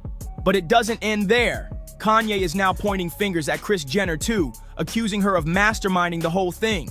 According to him, Kim and Kris allegedly have a twisted plan, using North's image like she's some kind of brand they can package and sell. That's right, Kanye believes they're not just dressing her up for fashion, but literally marketing her like a product. Wild accusations, right? And trust me, this is just the beginning of the chaos. Kim Kardashian is getting dragged harder than ever after people saw what she let 12-year-old North wear out in Rome, and the internet is on fire. North showed up rocking long dyed blue hair, a full face of makeup like she was about to hit the club, a tiny mini skirt, a corset-style top, and heavy black boots. The look had fans losing it, and they didn't hold back one bit. People are calling Kim disturbing, saying the whole thing looks gross, and accusing her of treating North more like a fashion accessory than her actual child. The comments are brutal, with many pointing out that Kim seems so desperate to be the cool mom that she's flat out forgetting about being a responsible parent. Some even brought up the Balenciaga scandal again, throwing shade and accusing Kim of basically putting North in the spotlight the same way brands did in that controversy. And then comes the twist. Plenty of people are saying Kanye was right all along. One viral comment even read, "She took her Balenciaga collab seriously, and she wonders why Kanye kicked off about North being exposed to stuff online." He was right, even if he did it the wrong way. Now here's where it gets messy. Handwriting and her fingerprints all over my contract. When you look at the two, when you look at my signature and you look at her signature on my deliverables, that say sex tape number 1, sex tape number 2, and guess what? The third sex tape or the second they've been trying to play me on, it called Santa Barbara Sex. Her mama made us go shoot it for safety. She watched the mother and said, hey, we're gonna go with the first one because the first one is better. It gives my daughter a better look than the second one that I made y'all go do. But you watched it and made a decision. And then you get on to whatever show you was on and take a lie detector test with a fraud. Some fans admit Kanye might have a point about North, but they're calling him the last person who should be talking. They're pointing out how he constantly objectifies women, even his own wife Bianca, making him the wrong messenger in this whole situation. And then there's the wild contradiction. Not too long ago, Kanye thought it was genius for North to team up with none other than Diddy. Yes, Diddy, the same man caught on camera physically assaulting a woman. People were stunned, saying Kanye's picking and choosing when to protect his daughter, and it doesn't add up. Back in March, Kanye hyped up a track called Lonely Roads Still Go to Sunshine. In his caption, he wrote, "New song by Puff Daddy featuring his son King Combs, my daughter North West, and new Yeezy artist from Chicago, Jasmine Williams, and get this. The track literally opens with a phone call between Kanye and Diddy, where Diddy is thanking Kanye for taking care of his kids while he's locked up. This whole situation is already looking shady and exploitative, but dragging North right into the middle of it, fans are calling it downright sickening. People are side-eyeing Kanye's track like crazy, questioning why a 12-year-old is being placed alongside Diddy, a man with a long, messy history of disturbing behavior towards women. The optics are bad and everybody sees it. Now here's where it gets even messier. Kim actually tried to block the whole thing from happening. She texted Kanye straight up saying he can't just toss North on a track with Diddy without her approval. And she's not bluffing either because Kim legally owns the trademark for North West. That means Kanye can't legally use their daughter's name, voice, or image in any kind of commercial project without Kim signing off first. Kim reminded him of the deal they made, texting, "I asked you at the time if I can trademark her name. You said yes. When she's 18, it goes to her. So stop. I sent paperwork over so she wouldn't be in the Diddy song to protect her." Fans were actually praising Kim for pulling the legal card to shield North, especially with Diddy involved.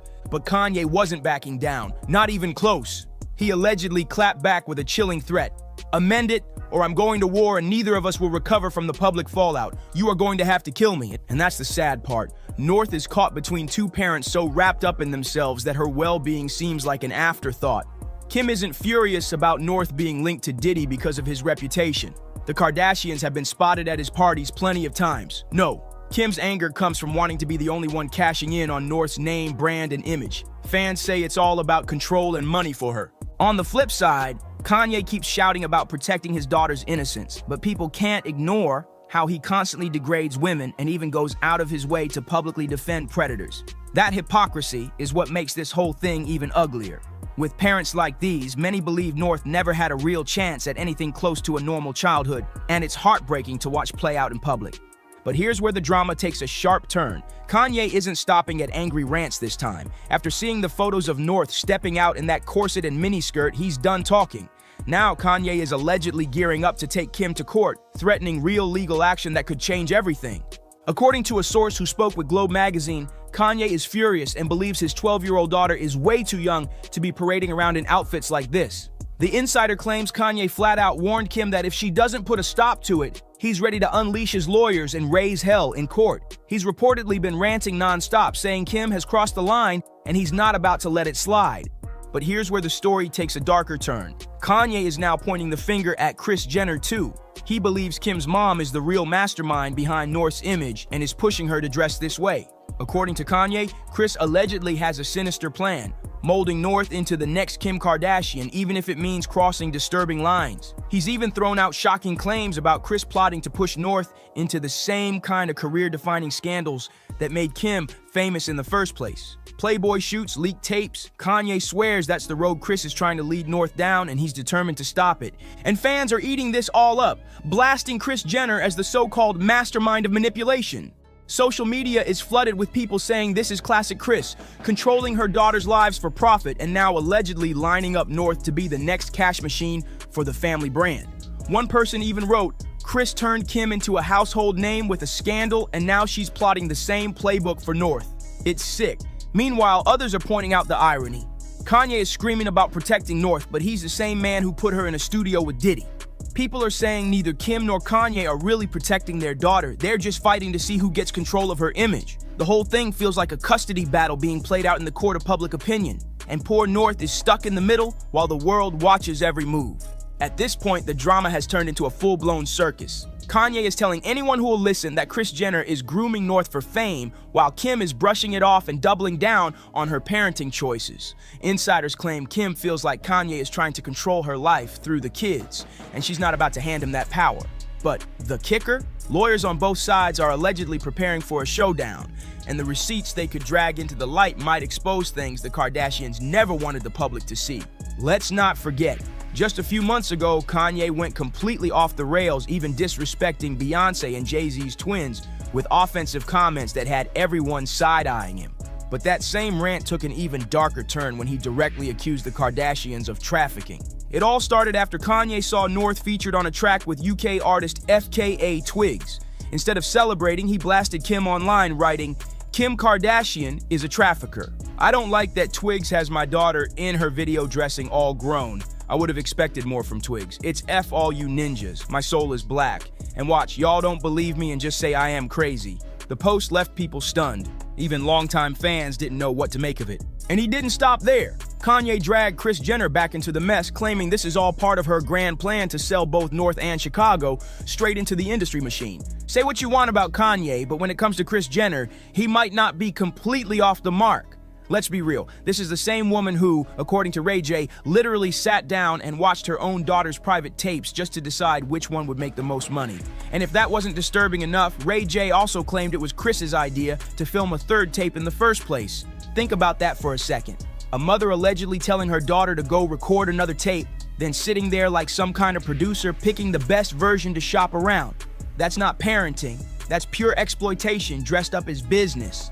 Fans have never forgiven her for that, and it's why so many believe Kris will always put profit over protection when it comes to her family. So with that history in mind, is it really surprising that Kim might already be laying out the same exact blueprint with her own daughters? The way people see it, North isn't being raised like a kid. She's being prepped as the next extension of the Kardashian empire, whether she wants it or not. And let's not forget, Kris Jenner has a long track record of pushing her daughters straight into the spotlight. Both Kim and Kylie were pushed into posing for Playboy, and the stories behind it are chilling. Even when Kim admitted she wasn't comfortable showing too much skin, Kris allegedly convinced her to go back for a second shoot and reveal even more. Fans have never let that go, and it's exactly why Kanye says he's terrified of his daughters spending too much time under Kris's influence. Now, insiders close to Kanye claim he's convinced Kris is already prepping North and Chicago to follow the same path. In his mind, Kris is running the same exact playbook, molding them into the next Kim and Kylie, not for their own dreams, but to keep the Kardashian-Jenner money machine running for another generation. Remember when Kanye tried to shut things down the first time Kim let North use TikTok? He went on rants saying he didn't want his daughter dancing around on the internet for millions of strangers to consume. At the time, Kim brushed him off, painting him as just being controlling. But if Kanye's suspicions are true, this isn't about harmless TikTok dances at all. This is about Kris slowly but surely pulling North and Chicago into a world where their childhoods become content, their names become trademarks, and their lives become extensions of the Kardashian empire. And the receipts that keep surfacing? Remember back in June 2020, right before Kim filed for divorce, when Kanye went off on Kris Jenner? He blasted her over Kim's Playboy shoot, writing, "I put my life on the line for my children, that North's mother would never sell her tape." Then he doubled down in another post, swearing, "I put my life on my God that North's mom would never photograph her doing Playboy. And that's on God. I'm at the ranch, come and get me." Those words still echo years later, and they hit even harder now with all this new drama swirling around. At the end of the day, you can't help but feel for North. On one side, Kim is parading her around dressed like a grown woman, brushing off the backlash like it's nothing. On the other side, Kanye is screaming about protecting her innocence, but at the same time, he's throwing her onto tracks with Diddy. And hovering over both of them is Grandma Kris, the mastermind who once turned her own daughters into global brands, and now seems ready to pull the same strings with her grandkids. Meanwhile, North is just a kid, yet every move she makes is dissected by millions online, with strangers commenting on her looks and speculating about her future. It's heartbreaking, it's messy, and it's not slowing down anytime soon. So what do you think? Is Kanye right about Kim being reckless with their daughter, or is he being a total hypocrite given his own track record? And what about Kris? Do you believe she's grooming North to be Kim K 2.0? Drop all your thoughts in the comments below. Don't forget to like, share, and subscribe, and I'll catch you in the next one. Everybody knows you've had battles with throughout the years. Yeah. So at the time, they were saying that, you know, you was on drugs. That's why they didn't want to invest in you. Right. They already invested. What you mean they didn't want to invest? They already invested. Like I said, the album was recorded, shot the video, you mean everything. That was just some bullshit. You know what that was. Do you ever feel Let's like get people, rid of the competition? Do you ever feel like people at the label didn't do enough for you when they could tell that you really needed help? Or do you think that you were too far gone? No, I was never too far gone. I mean, it just, all I needed was just do me like you do everybody else. You know, you don't sit there and you know, speculate about this and think about this and assume this. Just do me like you do everybody else, and it's gonna be all right, man. You know what I mean? But that never happened. So I think with DMX too, you never, Def Jam, I feel, never put a lot into DMX. It was always the groundwork with DMX. Cat Williams just lit the internet on fire after dropping bombshell claims about Beyonce and Jay-Z and the way they allegedly moved in the industry. He painted a picture of Beyonce running cover while Jay-Z quietly pulled strings behind the scenes, and the most shocking part, Cat says this played a role in destroying DMX's career. What happened was, I had the crazy track record, Def Jam, everything was good.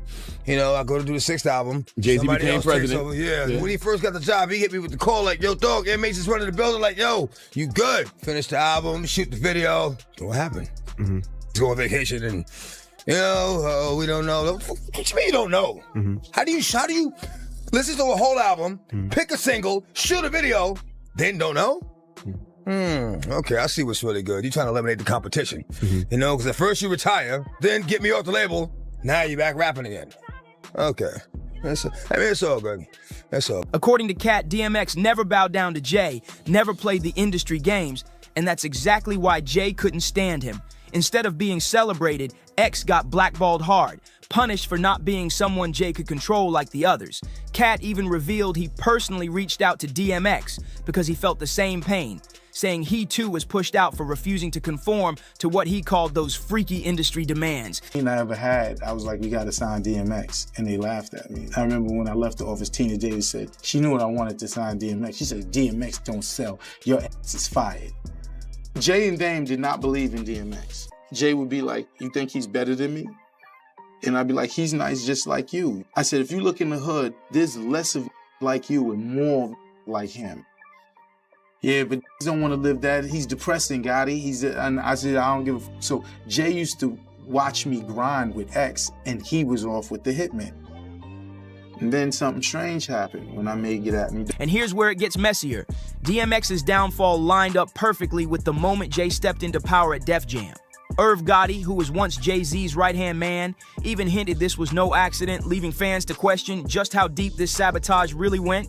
Jay-Z didn't just compete with DMX. Cat Williams claims he went all out to crush him until there was nothing left. The sabotage was so brutal that X, once one of the most powerful forces in rap, was left leaning on substances just to cope with the pressure. And here's the crazy part. X was with it, Ja was with it.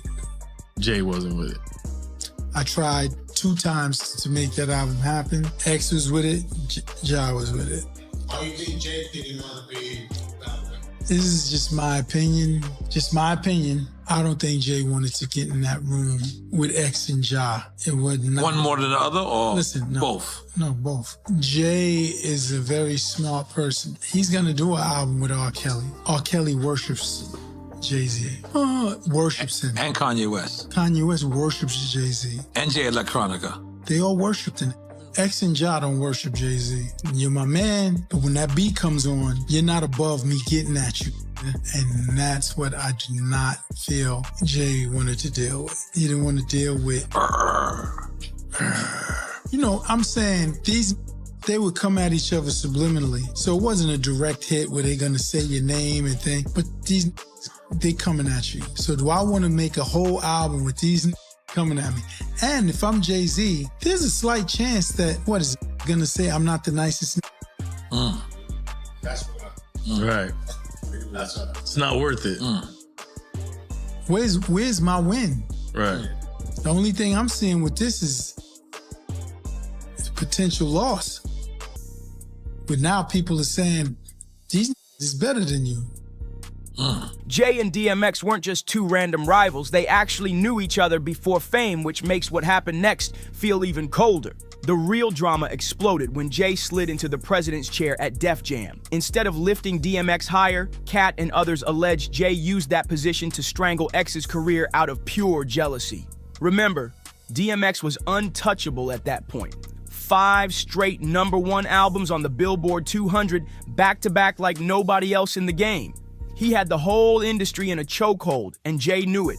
But everything shifted once Jay got the power. Suddenly, doors started closing, opportunities dried up, and DMX himself went on the record during a radio interview accusing Jay of using Def Jam's weight to drag him down.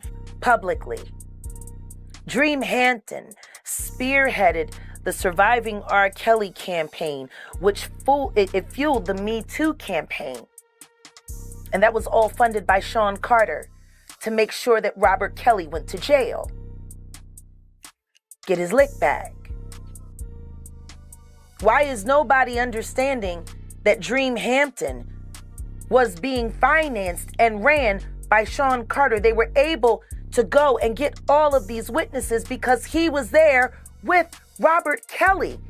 How does Jay-Z sit down with Gayle King and she not ask him one question about the intersection between him and Aaliyah and Robert Kelly? This is insane that people keep refusing. How many victims potentially do you think there could be? Thousands. Thousands. I've talked to hundreds that I deal with still myself. I have 3 victims right now who are willing to give testimony about not only what Mr. Carter has done to them, but his wife as well. They're a nasty little couple. They do nasty things.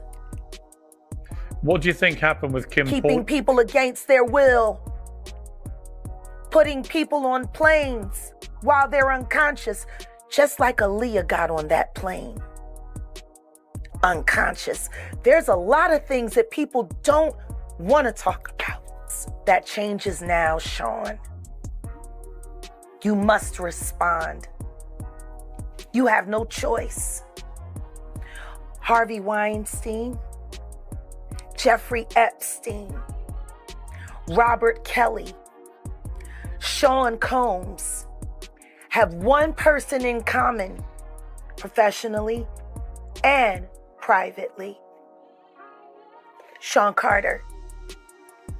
This has been a fist of tyranny that has been punching through our culture and our society for decades. It must stop.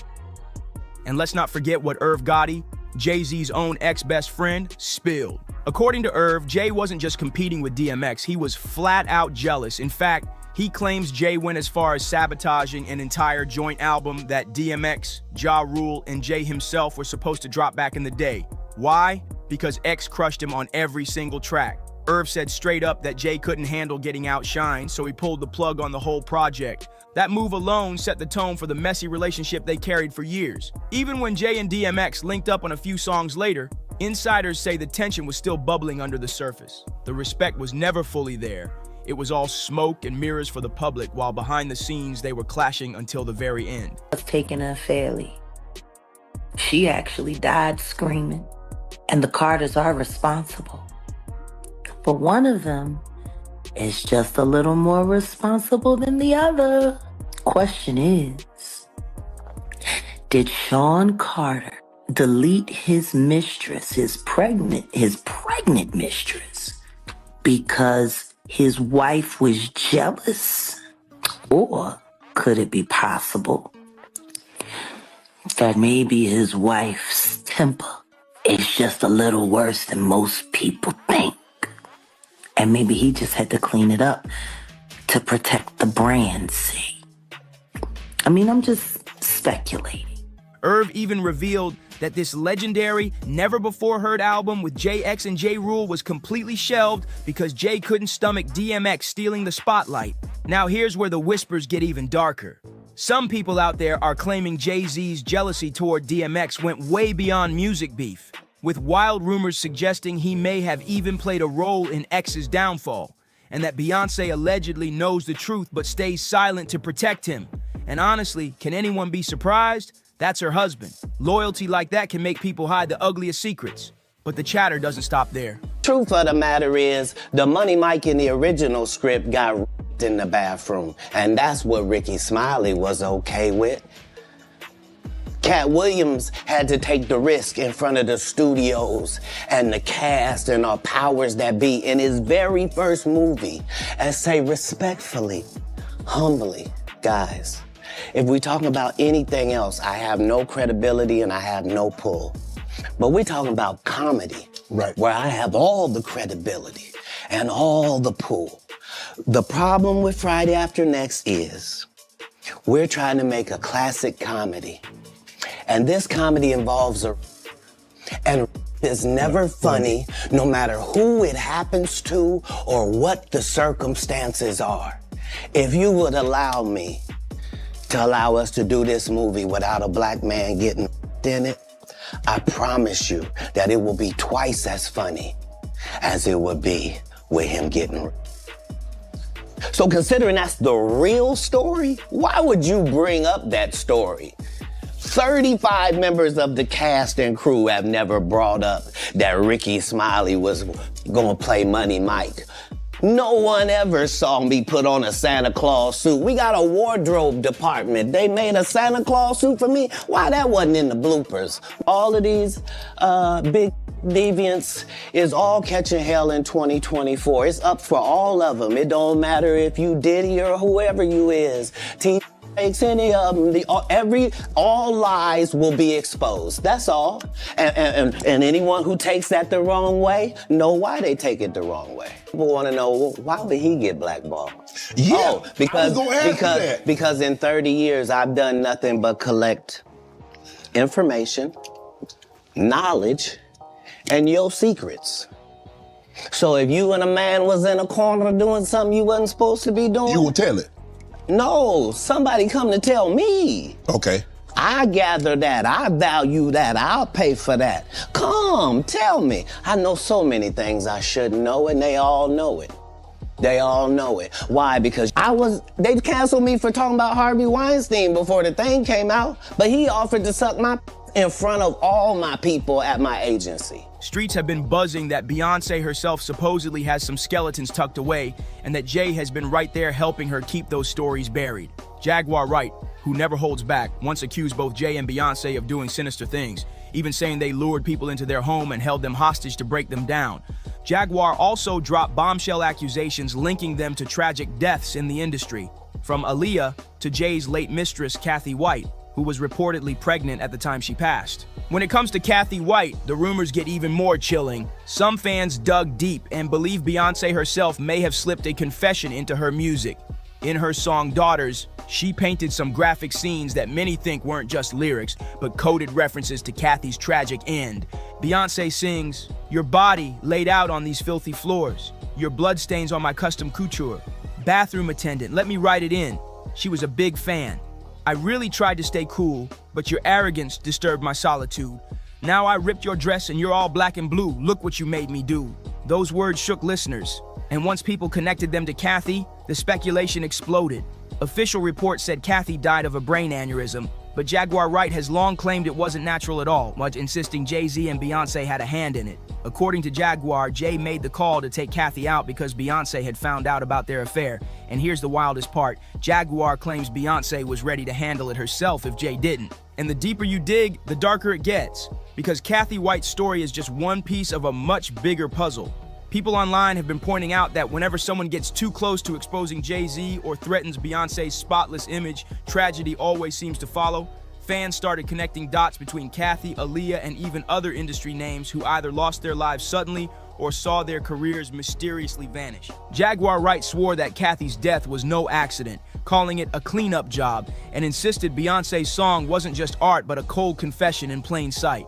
The shocking part? Beyonce has never addressed those rumors. Not a word, not even to shut them down, and that silence only made the whispers grow louder. On top of that, insiders have long claimed Jay-Z was ruthless about protecting his empire, using his power to silence rivals, and Beyonce, as his partner, allegedly played the role of protector by staying quiet or covering up when needed. It paints a chilling picture of a power couple moving like a unit, one pulling strings in the industry, the other hiding the evidence in plain sight. Now circling back to DMX, the heat around Jay-Z got so intense that he eventually had to step out and address the rumors himself. Jay claimed that despite the tension, there was always love between him and X. But if you listen to Irv Gotti's side of the story, it's clear that love wasn't the word to describe their relationship. Behind the scenes, the vibe was cold, and many believe Jay's hand in DMX's downfall went much deeper than just label politics. Word in the streets is that Cat Williams himself suspects Jay had something to do with DMX's tragic end, saying Jay rejected him simply because X refused to bow down and play puppet. And honestly, if anybody knows what it feels like to be punished for not selling out, it's Cat Williams. Cat even revealed how early in his career the industry tried to break him down. While filming Friday After Next, producers allegedly wanted him to shoot a humiliating scene with Terry Crews, claiming it would be hilarious. But Cat said no, flat out refusing to be part of it, even though this was his very first movie role. He told Ice Cube and the team that there was nothing funny about the scene, and taking that stand nearly cost him his shot in Hollywood. And that's exactly why fans draw such a strong connection between DMX and Cat Williams, two men who refused to play Hollywood's dirty little games, and two men who paid the price for standing their ground. DMX wouldn't kiss the ring, and Cat wouldn't let himself be humiliated for a cheap laugh. And what happened? Both were blackballed, silenced, and dragged through the mud by the very industry they once carried on their backs. Cat has said many times that the moment you refuse to bend, the machine flips on you. They strip away opportunities, rewrite the narrative, and suddenly you're labeled difficult, unstable, or even crazy. Sound familiar? Because that's exactly how they treated DMX, once the biggest star in the world, suddenly painted as a troubled artist who couldn't hold it together. And here's the kicker. Insiders whisper that Jay-Z played a key role in pushing those narratives about X, making sure doors stayed closed while he built up his own empire. Meanwhile, Beyonce's silence only fueled the suspicion that she was standing guard. protecting both her husband and the empire they were building together. And it wasn't just DMX. The industry came hard for Cat Williams too, once they realized he wasn't going to let himself be molded or used as a pawn for their agenda. They tried to break him, bury him, and shut him out. But unlike X, Cat lived to tell the story. DMX sadly didn't make it out, and that's exactly why Cat has been calling out Beyonce, accusing her of knowing way more about X's death than she's letting on. Cat allegedly believes the truth about who really took DMX out will only surface once Beyonce decides to open her mouth. He's been hinting that she holds the key to secrets the world has been denied, and that her silence is what's protecting the very people responsible. Of course, fans had their own reactions. One person commented, "Let's clear that up first. Beyonce knows exactly what happened to X, and the silence is louder than any statement she could make." Another said the fact that Cat is risking everything to speak out shows just how serious he is. DMX was never the type to bow down. Not to Diddy, not to Jay-Z, not to anybody. He said it loud and clear in interviews, exposing the dark side of the industry without a shred of fear. And that's what made him so powerful and so dangerous to the people pulling strings behind the scenes. Fans still talk about how he wasn't just a rapper, he was a poet, a truth teller, a man with a voice that could shake your soul. Nobody could deliver pain, power, and honesty the way X did. But here's the real question. Was his refusal to play the game the very thing that cost him his life? And if so, why has Beyonce stayed so silent? Is she really hiding details about what happened to DMX? And could Jay-Z actually have been behind it all? I need to hear what you think. Drop your thoughts in the comments below. Don't forget to like, share, and subscribe because this story is far from over, and you'll want to be here when the next bombshell drops.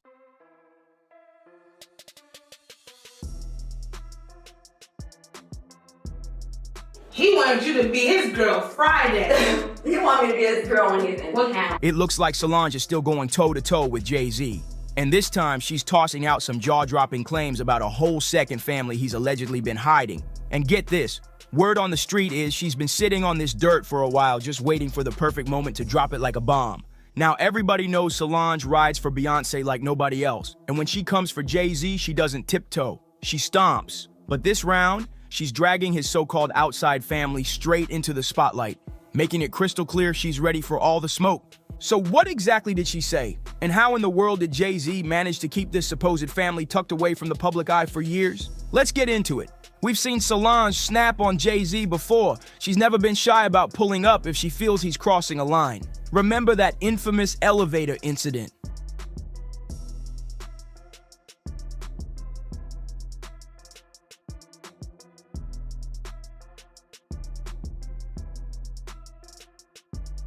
Reports claim she found out he was cheating on Beyonce and completely lost it.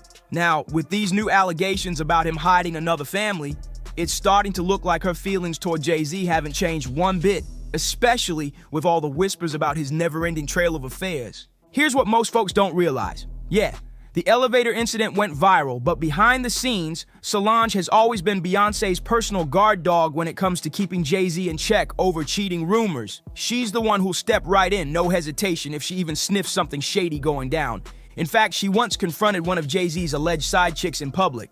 And according to whispers, she didn't just talk, she swung on her. The woman in question, Olivia McFowler, later came out claiming that Jay tried to slide in on her while still married to Beyonce. Olivia even broke it down saying, "Jay hit me on some, I'll reach you when I'm in town. He wanted me to be his girl Friday. He wanted me to be his girl on his account." She claimed he had his bodyguard approach her for her number, but she wasn't having it. She shut it down instantly, calling it pure disrespect. But fate had other plans because just a couple weeks later, they ended up face-to-face again at Nobu in Miami. This time, Jay didn't bother sending in a bodyguard, and he cut the middleman and walked straight up to Olivia himself. That's when the vibe flipped fast. They were tucked away in a quiet corner chatting low, when out of nowhere, Solange rolled up, looking like she was more than ready to throw hands. Olivia, who was sitting right there with Jay, later confessed she was shook. For the most part, Jay hit me on some, "I will reach you when I'm in town." He wanted you to be his girl Friday. He wanted me to be his girl on his account. Solange came walking up out of nowhere. "I thought I was about to get my butt beat," she said. "So I backed off real quick. Bae doesn't even have to say anything. Solange is a beast. I can't believe I dodged a whopping from her that day. She gave me a look of death, very scary." That stare alone was enough for Olivia to call it quits with Jay then and there. And honestly, it just proves Solange has been riding hard for her sister for years. Now, fast forward to today, rumors are spinning that Jay's been slinging that charm all over town for so long, he's allegedly got outside kids on Beyonce. And surprise, surprise, Solange isn't here for any of it. Reports say it's dredging up old wounds from back when their dad, Matthew Knowles, cheated on Tina. Matthew's cheating didn't just cause drama, it shattered their family, and now it's starting to feel like history might be repeating itself in the worst way possible. His first child outside of his marriage was a son named Nixon with a woman named Alexandra. That news reportedly broke Tina's heart, and not long after finding out, she filed for divorce. Word is, even Beyonce encouraged her to follow through. But in a twist that still has fans shaking their heads, Tina decided to give Matthew another shot. Sadly, that choice came back to bite her when he went and fathered another child with a different woman, Sequoia Branscombe. Together, they had a daughter named Coy. From her Instagram, Coy looks like she's living the influencer life. Stylish, posting often, enjoying herself. Tina might have made peace with Matthew and his outside kids, but for Beyonce and Solange, those scars run deep, and that's why Solange is snapping like this. She's seen this play out before. Now the streets are whispering that Jay-Z's not sitting on just one outside kid, but multiple. And y'all know the name Rymir Satterthwaite, the guy who's been saying for over 15 years that he's Jay-Z's son. He's dragged Jay into court, demanded a DNA test, and accused him of dodging responsibility for more than a decade. But here's the shady part. Jay flat out refused to take a 5-second swab that could clear everything up. It gets even sketchier. After 15 long years, a judge finally ordered Jay to hand over his DNA.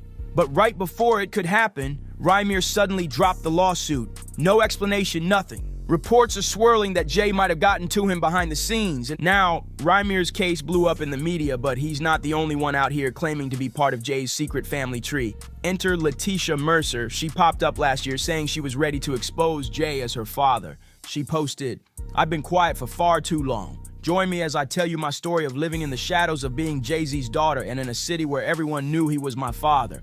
How I watched multiple sclerosis take my fun mom to 24-hour bedridden." And to back it up, she claims she even took a DNA test proving he's her dad. Letitia didn't just throw out accusation. She came in swinging with her so-called proof, claiming those DNA results were the smoking gun. And according to her, the test confirmed what she'd been saying all along, that Jay-Z is her biological father. She even teased that she had more receipts ready to drop if anyone tried to call her bluff. But here's where it gets even messier. Not long after she made her claims public, her posts started disappearing. Some fans are convinced Jay's legal team swooped in fast to shut her down, while others think she might have been offered a deal to keep quiet. Either way, the timing has people raising eyebrows. And if that wasn't enough, whispers are starting to spread that Letitia might not be the only woman holding DNA results with Jay-Z's name attached. Insiders say there are other shadow kids who've been told to stay silent, either out of fear, loyalty, or because the right amount of cash landed in their lap. If these rumors are true, we're not just talking about one or two secret kids. We might be looking at a whole lineup Jay's kept hidden from the public. Letitia didn't just drop vague hints. She came with a list like she was reading off court evidence. Facts. Number 1, it was just confirmed with Ancestry DNA. They have a 99% accuracy rate. Number 2, I'm now coming forward because, see fact number 1. Number 3, my mother tried to reach out to him. Child support does not work the same for celebrities as it does with your baby daddy. Number 4, lawyers laughed at me. It's been 28 years, and it's time to tell my story. How long should I have let this go without a public statement? And then, to make things even juicier, her mom's old friend jumped in to back her up, claiming she knew the whole story from day one. She wrote, "I hooked your mother and father up years ago. Jay asked me who she was when I lived on the 500 side of Greenwood Avenue. We chilled in that apartment so many times, laughed, drank, smoked, played cards, and did some other things. Lisa and I have talked about this for years. I remember when Lisa came to my house on Bradley Avenue in Cambridge, Maryland, and we called Rockefeller, trying to contact Jay to tell him about Tasha. And the exact words from that man? Do you know how many women call me daily saying Jay-Z their baby daddy? My hand to God. As Gloria Jean Turner once said, what's done in the dark will come to light. And honestly, this whole mess is giving straight deja vu. It's almost identical to what Rymir Satterthwaite claimed for years, that Jay used his power, money, and top-tier legal team to dodge accountability and block him from even getting a simple paternity test. Now here we are again with Letitia stepping up and telling her truth. Another alleged child, another exhausting uphill battle, and the exact same wall of silence from Jay-Z's camp. But if you think that's as bad as it gets, buckle up. Reports are swirling that Solange allegedly believes there are even more outside kids out there who just haven't stepped into the spotlight yet. And while that might sound shocking to some, anyone who remembers how Jay moved back in the day knows it's not exactly far-fetched. Because if there's one thing the streets agree on, it's that Jay-Z didn't just get around, he was moving like a certified 3.0 player at the top of his game. Word on the street is Solange isn't just keeping these suspicions to herself. She's been dropping little hints that got people talking. From cryptic Instagram captions to side-eye comments during interviews, she's making it real clear that she's sitting on even more tea. And knowing Solange, if she decides to spill, it's going to be fireworks. Insiders claim she's been telling friends that what's already out there is just the tip of the iceberg, and that Beyoncé knows way more than the public thinks. That alone has fans buzzing, because if Queen Bey is staying quiet, you already know the situation has to be nuclear. Some folks are even saying Solange has names, dates, and receipts ready to go. She's just waiting for the perfect moment to drop them. And judging by how she's moved in the past, she's not going to whisper it. She's going to scream it so the whole world hears. If those alleged other kids ever come forward, this wouldn't just be a cheating scandal anymore. It could completely blow apart Jay-Z's carefully crafted public image. And Solange? She'd probably be front row watching the empire crack. Back in the day, Jay wasn't just moving through the industry. He was allegedly tangled up with multiple women in the game, including Lil' Kim, who was reportedly just a teenager when they got involved. On top of that, there are whispers that he torpedoed the careers of women who refused to play along. And for the ones who did, some ended up pregnant. Now Solange has allegedly blown the lid off all of it, and if you thought she was holding back before, think again. She's making it crystal clear she doesn't mess with him at all. From the way the streets are talking, this saga is far from over. Jay-Z might want to keep his lawyers on standby because there's talk he could be staring down a wave of paternity lawsuits in the coming months. But now I want to hear from you. How do you feel about all this? Drop your thoughts below, hit that like button, subscribe, share this with your crew, and I'll see you in the next one. During the dating process, a lot of women don't like to ask questions because they want to feel like they're okay with everything. And whatever you do, and it's all right, it don't make no difference as long as when you're with me, you treat me well, da-da-da-da. And I think that might have been a little problematic for my marriage. Joe, when MC Lyte split from her ex-husband John Weich, the streets were already whispering that the marriage had lasted way longer than expected. People swore their photos looked stiff, like neither of them was truly into the other. Almost like a show. Allegedly, MC Lyte and John weren't just living as husband and wife, they were living a double life. And let's be real, plenty of folks were shocked she even married a man in the first place. Some are now speculating that her sexuality might have been the real reason behind their irreconcilable differences, but hold up. There's also buzz that John couldn't keep himself in check and was allegedly stepping out on her with other women. Now, for those who don't know the backstory, MC Lyte and John met on Match.com, and by August 2017, they were saying "I do" in Jamaica. It sounded like a fairy tale, but it didn't last. Just 3 years later, in 2020, MC Lyte filed for divorce, citing irreconcilable differences. And here's the kicker. While they were technically married for 3 years, reports claim they separated after only 5 months. 5 months, and it was already falling apart. I think in the very beginning, I was very distraught, you know. I feel like there are phases whenever a relationship is ending, whether you're married or not. So it's that first phase, like, oh my God, I gotta make this work for us. Then it's like, oh my God, I gotta make it work for everybody else involved, the family, you know, if there are children, people who flew all the way to wherever to see you all get married. And then you get to a point where like, you know what, this ain't working, it doesn't matter. And what really matters is that we both end up in a happy place. MC Lyte later opened up about the breakup, and trust me, it wasn't pretty. She admitted the process was brutal, saying at first she was completely crushed. When a marriage starts to crumble, the first instinct is to fight like crazy to save it for yourself. But then comes the pressure of everyone else watching. Imagine all the family, friends, and even fans who had seen that picture-perfect Montego Bay wedding. She felt she had to keep the illusion alive for them too. But no matter how hard she tried, the truth couldn't be covered up forever. She eventually had to face the painful reality. The marriage wasn't built to last. Yeah, and here's where it gets even wilder. When the press first caught wind of MC Lyte's split, a lot of people assumed she was already divorced. But in reality, she revealed she had only just filed. The whole messy process was still dragging on. She admitted the early stages nearly broke her down, but over time she learned a tough lesson. Happiness doesn't always mean staying together, and according to her, a failed marriage doesn't make you a failure. She even dropped some raw truth, saying that holding on has more to do with ego than real love. That's deep. For Lyte, The goal wasn't about forcing a broken marriage to look picture perfect anymore. It was about letting go so that both she and John could finally breathe, finally find peace, even if it meant doing it separately. But here's the shocking part. Get any money from, because you sold millions of records. Did you get any of that publishing royalties, anything back then? Slightly, but nothing like, you know, I should have, yeah. I mean, this is a treacherous game. And what's interesting is on the internet now is like every nook and cranny you can see truth being told, which is... Really? Truth? Well, yeah. You got some people that are just like, look, this is how the record deal works. Oh, got you. You know, which I think is really admirable of those people to kind of speak their truth. This wasn't a quick split. The divorce process dragged out for a full 3 years because John reportedly refused to sign the papers. But even though MC Lyte tried to keep the divorce details locked up, the rumor mill went crazy. Word on the street was that her husband was living a double life and sneaking around behind her back. On top of that, some insiders claimed John had an even shadier plan to swindle Lyte out of her hard-earned fortune. People were saying that when she filed for divorce, he was allegedly plotting to dig into her pockets and take a chunk of her money. Now, Lyte never fully broke down the real reason they split, but she wasn't about to let the internet drag her ex through the mud without clapping back. She took a moment to clear the air and shut down the most explosive rumor that John was trying to rob her blind. In a 2023 Instagram post, she made it crystal clear. Her divorce wasn't some courtroom war, and John never tried to touch her assets. She doubled down in an interview with The Breakfast Club, explaining that most of her wealth came straight from touring and that she controlled her own business. And get this, MC Lyte actually broke down how rough it was for her in the beginning, even after fame hit. She said, "When I started touring, that's when I started making money. I got a house, but without budgeting, by the time I furnished it, I had nothing left to even cover the windows."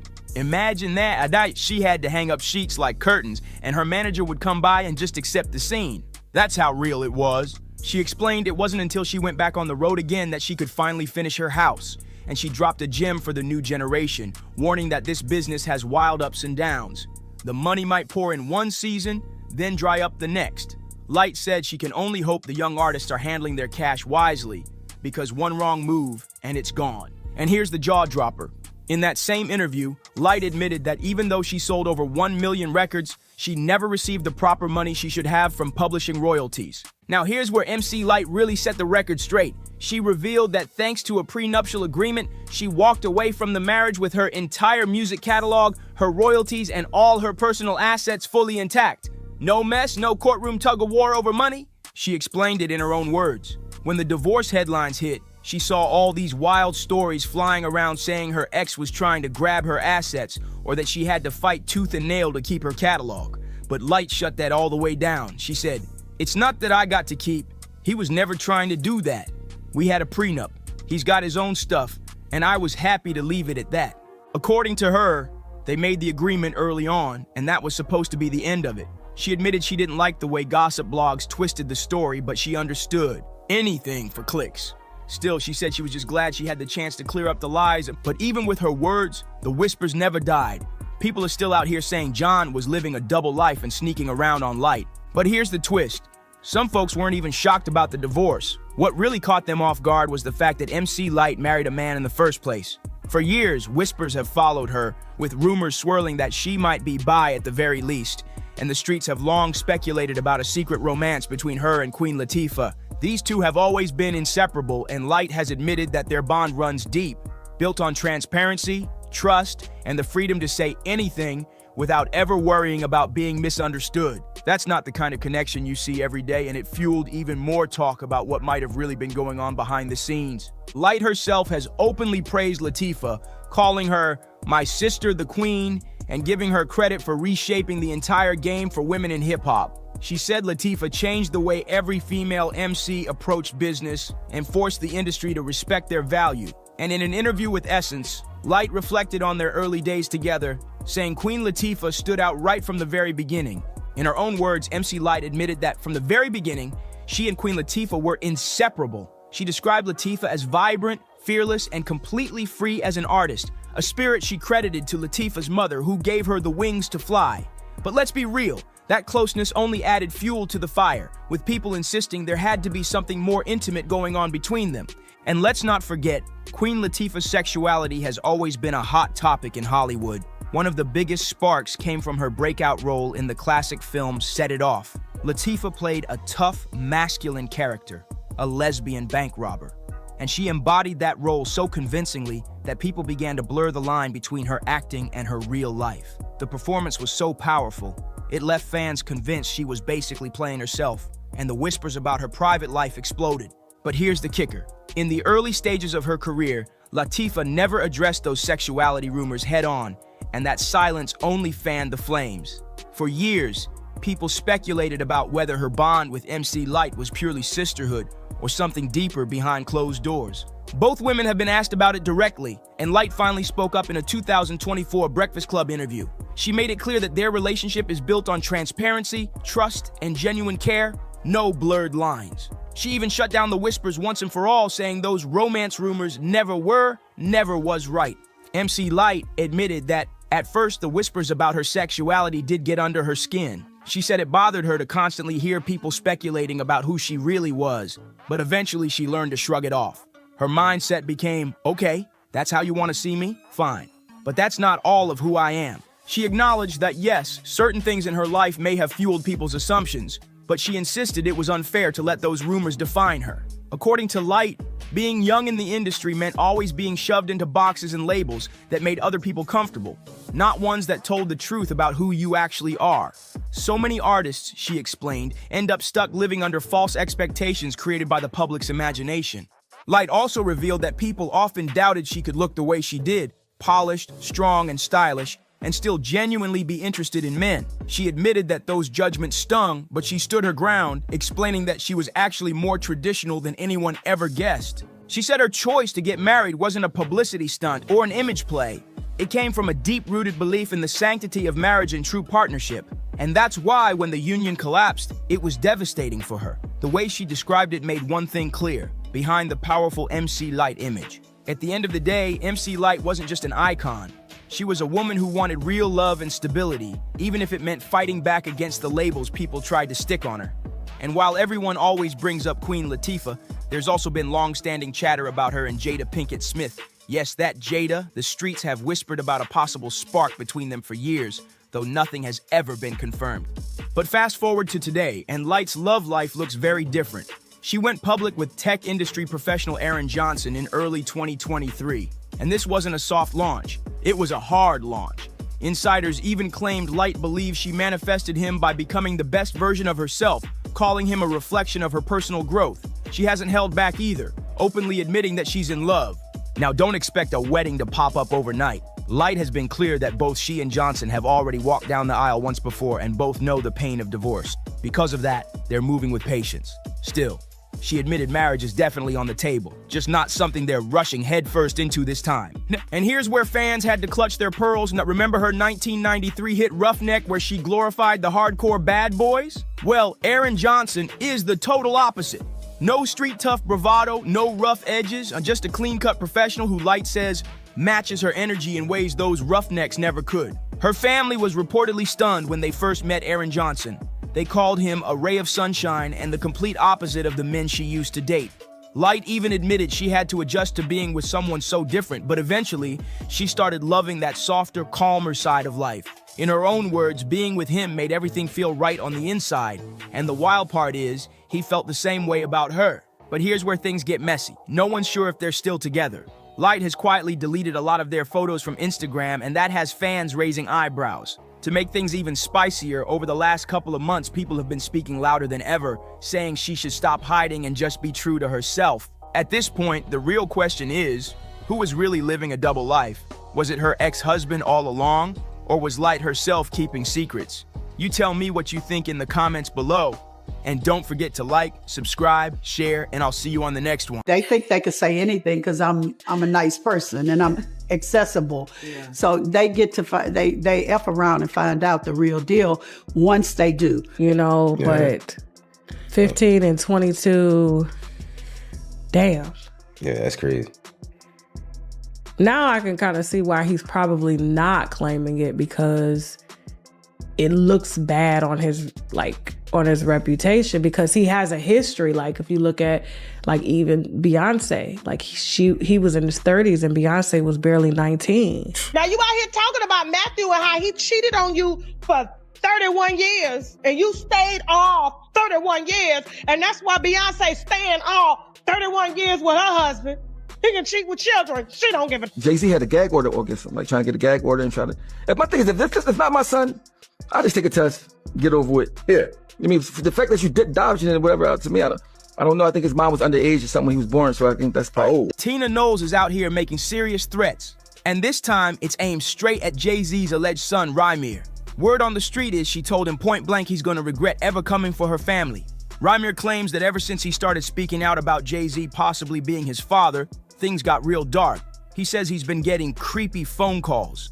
Random people showing up at his house at 4 in the morning and someone even planted a gun in his car. Like, this ain't no regular drama. This is some real deal setup energy. They definitely don't want it out there. I would say that. It's crazy to me. You know, I'm not asking for no money or nothing. I'm not asking for no handouts or nothing like that. I work every day. I take care of my family. Only thing I'm asking for is... And now, Beyonce's mom, Tina, just entered the chat. And not in a good way.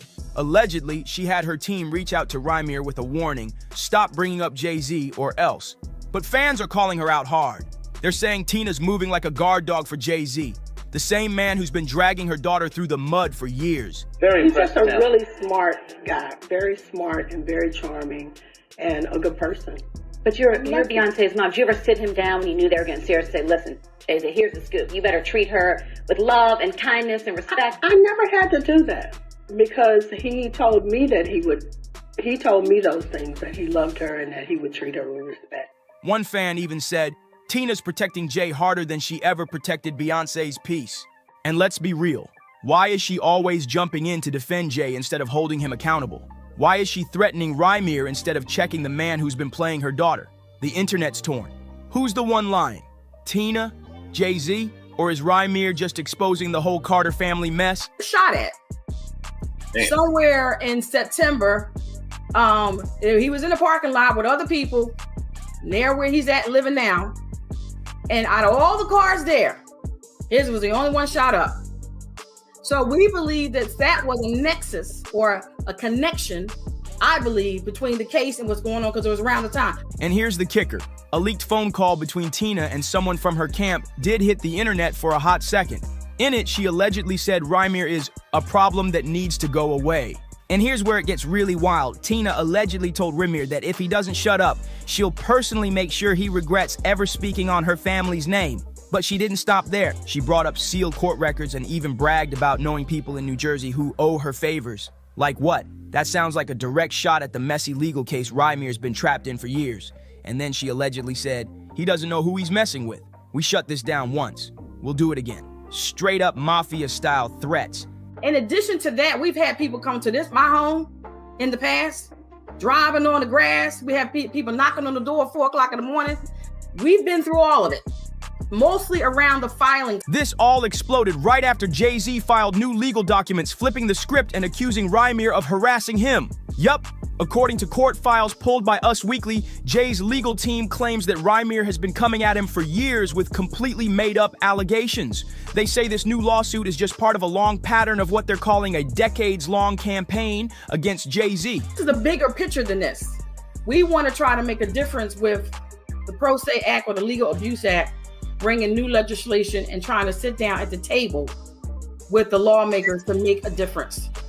In addition to the fact, because, you know, like you said before, Mr. Carter might not never do anything, and I'm sure he probably won't, but it ain't about him. This is about the system allowing things to happen that were very agreed and put our lives at stake in some regards. So I just wanted to say that that's what another reason why we were still going to the criminal stuff for the second time. This time, the prosecutor's office locally did get involved, but everything is slow moving and things are happening. And, you know, it's corruption going on. The law says in New Jersey that if the person who resists to take the test is presumed the father, that's what the law says. Here in New Jersey, anybody who don't want to do it and go away from doing it or prevents from doing it is presumed the father. So right now, he's presumed defiant. He's not even alleged. The legal filing states that Rymir's accusations have already been thrown out in multiple courts, and Jay's team says that Rymir is ignoring court orders, which led to a contempt charge. But here's the real twist. Fans are flipping the narrative and saying the only one being harassed is Rymir. And now, with Tina Knowles allegedly threatening him behind the scenes, it's looking way deeper than a simple court dispute. Wait a minute, are you saying Tina Jay-Z? I'm saying it's all in the family. What? That's why Solange so terrible. Because Solange ain't going for it. She's the real talent. She's the one with real integrity. But before we dig back into Tina's shady moves, we need to talk about how Rymir almost lost his life just for daring to speak up against Jay-Z. This ain't just legal beef anymore. Someone allegedly tried to take Rymir out for good. The threats weren't just talk. They got dangerous real quick. Rymir and his legal guardian, Dr. Lily Coley, sat down on the Hip Hop News Uncensored podcast and dropped a bomb. After Rymir filed the paternity lawsuit and asked Jay-Z for a DNA test, he was actually shot. But it gets even darker. Lily said that ever since the lawsuit hit, random strangers started pulling up at her house, clearly trying to scare her into backing off. And she made it clear, this fight isn't just about Jay-Z. It's about standing up for regular people against rich and powerful folks who think they're untouchable. Coming back to my apartment to tell me that I had made the right decision, she told me it was just as well. Now, I don't know if I want to read this part because this is what she said to me, and it's really nasty. And this is a direct quote. Ashley is talented, but she is so big. She towers over the other girls, and she is too dark and ugly. And the pressure didn't stop there. Former Rockefeller artist Oshino just backed Rymir publicly, and what he shared is chilling. He claims someone tried to set Rymir up by planting a gun in his cars, like this is straight up movie level sabotage. According to Oshino, Jay-Z even offered Rymir hush money at first to keep quiet. But when Rymir refused the payout, that's when, according to them, Jay-Z started pulling wild, shady moves to silence him completely. And it just keeps getting worse. Oshino also confirmed the whispers that Rymir's late mother, Wanda, was only 15 years old when Jay allegedly got her pregnant. That fact alone has people side-eyeing everything Jay-Z's trying to spin now, especially since all Rymir ever asked for was a simple DNA test. Now Jay's flipping the whole narrative, trying to paint Rymir as the one doing the harassing. Be serious. Rymir didn't come out with a reality show or try to ride a clout wave. He did everything by the book. Filed legal paperwork, waited patiently, and boom. After the media picked up the case, the man got shot. That doesn't sound like a clout chaser. That sounds like someone who hit a nerve. Let's not play. Jay-Z has the kind of money and connections that lets you stall court cases for years. You can close doors, delay hearings, and run someone out of money before they ever get a shot at justice.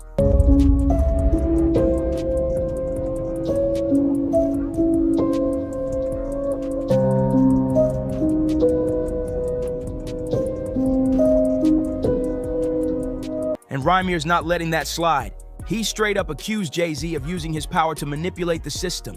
In fact, he filed a lawsuit not just against Jay, but against the judges themselves. According to that lawsuit, Jay allegedly lied under oath, claiming he didn't own property in New Jersey, which would mean the court had no jurisdiction. But guess what? Rymir's legal team found documents, property deeds, and tax filings, with Jay-Z's name right on them. The suit even named 6 judges, claiming they worked with Party Carter to keep tossing out the case, and they kept saying Jay had no ties to Jersey, even with the proof right in their face. The situation just keeps spiraling. The court filing also reveals that after Rymir began publicly exposing the injustice he faced, someone fired shots at his car. And it didn't stop there. Both he and his guardian, Dr. Lily Coley, were followed by unknown people around their own neighborhood. Cars were even pulling up onto their lawn at 4 in the morning like some kind of intimidation stunt. Rymir believes, without a doubt, now that all of this was orchestrated by people tied to Jay-Z. And now, he's not just going after Jay. He's suing the entire court system and the judges involved. He's accusing them of violating his constitutional rights and working together to shut down his voice. And let's be real, Rymir's already dealing with a lot. So why is Beyonce's mom now jumping into this and allegedly sending threats?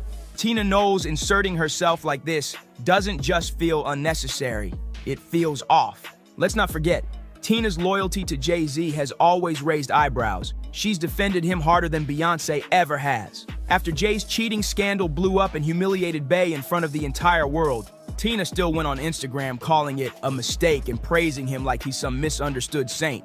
People online are saying what we're all thinking. How is Tina always riding for Jay more than her own daughter? And now hearing that she may be out here threatening Rymir, a man who's simply asking for a DNA test, that's not just messy, it's low-key creepy. But Tina's ride-or-die loyalty to Jay-Z ain't the only thing raising eyebrows. Some insiders are now dropping even wilder bombshells. And leading the charge is none other than Jaguar Wright, who's calling Tina out big time for what she says is a weird, almost obsessive loyalty to Jay-Z.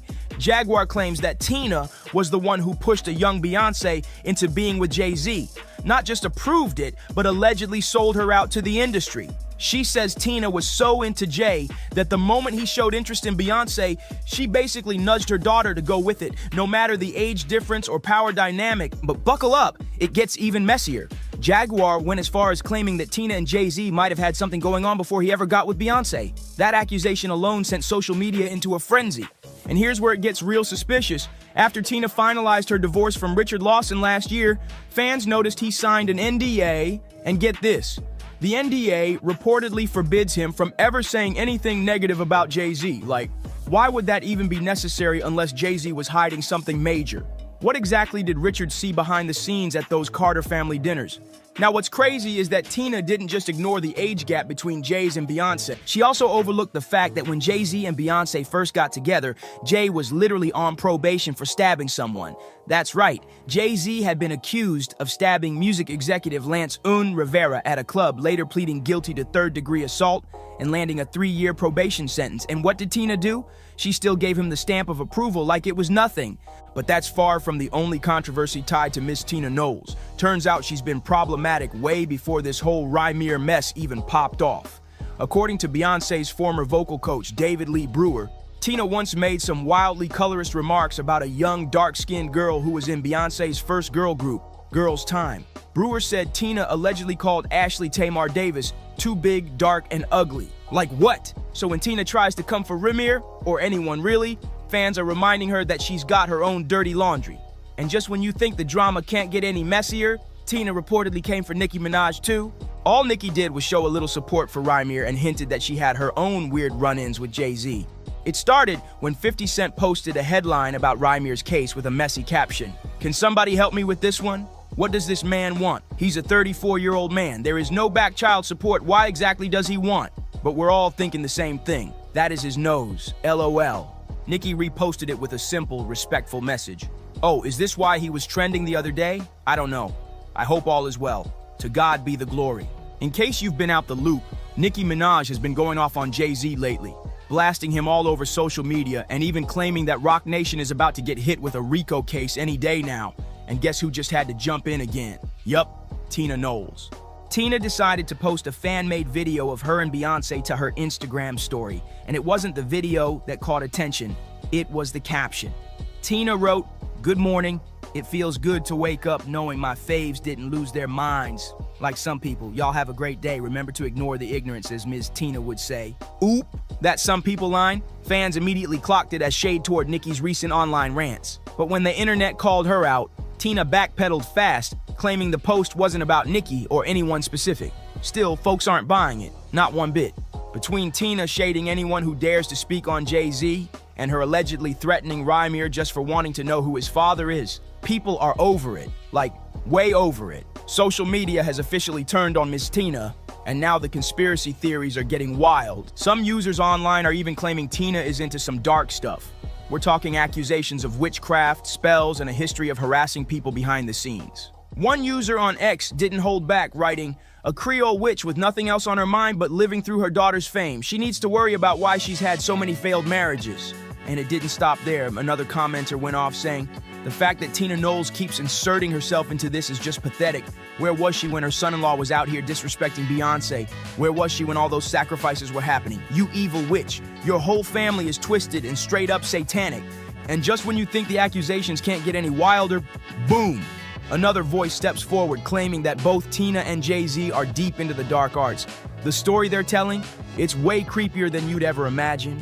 And if it's true, it might just change the way we see this family forever. Now, we want to hear from you. Do you think there's something deeper going on with Tina Knowles and Jay-Z? Is this just drama? Or is there real darkness behind the scenes? Drop your thoughts in the comments, hit that like button, share this with your crew, and don't forget to subscribe for more wild celebrity tea. See y'all in the next one. It made me feel inspired and really good. And he was always real nice to me. He'd sit me down, what's going on with you, baby boy? What? We'd talk about comedy, whatever. And we do have some breaking news to report, and it's extremely sad. Malcolm Jamal Warner, the actor most famous for his role as Bill Cosby's son, Theodore Huxtable, on the NBC hit sitcom The Cosby Show in the 80s and early 90s, has died. The mystery around Malcolm Jamal's death is spiraling out of control, and now it's taken a dark turn after Dave Chappelle broke his long silence. Dave's dropping bombshells, claiming Malcolm didn't just drown, he was taken out for refusing to sell his soul. Bro. What? The actor Malcolm Jamal Warner has died. First of all, rest in peace to him. He seemed like a very stand-up guy, positive role model. But I looked into this whole thing and it gets weird. First, let's start with the age he died at, which is 54. 5 plus 4 is 9. You guys know about my 9 videos, and 9 is the number of completion. But also, the show that he was famous for, The Cosby Show, in gematria equals up to 54 as well. And here's the wild part. Dave says he knows exactly how that feels because he was in the same hot seat years ago. The only reason he's still breathing? He vanished to another continent without even telling his own family where he was hiding. Back then, folks clowned him, called him every name in the book, but now it's looking like he was telling the cold, hard truth all along. Then let's go to the date he actually died on, which is July 20th, which is the 201st day of the year. Yeah, can anybody tell me why The Cosby Show ran for a total of 8 seasons, equaling 201 episodes? How? In which is the same number as this event, Event 201, which was a simulation of COVID in October of 2019, right before they actually had COVID. Something tells me that we have to watch for this number in future events. Now, speaking of 9 and 201, Ozzy Osbourne has just died as well. Sadly for Malcolm, he thought a simple no would be enough to walk away. But if Dave and Cat Williams have taught us anything, it's this. You don't turn down selling your soul without them coming for you. About a week ago, Malcolm was in Costa Rica taking a swim, and that's when everything went left. Reports say a powerful current dragged him deep into the ocean. He just performed his last concert just a couple weeks ago called Back to the Beginning, which is an odd title like they almost knew. But here's the thing. The attendance of that venue is 45,000. 4 plus 5 is 9. Now, you could call that coincidence, but here's the thing. His full name in gematria is also 201. What are the chances, right? Another man with him was saved by quick-thinking bystanders, but Malcolm wasn't so lucky. Witnesses fought to bring him back, performing CPR, calling in the Costa Rican Red Cross. But after 45 minutes of trying, they had to declare him gone right there on the scene. TMZ came through with exclusive footage of Malcolm the moment he first touched down in Costa Rica. And from the looks of it, he was all smiles, ready to soak up the sun, make memories, and head back home to his family. But behind the scenes, the powerful people he had refused weren't done with him. I think I was very fortunate coming out the gate with Cosby, which put me in a position where, and because I've always had a good team around me, I've always been in a position where I've had the luxury of being meticulous about the kind of roles that I choose. My mom was really instrumental in getting me to understand the concept of longevity, the concept of, being versatile within this business, because she would always say, if you look at anyone in this business who's had longevity, there are times when they've been hot and times where they've not been hot. Plenty of folks aren't buying the accidental drowning story for a second, and the whispers are getting louder that this was straight up foul play. The biggest reason people still swear there was a hand in Malcolm's death, just days before that Costa Rica trip, he was trending online for putting the industry on blast. He was spilling some real dark secrets, calling out high-ranking power players who allegedly offered him millions to star in movies and projects that went completely against his morals. In other words, they wanted him to trade everything he stood for, to sell his soul for a fat payday. But Malcolm made it clear he wasn't with it, and he turned them down cold. You have to decide what you're going to do during those times when you're not hot, so you're not making desperate acting choices. I've been fortunate enough to I've always had the financial wherewithal to be meticulous about the kind of work that I do. So I have a body of work that I will never have to be embarrassed by. There may be some work I might be embarrassed because I might have been whack, but I don't. There's nothing in my body of work that I'll ever have to be embarrassed in that I misrepresented my people or I have continued to perpetuate stereotypes of our people. I've been very fortunate to be able to, pick and choose. I've never had to take a role that I felt would compromise my soul. What's even wilder is Malcolm wasn't the only celeb recently admitting they'd been approached with that same sell your soul offer. That's why people's suspicions about his death shot through the roof. Chloe Bailey also went live not long ago and revealed she'd been given a similar deal, promising her a massive career boost in exchange for crossing a line she wasn't willing to cross. Did you see Sinners? Yes, I saw Sinners. It was phenomenal. I absolutely freaking loved it. Can I be honest? After Sinners, I cried. Do you want to know why I cried? Yes or no? Or you're just like, Chloe, you cried because you're a crybaby. Just tell me. Okay, so I think anyone who, it just reminds you so much of the industry, right? And it's like, you could have a gift like he did with his guitar. And like they said, when he's singing, he's honoring his ancestors and uplifting and all of that, but then it also attracts the not good. She dropped this bombshell after a fan asked if she'd seen Sinners and Saints. And let's just say, what she hinted at had people talking nonstop. When this whole situation blew up, people instantly started bringing up Dave Chappelle, because Malcolm and Chloe's stories are basically Dave Chappelle 2.0. The only difference, Dave lived long enough to tell his side. So it's like, in order for him to be successful, the vampires were telling him he has to sell out so that he could be, that he could live forever and his music could live forever.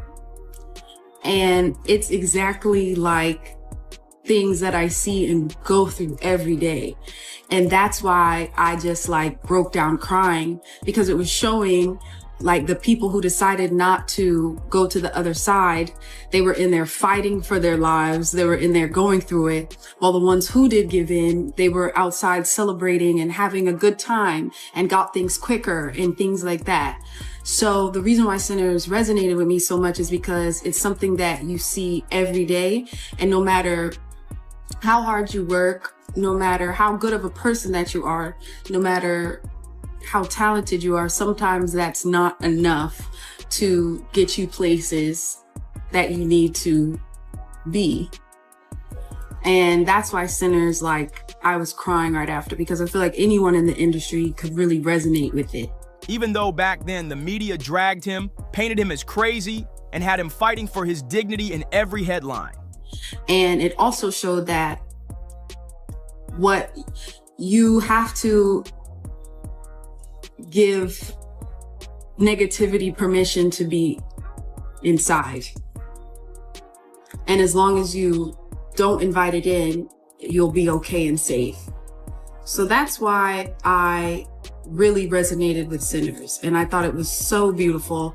I thought it was done so beautifully. And I'm just really proud of everyone who was a part of it. And I even cried when he was singing in the bar, and you see all the different, the history, all of the ancestors that came before us, that he wouldn't have been there to make music and play his guitar without the ones that came before him. So I feel like anyone who has a gift and has something that they truly, truly love, but feels like it's not coming to them in the time that they want it because they're moving in the right ways where they don't give in, it's harder. And then you have so many things tempting around you, like the vampire. So it was so deep. It was so deep. That's the reason I cried for a whole hour after. Dave's moment came back in 2006 when he sat down for that unforgettable, tense interview with Oprah Winfrey. It was completely outside of my frame of reference. I've been in show business since I was 14, and I've heard the stories. of what happens, and I've seen these kinds of things play out in front of me. Okay. When I saw When you say you heard the stories, what do you mean? What stories? I mean, you see before, look, Mariah Carey made a $100 million deal, and 3 months later, she's all of a sudden mysteriously crazy. Or Martin Lawrence punches through and he's waving a gun on the street screaming, "They're trying to kill me." Yeah, we hear those stories. And it always happens around the time of their career where it seems as though they're crossing over the next plateau. Yeah. Would you say you lost your mind, sort of? No. No. Not exactly. Okay. I wasn't crazy, but it's incredibly stressful. Yeah. And I felt like in a lot of instances, I was deliberately being put through stress. He had just walked away from a $50 million Comedy Central deal. And according to him, the contract came with shady strings attached that he simply wasn't willing to accept. So he turned it down and disappeared.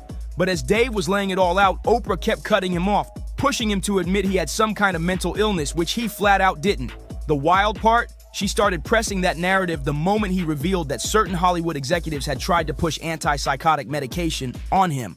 Malcolm Jamal Warner's mother is in mourning. Nearly 3 weeks after the Cosby Show alum died in an accidental drowning, his mom, Pamela Warner, shares a heartbreaking statement about his passing. Writing on Instagram August 8th, "Needless to say, our hearts are heavy with the loss of Malcolm. He was a kind, loving man with a huge heart for humanity. He wanted all to be aware of their inner strength and that they could succeed, accomplish, and transform." She continues, "Malcolm left an indelible mark on the world and on countless hearts, and all who met him, however briefly, were better for the encounter. As his mother, there is so much that I can say. It would fill volumes, but what I will say is that I am so very blessed that he chose me to be his mother." And Pamela ends her message saying, "For those of you who are at a loss, pained by the suddenness of his departure, ache for his presence or just to hear his voice one more time, be comforted that he was at peace and more importantly, he did not suffer." Malcolm was swimming off the coast of Costa Rica July 20th when a current pulled him deeper into the sea, according to local authorities.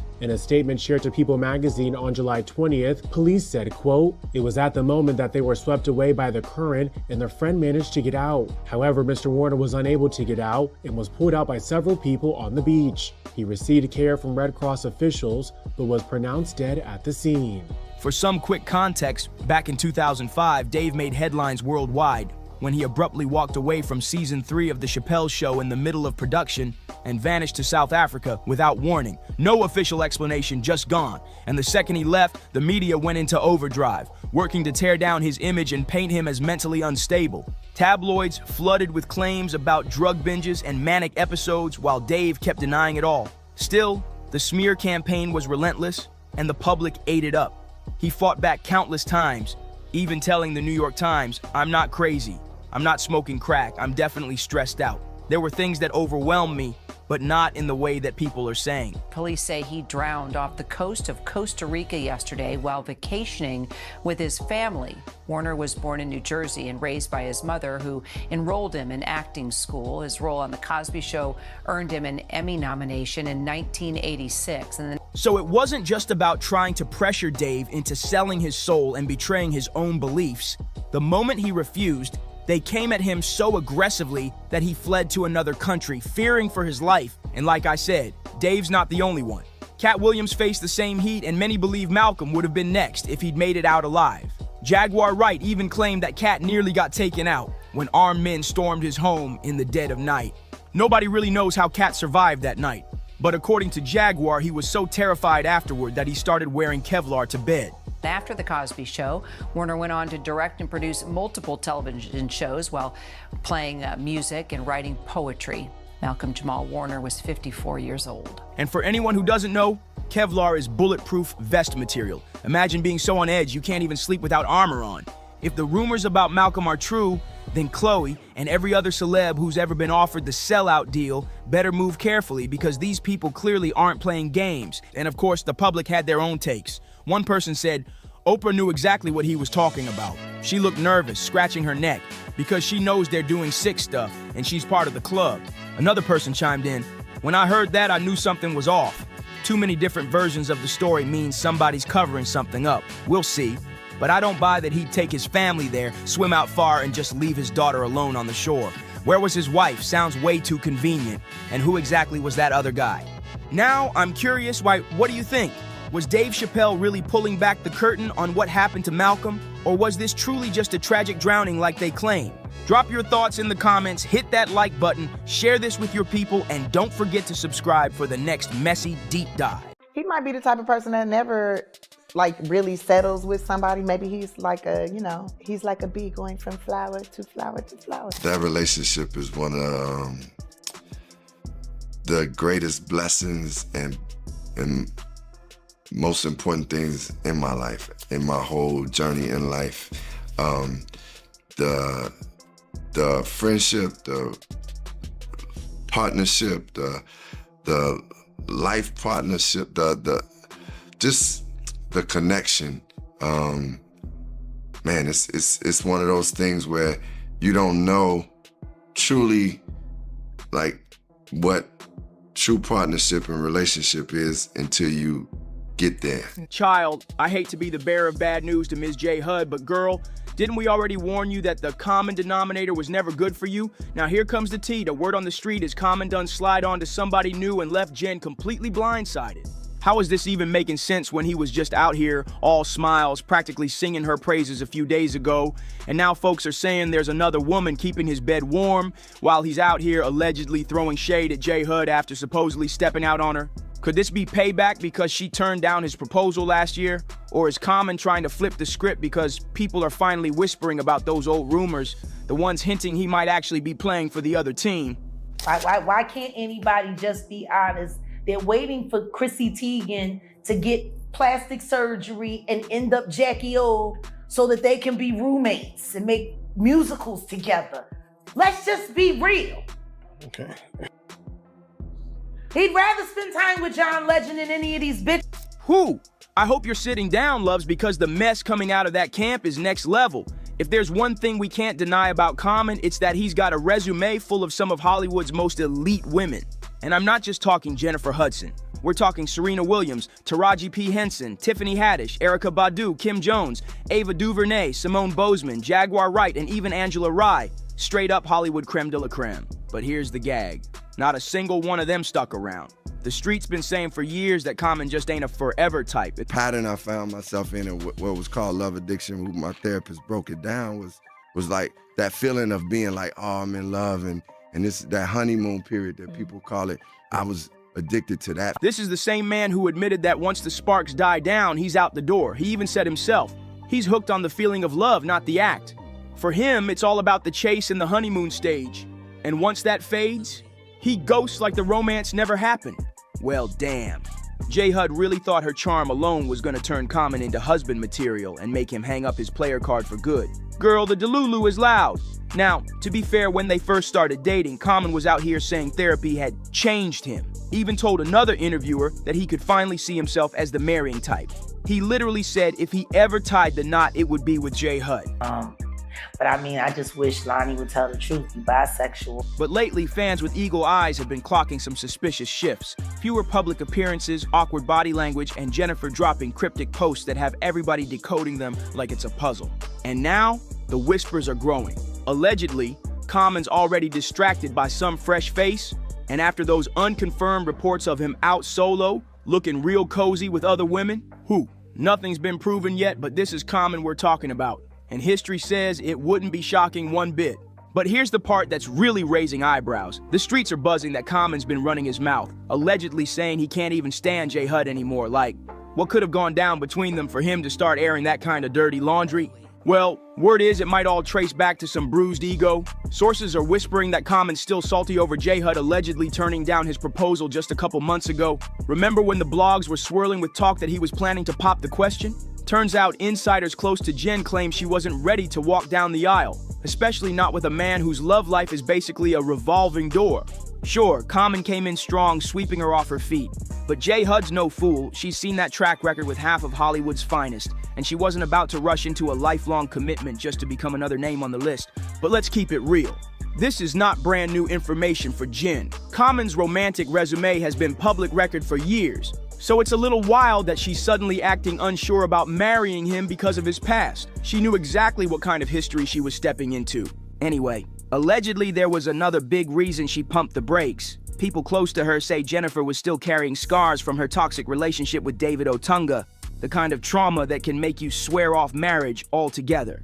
Word is, she's openly said she doesn't see wedding bells in her future and refuses to rush into another serious commitment after what went down with David. And when J. Hud calls that relationship toxic, oh, we already know that means messy, draining, and full of pain. Sources claim Common tried to calm her fears, promising he was in it for the long haul, but Jen wasn't budging an inch. Sources say Common tried to reassure Jen, telling her that despite his long list of famous exes, he was committed to her. But Jen had deja vu. She'd already spent 9 years engaged once before, only to end up back at square one. She wasn't about to gamble her peace on a marriage she feared could shatter, leaving her starting over again. Maybe that moment changed everything. Maybe Common saw the writing on the wall and realized there was no real future.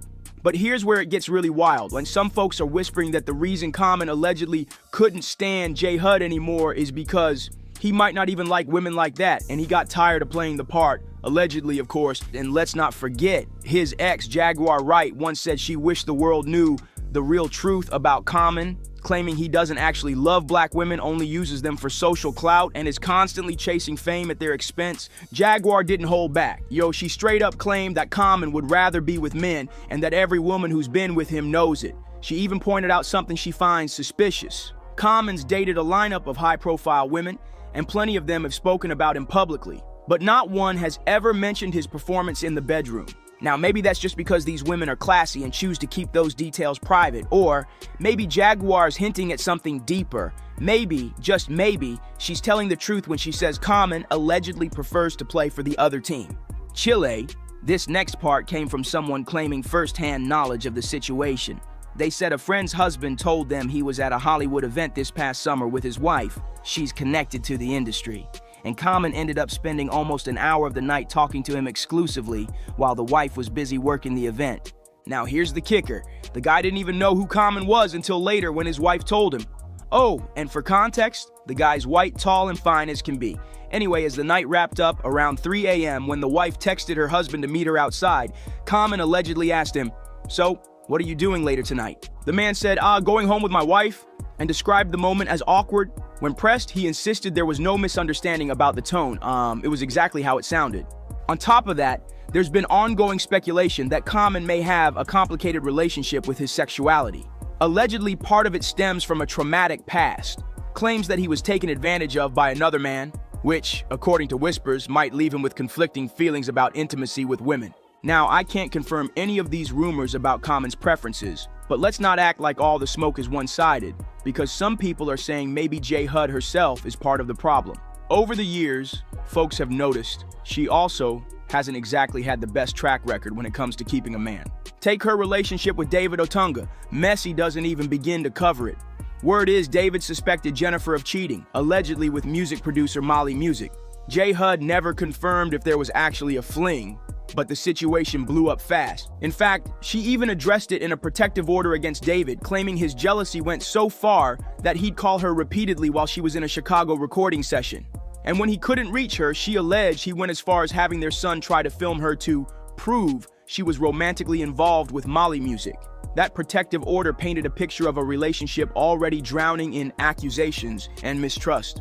Jennifer also claimed that David's behavior toward her and their son had become increasingly aggressive and threatening, but David fired right back, saying she was lying and that because she had more pull in the industry, he was taking the brunt of the public backlash. He even argued that he had been their child's primary caregiver from day one, since Jennifer was constantly on the road, directly contradicting her legal filings that named her as the primary caregiver. David also accused Jennifer of making him choose family over work, only to later complain that he was freeloading. And because Jen hit him with some serious allegations, the police launched an investigation, but just a few months later, David was cleared. Jennifer eventually dropped her order of protection on the condition that David never set foot on her property again. Still, David insisted Jennifer was using her influence to paint him as the villain, when in reality, she was the one with the darker side. He's claimed more than once that the public image she sells is not the woman she is behind closed doors. And if there's any truth to that, maybe, just maybe, Common also saw that shadow side of J. Hud, and decided he wanted no part of it. I've even seen whispers online claiming J. Hud started feeling like Common was beneath her simply because she pulls in more money than he does. And if that's true, whew, that's cold. Especially since she knew exactly what she was signing up for from day one. But honestly, at this point, nobody really knows what's going on behind closed doors. Did Common cheat? Is he slipping back into his old habits? Or is J. Hud herself the real problem? For all we know, they could still be together and this whole whirlwind might be nothing but smoke. Either way, I'm dying to hear what you think about this mess, so drop your thoughts in the comments, hit that like button, share this video, and make sure you subscribe. See you in the next one. And you see things like the white party be there, and then they have a little baby like in a sandwich. They're hugging them from the front and the back and stuff. Baby is absolutely one of the best human beings in the planet. All right, we're at a party, everyone's drunk. You know, it's a 13-hour party. People drink a lot of alcohol. It's 100 people at the party. We in the middle of 100 people. There's nothing weird we could be doing in a party. Right. Ever since that Rubin party, that ain't my boy no more. They got him. That's straight from 50 Cent, reacting to that viral clip of Lil Baby flexing his brand new thigh tattoos while rocking a tank top and a shiny pink belt.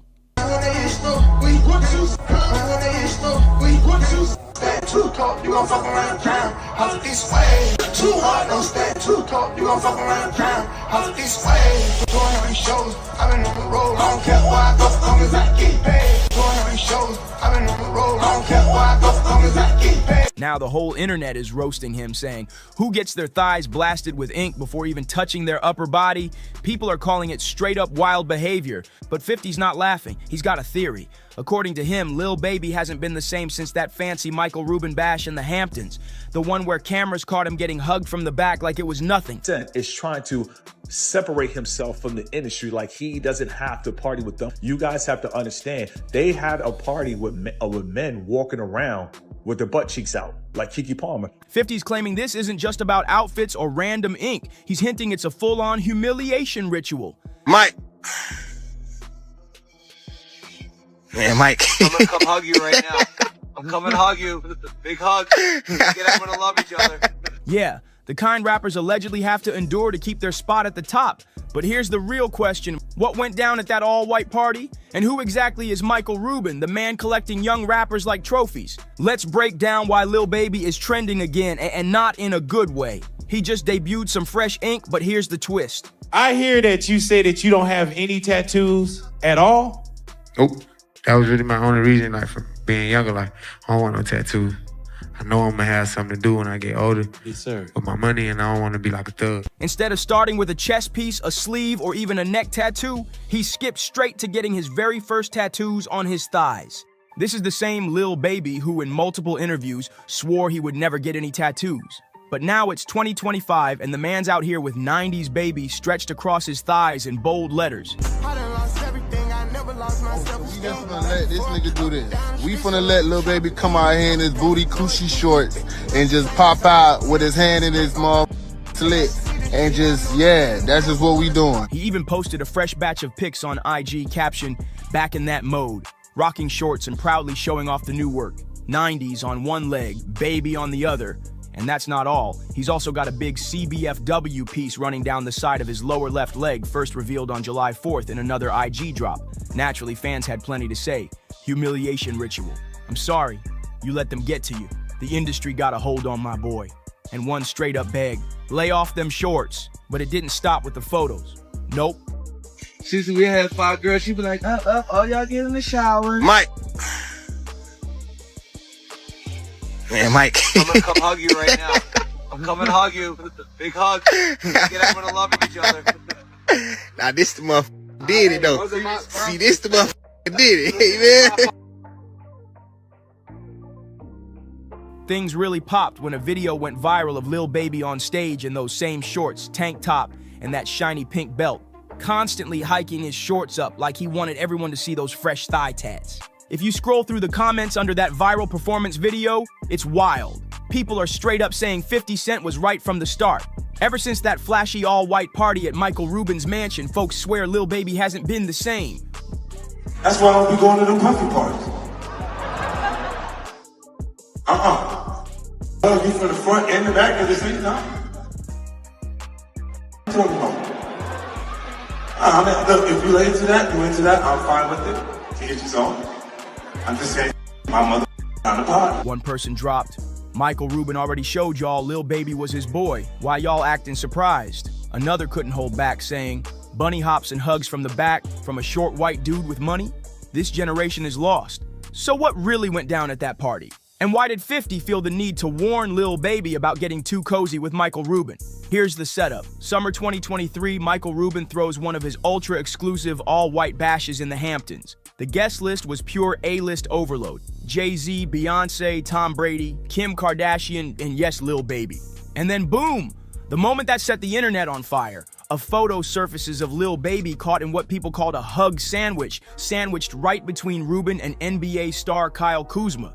The pic exploded online and 50 wasted no time. He threw it up on his own Instagram with a caption that had everyone talking. 50 Cent didn't hold back and he reposted that hug pic and blasted in the caption, "See? This is why I don't go to no party Puffy and them at. The F is going on here, get the F off my young man." And if that wasn't enough, another shot from the same night blew up. Michael Rubin full-on hugging Lil Baby from behind. But it didn't end there. Lil Baby later dropped a video of himself on a private jet with Rubin, cracking jokes about the pictures like nothing was wrong. That's when 50 doubled down, saying this is exactly why you'll never catch him at one of those exclusive industry parties. Baby is absolutely one of the best human beings in the planet.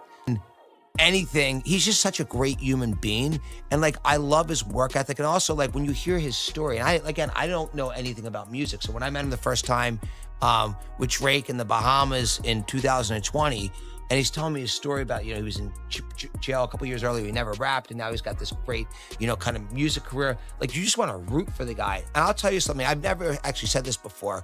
The stuff of the drunk was the most ridiculous thing in the world, right? We're at a party, everyone's drunk. It's a 13-hour party. People drink a lot of alcohol. Someone captures a picture of me jumping on his back for 1 second and then says, "Oh, there's something suspect about it." It's drunken guys. By the way, before cameras, we've all done it. Like, let's keep it real. By the way, you love WWE. You've done more than anybody. He's rolled around with people in their skivvies. Right. Yeah, exactly. By the way, I haven't gone there. But, the thing that actually killed me about that is it actually hurt his career. Last year. And I felt like I've always wanted to help people make he's on a good build back. He's right crushing now. now. He's crushing. And he's I was just with him with Trav and him in London. But it actually, the thing is, he's such an extraordinary human being and he's such a special person. And if you think about, people who just want to hate on social media, who one picture of, a bunch of drunken people could be turned into something that it wasn't. Now, sure, some fans chalked it up to 50 trolling for laughs, but others, they've been whispering for years that there's something deeper and darker going on at these high-profile gatherings. The kind of secret initiation or test that up-and-coming rappers are expected to pass if they want to level up in the game. Loud. Out loud. 42. Keep going. Keep going. 1, 2. Keep going. Keep going. Don't cheat on your buddy hops. They suck. Your buddy hops. Apparently, the chatter got under Lil Baby's skin because he finally decided to clap back. On Lil Yachty's podcast, he admitted those endless memes about him, and Rubin bothered him so much that he went to Rubin personally, asking for the party security footage so he could clear his name. Here's the kicker. He claims Rubin gave him the footage, but Lil Baby still chose not to release the full video. My staff that's been talking about your parties for the last couple of days, that's dying to get to your parties. Well, you know what? I've actually figured out, if this Fanatics thing doesn't work out, I think I could be a good party promoter. Oh, man, you kidding me? Yeah, I think I already got the white suit in the closet, so just let us know what's happening. Yeah. So, what it really comes from? I love bringing people from different backgrounds together. And that's something I enjoy doing. Whether it's this lunch we just talked about, whether it's my Super Bowl party, whether it's the white party. For me, it's a great time to, I enjoy bringing people from different backgrounds together. And by the way, I benefit from them because I'm always learning from people there. And so that's really where it started. We started with our Super Bowl party. And, our Super Bowl party, by the way, this was this year's Super Bowl party. I was when I had many of the owners of the football teams come up and tell me this is better than the game itself, I thought, literally, that's what people were saying to me. Right? Yeah. I think what we like to do is bring the right people together in a room and then great things happen. Here's the twist. Lil Baby didn't seem mad at Michael Rubin at all. In fact, he called Rubin a super great influence in his life. Though when pressed, he couldn't really explain how exactly Rubin influenced him. That vague answer had people side-eyeing hard. As for Rubin, he finally addressed those viral hug photos in an interview last year. brushing it all off as ridiculous. He claimed nothing unusual happened, just a bunch of people having fun with a little too much to drink. But the way Ruben kept talking about Lil Baby, praising him over and over, had folks saying it sounded less like casual respect and more like he was low-key crushing. Yeah, everybody's like, oh, he keeps talking about people wearing dresses. No, it's not. That is a weird thing. It's not like that. Look at it from a different way. Look at it. Show me one person that ever wore a dress in Hollywood unsuccessfully. That's how you understand what a ritual is. So 20 years ago, I knew that transgenders was going to be a thing. It wasn't because I was a prophet. It's just I had gotten so much information that I understood that things are secular. So I understood that the earliest I had seen that word transgender was Baphomet, the transgender. And so I knew that in the ritual of Baphomet, the transgender, to show allegiance to him, you had to kiss his ass ring. Really? And it said both of those things. So I knew that both of those things would become popular in the future. And the internet's not letting it slide. Many are still convinced there's something strange about the way Michael Rubin gravitates toward young rappers, especially considering he's not even in the music business. And it's not just Lil Baby. Who could forget that infamous clip of Meek Mill bunny hopping across a tennis court for Rubin, while everyone laughed and filmed? Meek Mill later tried to downplay the whole thing, claiming it was no big deal, just the result of losing a friendly tennis bet to Rubin. But let's keep it real. A white billionaire making a black man hop around like a bunny while barking orders? Yeah, the optics are way off no matter how you spin it. So that brings us to the big question. Who exactly is Michael Rubin and why does he seem so drawn to young black rappers? Here's the rundown. According to his own Wikipedia page, Rubin was born in 1972 in Philadelphia and raised in a Jewish family in Lafayette Hill. By the age of 14, he wasn't just a regular kid. He was already running his own business, using his bar mitzvah money and his dad's store lease. He opened a ski shop like it was nothing.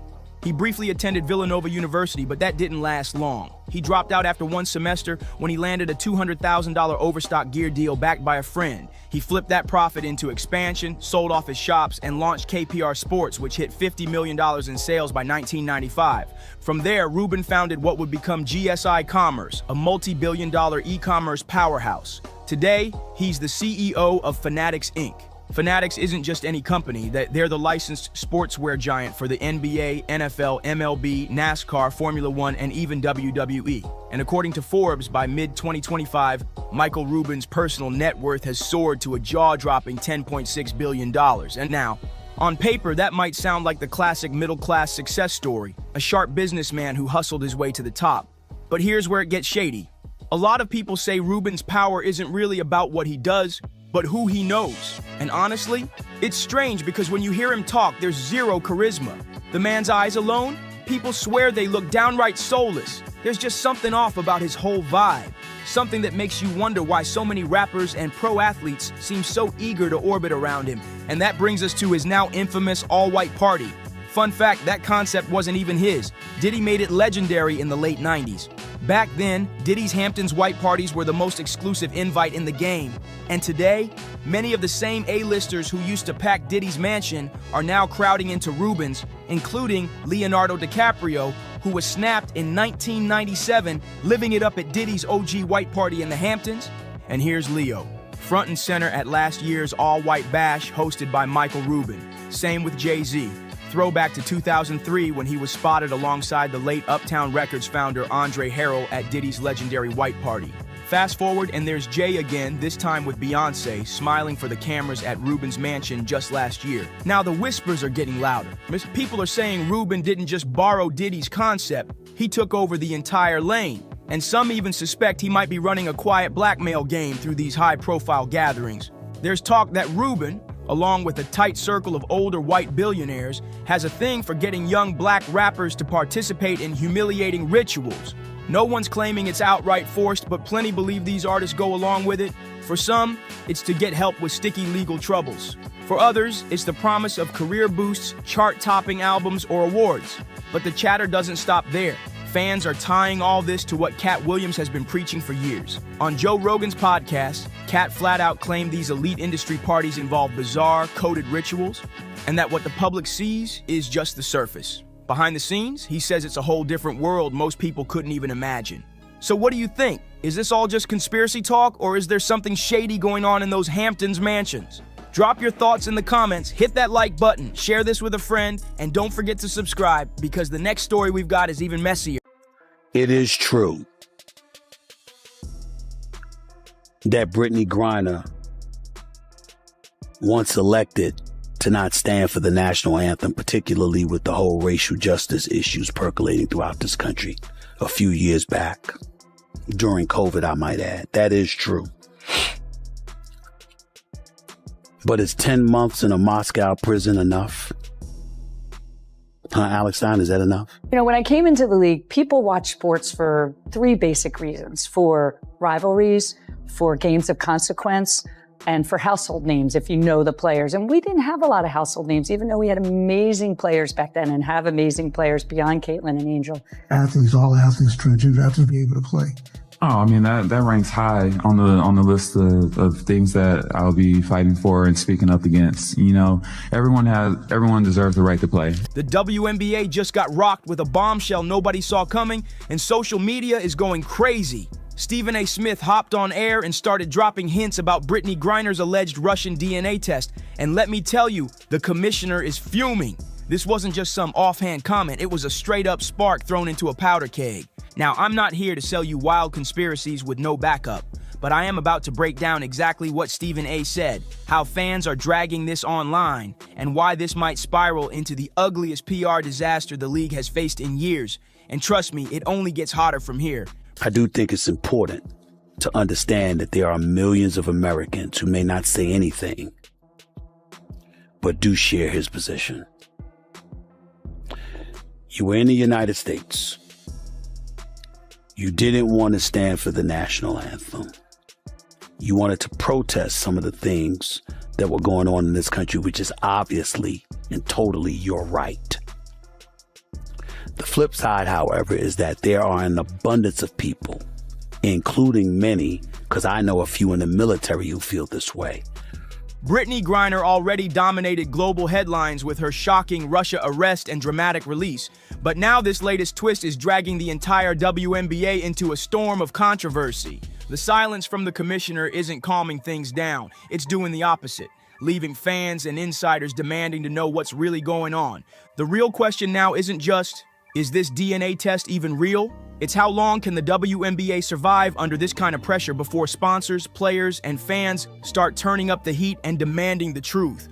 So rivalries are generally good for sports. In women's sports, sometimes it's complicated by the social media vitriol, which we denounce. It's terrible what some of these players have to endure. And so the hatred, the vitriol, the misogyny, the homophobia, the racism, there's no place for it in sport. And we like to be known in sport as a big uniter. So that's the negative part of that. But the positive certainly has been that people are watching. I mean, we brought tens of millions of new people into our sport last year. And here's where things start spiraling out of control. Stephen A. Smith, yes, the loudest, most unfiltered voice at ESPN, went live and casually dropped Brittany Griner's name during a heated rant about truth in sports. Out of absolutely nowhere, he dragged her Russia ordeal back into the spotlight and claimed that a DNA test over there might have revealed secrets the public never got to hear. And just like that, the entire vibe flipped on its head. They have her back now. This is her 8th game back as Asia Wilson cleans it up inside. First points to the Aces. There's been a couple of checks back and forth between Morrow and Smith out here. Oh, what a pass. Wilson baseline fader, pretty. Tina Charles doing all she could. Help D was coming over as well, but Asia Wilson another. This wasn't some faceless troll on Twitter or a random Reddit post getting ignored. This was Stephen A. Smith, live on national TV with millions watching, planting a dangerous seed right in the middle of mainstream sports talk. The way he played it was slick. He didn't outright confirm anything, but he didn't deny it either. He dangled it out there like bait, and the internet bit hard. Within minutes, TikTok and X were blowing up with clips, fans screaming, "Wait, Did Stephen A. really just say that about the WNBA? And that's the league's worst nightmare. Because when a powerhouse voice like Stephen A. repeats a rumor, even one that's supposedly been debunked, it doesn't die, it explodes back to life with even more force. Okay, explain. So you saved someone from... We were off-roading, and this family flipped their side-by-side. They tried to stop it from flipping, put their legs out, and shin bone came through on the guy, and then the girl broke her ankle, and bone came through. Me and my friends, we jump off, we flipped it back, help them out. I take my shirt off, wrap it around the girl's leg. It's like pulling out blood, and no one would help them. And like, there was no cell reception. So we put them on our side-by-sides, and we drove them out. And then we waited with them until the ambulances. When was this? This was like maybe 4 or 5 years ago. No. Oh my God. And crazy. Are you're okay with blood and all the cool stuff? Yeah. You have to be. Yeah, I am. Oh my I'm good God. with that, yeah. Was that the last time you felt like a hero? Yeah, I really felt like a hero in that moment. Nice. Yeah. Wow, that's a crazy story. Suddenly, all eyes shifted to one person and one person only. WNBA Commissioner Cathy Engelbert. Now let's get one thing clear. Cathy Engelbert isn't just some placeholder with a fancy title. She's the WNBA's first ever commissioner, the woman who's been grinding non-stop to expand the league, lock in new sponsors, and give the WNBA a full-on rebrand so it finally gets the respect it deserves. She's the business mind behind the league's big push into the spotlight. But here's the problem. Her silence on this Brittany Griner DNA test scandal, it's deafening. Not a single statement, not even a throwaway line like, "We're aware of the chatter." And when a storm like this is blowing, staying quiet doesn't ease the chaos, it fuels it. Fans are already buzzing that the commissioner's silence feels less like strategy and more like straight-up panic mode. Because if she can't shut down a rumor that's been debunked over and over again, what does that really say about the league's image? It makes people wonder. If it's so false, why not squash it instantly? And here's the crazy part. Swaggy, Brittany, let me see something real quick. Brick, thank you. Get the out of here, yo. Jab stepping, just a brick. Swing and a miss. Oh! Yo, I ain't gonna fake it right now. The WNBA is supposed to be in the middle of its biggest glow up in history. Ratings have skyrocketed by more than 170%. The league finally added its first new team since 2008, the Golden State Valkyrie. For once, the conversation wasn't about empty seats or struggling franchises. It was about sold-out arenas, viral highlight reels, and new money pouring in like never before. Sponsors are lining up, networks are giving the league prime coverage, and for the first time in decades, the hype actually feels real. But instead of fans buzzing about the Valkyrie's big debut or Aja Wilson chasing down her third MVP trophy, what's trending online? Brittany Griner's voice, her body, and a baseless conspiracy tied to some supposed Russian DNA test with zero receipts to back it up. The league's brightest moment is getting smothered by one of its darkest rumors, and the timing couldn't be worse. And this is where the internet grabbed the wheel and floored it. Because right as the WNBA was celebrating its massive opening week, a random courtside clip of Brittany Griner exploded across TikTok and X. What's your mood? I'm happy. Happy? Well, are you ready for long flight? Yes. Yes. I'm ready. No. Good.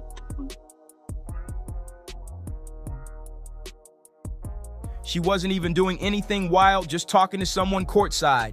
But the mic picked up her voice and people instantly twisted it into evidence for their favorite conspiracy. That short clip turned into a viral frenzy with thousands screaming, "Just listen to how deep her voice is." Now, people who've actually followed Brittany Griner for years already know this is nothing new.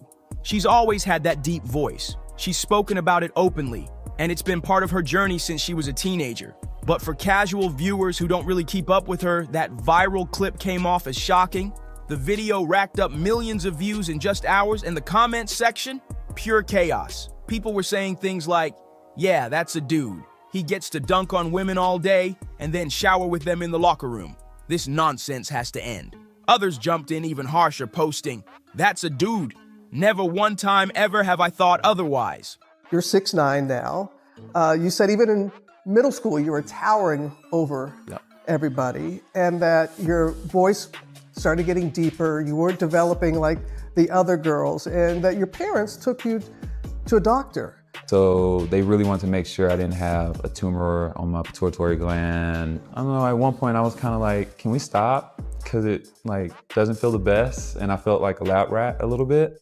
From middle school to today, Brittany writes she has been mistaken for being male, enduring endless teasing and taunts. When you're born with a body like mine, a part of you dies every day.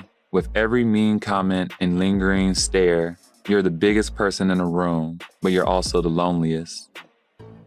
Not a lot of people understand what it is to walk in my shoes.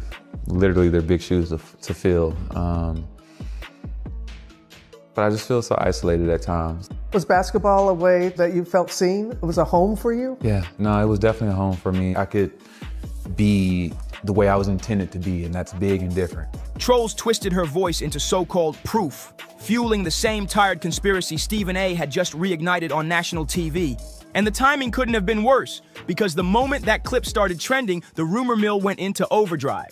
Suddenly, YouTube Lives, TikTok stitch chains, and X threads were pumping out theories like they just uncovered state secrets. Every angle of Brittany Griner's life, her past, her voice, her arrest in Russia, was being ripped apart and repackaged as evidence. Commentators with big followings jumped in, pushing the idea that maybe Stephen A. knew more than he let on. People started asking, was this a slip-up on live TV, or was it intentional?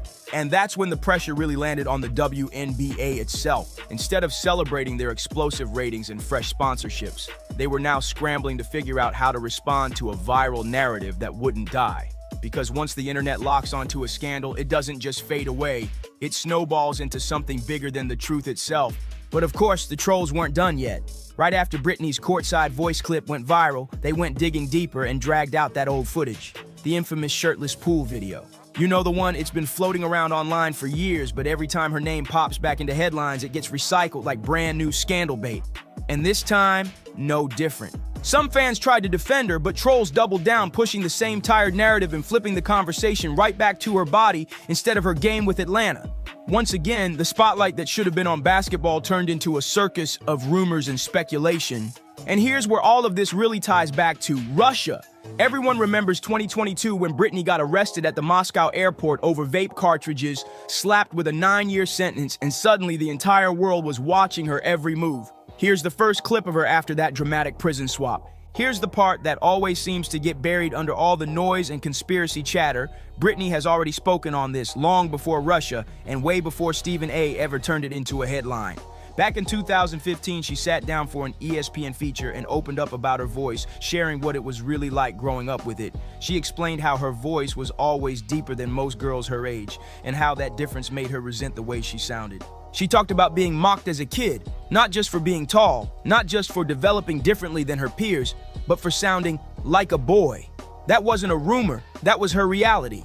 And it's something she's been carrying since she was a teenager. If you actually listen to her old interviews, you can hear the pain in her words. She admitted she used to avoid speaking in certain settings just to dodge the laughter and jokes. Fast forward almost a decade later, and sadly, nothing has really changed for Britney. In 2024, she dropped her memoir, Coming Home, where she peeled back even more layers of what it felt like growing up in a body the world never allowed her to simply exist in. She wrote about being mocked endlessly for her height, for her chest, and of course for her voice. She recalled kids telling her she sounded like a grown man before she was even in high school. And that's exactly what makes this whole Stephen A. situation so brutal, because when he casually tosses out that DNA test comment, he's not just stirring up gossip, he's ripping open the very wound Britney has been bravely speaking about in her own words for years. And now the spotlight shifts hard onto Kathy Engelbert. As commissioner, she has no more room to duck this storm. She's the face of the league, the one selling this as the WNBA's breakout season. Sponsors are lining up, ticket sales are skyrocketing, and Kathy Engelbert has been pitching the WNBA as the future of women's sports. But here's the problem. Nobody's talking about the Golden State Valkyries' big debut, or Caitlin Clark pulling in record-breaking ratings. The headlines have been hijacked, and it's all about Brittany Griner's body and a wild rumor Stephen A. just threw into the world. The real question now isn't if the league will respond, it's what happens if they don't. 2025 was supposed to be the year the WNBA finally leveled up, the year everything changed. But with Brittany Griner once again caught in the center of chaos, the league's biggest moment could end up being defined by the one controversy Kathy Engelbert prayed would never come back. So tell me, Do you think the WNBA can survive this scandal, or is the damage already done? Drop your thoughts below, and don't forget to like, subscribe, share, and I'll see you on the next one. There's a part in a Rock Nation contract that says that people are not allowed to sing about Christ. Yeah. So I'll be wondering, I'll be like, yo, God, why?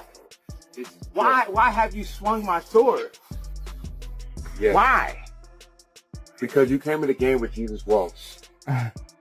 Kanye West is stirring chaos once again, but this time his claims go way beyond those old Illuminati contract accusations. He's now blasting Beyonce, saying she was the mastermind behind that unforgettable 2009 VMAs disaster. According to Kanye, the whole plan was cooked up to embarrass Taylor Swift live on stage so that the world would turn around and rally behind Beyonce's image. Can you believe that? I would honestly like to sue my family, to be totally honest with you. I also would like to be able to share my story with the world and what they did to me, instead of it being a hush-hush secret to benefit all of them. I want to be able to be heard on what they did to me. By making me keep this in for so long is not good for my heart. I've been so angry and I cry every day. It concerns me. I'm told I'm not allowed to expose the people who did this to me. But here's the twist. When the plot blew up in their faces, Beyonce allegedly slipped out of the mess like she had nothing to do with it and suddenly flipped the script by standing up for Taylor. Meanwhile, Kanye was left carrying the weight of the scandal for years, getting dragged through the mud by the media, all while Beyonce's hands stayed squeaky clean in public. Kanye is now saying the only reason the media keeps blasting stories about him being crazy is to destroy his credibility before he can spill the real truth. He's even accusing Beyonce and Jay-Z of plotting to trap him in a conservatorship, the same kind of legal cage Britney Spears fought her way out of, just so they could silence him forever. That's a heavy claim. For my sanity, I need you, to the judge, to approve me, do an interview where I can be heard on what they did to me. And actually, I have the right to use my voice and take up for myself. My attorney says I can't, it's not good. I can't let the public know anything they did to me. And by not saying anything is saying it's okay. I don't know what I said here. It's not okay. I don't want to interview. I'd much rather just have an open call to you for the press to hear, which I didn't know today we're doing. And yeah, hasn't been letting up on them one bit. For months now, he's been taking direct shots at Jay and Bey, and now we might finally see why. Just days ago, he dropped a wild tweet about Beyonce's children asking, wait, has anyone ever even seen Jay-Z and Beyonce's younger kids? They look like literal clones. He then went on to claim this was proof of artificial insemination, hinting that their family life might not be as natural as fans believe. Kanye admitted that the only reason he deleted that post about Jay-Z, Beyonce, and even Jerry Lorenzo's family wasn't because he suddenly felt bad. It was because he didn't want to risk getting his Twitter shut down. He flat out said, "I didn't take it down to be a good person." That's classic, making it clear he's not backing down out of guilt, just out of strategy.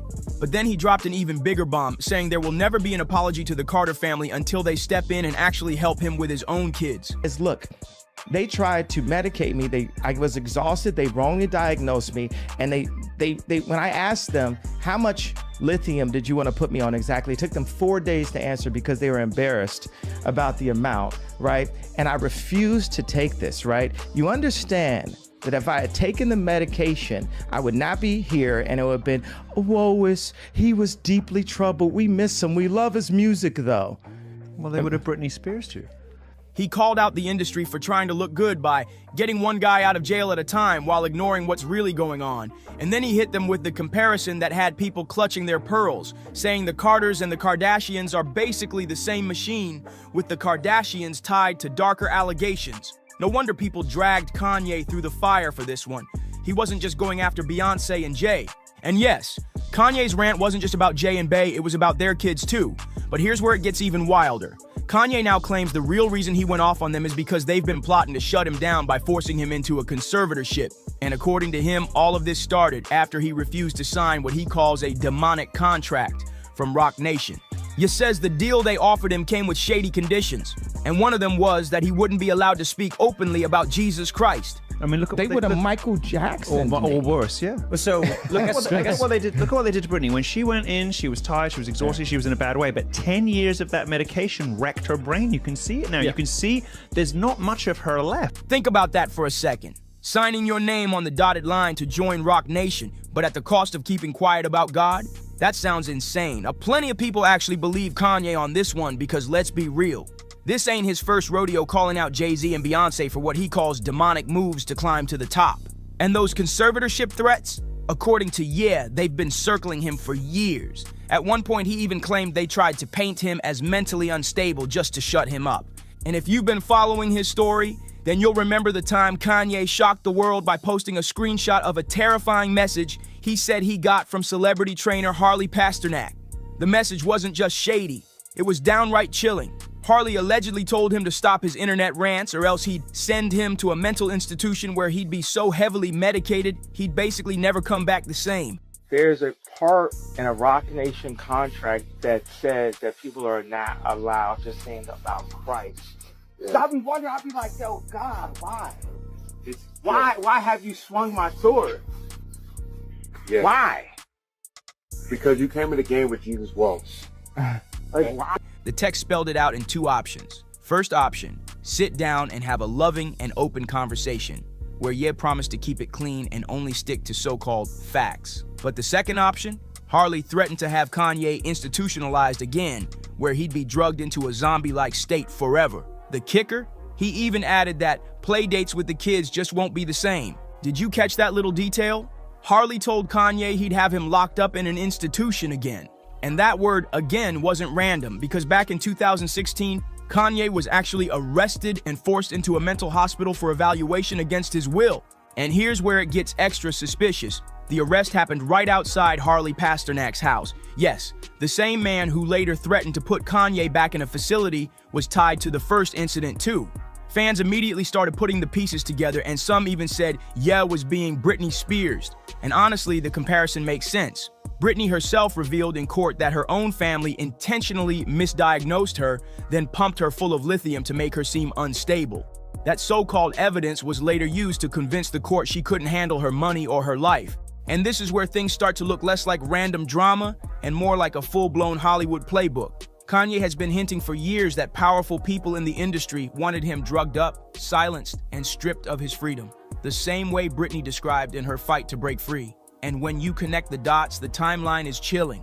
Kanye's 2016 breakdown happened right after he started speaking out against Jay-Z, Beyonce, and even the higher-ups in music. Suddenly, he's hospitalized, medicated, and painted as unstable in every headline. Now fast forward, and you've got Harley Pasternak and the same man tied to his arrest threatening to do it again. That doesn't sound like coincidence. It sounds like a system. And Kanye swears it all ties back to him refusing those Rock Nation contracts and refusing to play the game. And here's the kicker. Kanye himself revealed that he was prescribed massive doses of lithium, even though he wasn't actually sick. Fans couldn't ignore the similarity to Britney's story, and it fueled the theory that the industry wasn't trying to help him at all.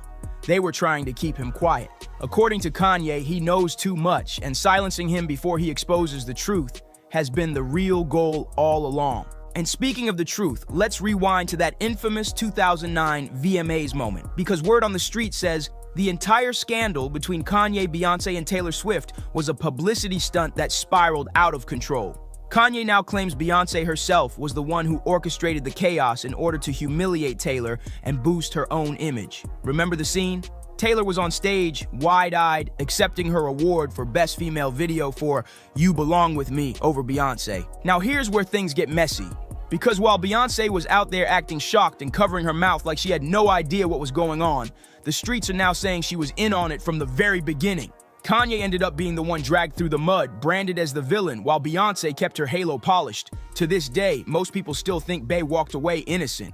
But if what Ye is saying holds any truth, then she played the game a whole lot dirtier than anyone realized. Fans have even started connecting dots. One person pointed out, this explains why Kanye and Taylor were cool after that. They even seemed to get along for years. Taylor never looked that pressed about what happened. And it's true. For a long time, Taylor brushed it off like it was nothing. Another fan put it bluntly. Beyonce was a titan in the industry back then. Taylor winning over her ticked her off, and Kanye knew it. So he jumped on stage, made himself look like the bad guy, and took the heat for her. Think about that. He actually praised Beyonce in that moment. Sure, he came across like a jerk, but over time, some people now see it as him protecting her image while sacrificing his own. And here's the wildest part. That stunt may have actually made Taylor's career explode.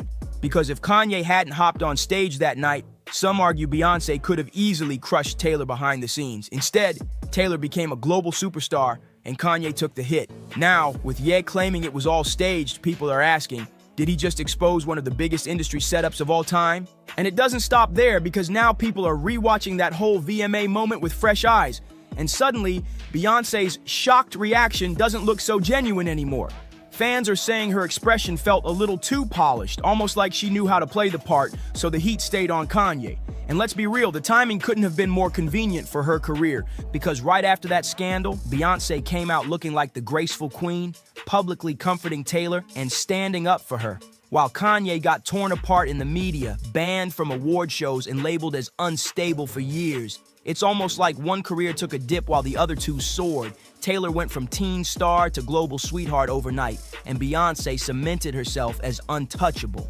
But now I gotta ask, what do you think about all this? Do you believe Beyoncé and Jay-Z really tried to trap Kanye with an Illuminati-style contract just to keep him under control? And what about that infamous Taylor Swift moment? Was it really a spontaneous meltdown? Or was it all part of a carefully planned setup that backfired? Drop your thoughts down in the comments, because I need to hear what y'all think about this madness. And while you're at it, make sure to hit that like button, subscribe to the channel, and share this video so everyone can join the discussion. Trust me, you don't want to miss what's coming next. So click right here to watch this other messy video. When you consider pay-per-view sales, when you consider the money that you've made, when you consider how you can give lessons on how to make money outside of your profession, marketing your profession, there's nobody that would even challenge you on that. And if you in the NFT world and you betting on me, you will never lose. But what I need you to do right now, go get Mayweather. That's my new NFT. I've been working on that for months. If I win, you win. All right, listen up. Because Stephen A. Smith has been out here stirring the pot, and this time he didn't just throw shade, he lit the whole thing on fire. He went on record and said, flat out, that Floyd Mayweather's so-called billion-dollar empire isn't what people think it is. Money made all day. You know, right here, a light million. Over there, counting up another million over there. Walk with me, ladies and gentlemen. Let me take you into my life. That image Floyd has carefully built over decades, the flashy persona, the endless bragging about money, the non-stop displays of wealth. According to Stephen A., it's not nearly as real as it looks, and to make it even spicier, he didn't stop with Floyd. He started dragging other celebrities right into the mix. He said names, he connected dots. Kim Kardashian convinces 53 million people to invest in Ethereum X. So does Floyd Mayweather. Now they're both being sued. Both of them posted on their Instagram that everybody should buy this dumb coin. Kim K got 19% of her following to invest in Ethereum X. You guess what happened next? Yep, they dumped, and guess who got stuck holding the bag? So I'll say it again to the influencers out there. Stop promoting this crap. You haven't even seen the SEC get involved. When they do, it is going to be a bloodbath. He basically accused Floyd and some of the biggest stars in the world of running a shiny scam disguised as a financial empire. Now you've got to understand why this cuts so deep. Floyd Mayweather has built his entire identity on being Money Mayweather. It's not just a nickname, it's his brand, his legacy, his whole persona. Think about it, the man has spent years flexing the kind of lifestyle most people can't even imagine.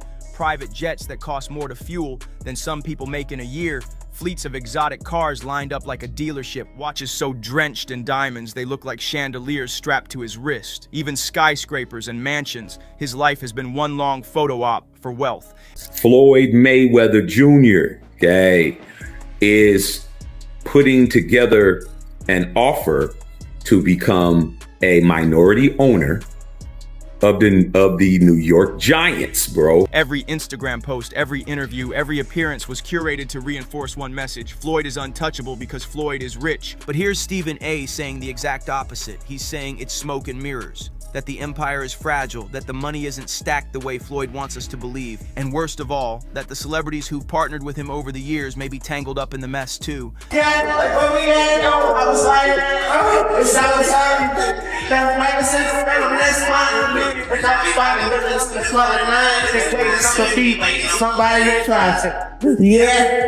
That's not just criticism, and that's a direct hit at the foundation of Floyd's image. Because if his wealth is questionable, then the whole Money Mayweather brand collapses. The scandal that really pushed this conversation back into the spotlight was that infamous $42 million real estate claim. 7 world titles in 5 divisions. Tonight, he challenges for number 8. From Grand Rapids, Michigan, former junior lightweight, world champion, former lightweight, world champion, former super lightweight, world champion. Floyd went online in 2022, looked dead into the camera, and said he had just dropped $42 million to buy 62 rental buildings in New York City. He made it sound like he was stepping out of boxing and into mogul territory, like he was building generational wealth for the Mayweather name. Fans went wild, but this was Floyd taking his brand to the next level, not just a fighter anymore, but a businessman playing in the big leagues. But then reporters checked, and what did they find? Nothing. No buildings in his name, no transfers, no paper trail, no receipts at all, just words and bravado. That's when people stopped just looking at Floyd and started pointing fingers at the people around him. Because if Floyd was faking the real estate mogul image, what about all the other deals he bragged about? What about the partnerships with celebrities, the endorsements, the investments? Were they real? Hey, so Colin, man, what did your agents think of that video out front of UTA today? Can I get a picture? The key is confidential. Confidential, so, but they were obviously impressed, right? Or were they more smoke and mirrors? And trust me, it didn't start with real estate. Floyd has been moving reckless in the celebrity space for years. Let's take it back to one of the messiest chapters, the Ethereum Max crypto fiasco. On the surface, it looked like the next big thing, a hot new coin, promising fast gains and life-changing wealth for early investors. Floyd plastered it all over his exhibition fight promos, making sure the world saw him connected to the coin. Then you had Kim Kardashian, one of the most influential women on the planet, pushing it out to her 250 million followers like it was the next must-have bag.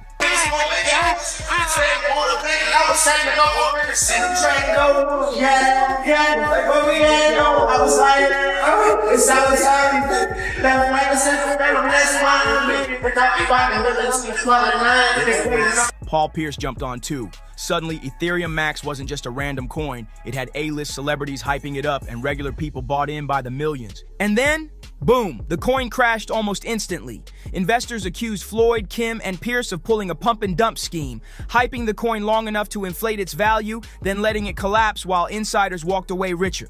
The fallout was brutal. All three were slapped with a class action lawsuit, and the headlines were merciless. This wasn't just another failed investment. It was labeled one of the boldest celebrity cash grabs of the entire decade. Now, to be fair, the lawsuit eventually got tossed. The court said there wasn't enough hard evidence of fraud. But here's the thing. By that point, the damage was already done.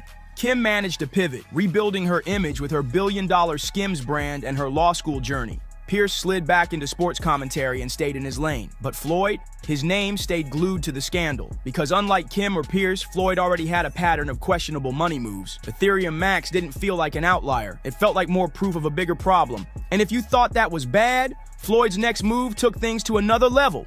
Reports surfaced earlier this year that he was teaming up with billionaire real estate mogul Mir Orbach to buy a 10% stake in the New York Giants. Let that sink in. A deal worth around $700 million. That's billionaire territory, no question about it. On paper, it sounded wild. Floyd Mayweather, minority owner of one of the biggest teams in the NFL, that's not just a flex, that's history making. But here's the catch. People don't even know where Floyd's money's really coming from. Yes, he made insane amounts during his boxing career. Nobody denies that, but a $700 million stake, that's another level. That's Jeff Bezos territory.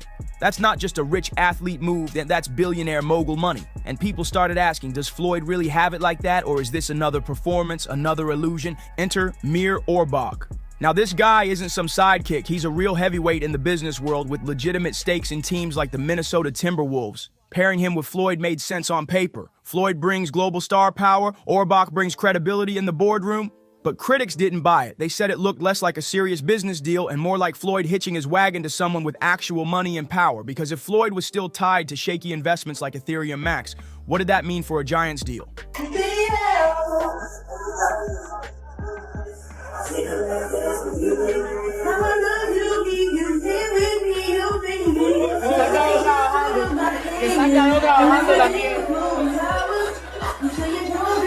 Fans were warning.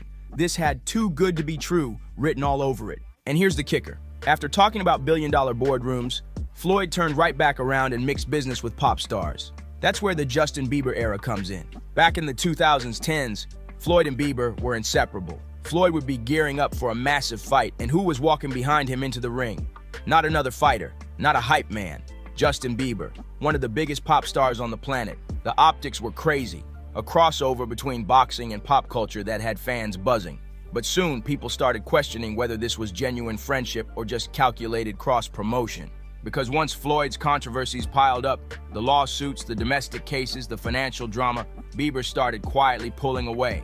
Suddenly, the ride-or-die friendship looked more like a marketing play. February 13th, the Big Meech Home benefit concert. It's gonna be iconic. And if Bieber was the flashy pop culture link, the next celebrity Floyd aligned with was all about lifestyle branding, DJ Khaled. Now, these two weren't just hanging out for vibes. They were straight-up endorsement brothers, hyping up products, appearing together, feeding off each other's brands. To the public, it looked like two kings of their respective lanes joining forces, but behind the curtain, it was just another mess waiting to happen. Behind the glossy smiles and flashy Instagram posts, Floyd Mayweather's partnership with DJ Khaled wasn't nearly as glamorous as it looked. On the surface, it seemed like two kings of their lanes joining forces, one the most successful boxer in modern history, the other one of the loudest voices in music and lifestyle branding. They posed together, laughed together, endorsed together, but peel back the curtain and what you find is less about success and more about scandal. Look at this way, nobody time pay. Always getting money, my nigga crime pay. I'm self-made. What? You a sucker? I'm self-made. That's what my bro niggas. In 2018, the SEC came knocking, and both Floyd and Khaled got slapped with charges for failing to disclose they were being paid to promote certain cryptocurrency investments. That's right. While they were out on social media and in interviews, hyping up coins like Centratech, acting as though they just believed in the product, the truth was uglier. They weren't just cheerleaders, they were cashing fat checks behind the scenes. And when the coin tanked, when the investors who trusted their word lost big, it looked like Floyd and Khaled had pocketed money at the expense of everyday folks who thought they were following the advice of successful men. And what was wild about it wasn't just the scam itself, it was how quickly both of them tried to spin the story after it blew up. Floyd came out claiming he was just sharing opportunities, that he wasn't trying to mislead anyone. How much money could you reasonably walk out of this fight with? 350 million. $350 million. Yes. Wow. I know you love money, right? I mean, it's cool. It's cool. Yeah. Floyd, on the other hand, went silent. He disappeared from the conversation altogether, pivoting back to safer endorsements like sneakers, furniture collabs, and other brand deals that didn't risk blowing up in his face. But by then, the damage had been done. Fans weren't stupid. They had seen the pattern too many times. Because that's what it was, a pattern. Floyd's name kept showing up on the same type of shady, questionable ventures. From Ethereum Max to Centratech, from failed real estate claims to lawsuits over unpaid fighters, his empire was starting to look like it was built on sand. Every scandal chipped away at the idea of him being this untouchable financial genius. And even when he tried to redirect, even when he tried to spin, people couldn't unsee the fact that these opportunities always seemed to end with him richer and the average person poorer. So right now, with the money team, I know my man Rick right here, he chilling. He don't say much. So it's not, it's nothing like riding on the Air Mayweather. Big boy private jet. That was too much. And do best. That's 700,000. That's 700,000. And if you thought he would have learned from Khaled, think again. Because after that partnership, Floyd linked up with Lil Wayne. Now, this wasn't about crypto or shady business deals. It was about spectacle. Floyd knew boxing wasn't just about winning fights anymore. It was about putting on a show. The entrance, the walk to the ring, the energy in the arena. It mattered almost as much as the punches. And who better to turn a fight into a concert than Weezy himself? Lil Wayne performed live at multiple Mayweather walkouts, spitting bars while Floyd strutted into the ring as though it were the Grammys. So, Lori, is that something that you can't disclose right now? He has not paid me in full. That is a fact. No Short a few mil, yeah. Wow. Still a few mil? Yeah, oh yeah. Have you been in contact with him? Nah, we're taking this for the court. No, are you being serious? Is this like a... Do I look serious, lady? You do. I'm just making sure. I apologize. Really? I'm fucking with you. I'm not fucking with you. Yeah, we're taking it to court. No way. Yeah. Every time Wayne appeared, it was global visibility. Millions of eyes watching one of the biggest rappers alive side by side with Floyd. For Wayne, it was publicity. For Floyd, it was reinforcement of the Money Team brand. He wasn't just a boxer, he was a cultural icon, shoulder to shoulder with music royalty. But again, look closely and you'll see the same play. Cross-promotion dressed up as friendship. The lines between genuine loyalty and branding blurred. And if Wayne wasn't enough, you already know Floyd had to make sure he was seen with Rick Ross. Sort of diminishes the legacy a little bit. Yeah, a little bit. And that's what I feel like's happened with Mayweather. Why do you think he does those things, though? Do you think for money? I don't think he's got the money he says. That's what I think. You think he still needs the money? I don't after think all he these needs years? the money. But you know when you got that lifestyle, right? So when you're spending what he's spending, it's a lot of expense. During Ross's heated beef with 50 Cent, Floyd publicly jumped on Ross's side. He promised big money moves, hinted at helping Ross keep his clout high, and even dangled the idea of supporting Ross's ties to the legendary Black Mafia family leader Big Meech. Floyd made it sound like he was going to put Meech on financially, show loyalty, and keep his name alive while he was locked up. They even teased benefit concerts and big gestures of support. But when it came time to deliver, nothing. Meech was left high and dry, struggling in prison while Floyd and Ross kept the shine, kept the clout, and walked away with the headlines. Floyd pulling an opponent right now, just throwing not even jabs, just tossing that left arm out. Once again, it was flash without follow-through. Another performance, another illusion, and just when people thought Floyd might be done with messy partnerships and crypto chaos, he turned around and tried to sell himself as a billionaire real estate mogul. This right here was peak Mayweather. Because if you've been paying attention to his brand from day one, you know it has always been built around one thing: money. He literally made it his nickname, Money Mayweather. Every flex, every interview, every image he put out reinforced the idea that he was the embodiment of wealth. Negotiation for an exhibition is a little bit different. You know, we can pick up 30, we can pick up 20, 30 man. We can pick up a few names, but when I'm fighting a regular fight, you know, most likely it's always a high number. You know, you guys may see 50 million or 100 million on a check. So there's a And to be fair, in the ring, he did earn insane amounts. We're talking hundreds of millions per fight. He bragged openly that he could walk out of a single fight with $350 million in earnings. And he wasn't shy about it either. Unlike other athletes who quietly stacked their coins and built their wealth in silence, Floyd was the complete opposite. He made sure the world saw every dollar. He showed off his cars, his houses, his bags of cash stacked on tables. He put numbers in people's faces like trophies. But his biggest flex came in 2022. Floyd jumped on Instagram and announced he had just dropped $42 million to buy 62 rental buildings in New York City. He looked into the camera with the same cocky confidence he always carried and said, "All the buildings belong to me. I don't have no partners." To fans, it was insane. Floyd had leveled up again. He wasn't just a retired fighter. He was a full-on real estate mogul. He was talking about power moves and generational wealth. The internet ate it up. But here's the thing. When reporters checked, nothing lined up. NYC property records showed no such buildings in his name, no transfers worth $42 million, no evidence of the deal he bragged about. It was smoke. It was mirrors. And that's when the whispers turned into full-on conversations about whether Floyd's entire empire was fake. Take Jake Paul, for example. The man has been trolling Floyd since day one, and this scandal gave him ammo for life. Jake clowned Floyd's height, mocked his image, and went after the one thing Floyd could never ignore: his money. Jake hammered Floyd online about not paying Logan Paul millions from their 2021 exhibition fight. When I got involved with the WWE, it was like, you and Big Show gonna have a matchup. I said, "What you mean?" He said, "Y'all can fight." I said, "What do you mean fight?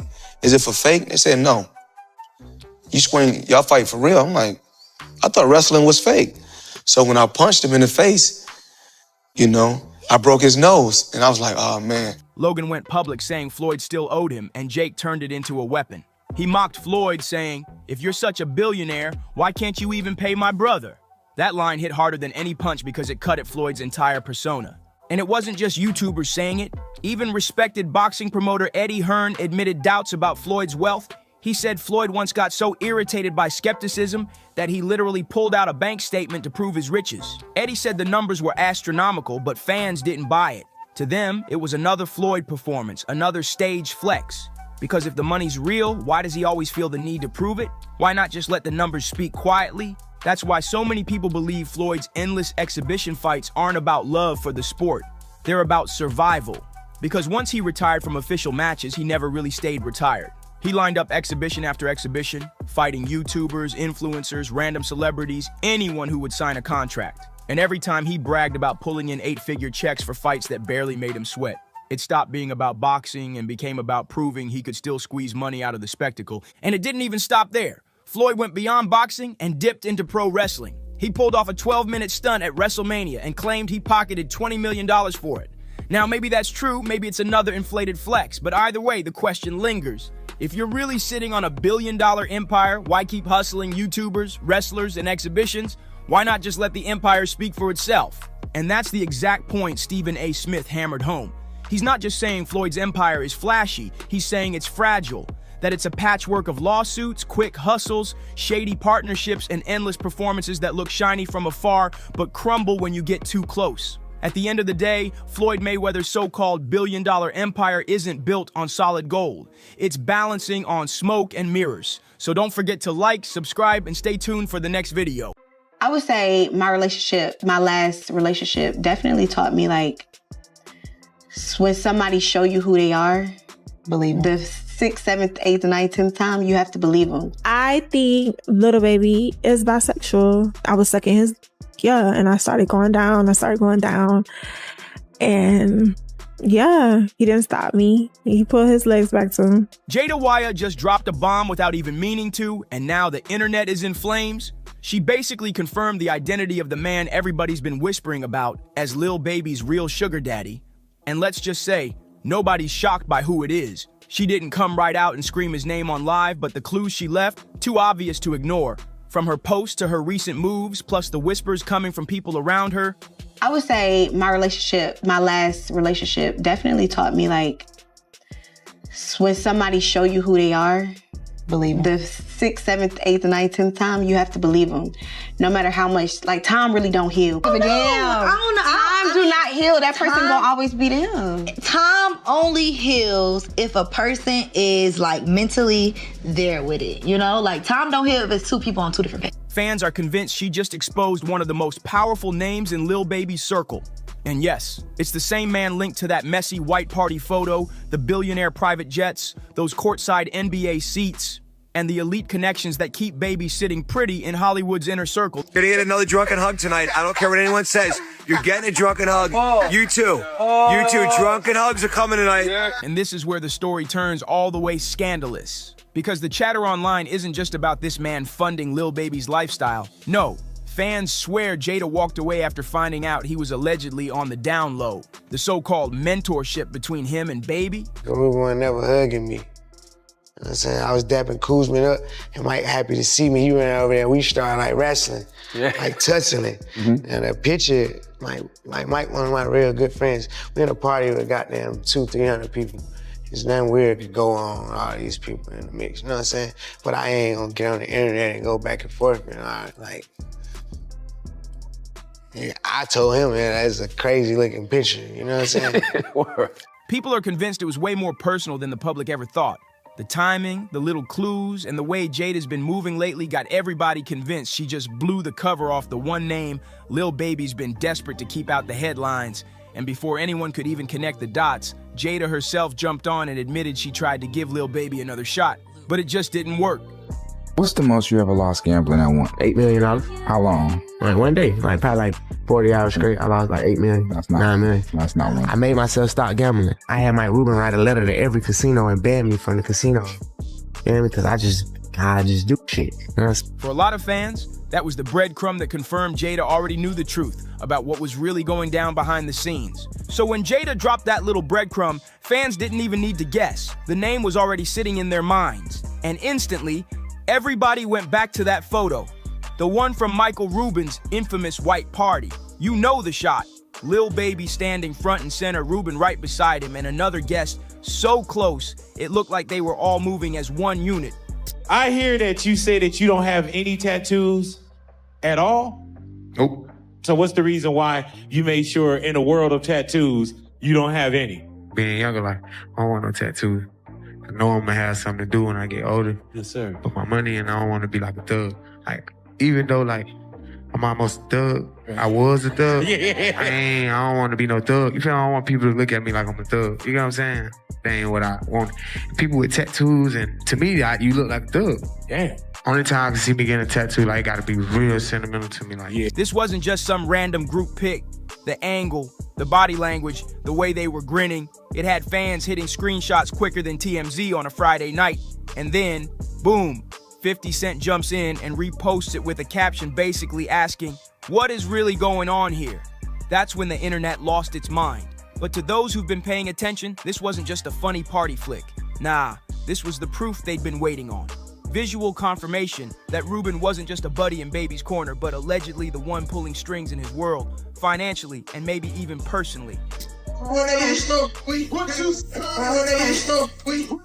Statue talk, you gon' fuck around town. Out this way. Too hard on statue talk, you gon' fuck around town. Out this way. Doing all these shows, I've been on the road. I don't care where I go, come as I get paid. Doing all these shows, I've been on the road. I don't care where I go, come as I get paid. After that picture started making rounds, the internet jokes got way sharper, and the sugar daddy tag, oh, it stuck like glue. The whispers turned into full-blown rumors, and suddenly every single time Lil Baby was spotted with Ruben or any other high-powered man, fans were dissecting it frame by frame like detectives on a case. That one snapshot became the so-called receipt, the centerpiece for a whole theory people couldn't stop building on. Give me a Prada bag because he proud of me, full of honey buns. With a honey bun, you know what I'm saying?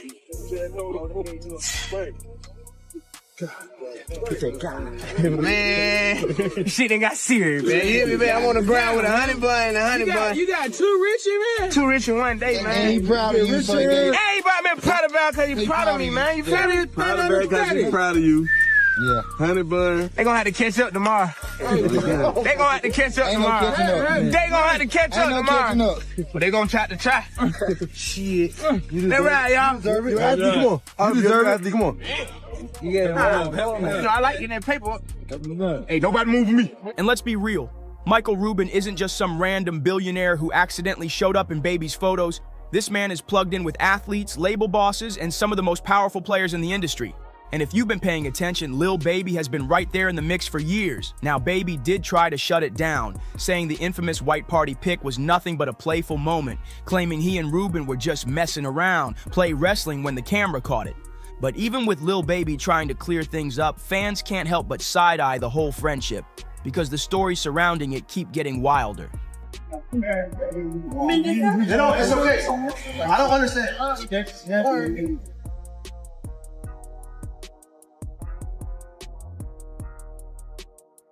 The one that really sticks out is the infamous gambling story. Baby himself admitted he blew through nearly $9 million in less than 2 days. And when things hit rock bottom, guess who stepped in? Michael Rubin. According to Baby, Rubin personally called up casinos to have him banned, making sure he couldn't keep throwing money away at the tables. Now, on the surface, that might sound like a loyal friend stepping in to protect him. But for fans who already buy into the DL rumors, it hits way different.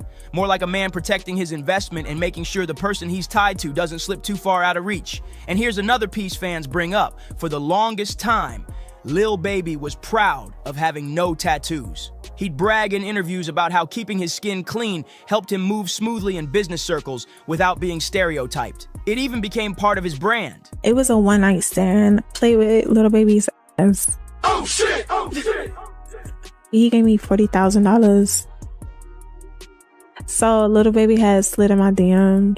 He asked me if I was in Miami, and I told him, yeah. He texted me, told me to pull up, and the first time we linked up was weird.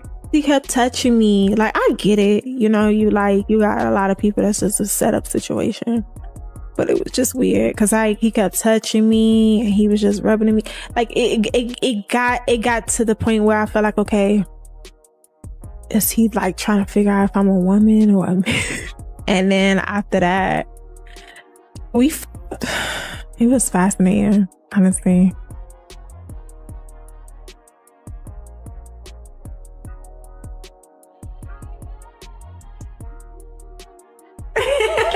Play with Lil Baby's ass. But the third time we linked up, I ate his pull out. Yeah. I think Little Baby is bisexual. I was sucking his, and I started going down. And yeah, he didn't stop me. He put his legs back to him. Yeah, he was holding him. So when fans spotted Lil Baby's very first tattoos, it was already headline worthy. But what really set everybody off was the location, right on his inner thighs. Nobody expected that, and instantly the timeline blew up like, why there of all places? Then came the performance that sent the chatter through the roof. Baby hit the stage in shorts, a tank top, and a pink belt, moving around and pulling his shorts up just enough to flash the ink. And that was all it took. Fan videos spread like wildfire, getting screen recorded, zoomed in, and reposted with captions that were anything but subtle. Some folks shrugged it off, saying he was just showing off his new tats and feeling himself, but others weren't buying it. They tied the whole thing straight into those DL rumors, calling it a soft launch of a different side of Baby.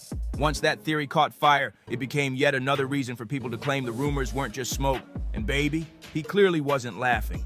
On Lil Yachty's podcast, he admitted the jokes were getting to him and even revealed he pulled the white party security footage to prove the hug with Ruben was nothing more than a quick, harmless moment. But here's the problem. Lil Baby never actually released that so-called footage. And online, when you say, I've got proof but never show it, people instantly assume the proof isn't in your favor. Instead of shutting down the whispers, it just gave the rumor mill even more fuel to spin. And this is where things stop looking like coincidence. Because whenever folks start connecting Lil Baby's patterns, one name always pops up, James Harden. And let's be real, their friendship has never been low-key. For years, they've been everywhere together, sitting courtside, jetting off to different cities, popping up at major events side by side like a full-on package deal. But the moment that made the internet pause was Harden's over-the-top birthday gift to Baby back in 2020. The man didn't just hand him a simple present. He rolled up with a Prada duffel bag, stuffed with $100,000 in cash, a Richard Mille watch worth another small fortune, and yes, honey buns. Actual honey buns. The video of Baby opening the bag went viral instantly. And that's when fans really started saying something about this bond didn't look like just friendship anymore. Some fans brushed it off as just a rich friend flexing, nothing serious. But others tucked that birthday stunt away as part of a much bigger story.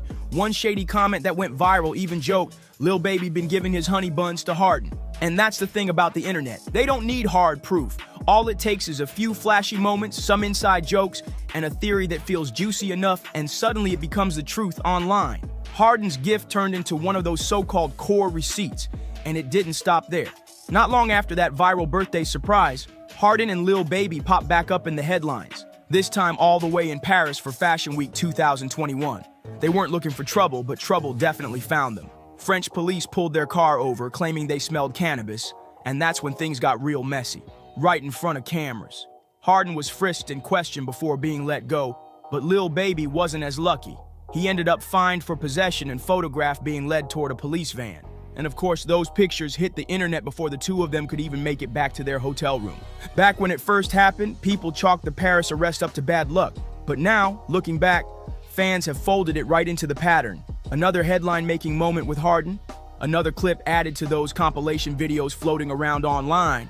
And the internet being the internet, they didn't stop there. Over time, the whispers stretched past Harden and started pulling in other names. Some even pushed rumors that Lil Baby might have had a thing with Juice WRLD. Nothing confirmed, no receipts, just pure speculation. But for fans who already believe the DL storyline, it all gets folded into the same messy narrative. Then came the so-called leaked tape drama. A clip started circulating online that looked like Lil Baby allegedly giving another man something explicit.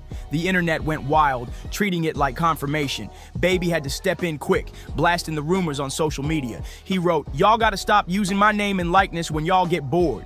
The extremes people go to for clout is sick. Ain't no mystery in my history on no level.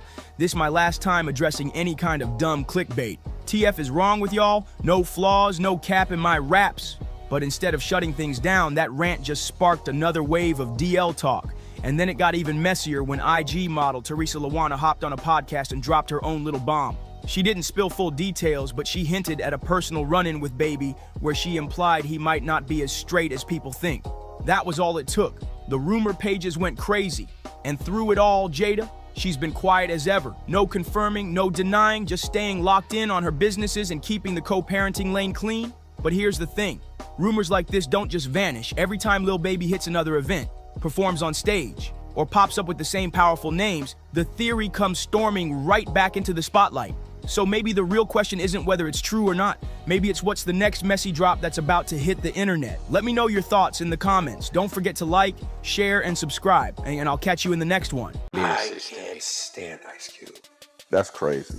I'm not a fan of him lyrically or acting-wise.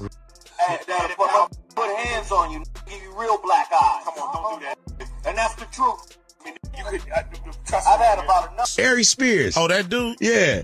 He said nothing. Is he a comedian? Yeah. Because he ain't never made me laugh, so I don't know if he a comedian. Ice Cube is a motherfucking lyricist. I can't stand Ice Cube. That's crazy. I'm not a fan of him lyrically or acting-wise. Really? He's the same. How much time we got left here? Because should I just tell him to leave now? You know, you really messed up when Ice Cube, yeah, the legend who wrote No Vaseline, actually pauses his billionaire moves just to throw shade at you. But that's exactly what happened after Aries Spears decided to pop off on Big Boy's Neighborhood. And it wasn't light jabs either. You don't think that... One of the songs I hate the most, if it comes on, I want to shoot the radio. Today was a good day. Aries went all in. He straight up called Ice Cube trash, not just as a rapper, but as an actor too. Said his whole legacy was overhyped. Like, who even says that out loud? Ice Cube didn't waste time firing back either. He clapped back saying Aries is irrelevant, not funny, and nowhere near the top 10 in black comedy. Ouch! He did a great joke. He goes, here's Ice Cube as a gynecologist. Hey, Miss Jenkins, I looked at your chart. Now get up on that thigh.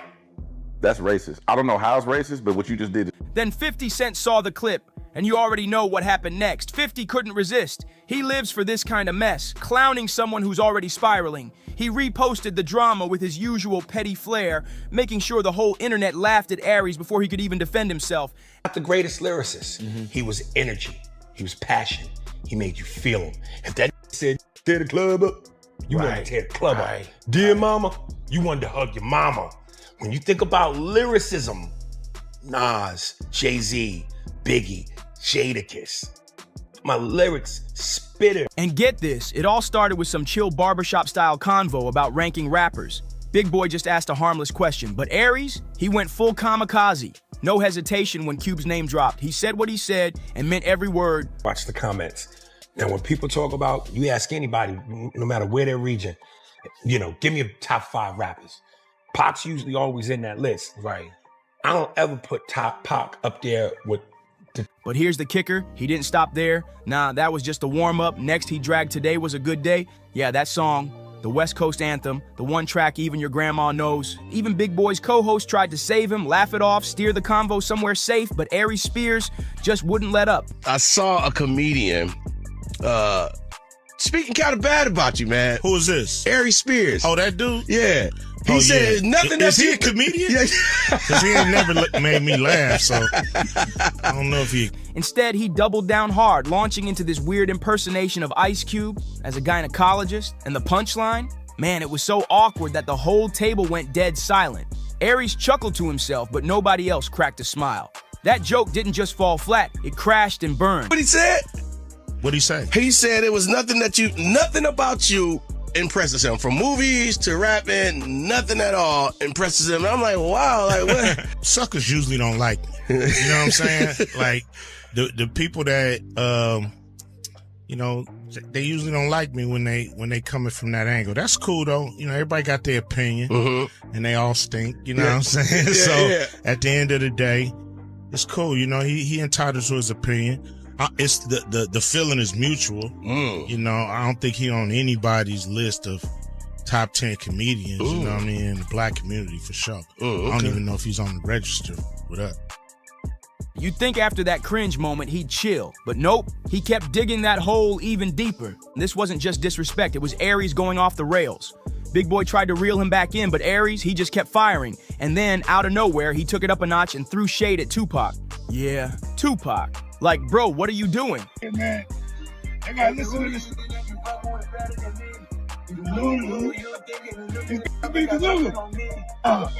Nah, this hot right. He didn't just take a jab at one icon, he came for the entire West Coast. That's how you get blackballed for real.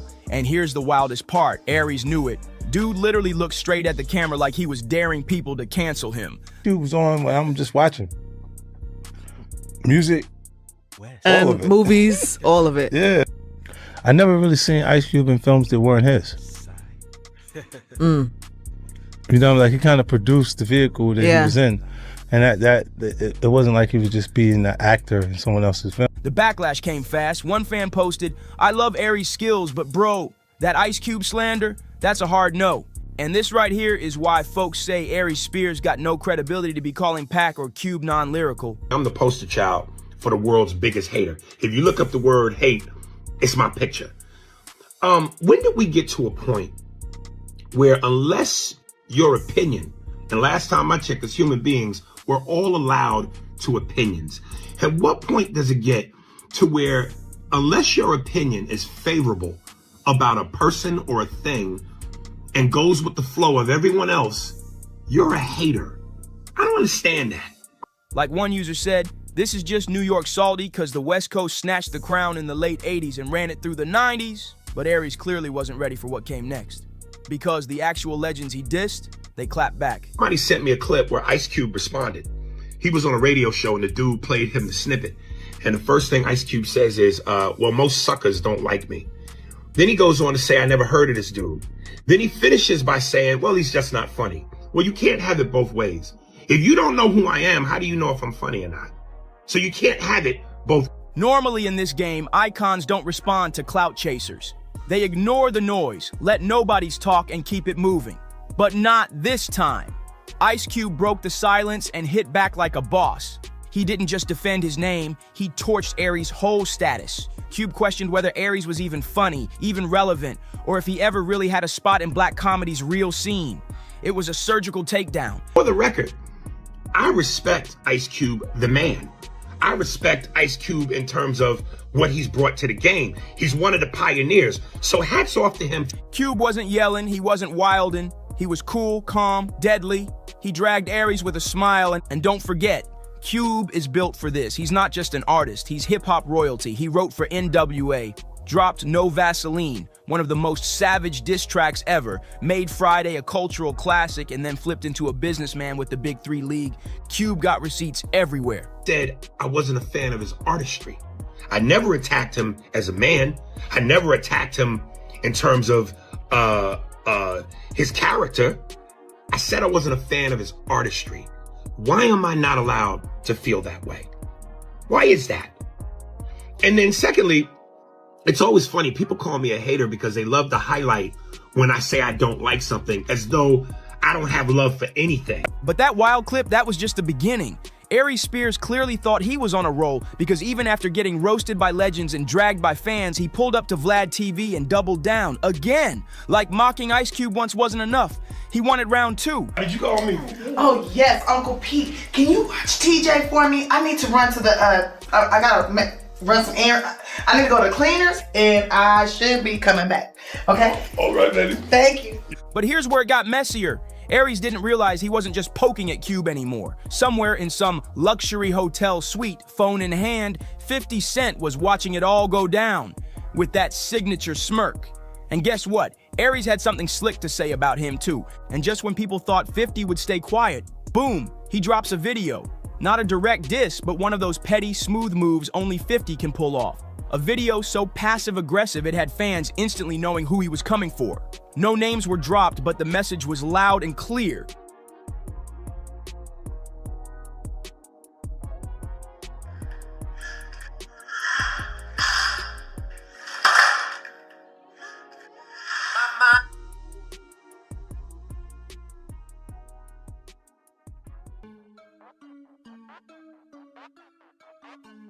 .50 was calling somebody delusional, and we all knew who. But hold up, why did 50 even jump in? He's got a million things on his plate. Power, BMF, TV deals, liquor empires, touring the world. He doesn't just throw shade for no reason. Here's what people forget. 50 and Ice Cube go way back. Mutual respect. Real ones recognize real ones. So when Aries came for Cube, he unknowingly stepped into a two-man firing squad. Equation will never be satisfied. Why? Because some other will come along that'll take and blow the world up, and you'll want to be that. And then some other will come around and have as talented as you, or possibly more, and then you're going to get upset because again, you focus on everything that is not you. Hold up. Everything you want, Wait a minute. but not what's in your present space. Ice Cube gave 50 Cent a cosign way before Hollywood ever did. Back when folks were still doubting 50's acting game, Cube was one of the first to back him up. And 50? He always returned the love. Every interview, every shout out, he gave Cube his flowers without hesitation. So when Aries Spears came for Cube, he messed with someone that 50 actually respects. And Aries? He's exactly the kind of comedian 50 can't stand. Loud, messy, and stuck in the past with nothing new to show for it. That's 50's favorite kind of target. So 50 popped out loaded, and of course he brought bars. He posted, "Check my temperature, I'm ice cold. The hood left the left side of my chest froze. Need help with your bills? I'll write you a referral-ish. Might even get you a love contract." Yeah, that was direct heat. No name dropped, but Aries definitely felt it. Feeling the sting, Aries spiraled straight into an emotional rant, this time going harder at Cube than ever. He wasn't just talking, he was clearly hurt by what Cube said about him, but here's where Aries really lost the plot. In one breath, he's claiming he respects Ice Cube as a man, and in the same sentence, he says Cube has never done anything impressive. That wasn't just a bad take, that was a full-on contradiction, and the internet caught it instantly. People weren't mad at Aries for having an opinion. They were mad because he flip-flopped and then tried to play the victim when folks clapped back. Comments came flying in. One person said, "You can't dish out hot takes and cry when someone matches your energy." Another wrote, "You're entitled to an opinion, but after that creepy skit, nah, you're not valid. Ice Cube's a made man out here, respect that." But then things took a dark turn because someone pulled out receipts from Aries' past. And just like that, this wasn't about hip-hop or comedy beef anymore. Let's talk about that Tiffany Haddish lawsuit. Back in 2022, Aries Spears and Tiffany Haddish were hit with a lawsuit that had everybody shook. The allegations? Serious and disturbing. The case involved a supposed comedy sketch that critics say crossed every possible line. In it, a young child is left alone with a character played by Aries, and the scene? Straight up uncomfortable. The camera lingers way too long, the energy is off, and people weren't laughing, they were disgusted. And yeah, it got worse from there. Way worse. The backlash hit immediately. Twitter exploded, timelines lit up, and even the Shade Room posted the footage, which tells you just how bad it got. The video was disturbing. And yeah, even though the case was eventually settled and the clip got scrubbed from the internet, the damage was already done. That stain on Aries Spears' name, it never washed off. So what did Aries do after all that heat? He ran right back to Vlad TV again and again and again. People started noticing that Aries Spears was on Vlad more than Vlad himself. He kept showing up, ranting about being blackballed, crying that he should be as big as Kevin Hart, but fans saw the pattern clear as day.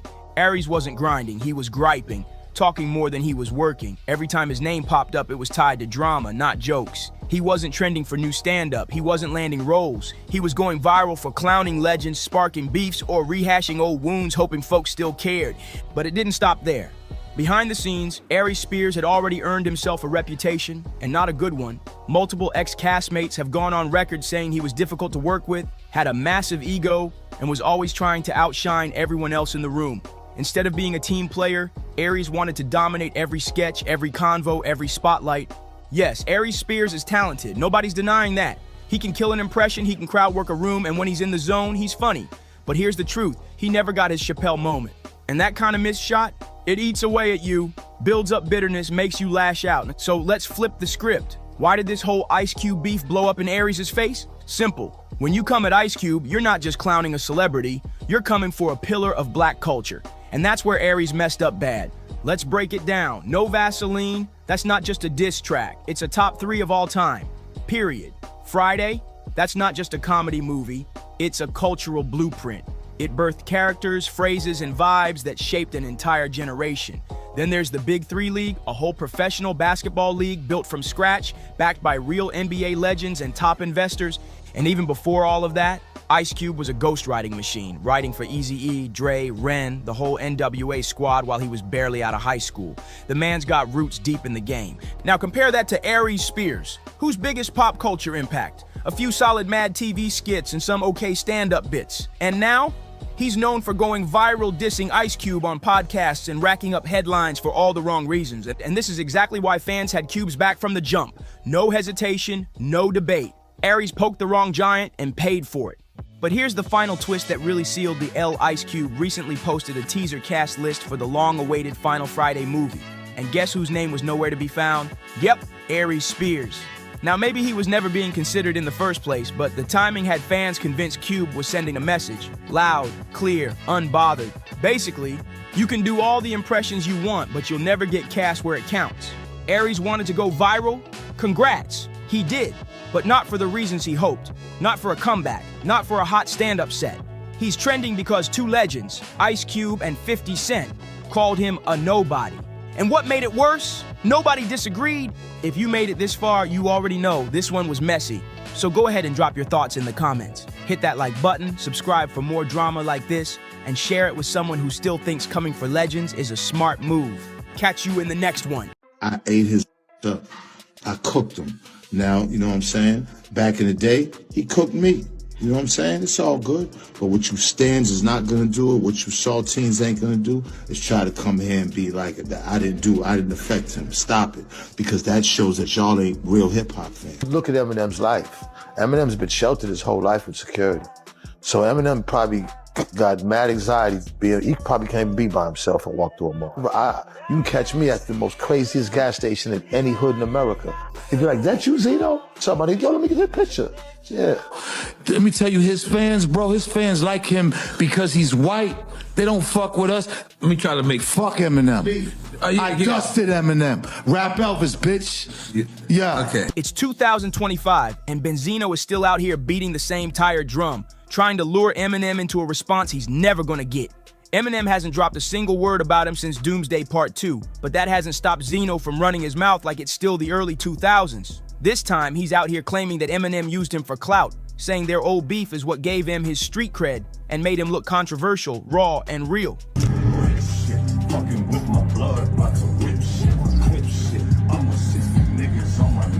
Now sure, that feud did light up the headlines back in the day, but let's keep it all the way real. Eminem cooked up the sauce, buried him with Nail in the Coffin, dropped 8 Mile, snagged an Oscar, and then went on to run the entire 2000s rap game. Meanwhile, Benzino lost the source, lost the streets, lost the culture, and somehow still thinks he's the main character in this story. And while Eminem stays ice cold and unbothered, ignoring every bark that comes his way, you already know who couldn't resist stepping in. M's ride or die, 50 Cent. 50 slid right onto Instagram to roast Benzino for the whole world to see, and now the two are trading shots online while M is probably somewhere sipping coffee, pen in hand, and laughing his head off. Posting about it, and I'm like, this nigga really, he really fuck with Zeno, huh? I mean, what you should be doing, Kurt, is explaining to little Bruce Leroy while Sleeves and Diddy and a bunch of niggas was slutting her out. I think you're gonna have to owe him an explanation when he gets older.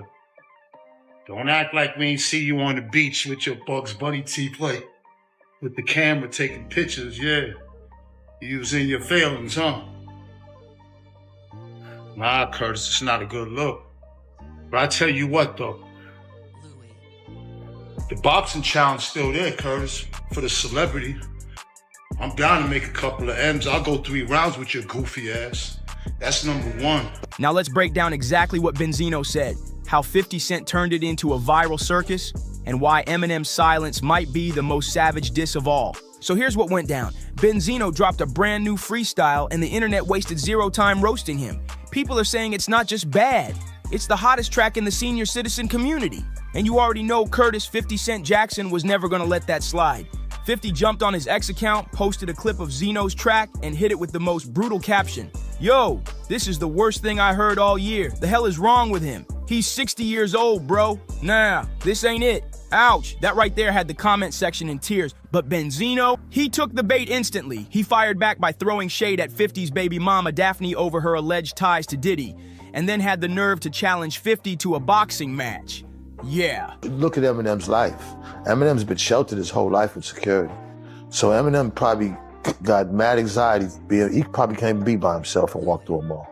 Of course, I'm sure he would get mobbed, but just feeling safe. Like his whole life he's been This is in Boston or something like that. How did everybody feel about that? Nobody paid attention to that.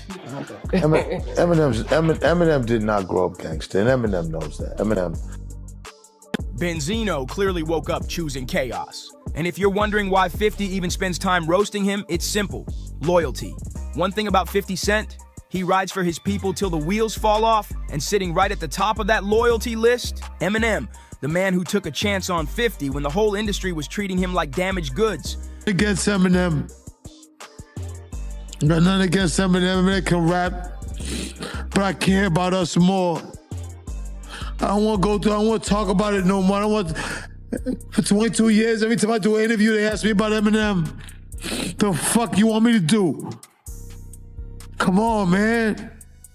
My daughter came into the industry figuring that, hey, I gotta be cool with Eminem because everybody's against my dad. You think this shit is fucking cool? Nah, man. We're failing as a people. I don't hate Eminem. I don't know him to hate him. I don't hate white people.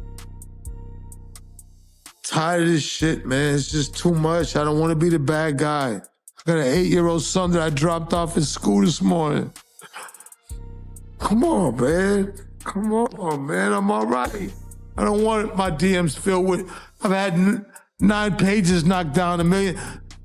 White people think I love all people. Come on, man. All me and Eminem got to do is sit down and talk with each other. Let's sit down and talk. Let's battle. Let's do whatever. But let's at least face to face meet each other. If that was to happen, would you give him a 5? Fuck it, man. I'd hug him. Back in the early 2000s, when Benzino decided to come for Eminem, he unknowingly stamped himself as a permanent enemy in 50 Cent's book. And now, 2 decades later, Zeno's at it again, trying to stir the pot by calling Eminem sheltered and claiming the only way M steps outside is if he's surrounded by security. Meanwhile, Benzino brags that he can roam anywhere solo without a single problem. Sure, he's right about one thing, Eminem never grew up gangster, but here's the thing, M has never claimed he did. So Zeno's whole argument is basically shooting blanks, and here's where it gets messy.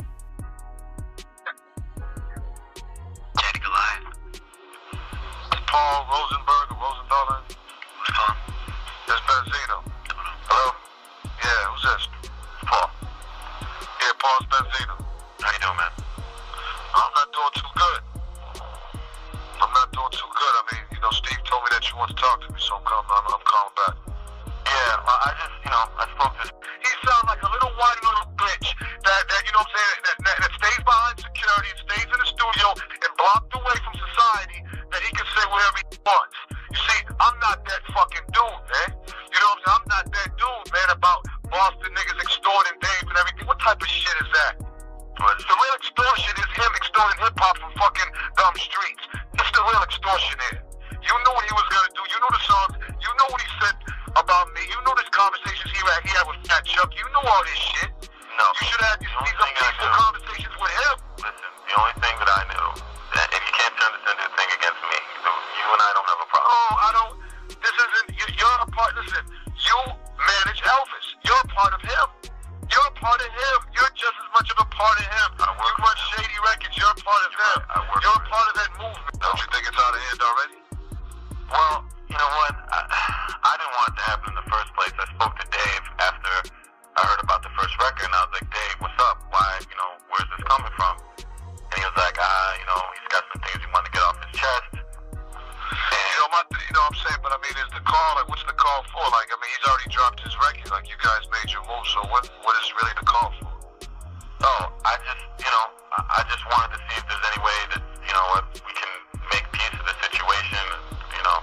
I don't want it to get out of hand. Benzino is out here taking fresh shots at M like it's brand new beef, but rewind to just last year on Drink Champs. This man was literally in tears talking about Eminem. Not only that, he was begging, yes, begging, for M to meet him face to face so they could finally squash everything. Fast forward to today, and Benzino is right back on his nonsense, trolling both Eminem and 50 Cent like the last 20 years never happened. But to really get why this beef still burns, we gotta rewind to 2002. Eminem had just dropped his 4th studio album, The Eminem Show, a cultural juggernaut. The Source magazine slapped it with 4 mics out of 5, but M felt it deserved a perfect score. So he started throwing shots at The Source and its co-founder, you guessed it, Benzino. In the shower, what the fuck does he want me to do, man? All right, That's sir. crazy, man. So we're leaving. Okay. Is there anything else in this room? There's somebody else in the shower. You want to go talk to him? Okay. Now, granted, if we was white, it never would have happened. We know this. Right. If we was white, would have you knocked on the door like that? I need that. If we was white, you wouldn't be doing this. If we was white, you can best believe none of this would be happening. This wouldn't be happening at all. If we was a white couple, John and Bill Summerfield, this would not be happening. If we was a white couple, John and Bill, we all know what they think, but no matter what we're wearing, no matter who's our partners. So, well, John and Bill. M was convinced the snub had nothing to do with music and everything to do with skin color, believing Benzino couldn't stomach the idea of a white rapper dominating the culture. That's when the gloves came off. Benzino fired back, labeling M a culture vulture and the 2003 Vanilla Ice. Then came his diss track, Pull Up Your Skirt, where Zeno went all in, claiming M's race was the only reason for his fame, rapping, 5 shades darker, you'd be cannabis and no one would care about your complicated rhyme style. What you know about pumping on the block till you freeze. What you know about cutting up rocks stuck in detectives. What you know about facing a grand jury indictment. As far as I'm concerned, you're just industry excitement. Later on, Benzino tried to clean things up at least a little, telling MTV that he didn't have beef with Eminem personally, but with The Machine, and what he called a double standard in hip-hop. According to Zeno, certain media outlets treated Eminem like some kind of savior, crowning him the #1 in the game while ignoring the very people who built hip-hop from the ground up. In his words, Eminem is just the hood ornament for The Machine. You think I could grab my crotch and put my ass in people's faces the way he does? No way. But as long as the color of his skin and his eyes fits what America wants, it's all right. And just to twist the knife on Pull Up Your Skirt, Benzino even accused M of running to his manager and begging him to handle the beef for him. But Eminem didn't just deny it, he came back swinging with not 1, not 2, but 4 diss tracks all aimed straight at Benzino's neck. Zeno, refusing to bow out, dropped Die Another Day. And this time he tried to get extra messy. He included a recorded phone call between himself and Eminem's manager, Paul Rosenberg, hoping to prove his point. But Benzino didn't just keep the shots on wax, he crossed a line that had everybody talking. He brought up Eminem's daughter, Haley, and not in a passing mention, he openly threatened her, dropping one of the most disturbing lines in their entire feud. On his track Die Another Day, Benzino rapped, "Tell Haley it ain't safe no more. Daddy better watch your back at the candy store. You messed up, resort to plan BF around, and she end up like JonBenet Ramsey." For those who don't know, JonBenet was a young American beauty queen whose life was tragically cut short at the age of 6. Comparing Haley to that case, that was beyond disrespect. It was ice cold. When the backlash hit, Zeno doubled down, claiming he was just giving M a taste of his own medicine because Eminem had previously mentioned Benzino's son, Ray Ray, on the sauce, rapping, "Here's a poster of Ray Ray and his dad. You want to talk about something you don't know about? Yeah, let's talk about how you're putting your own son out there to try to eat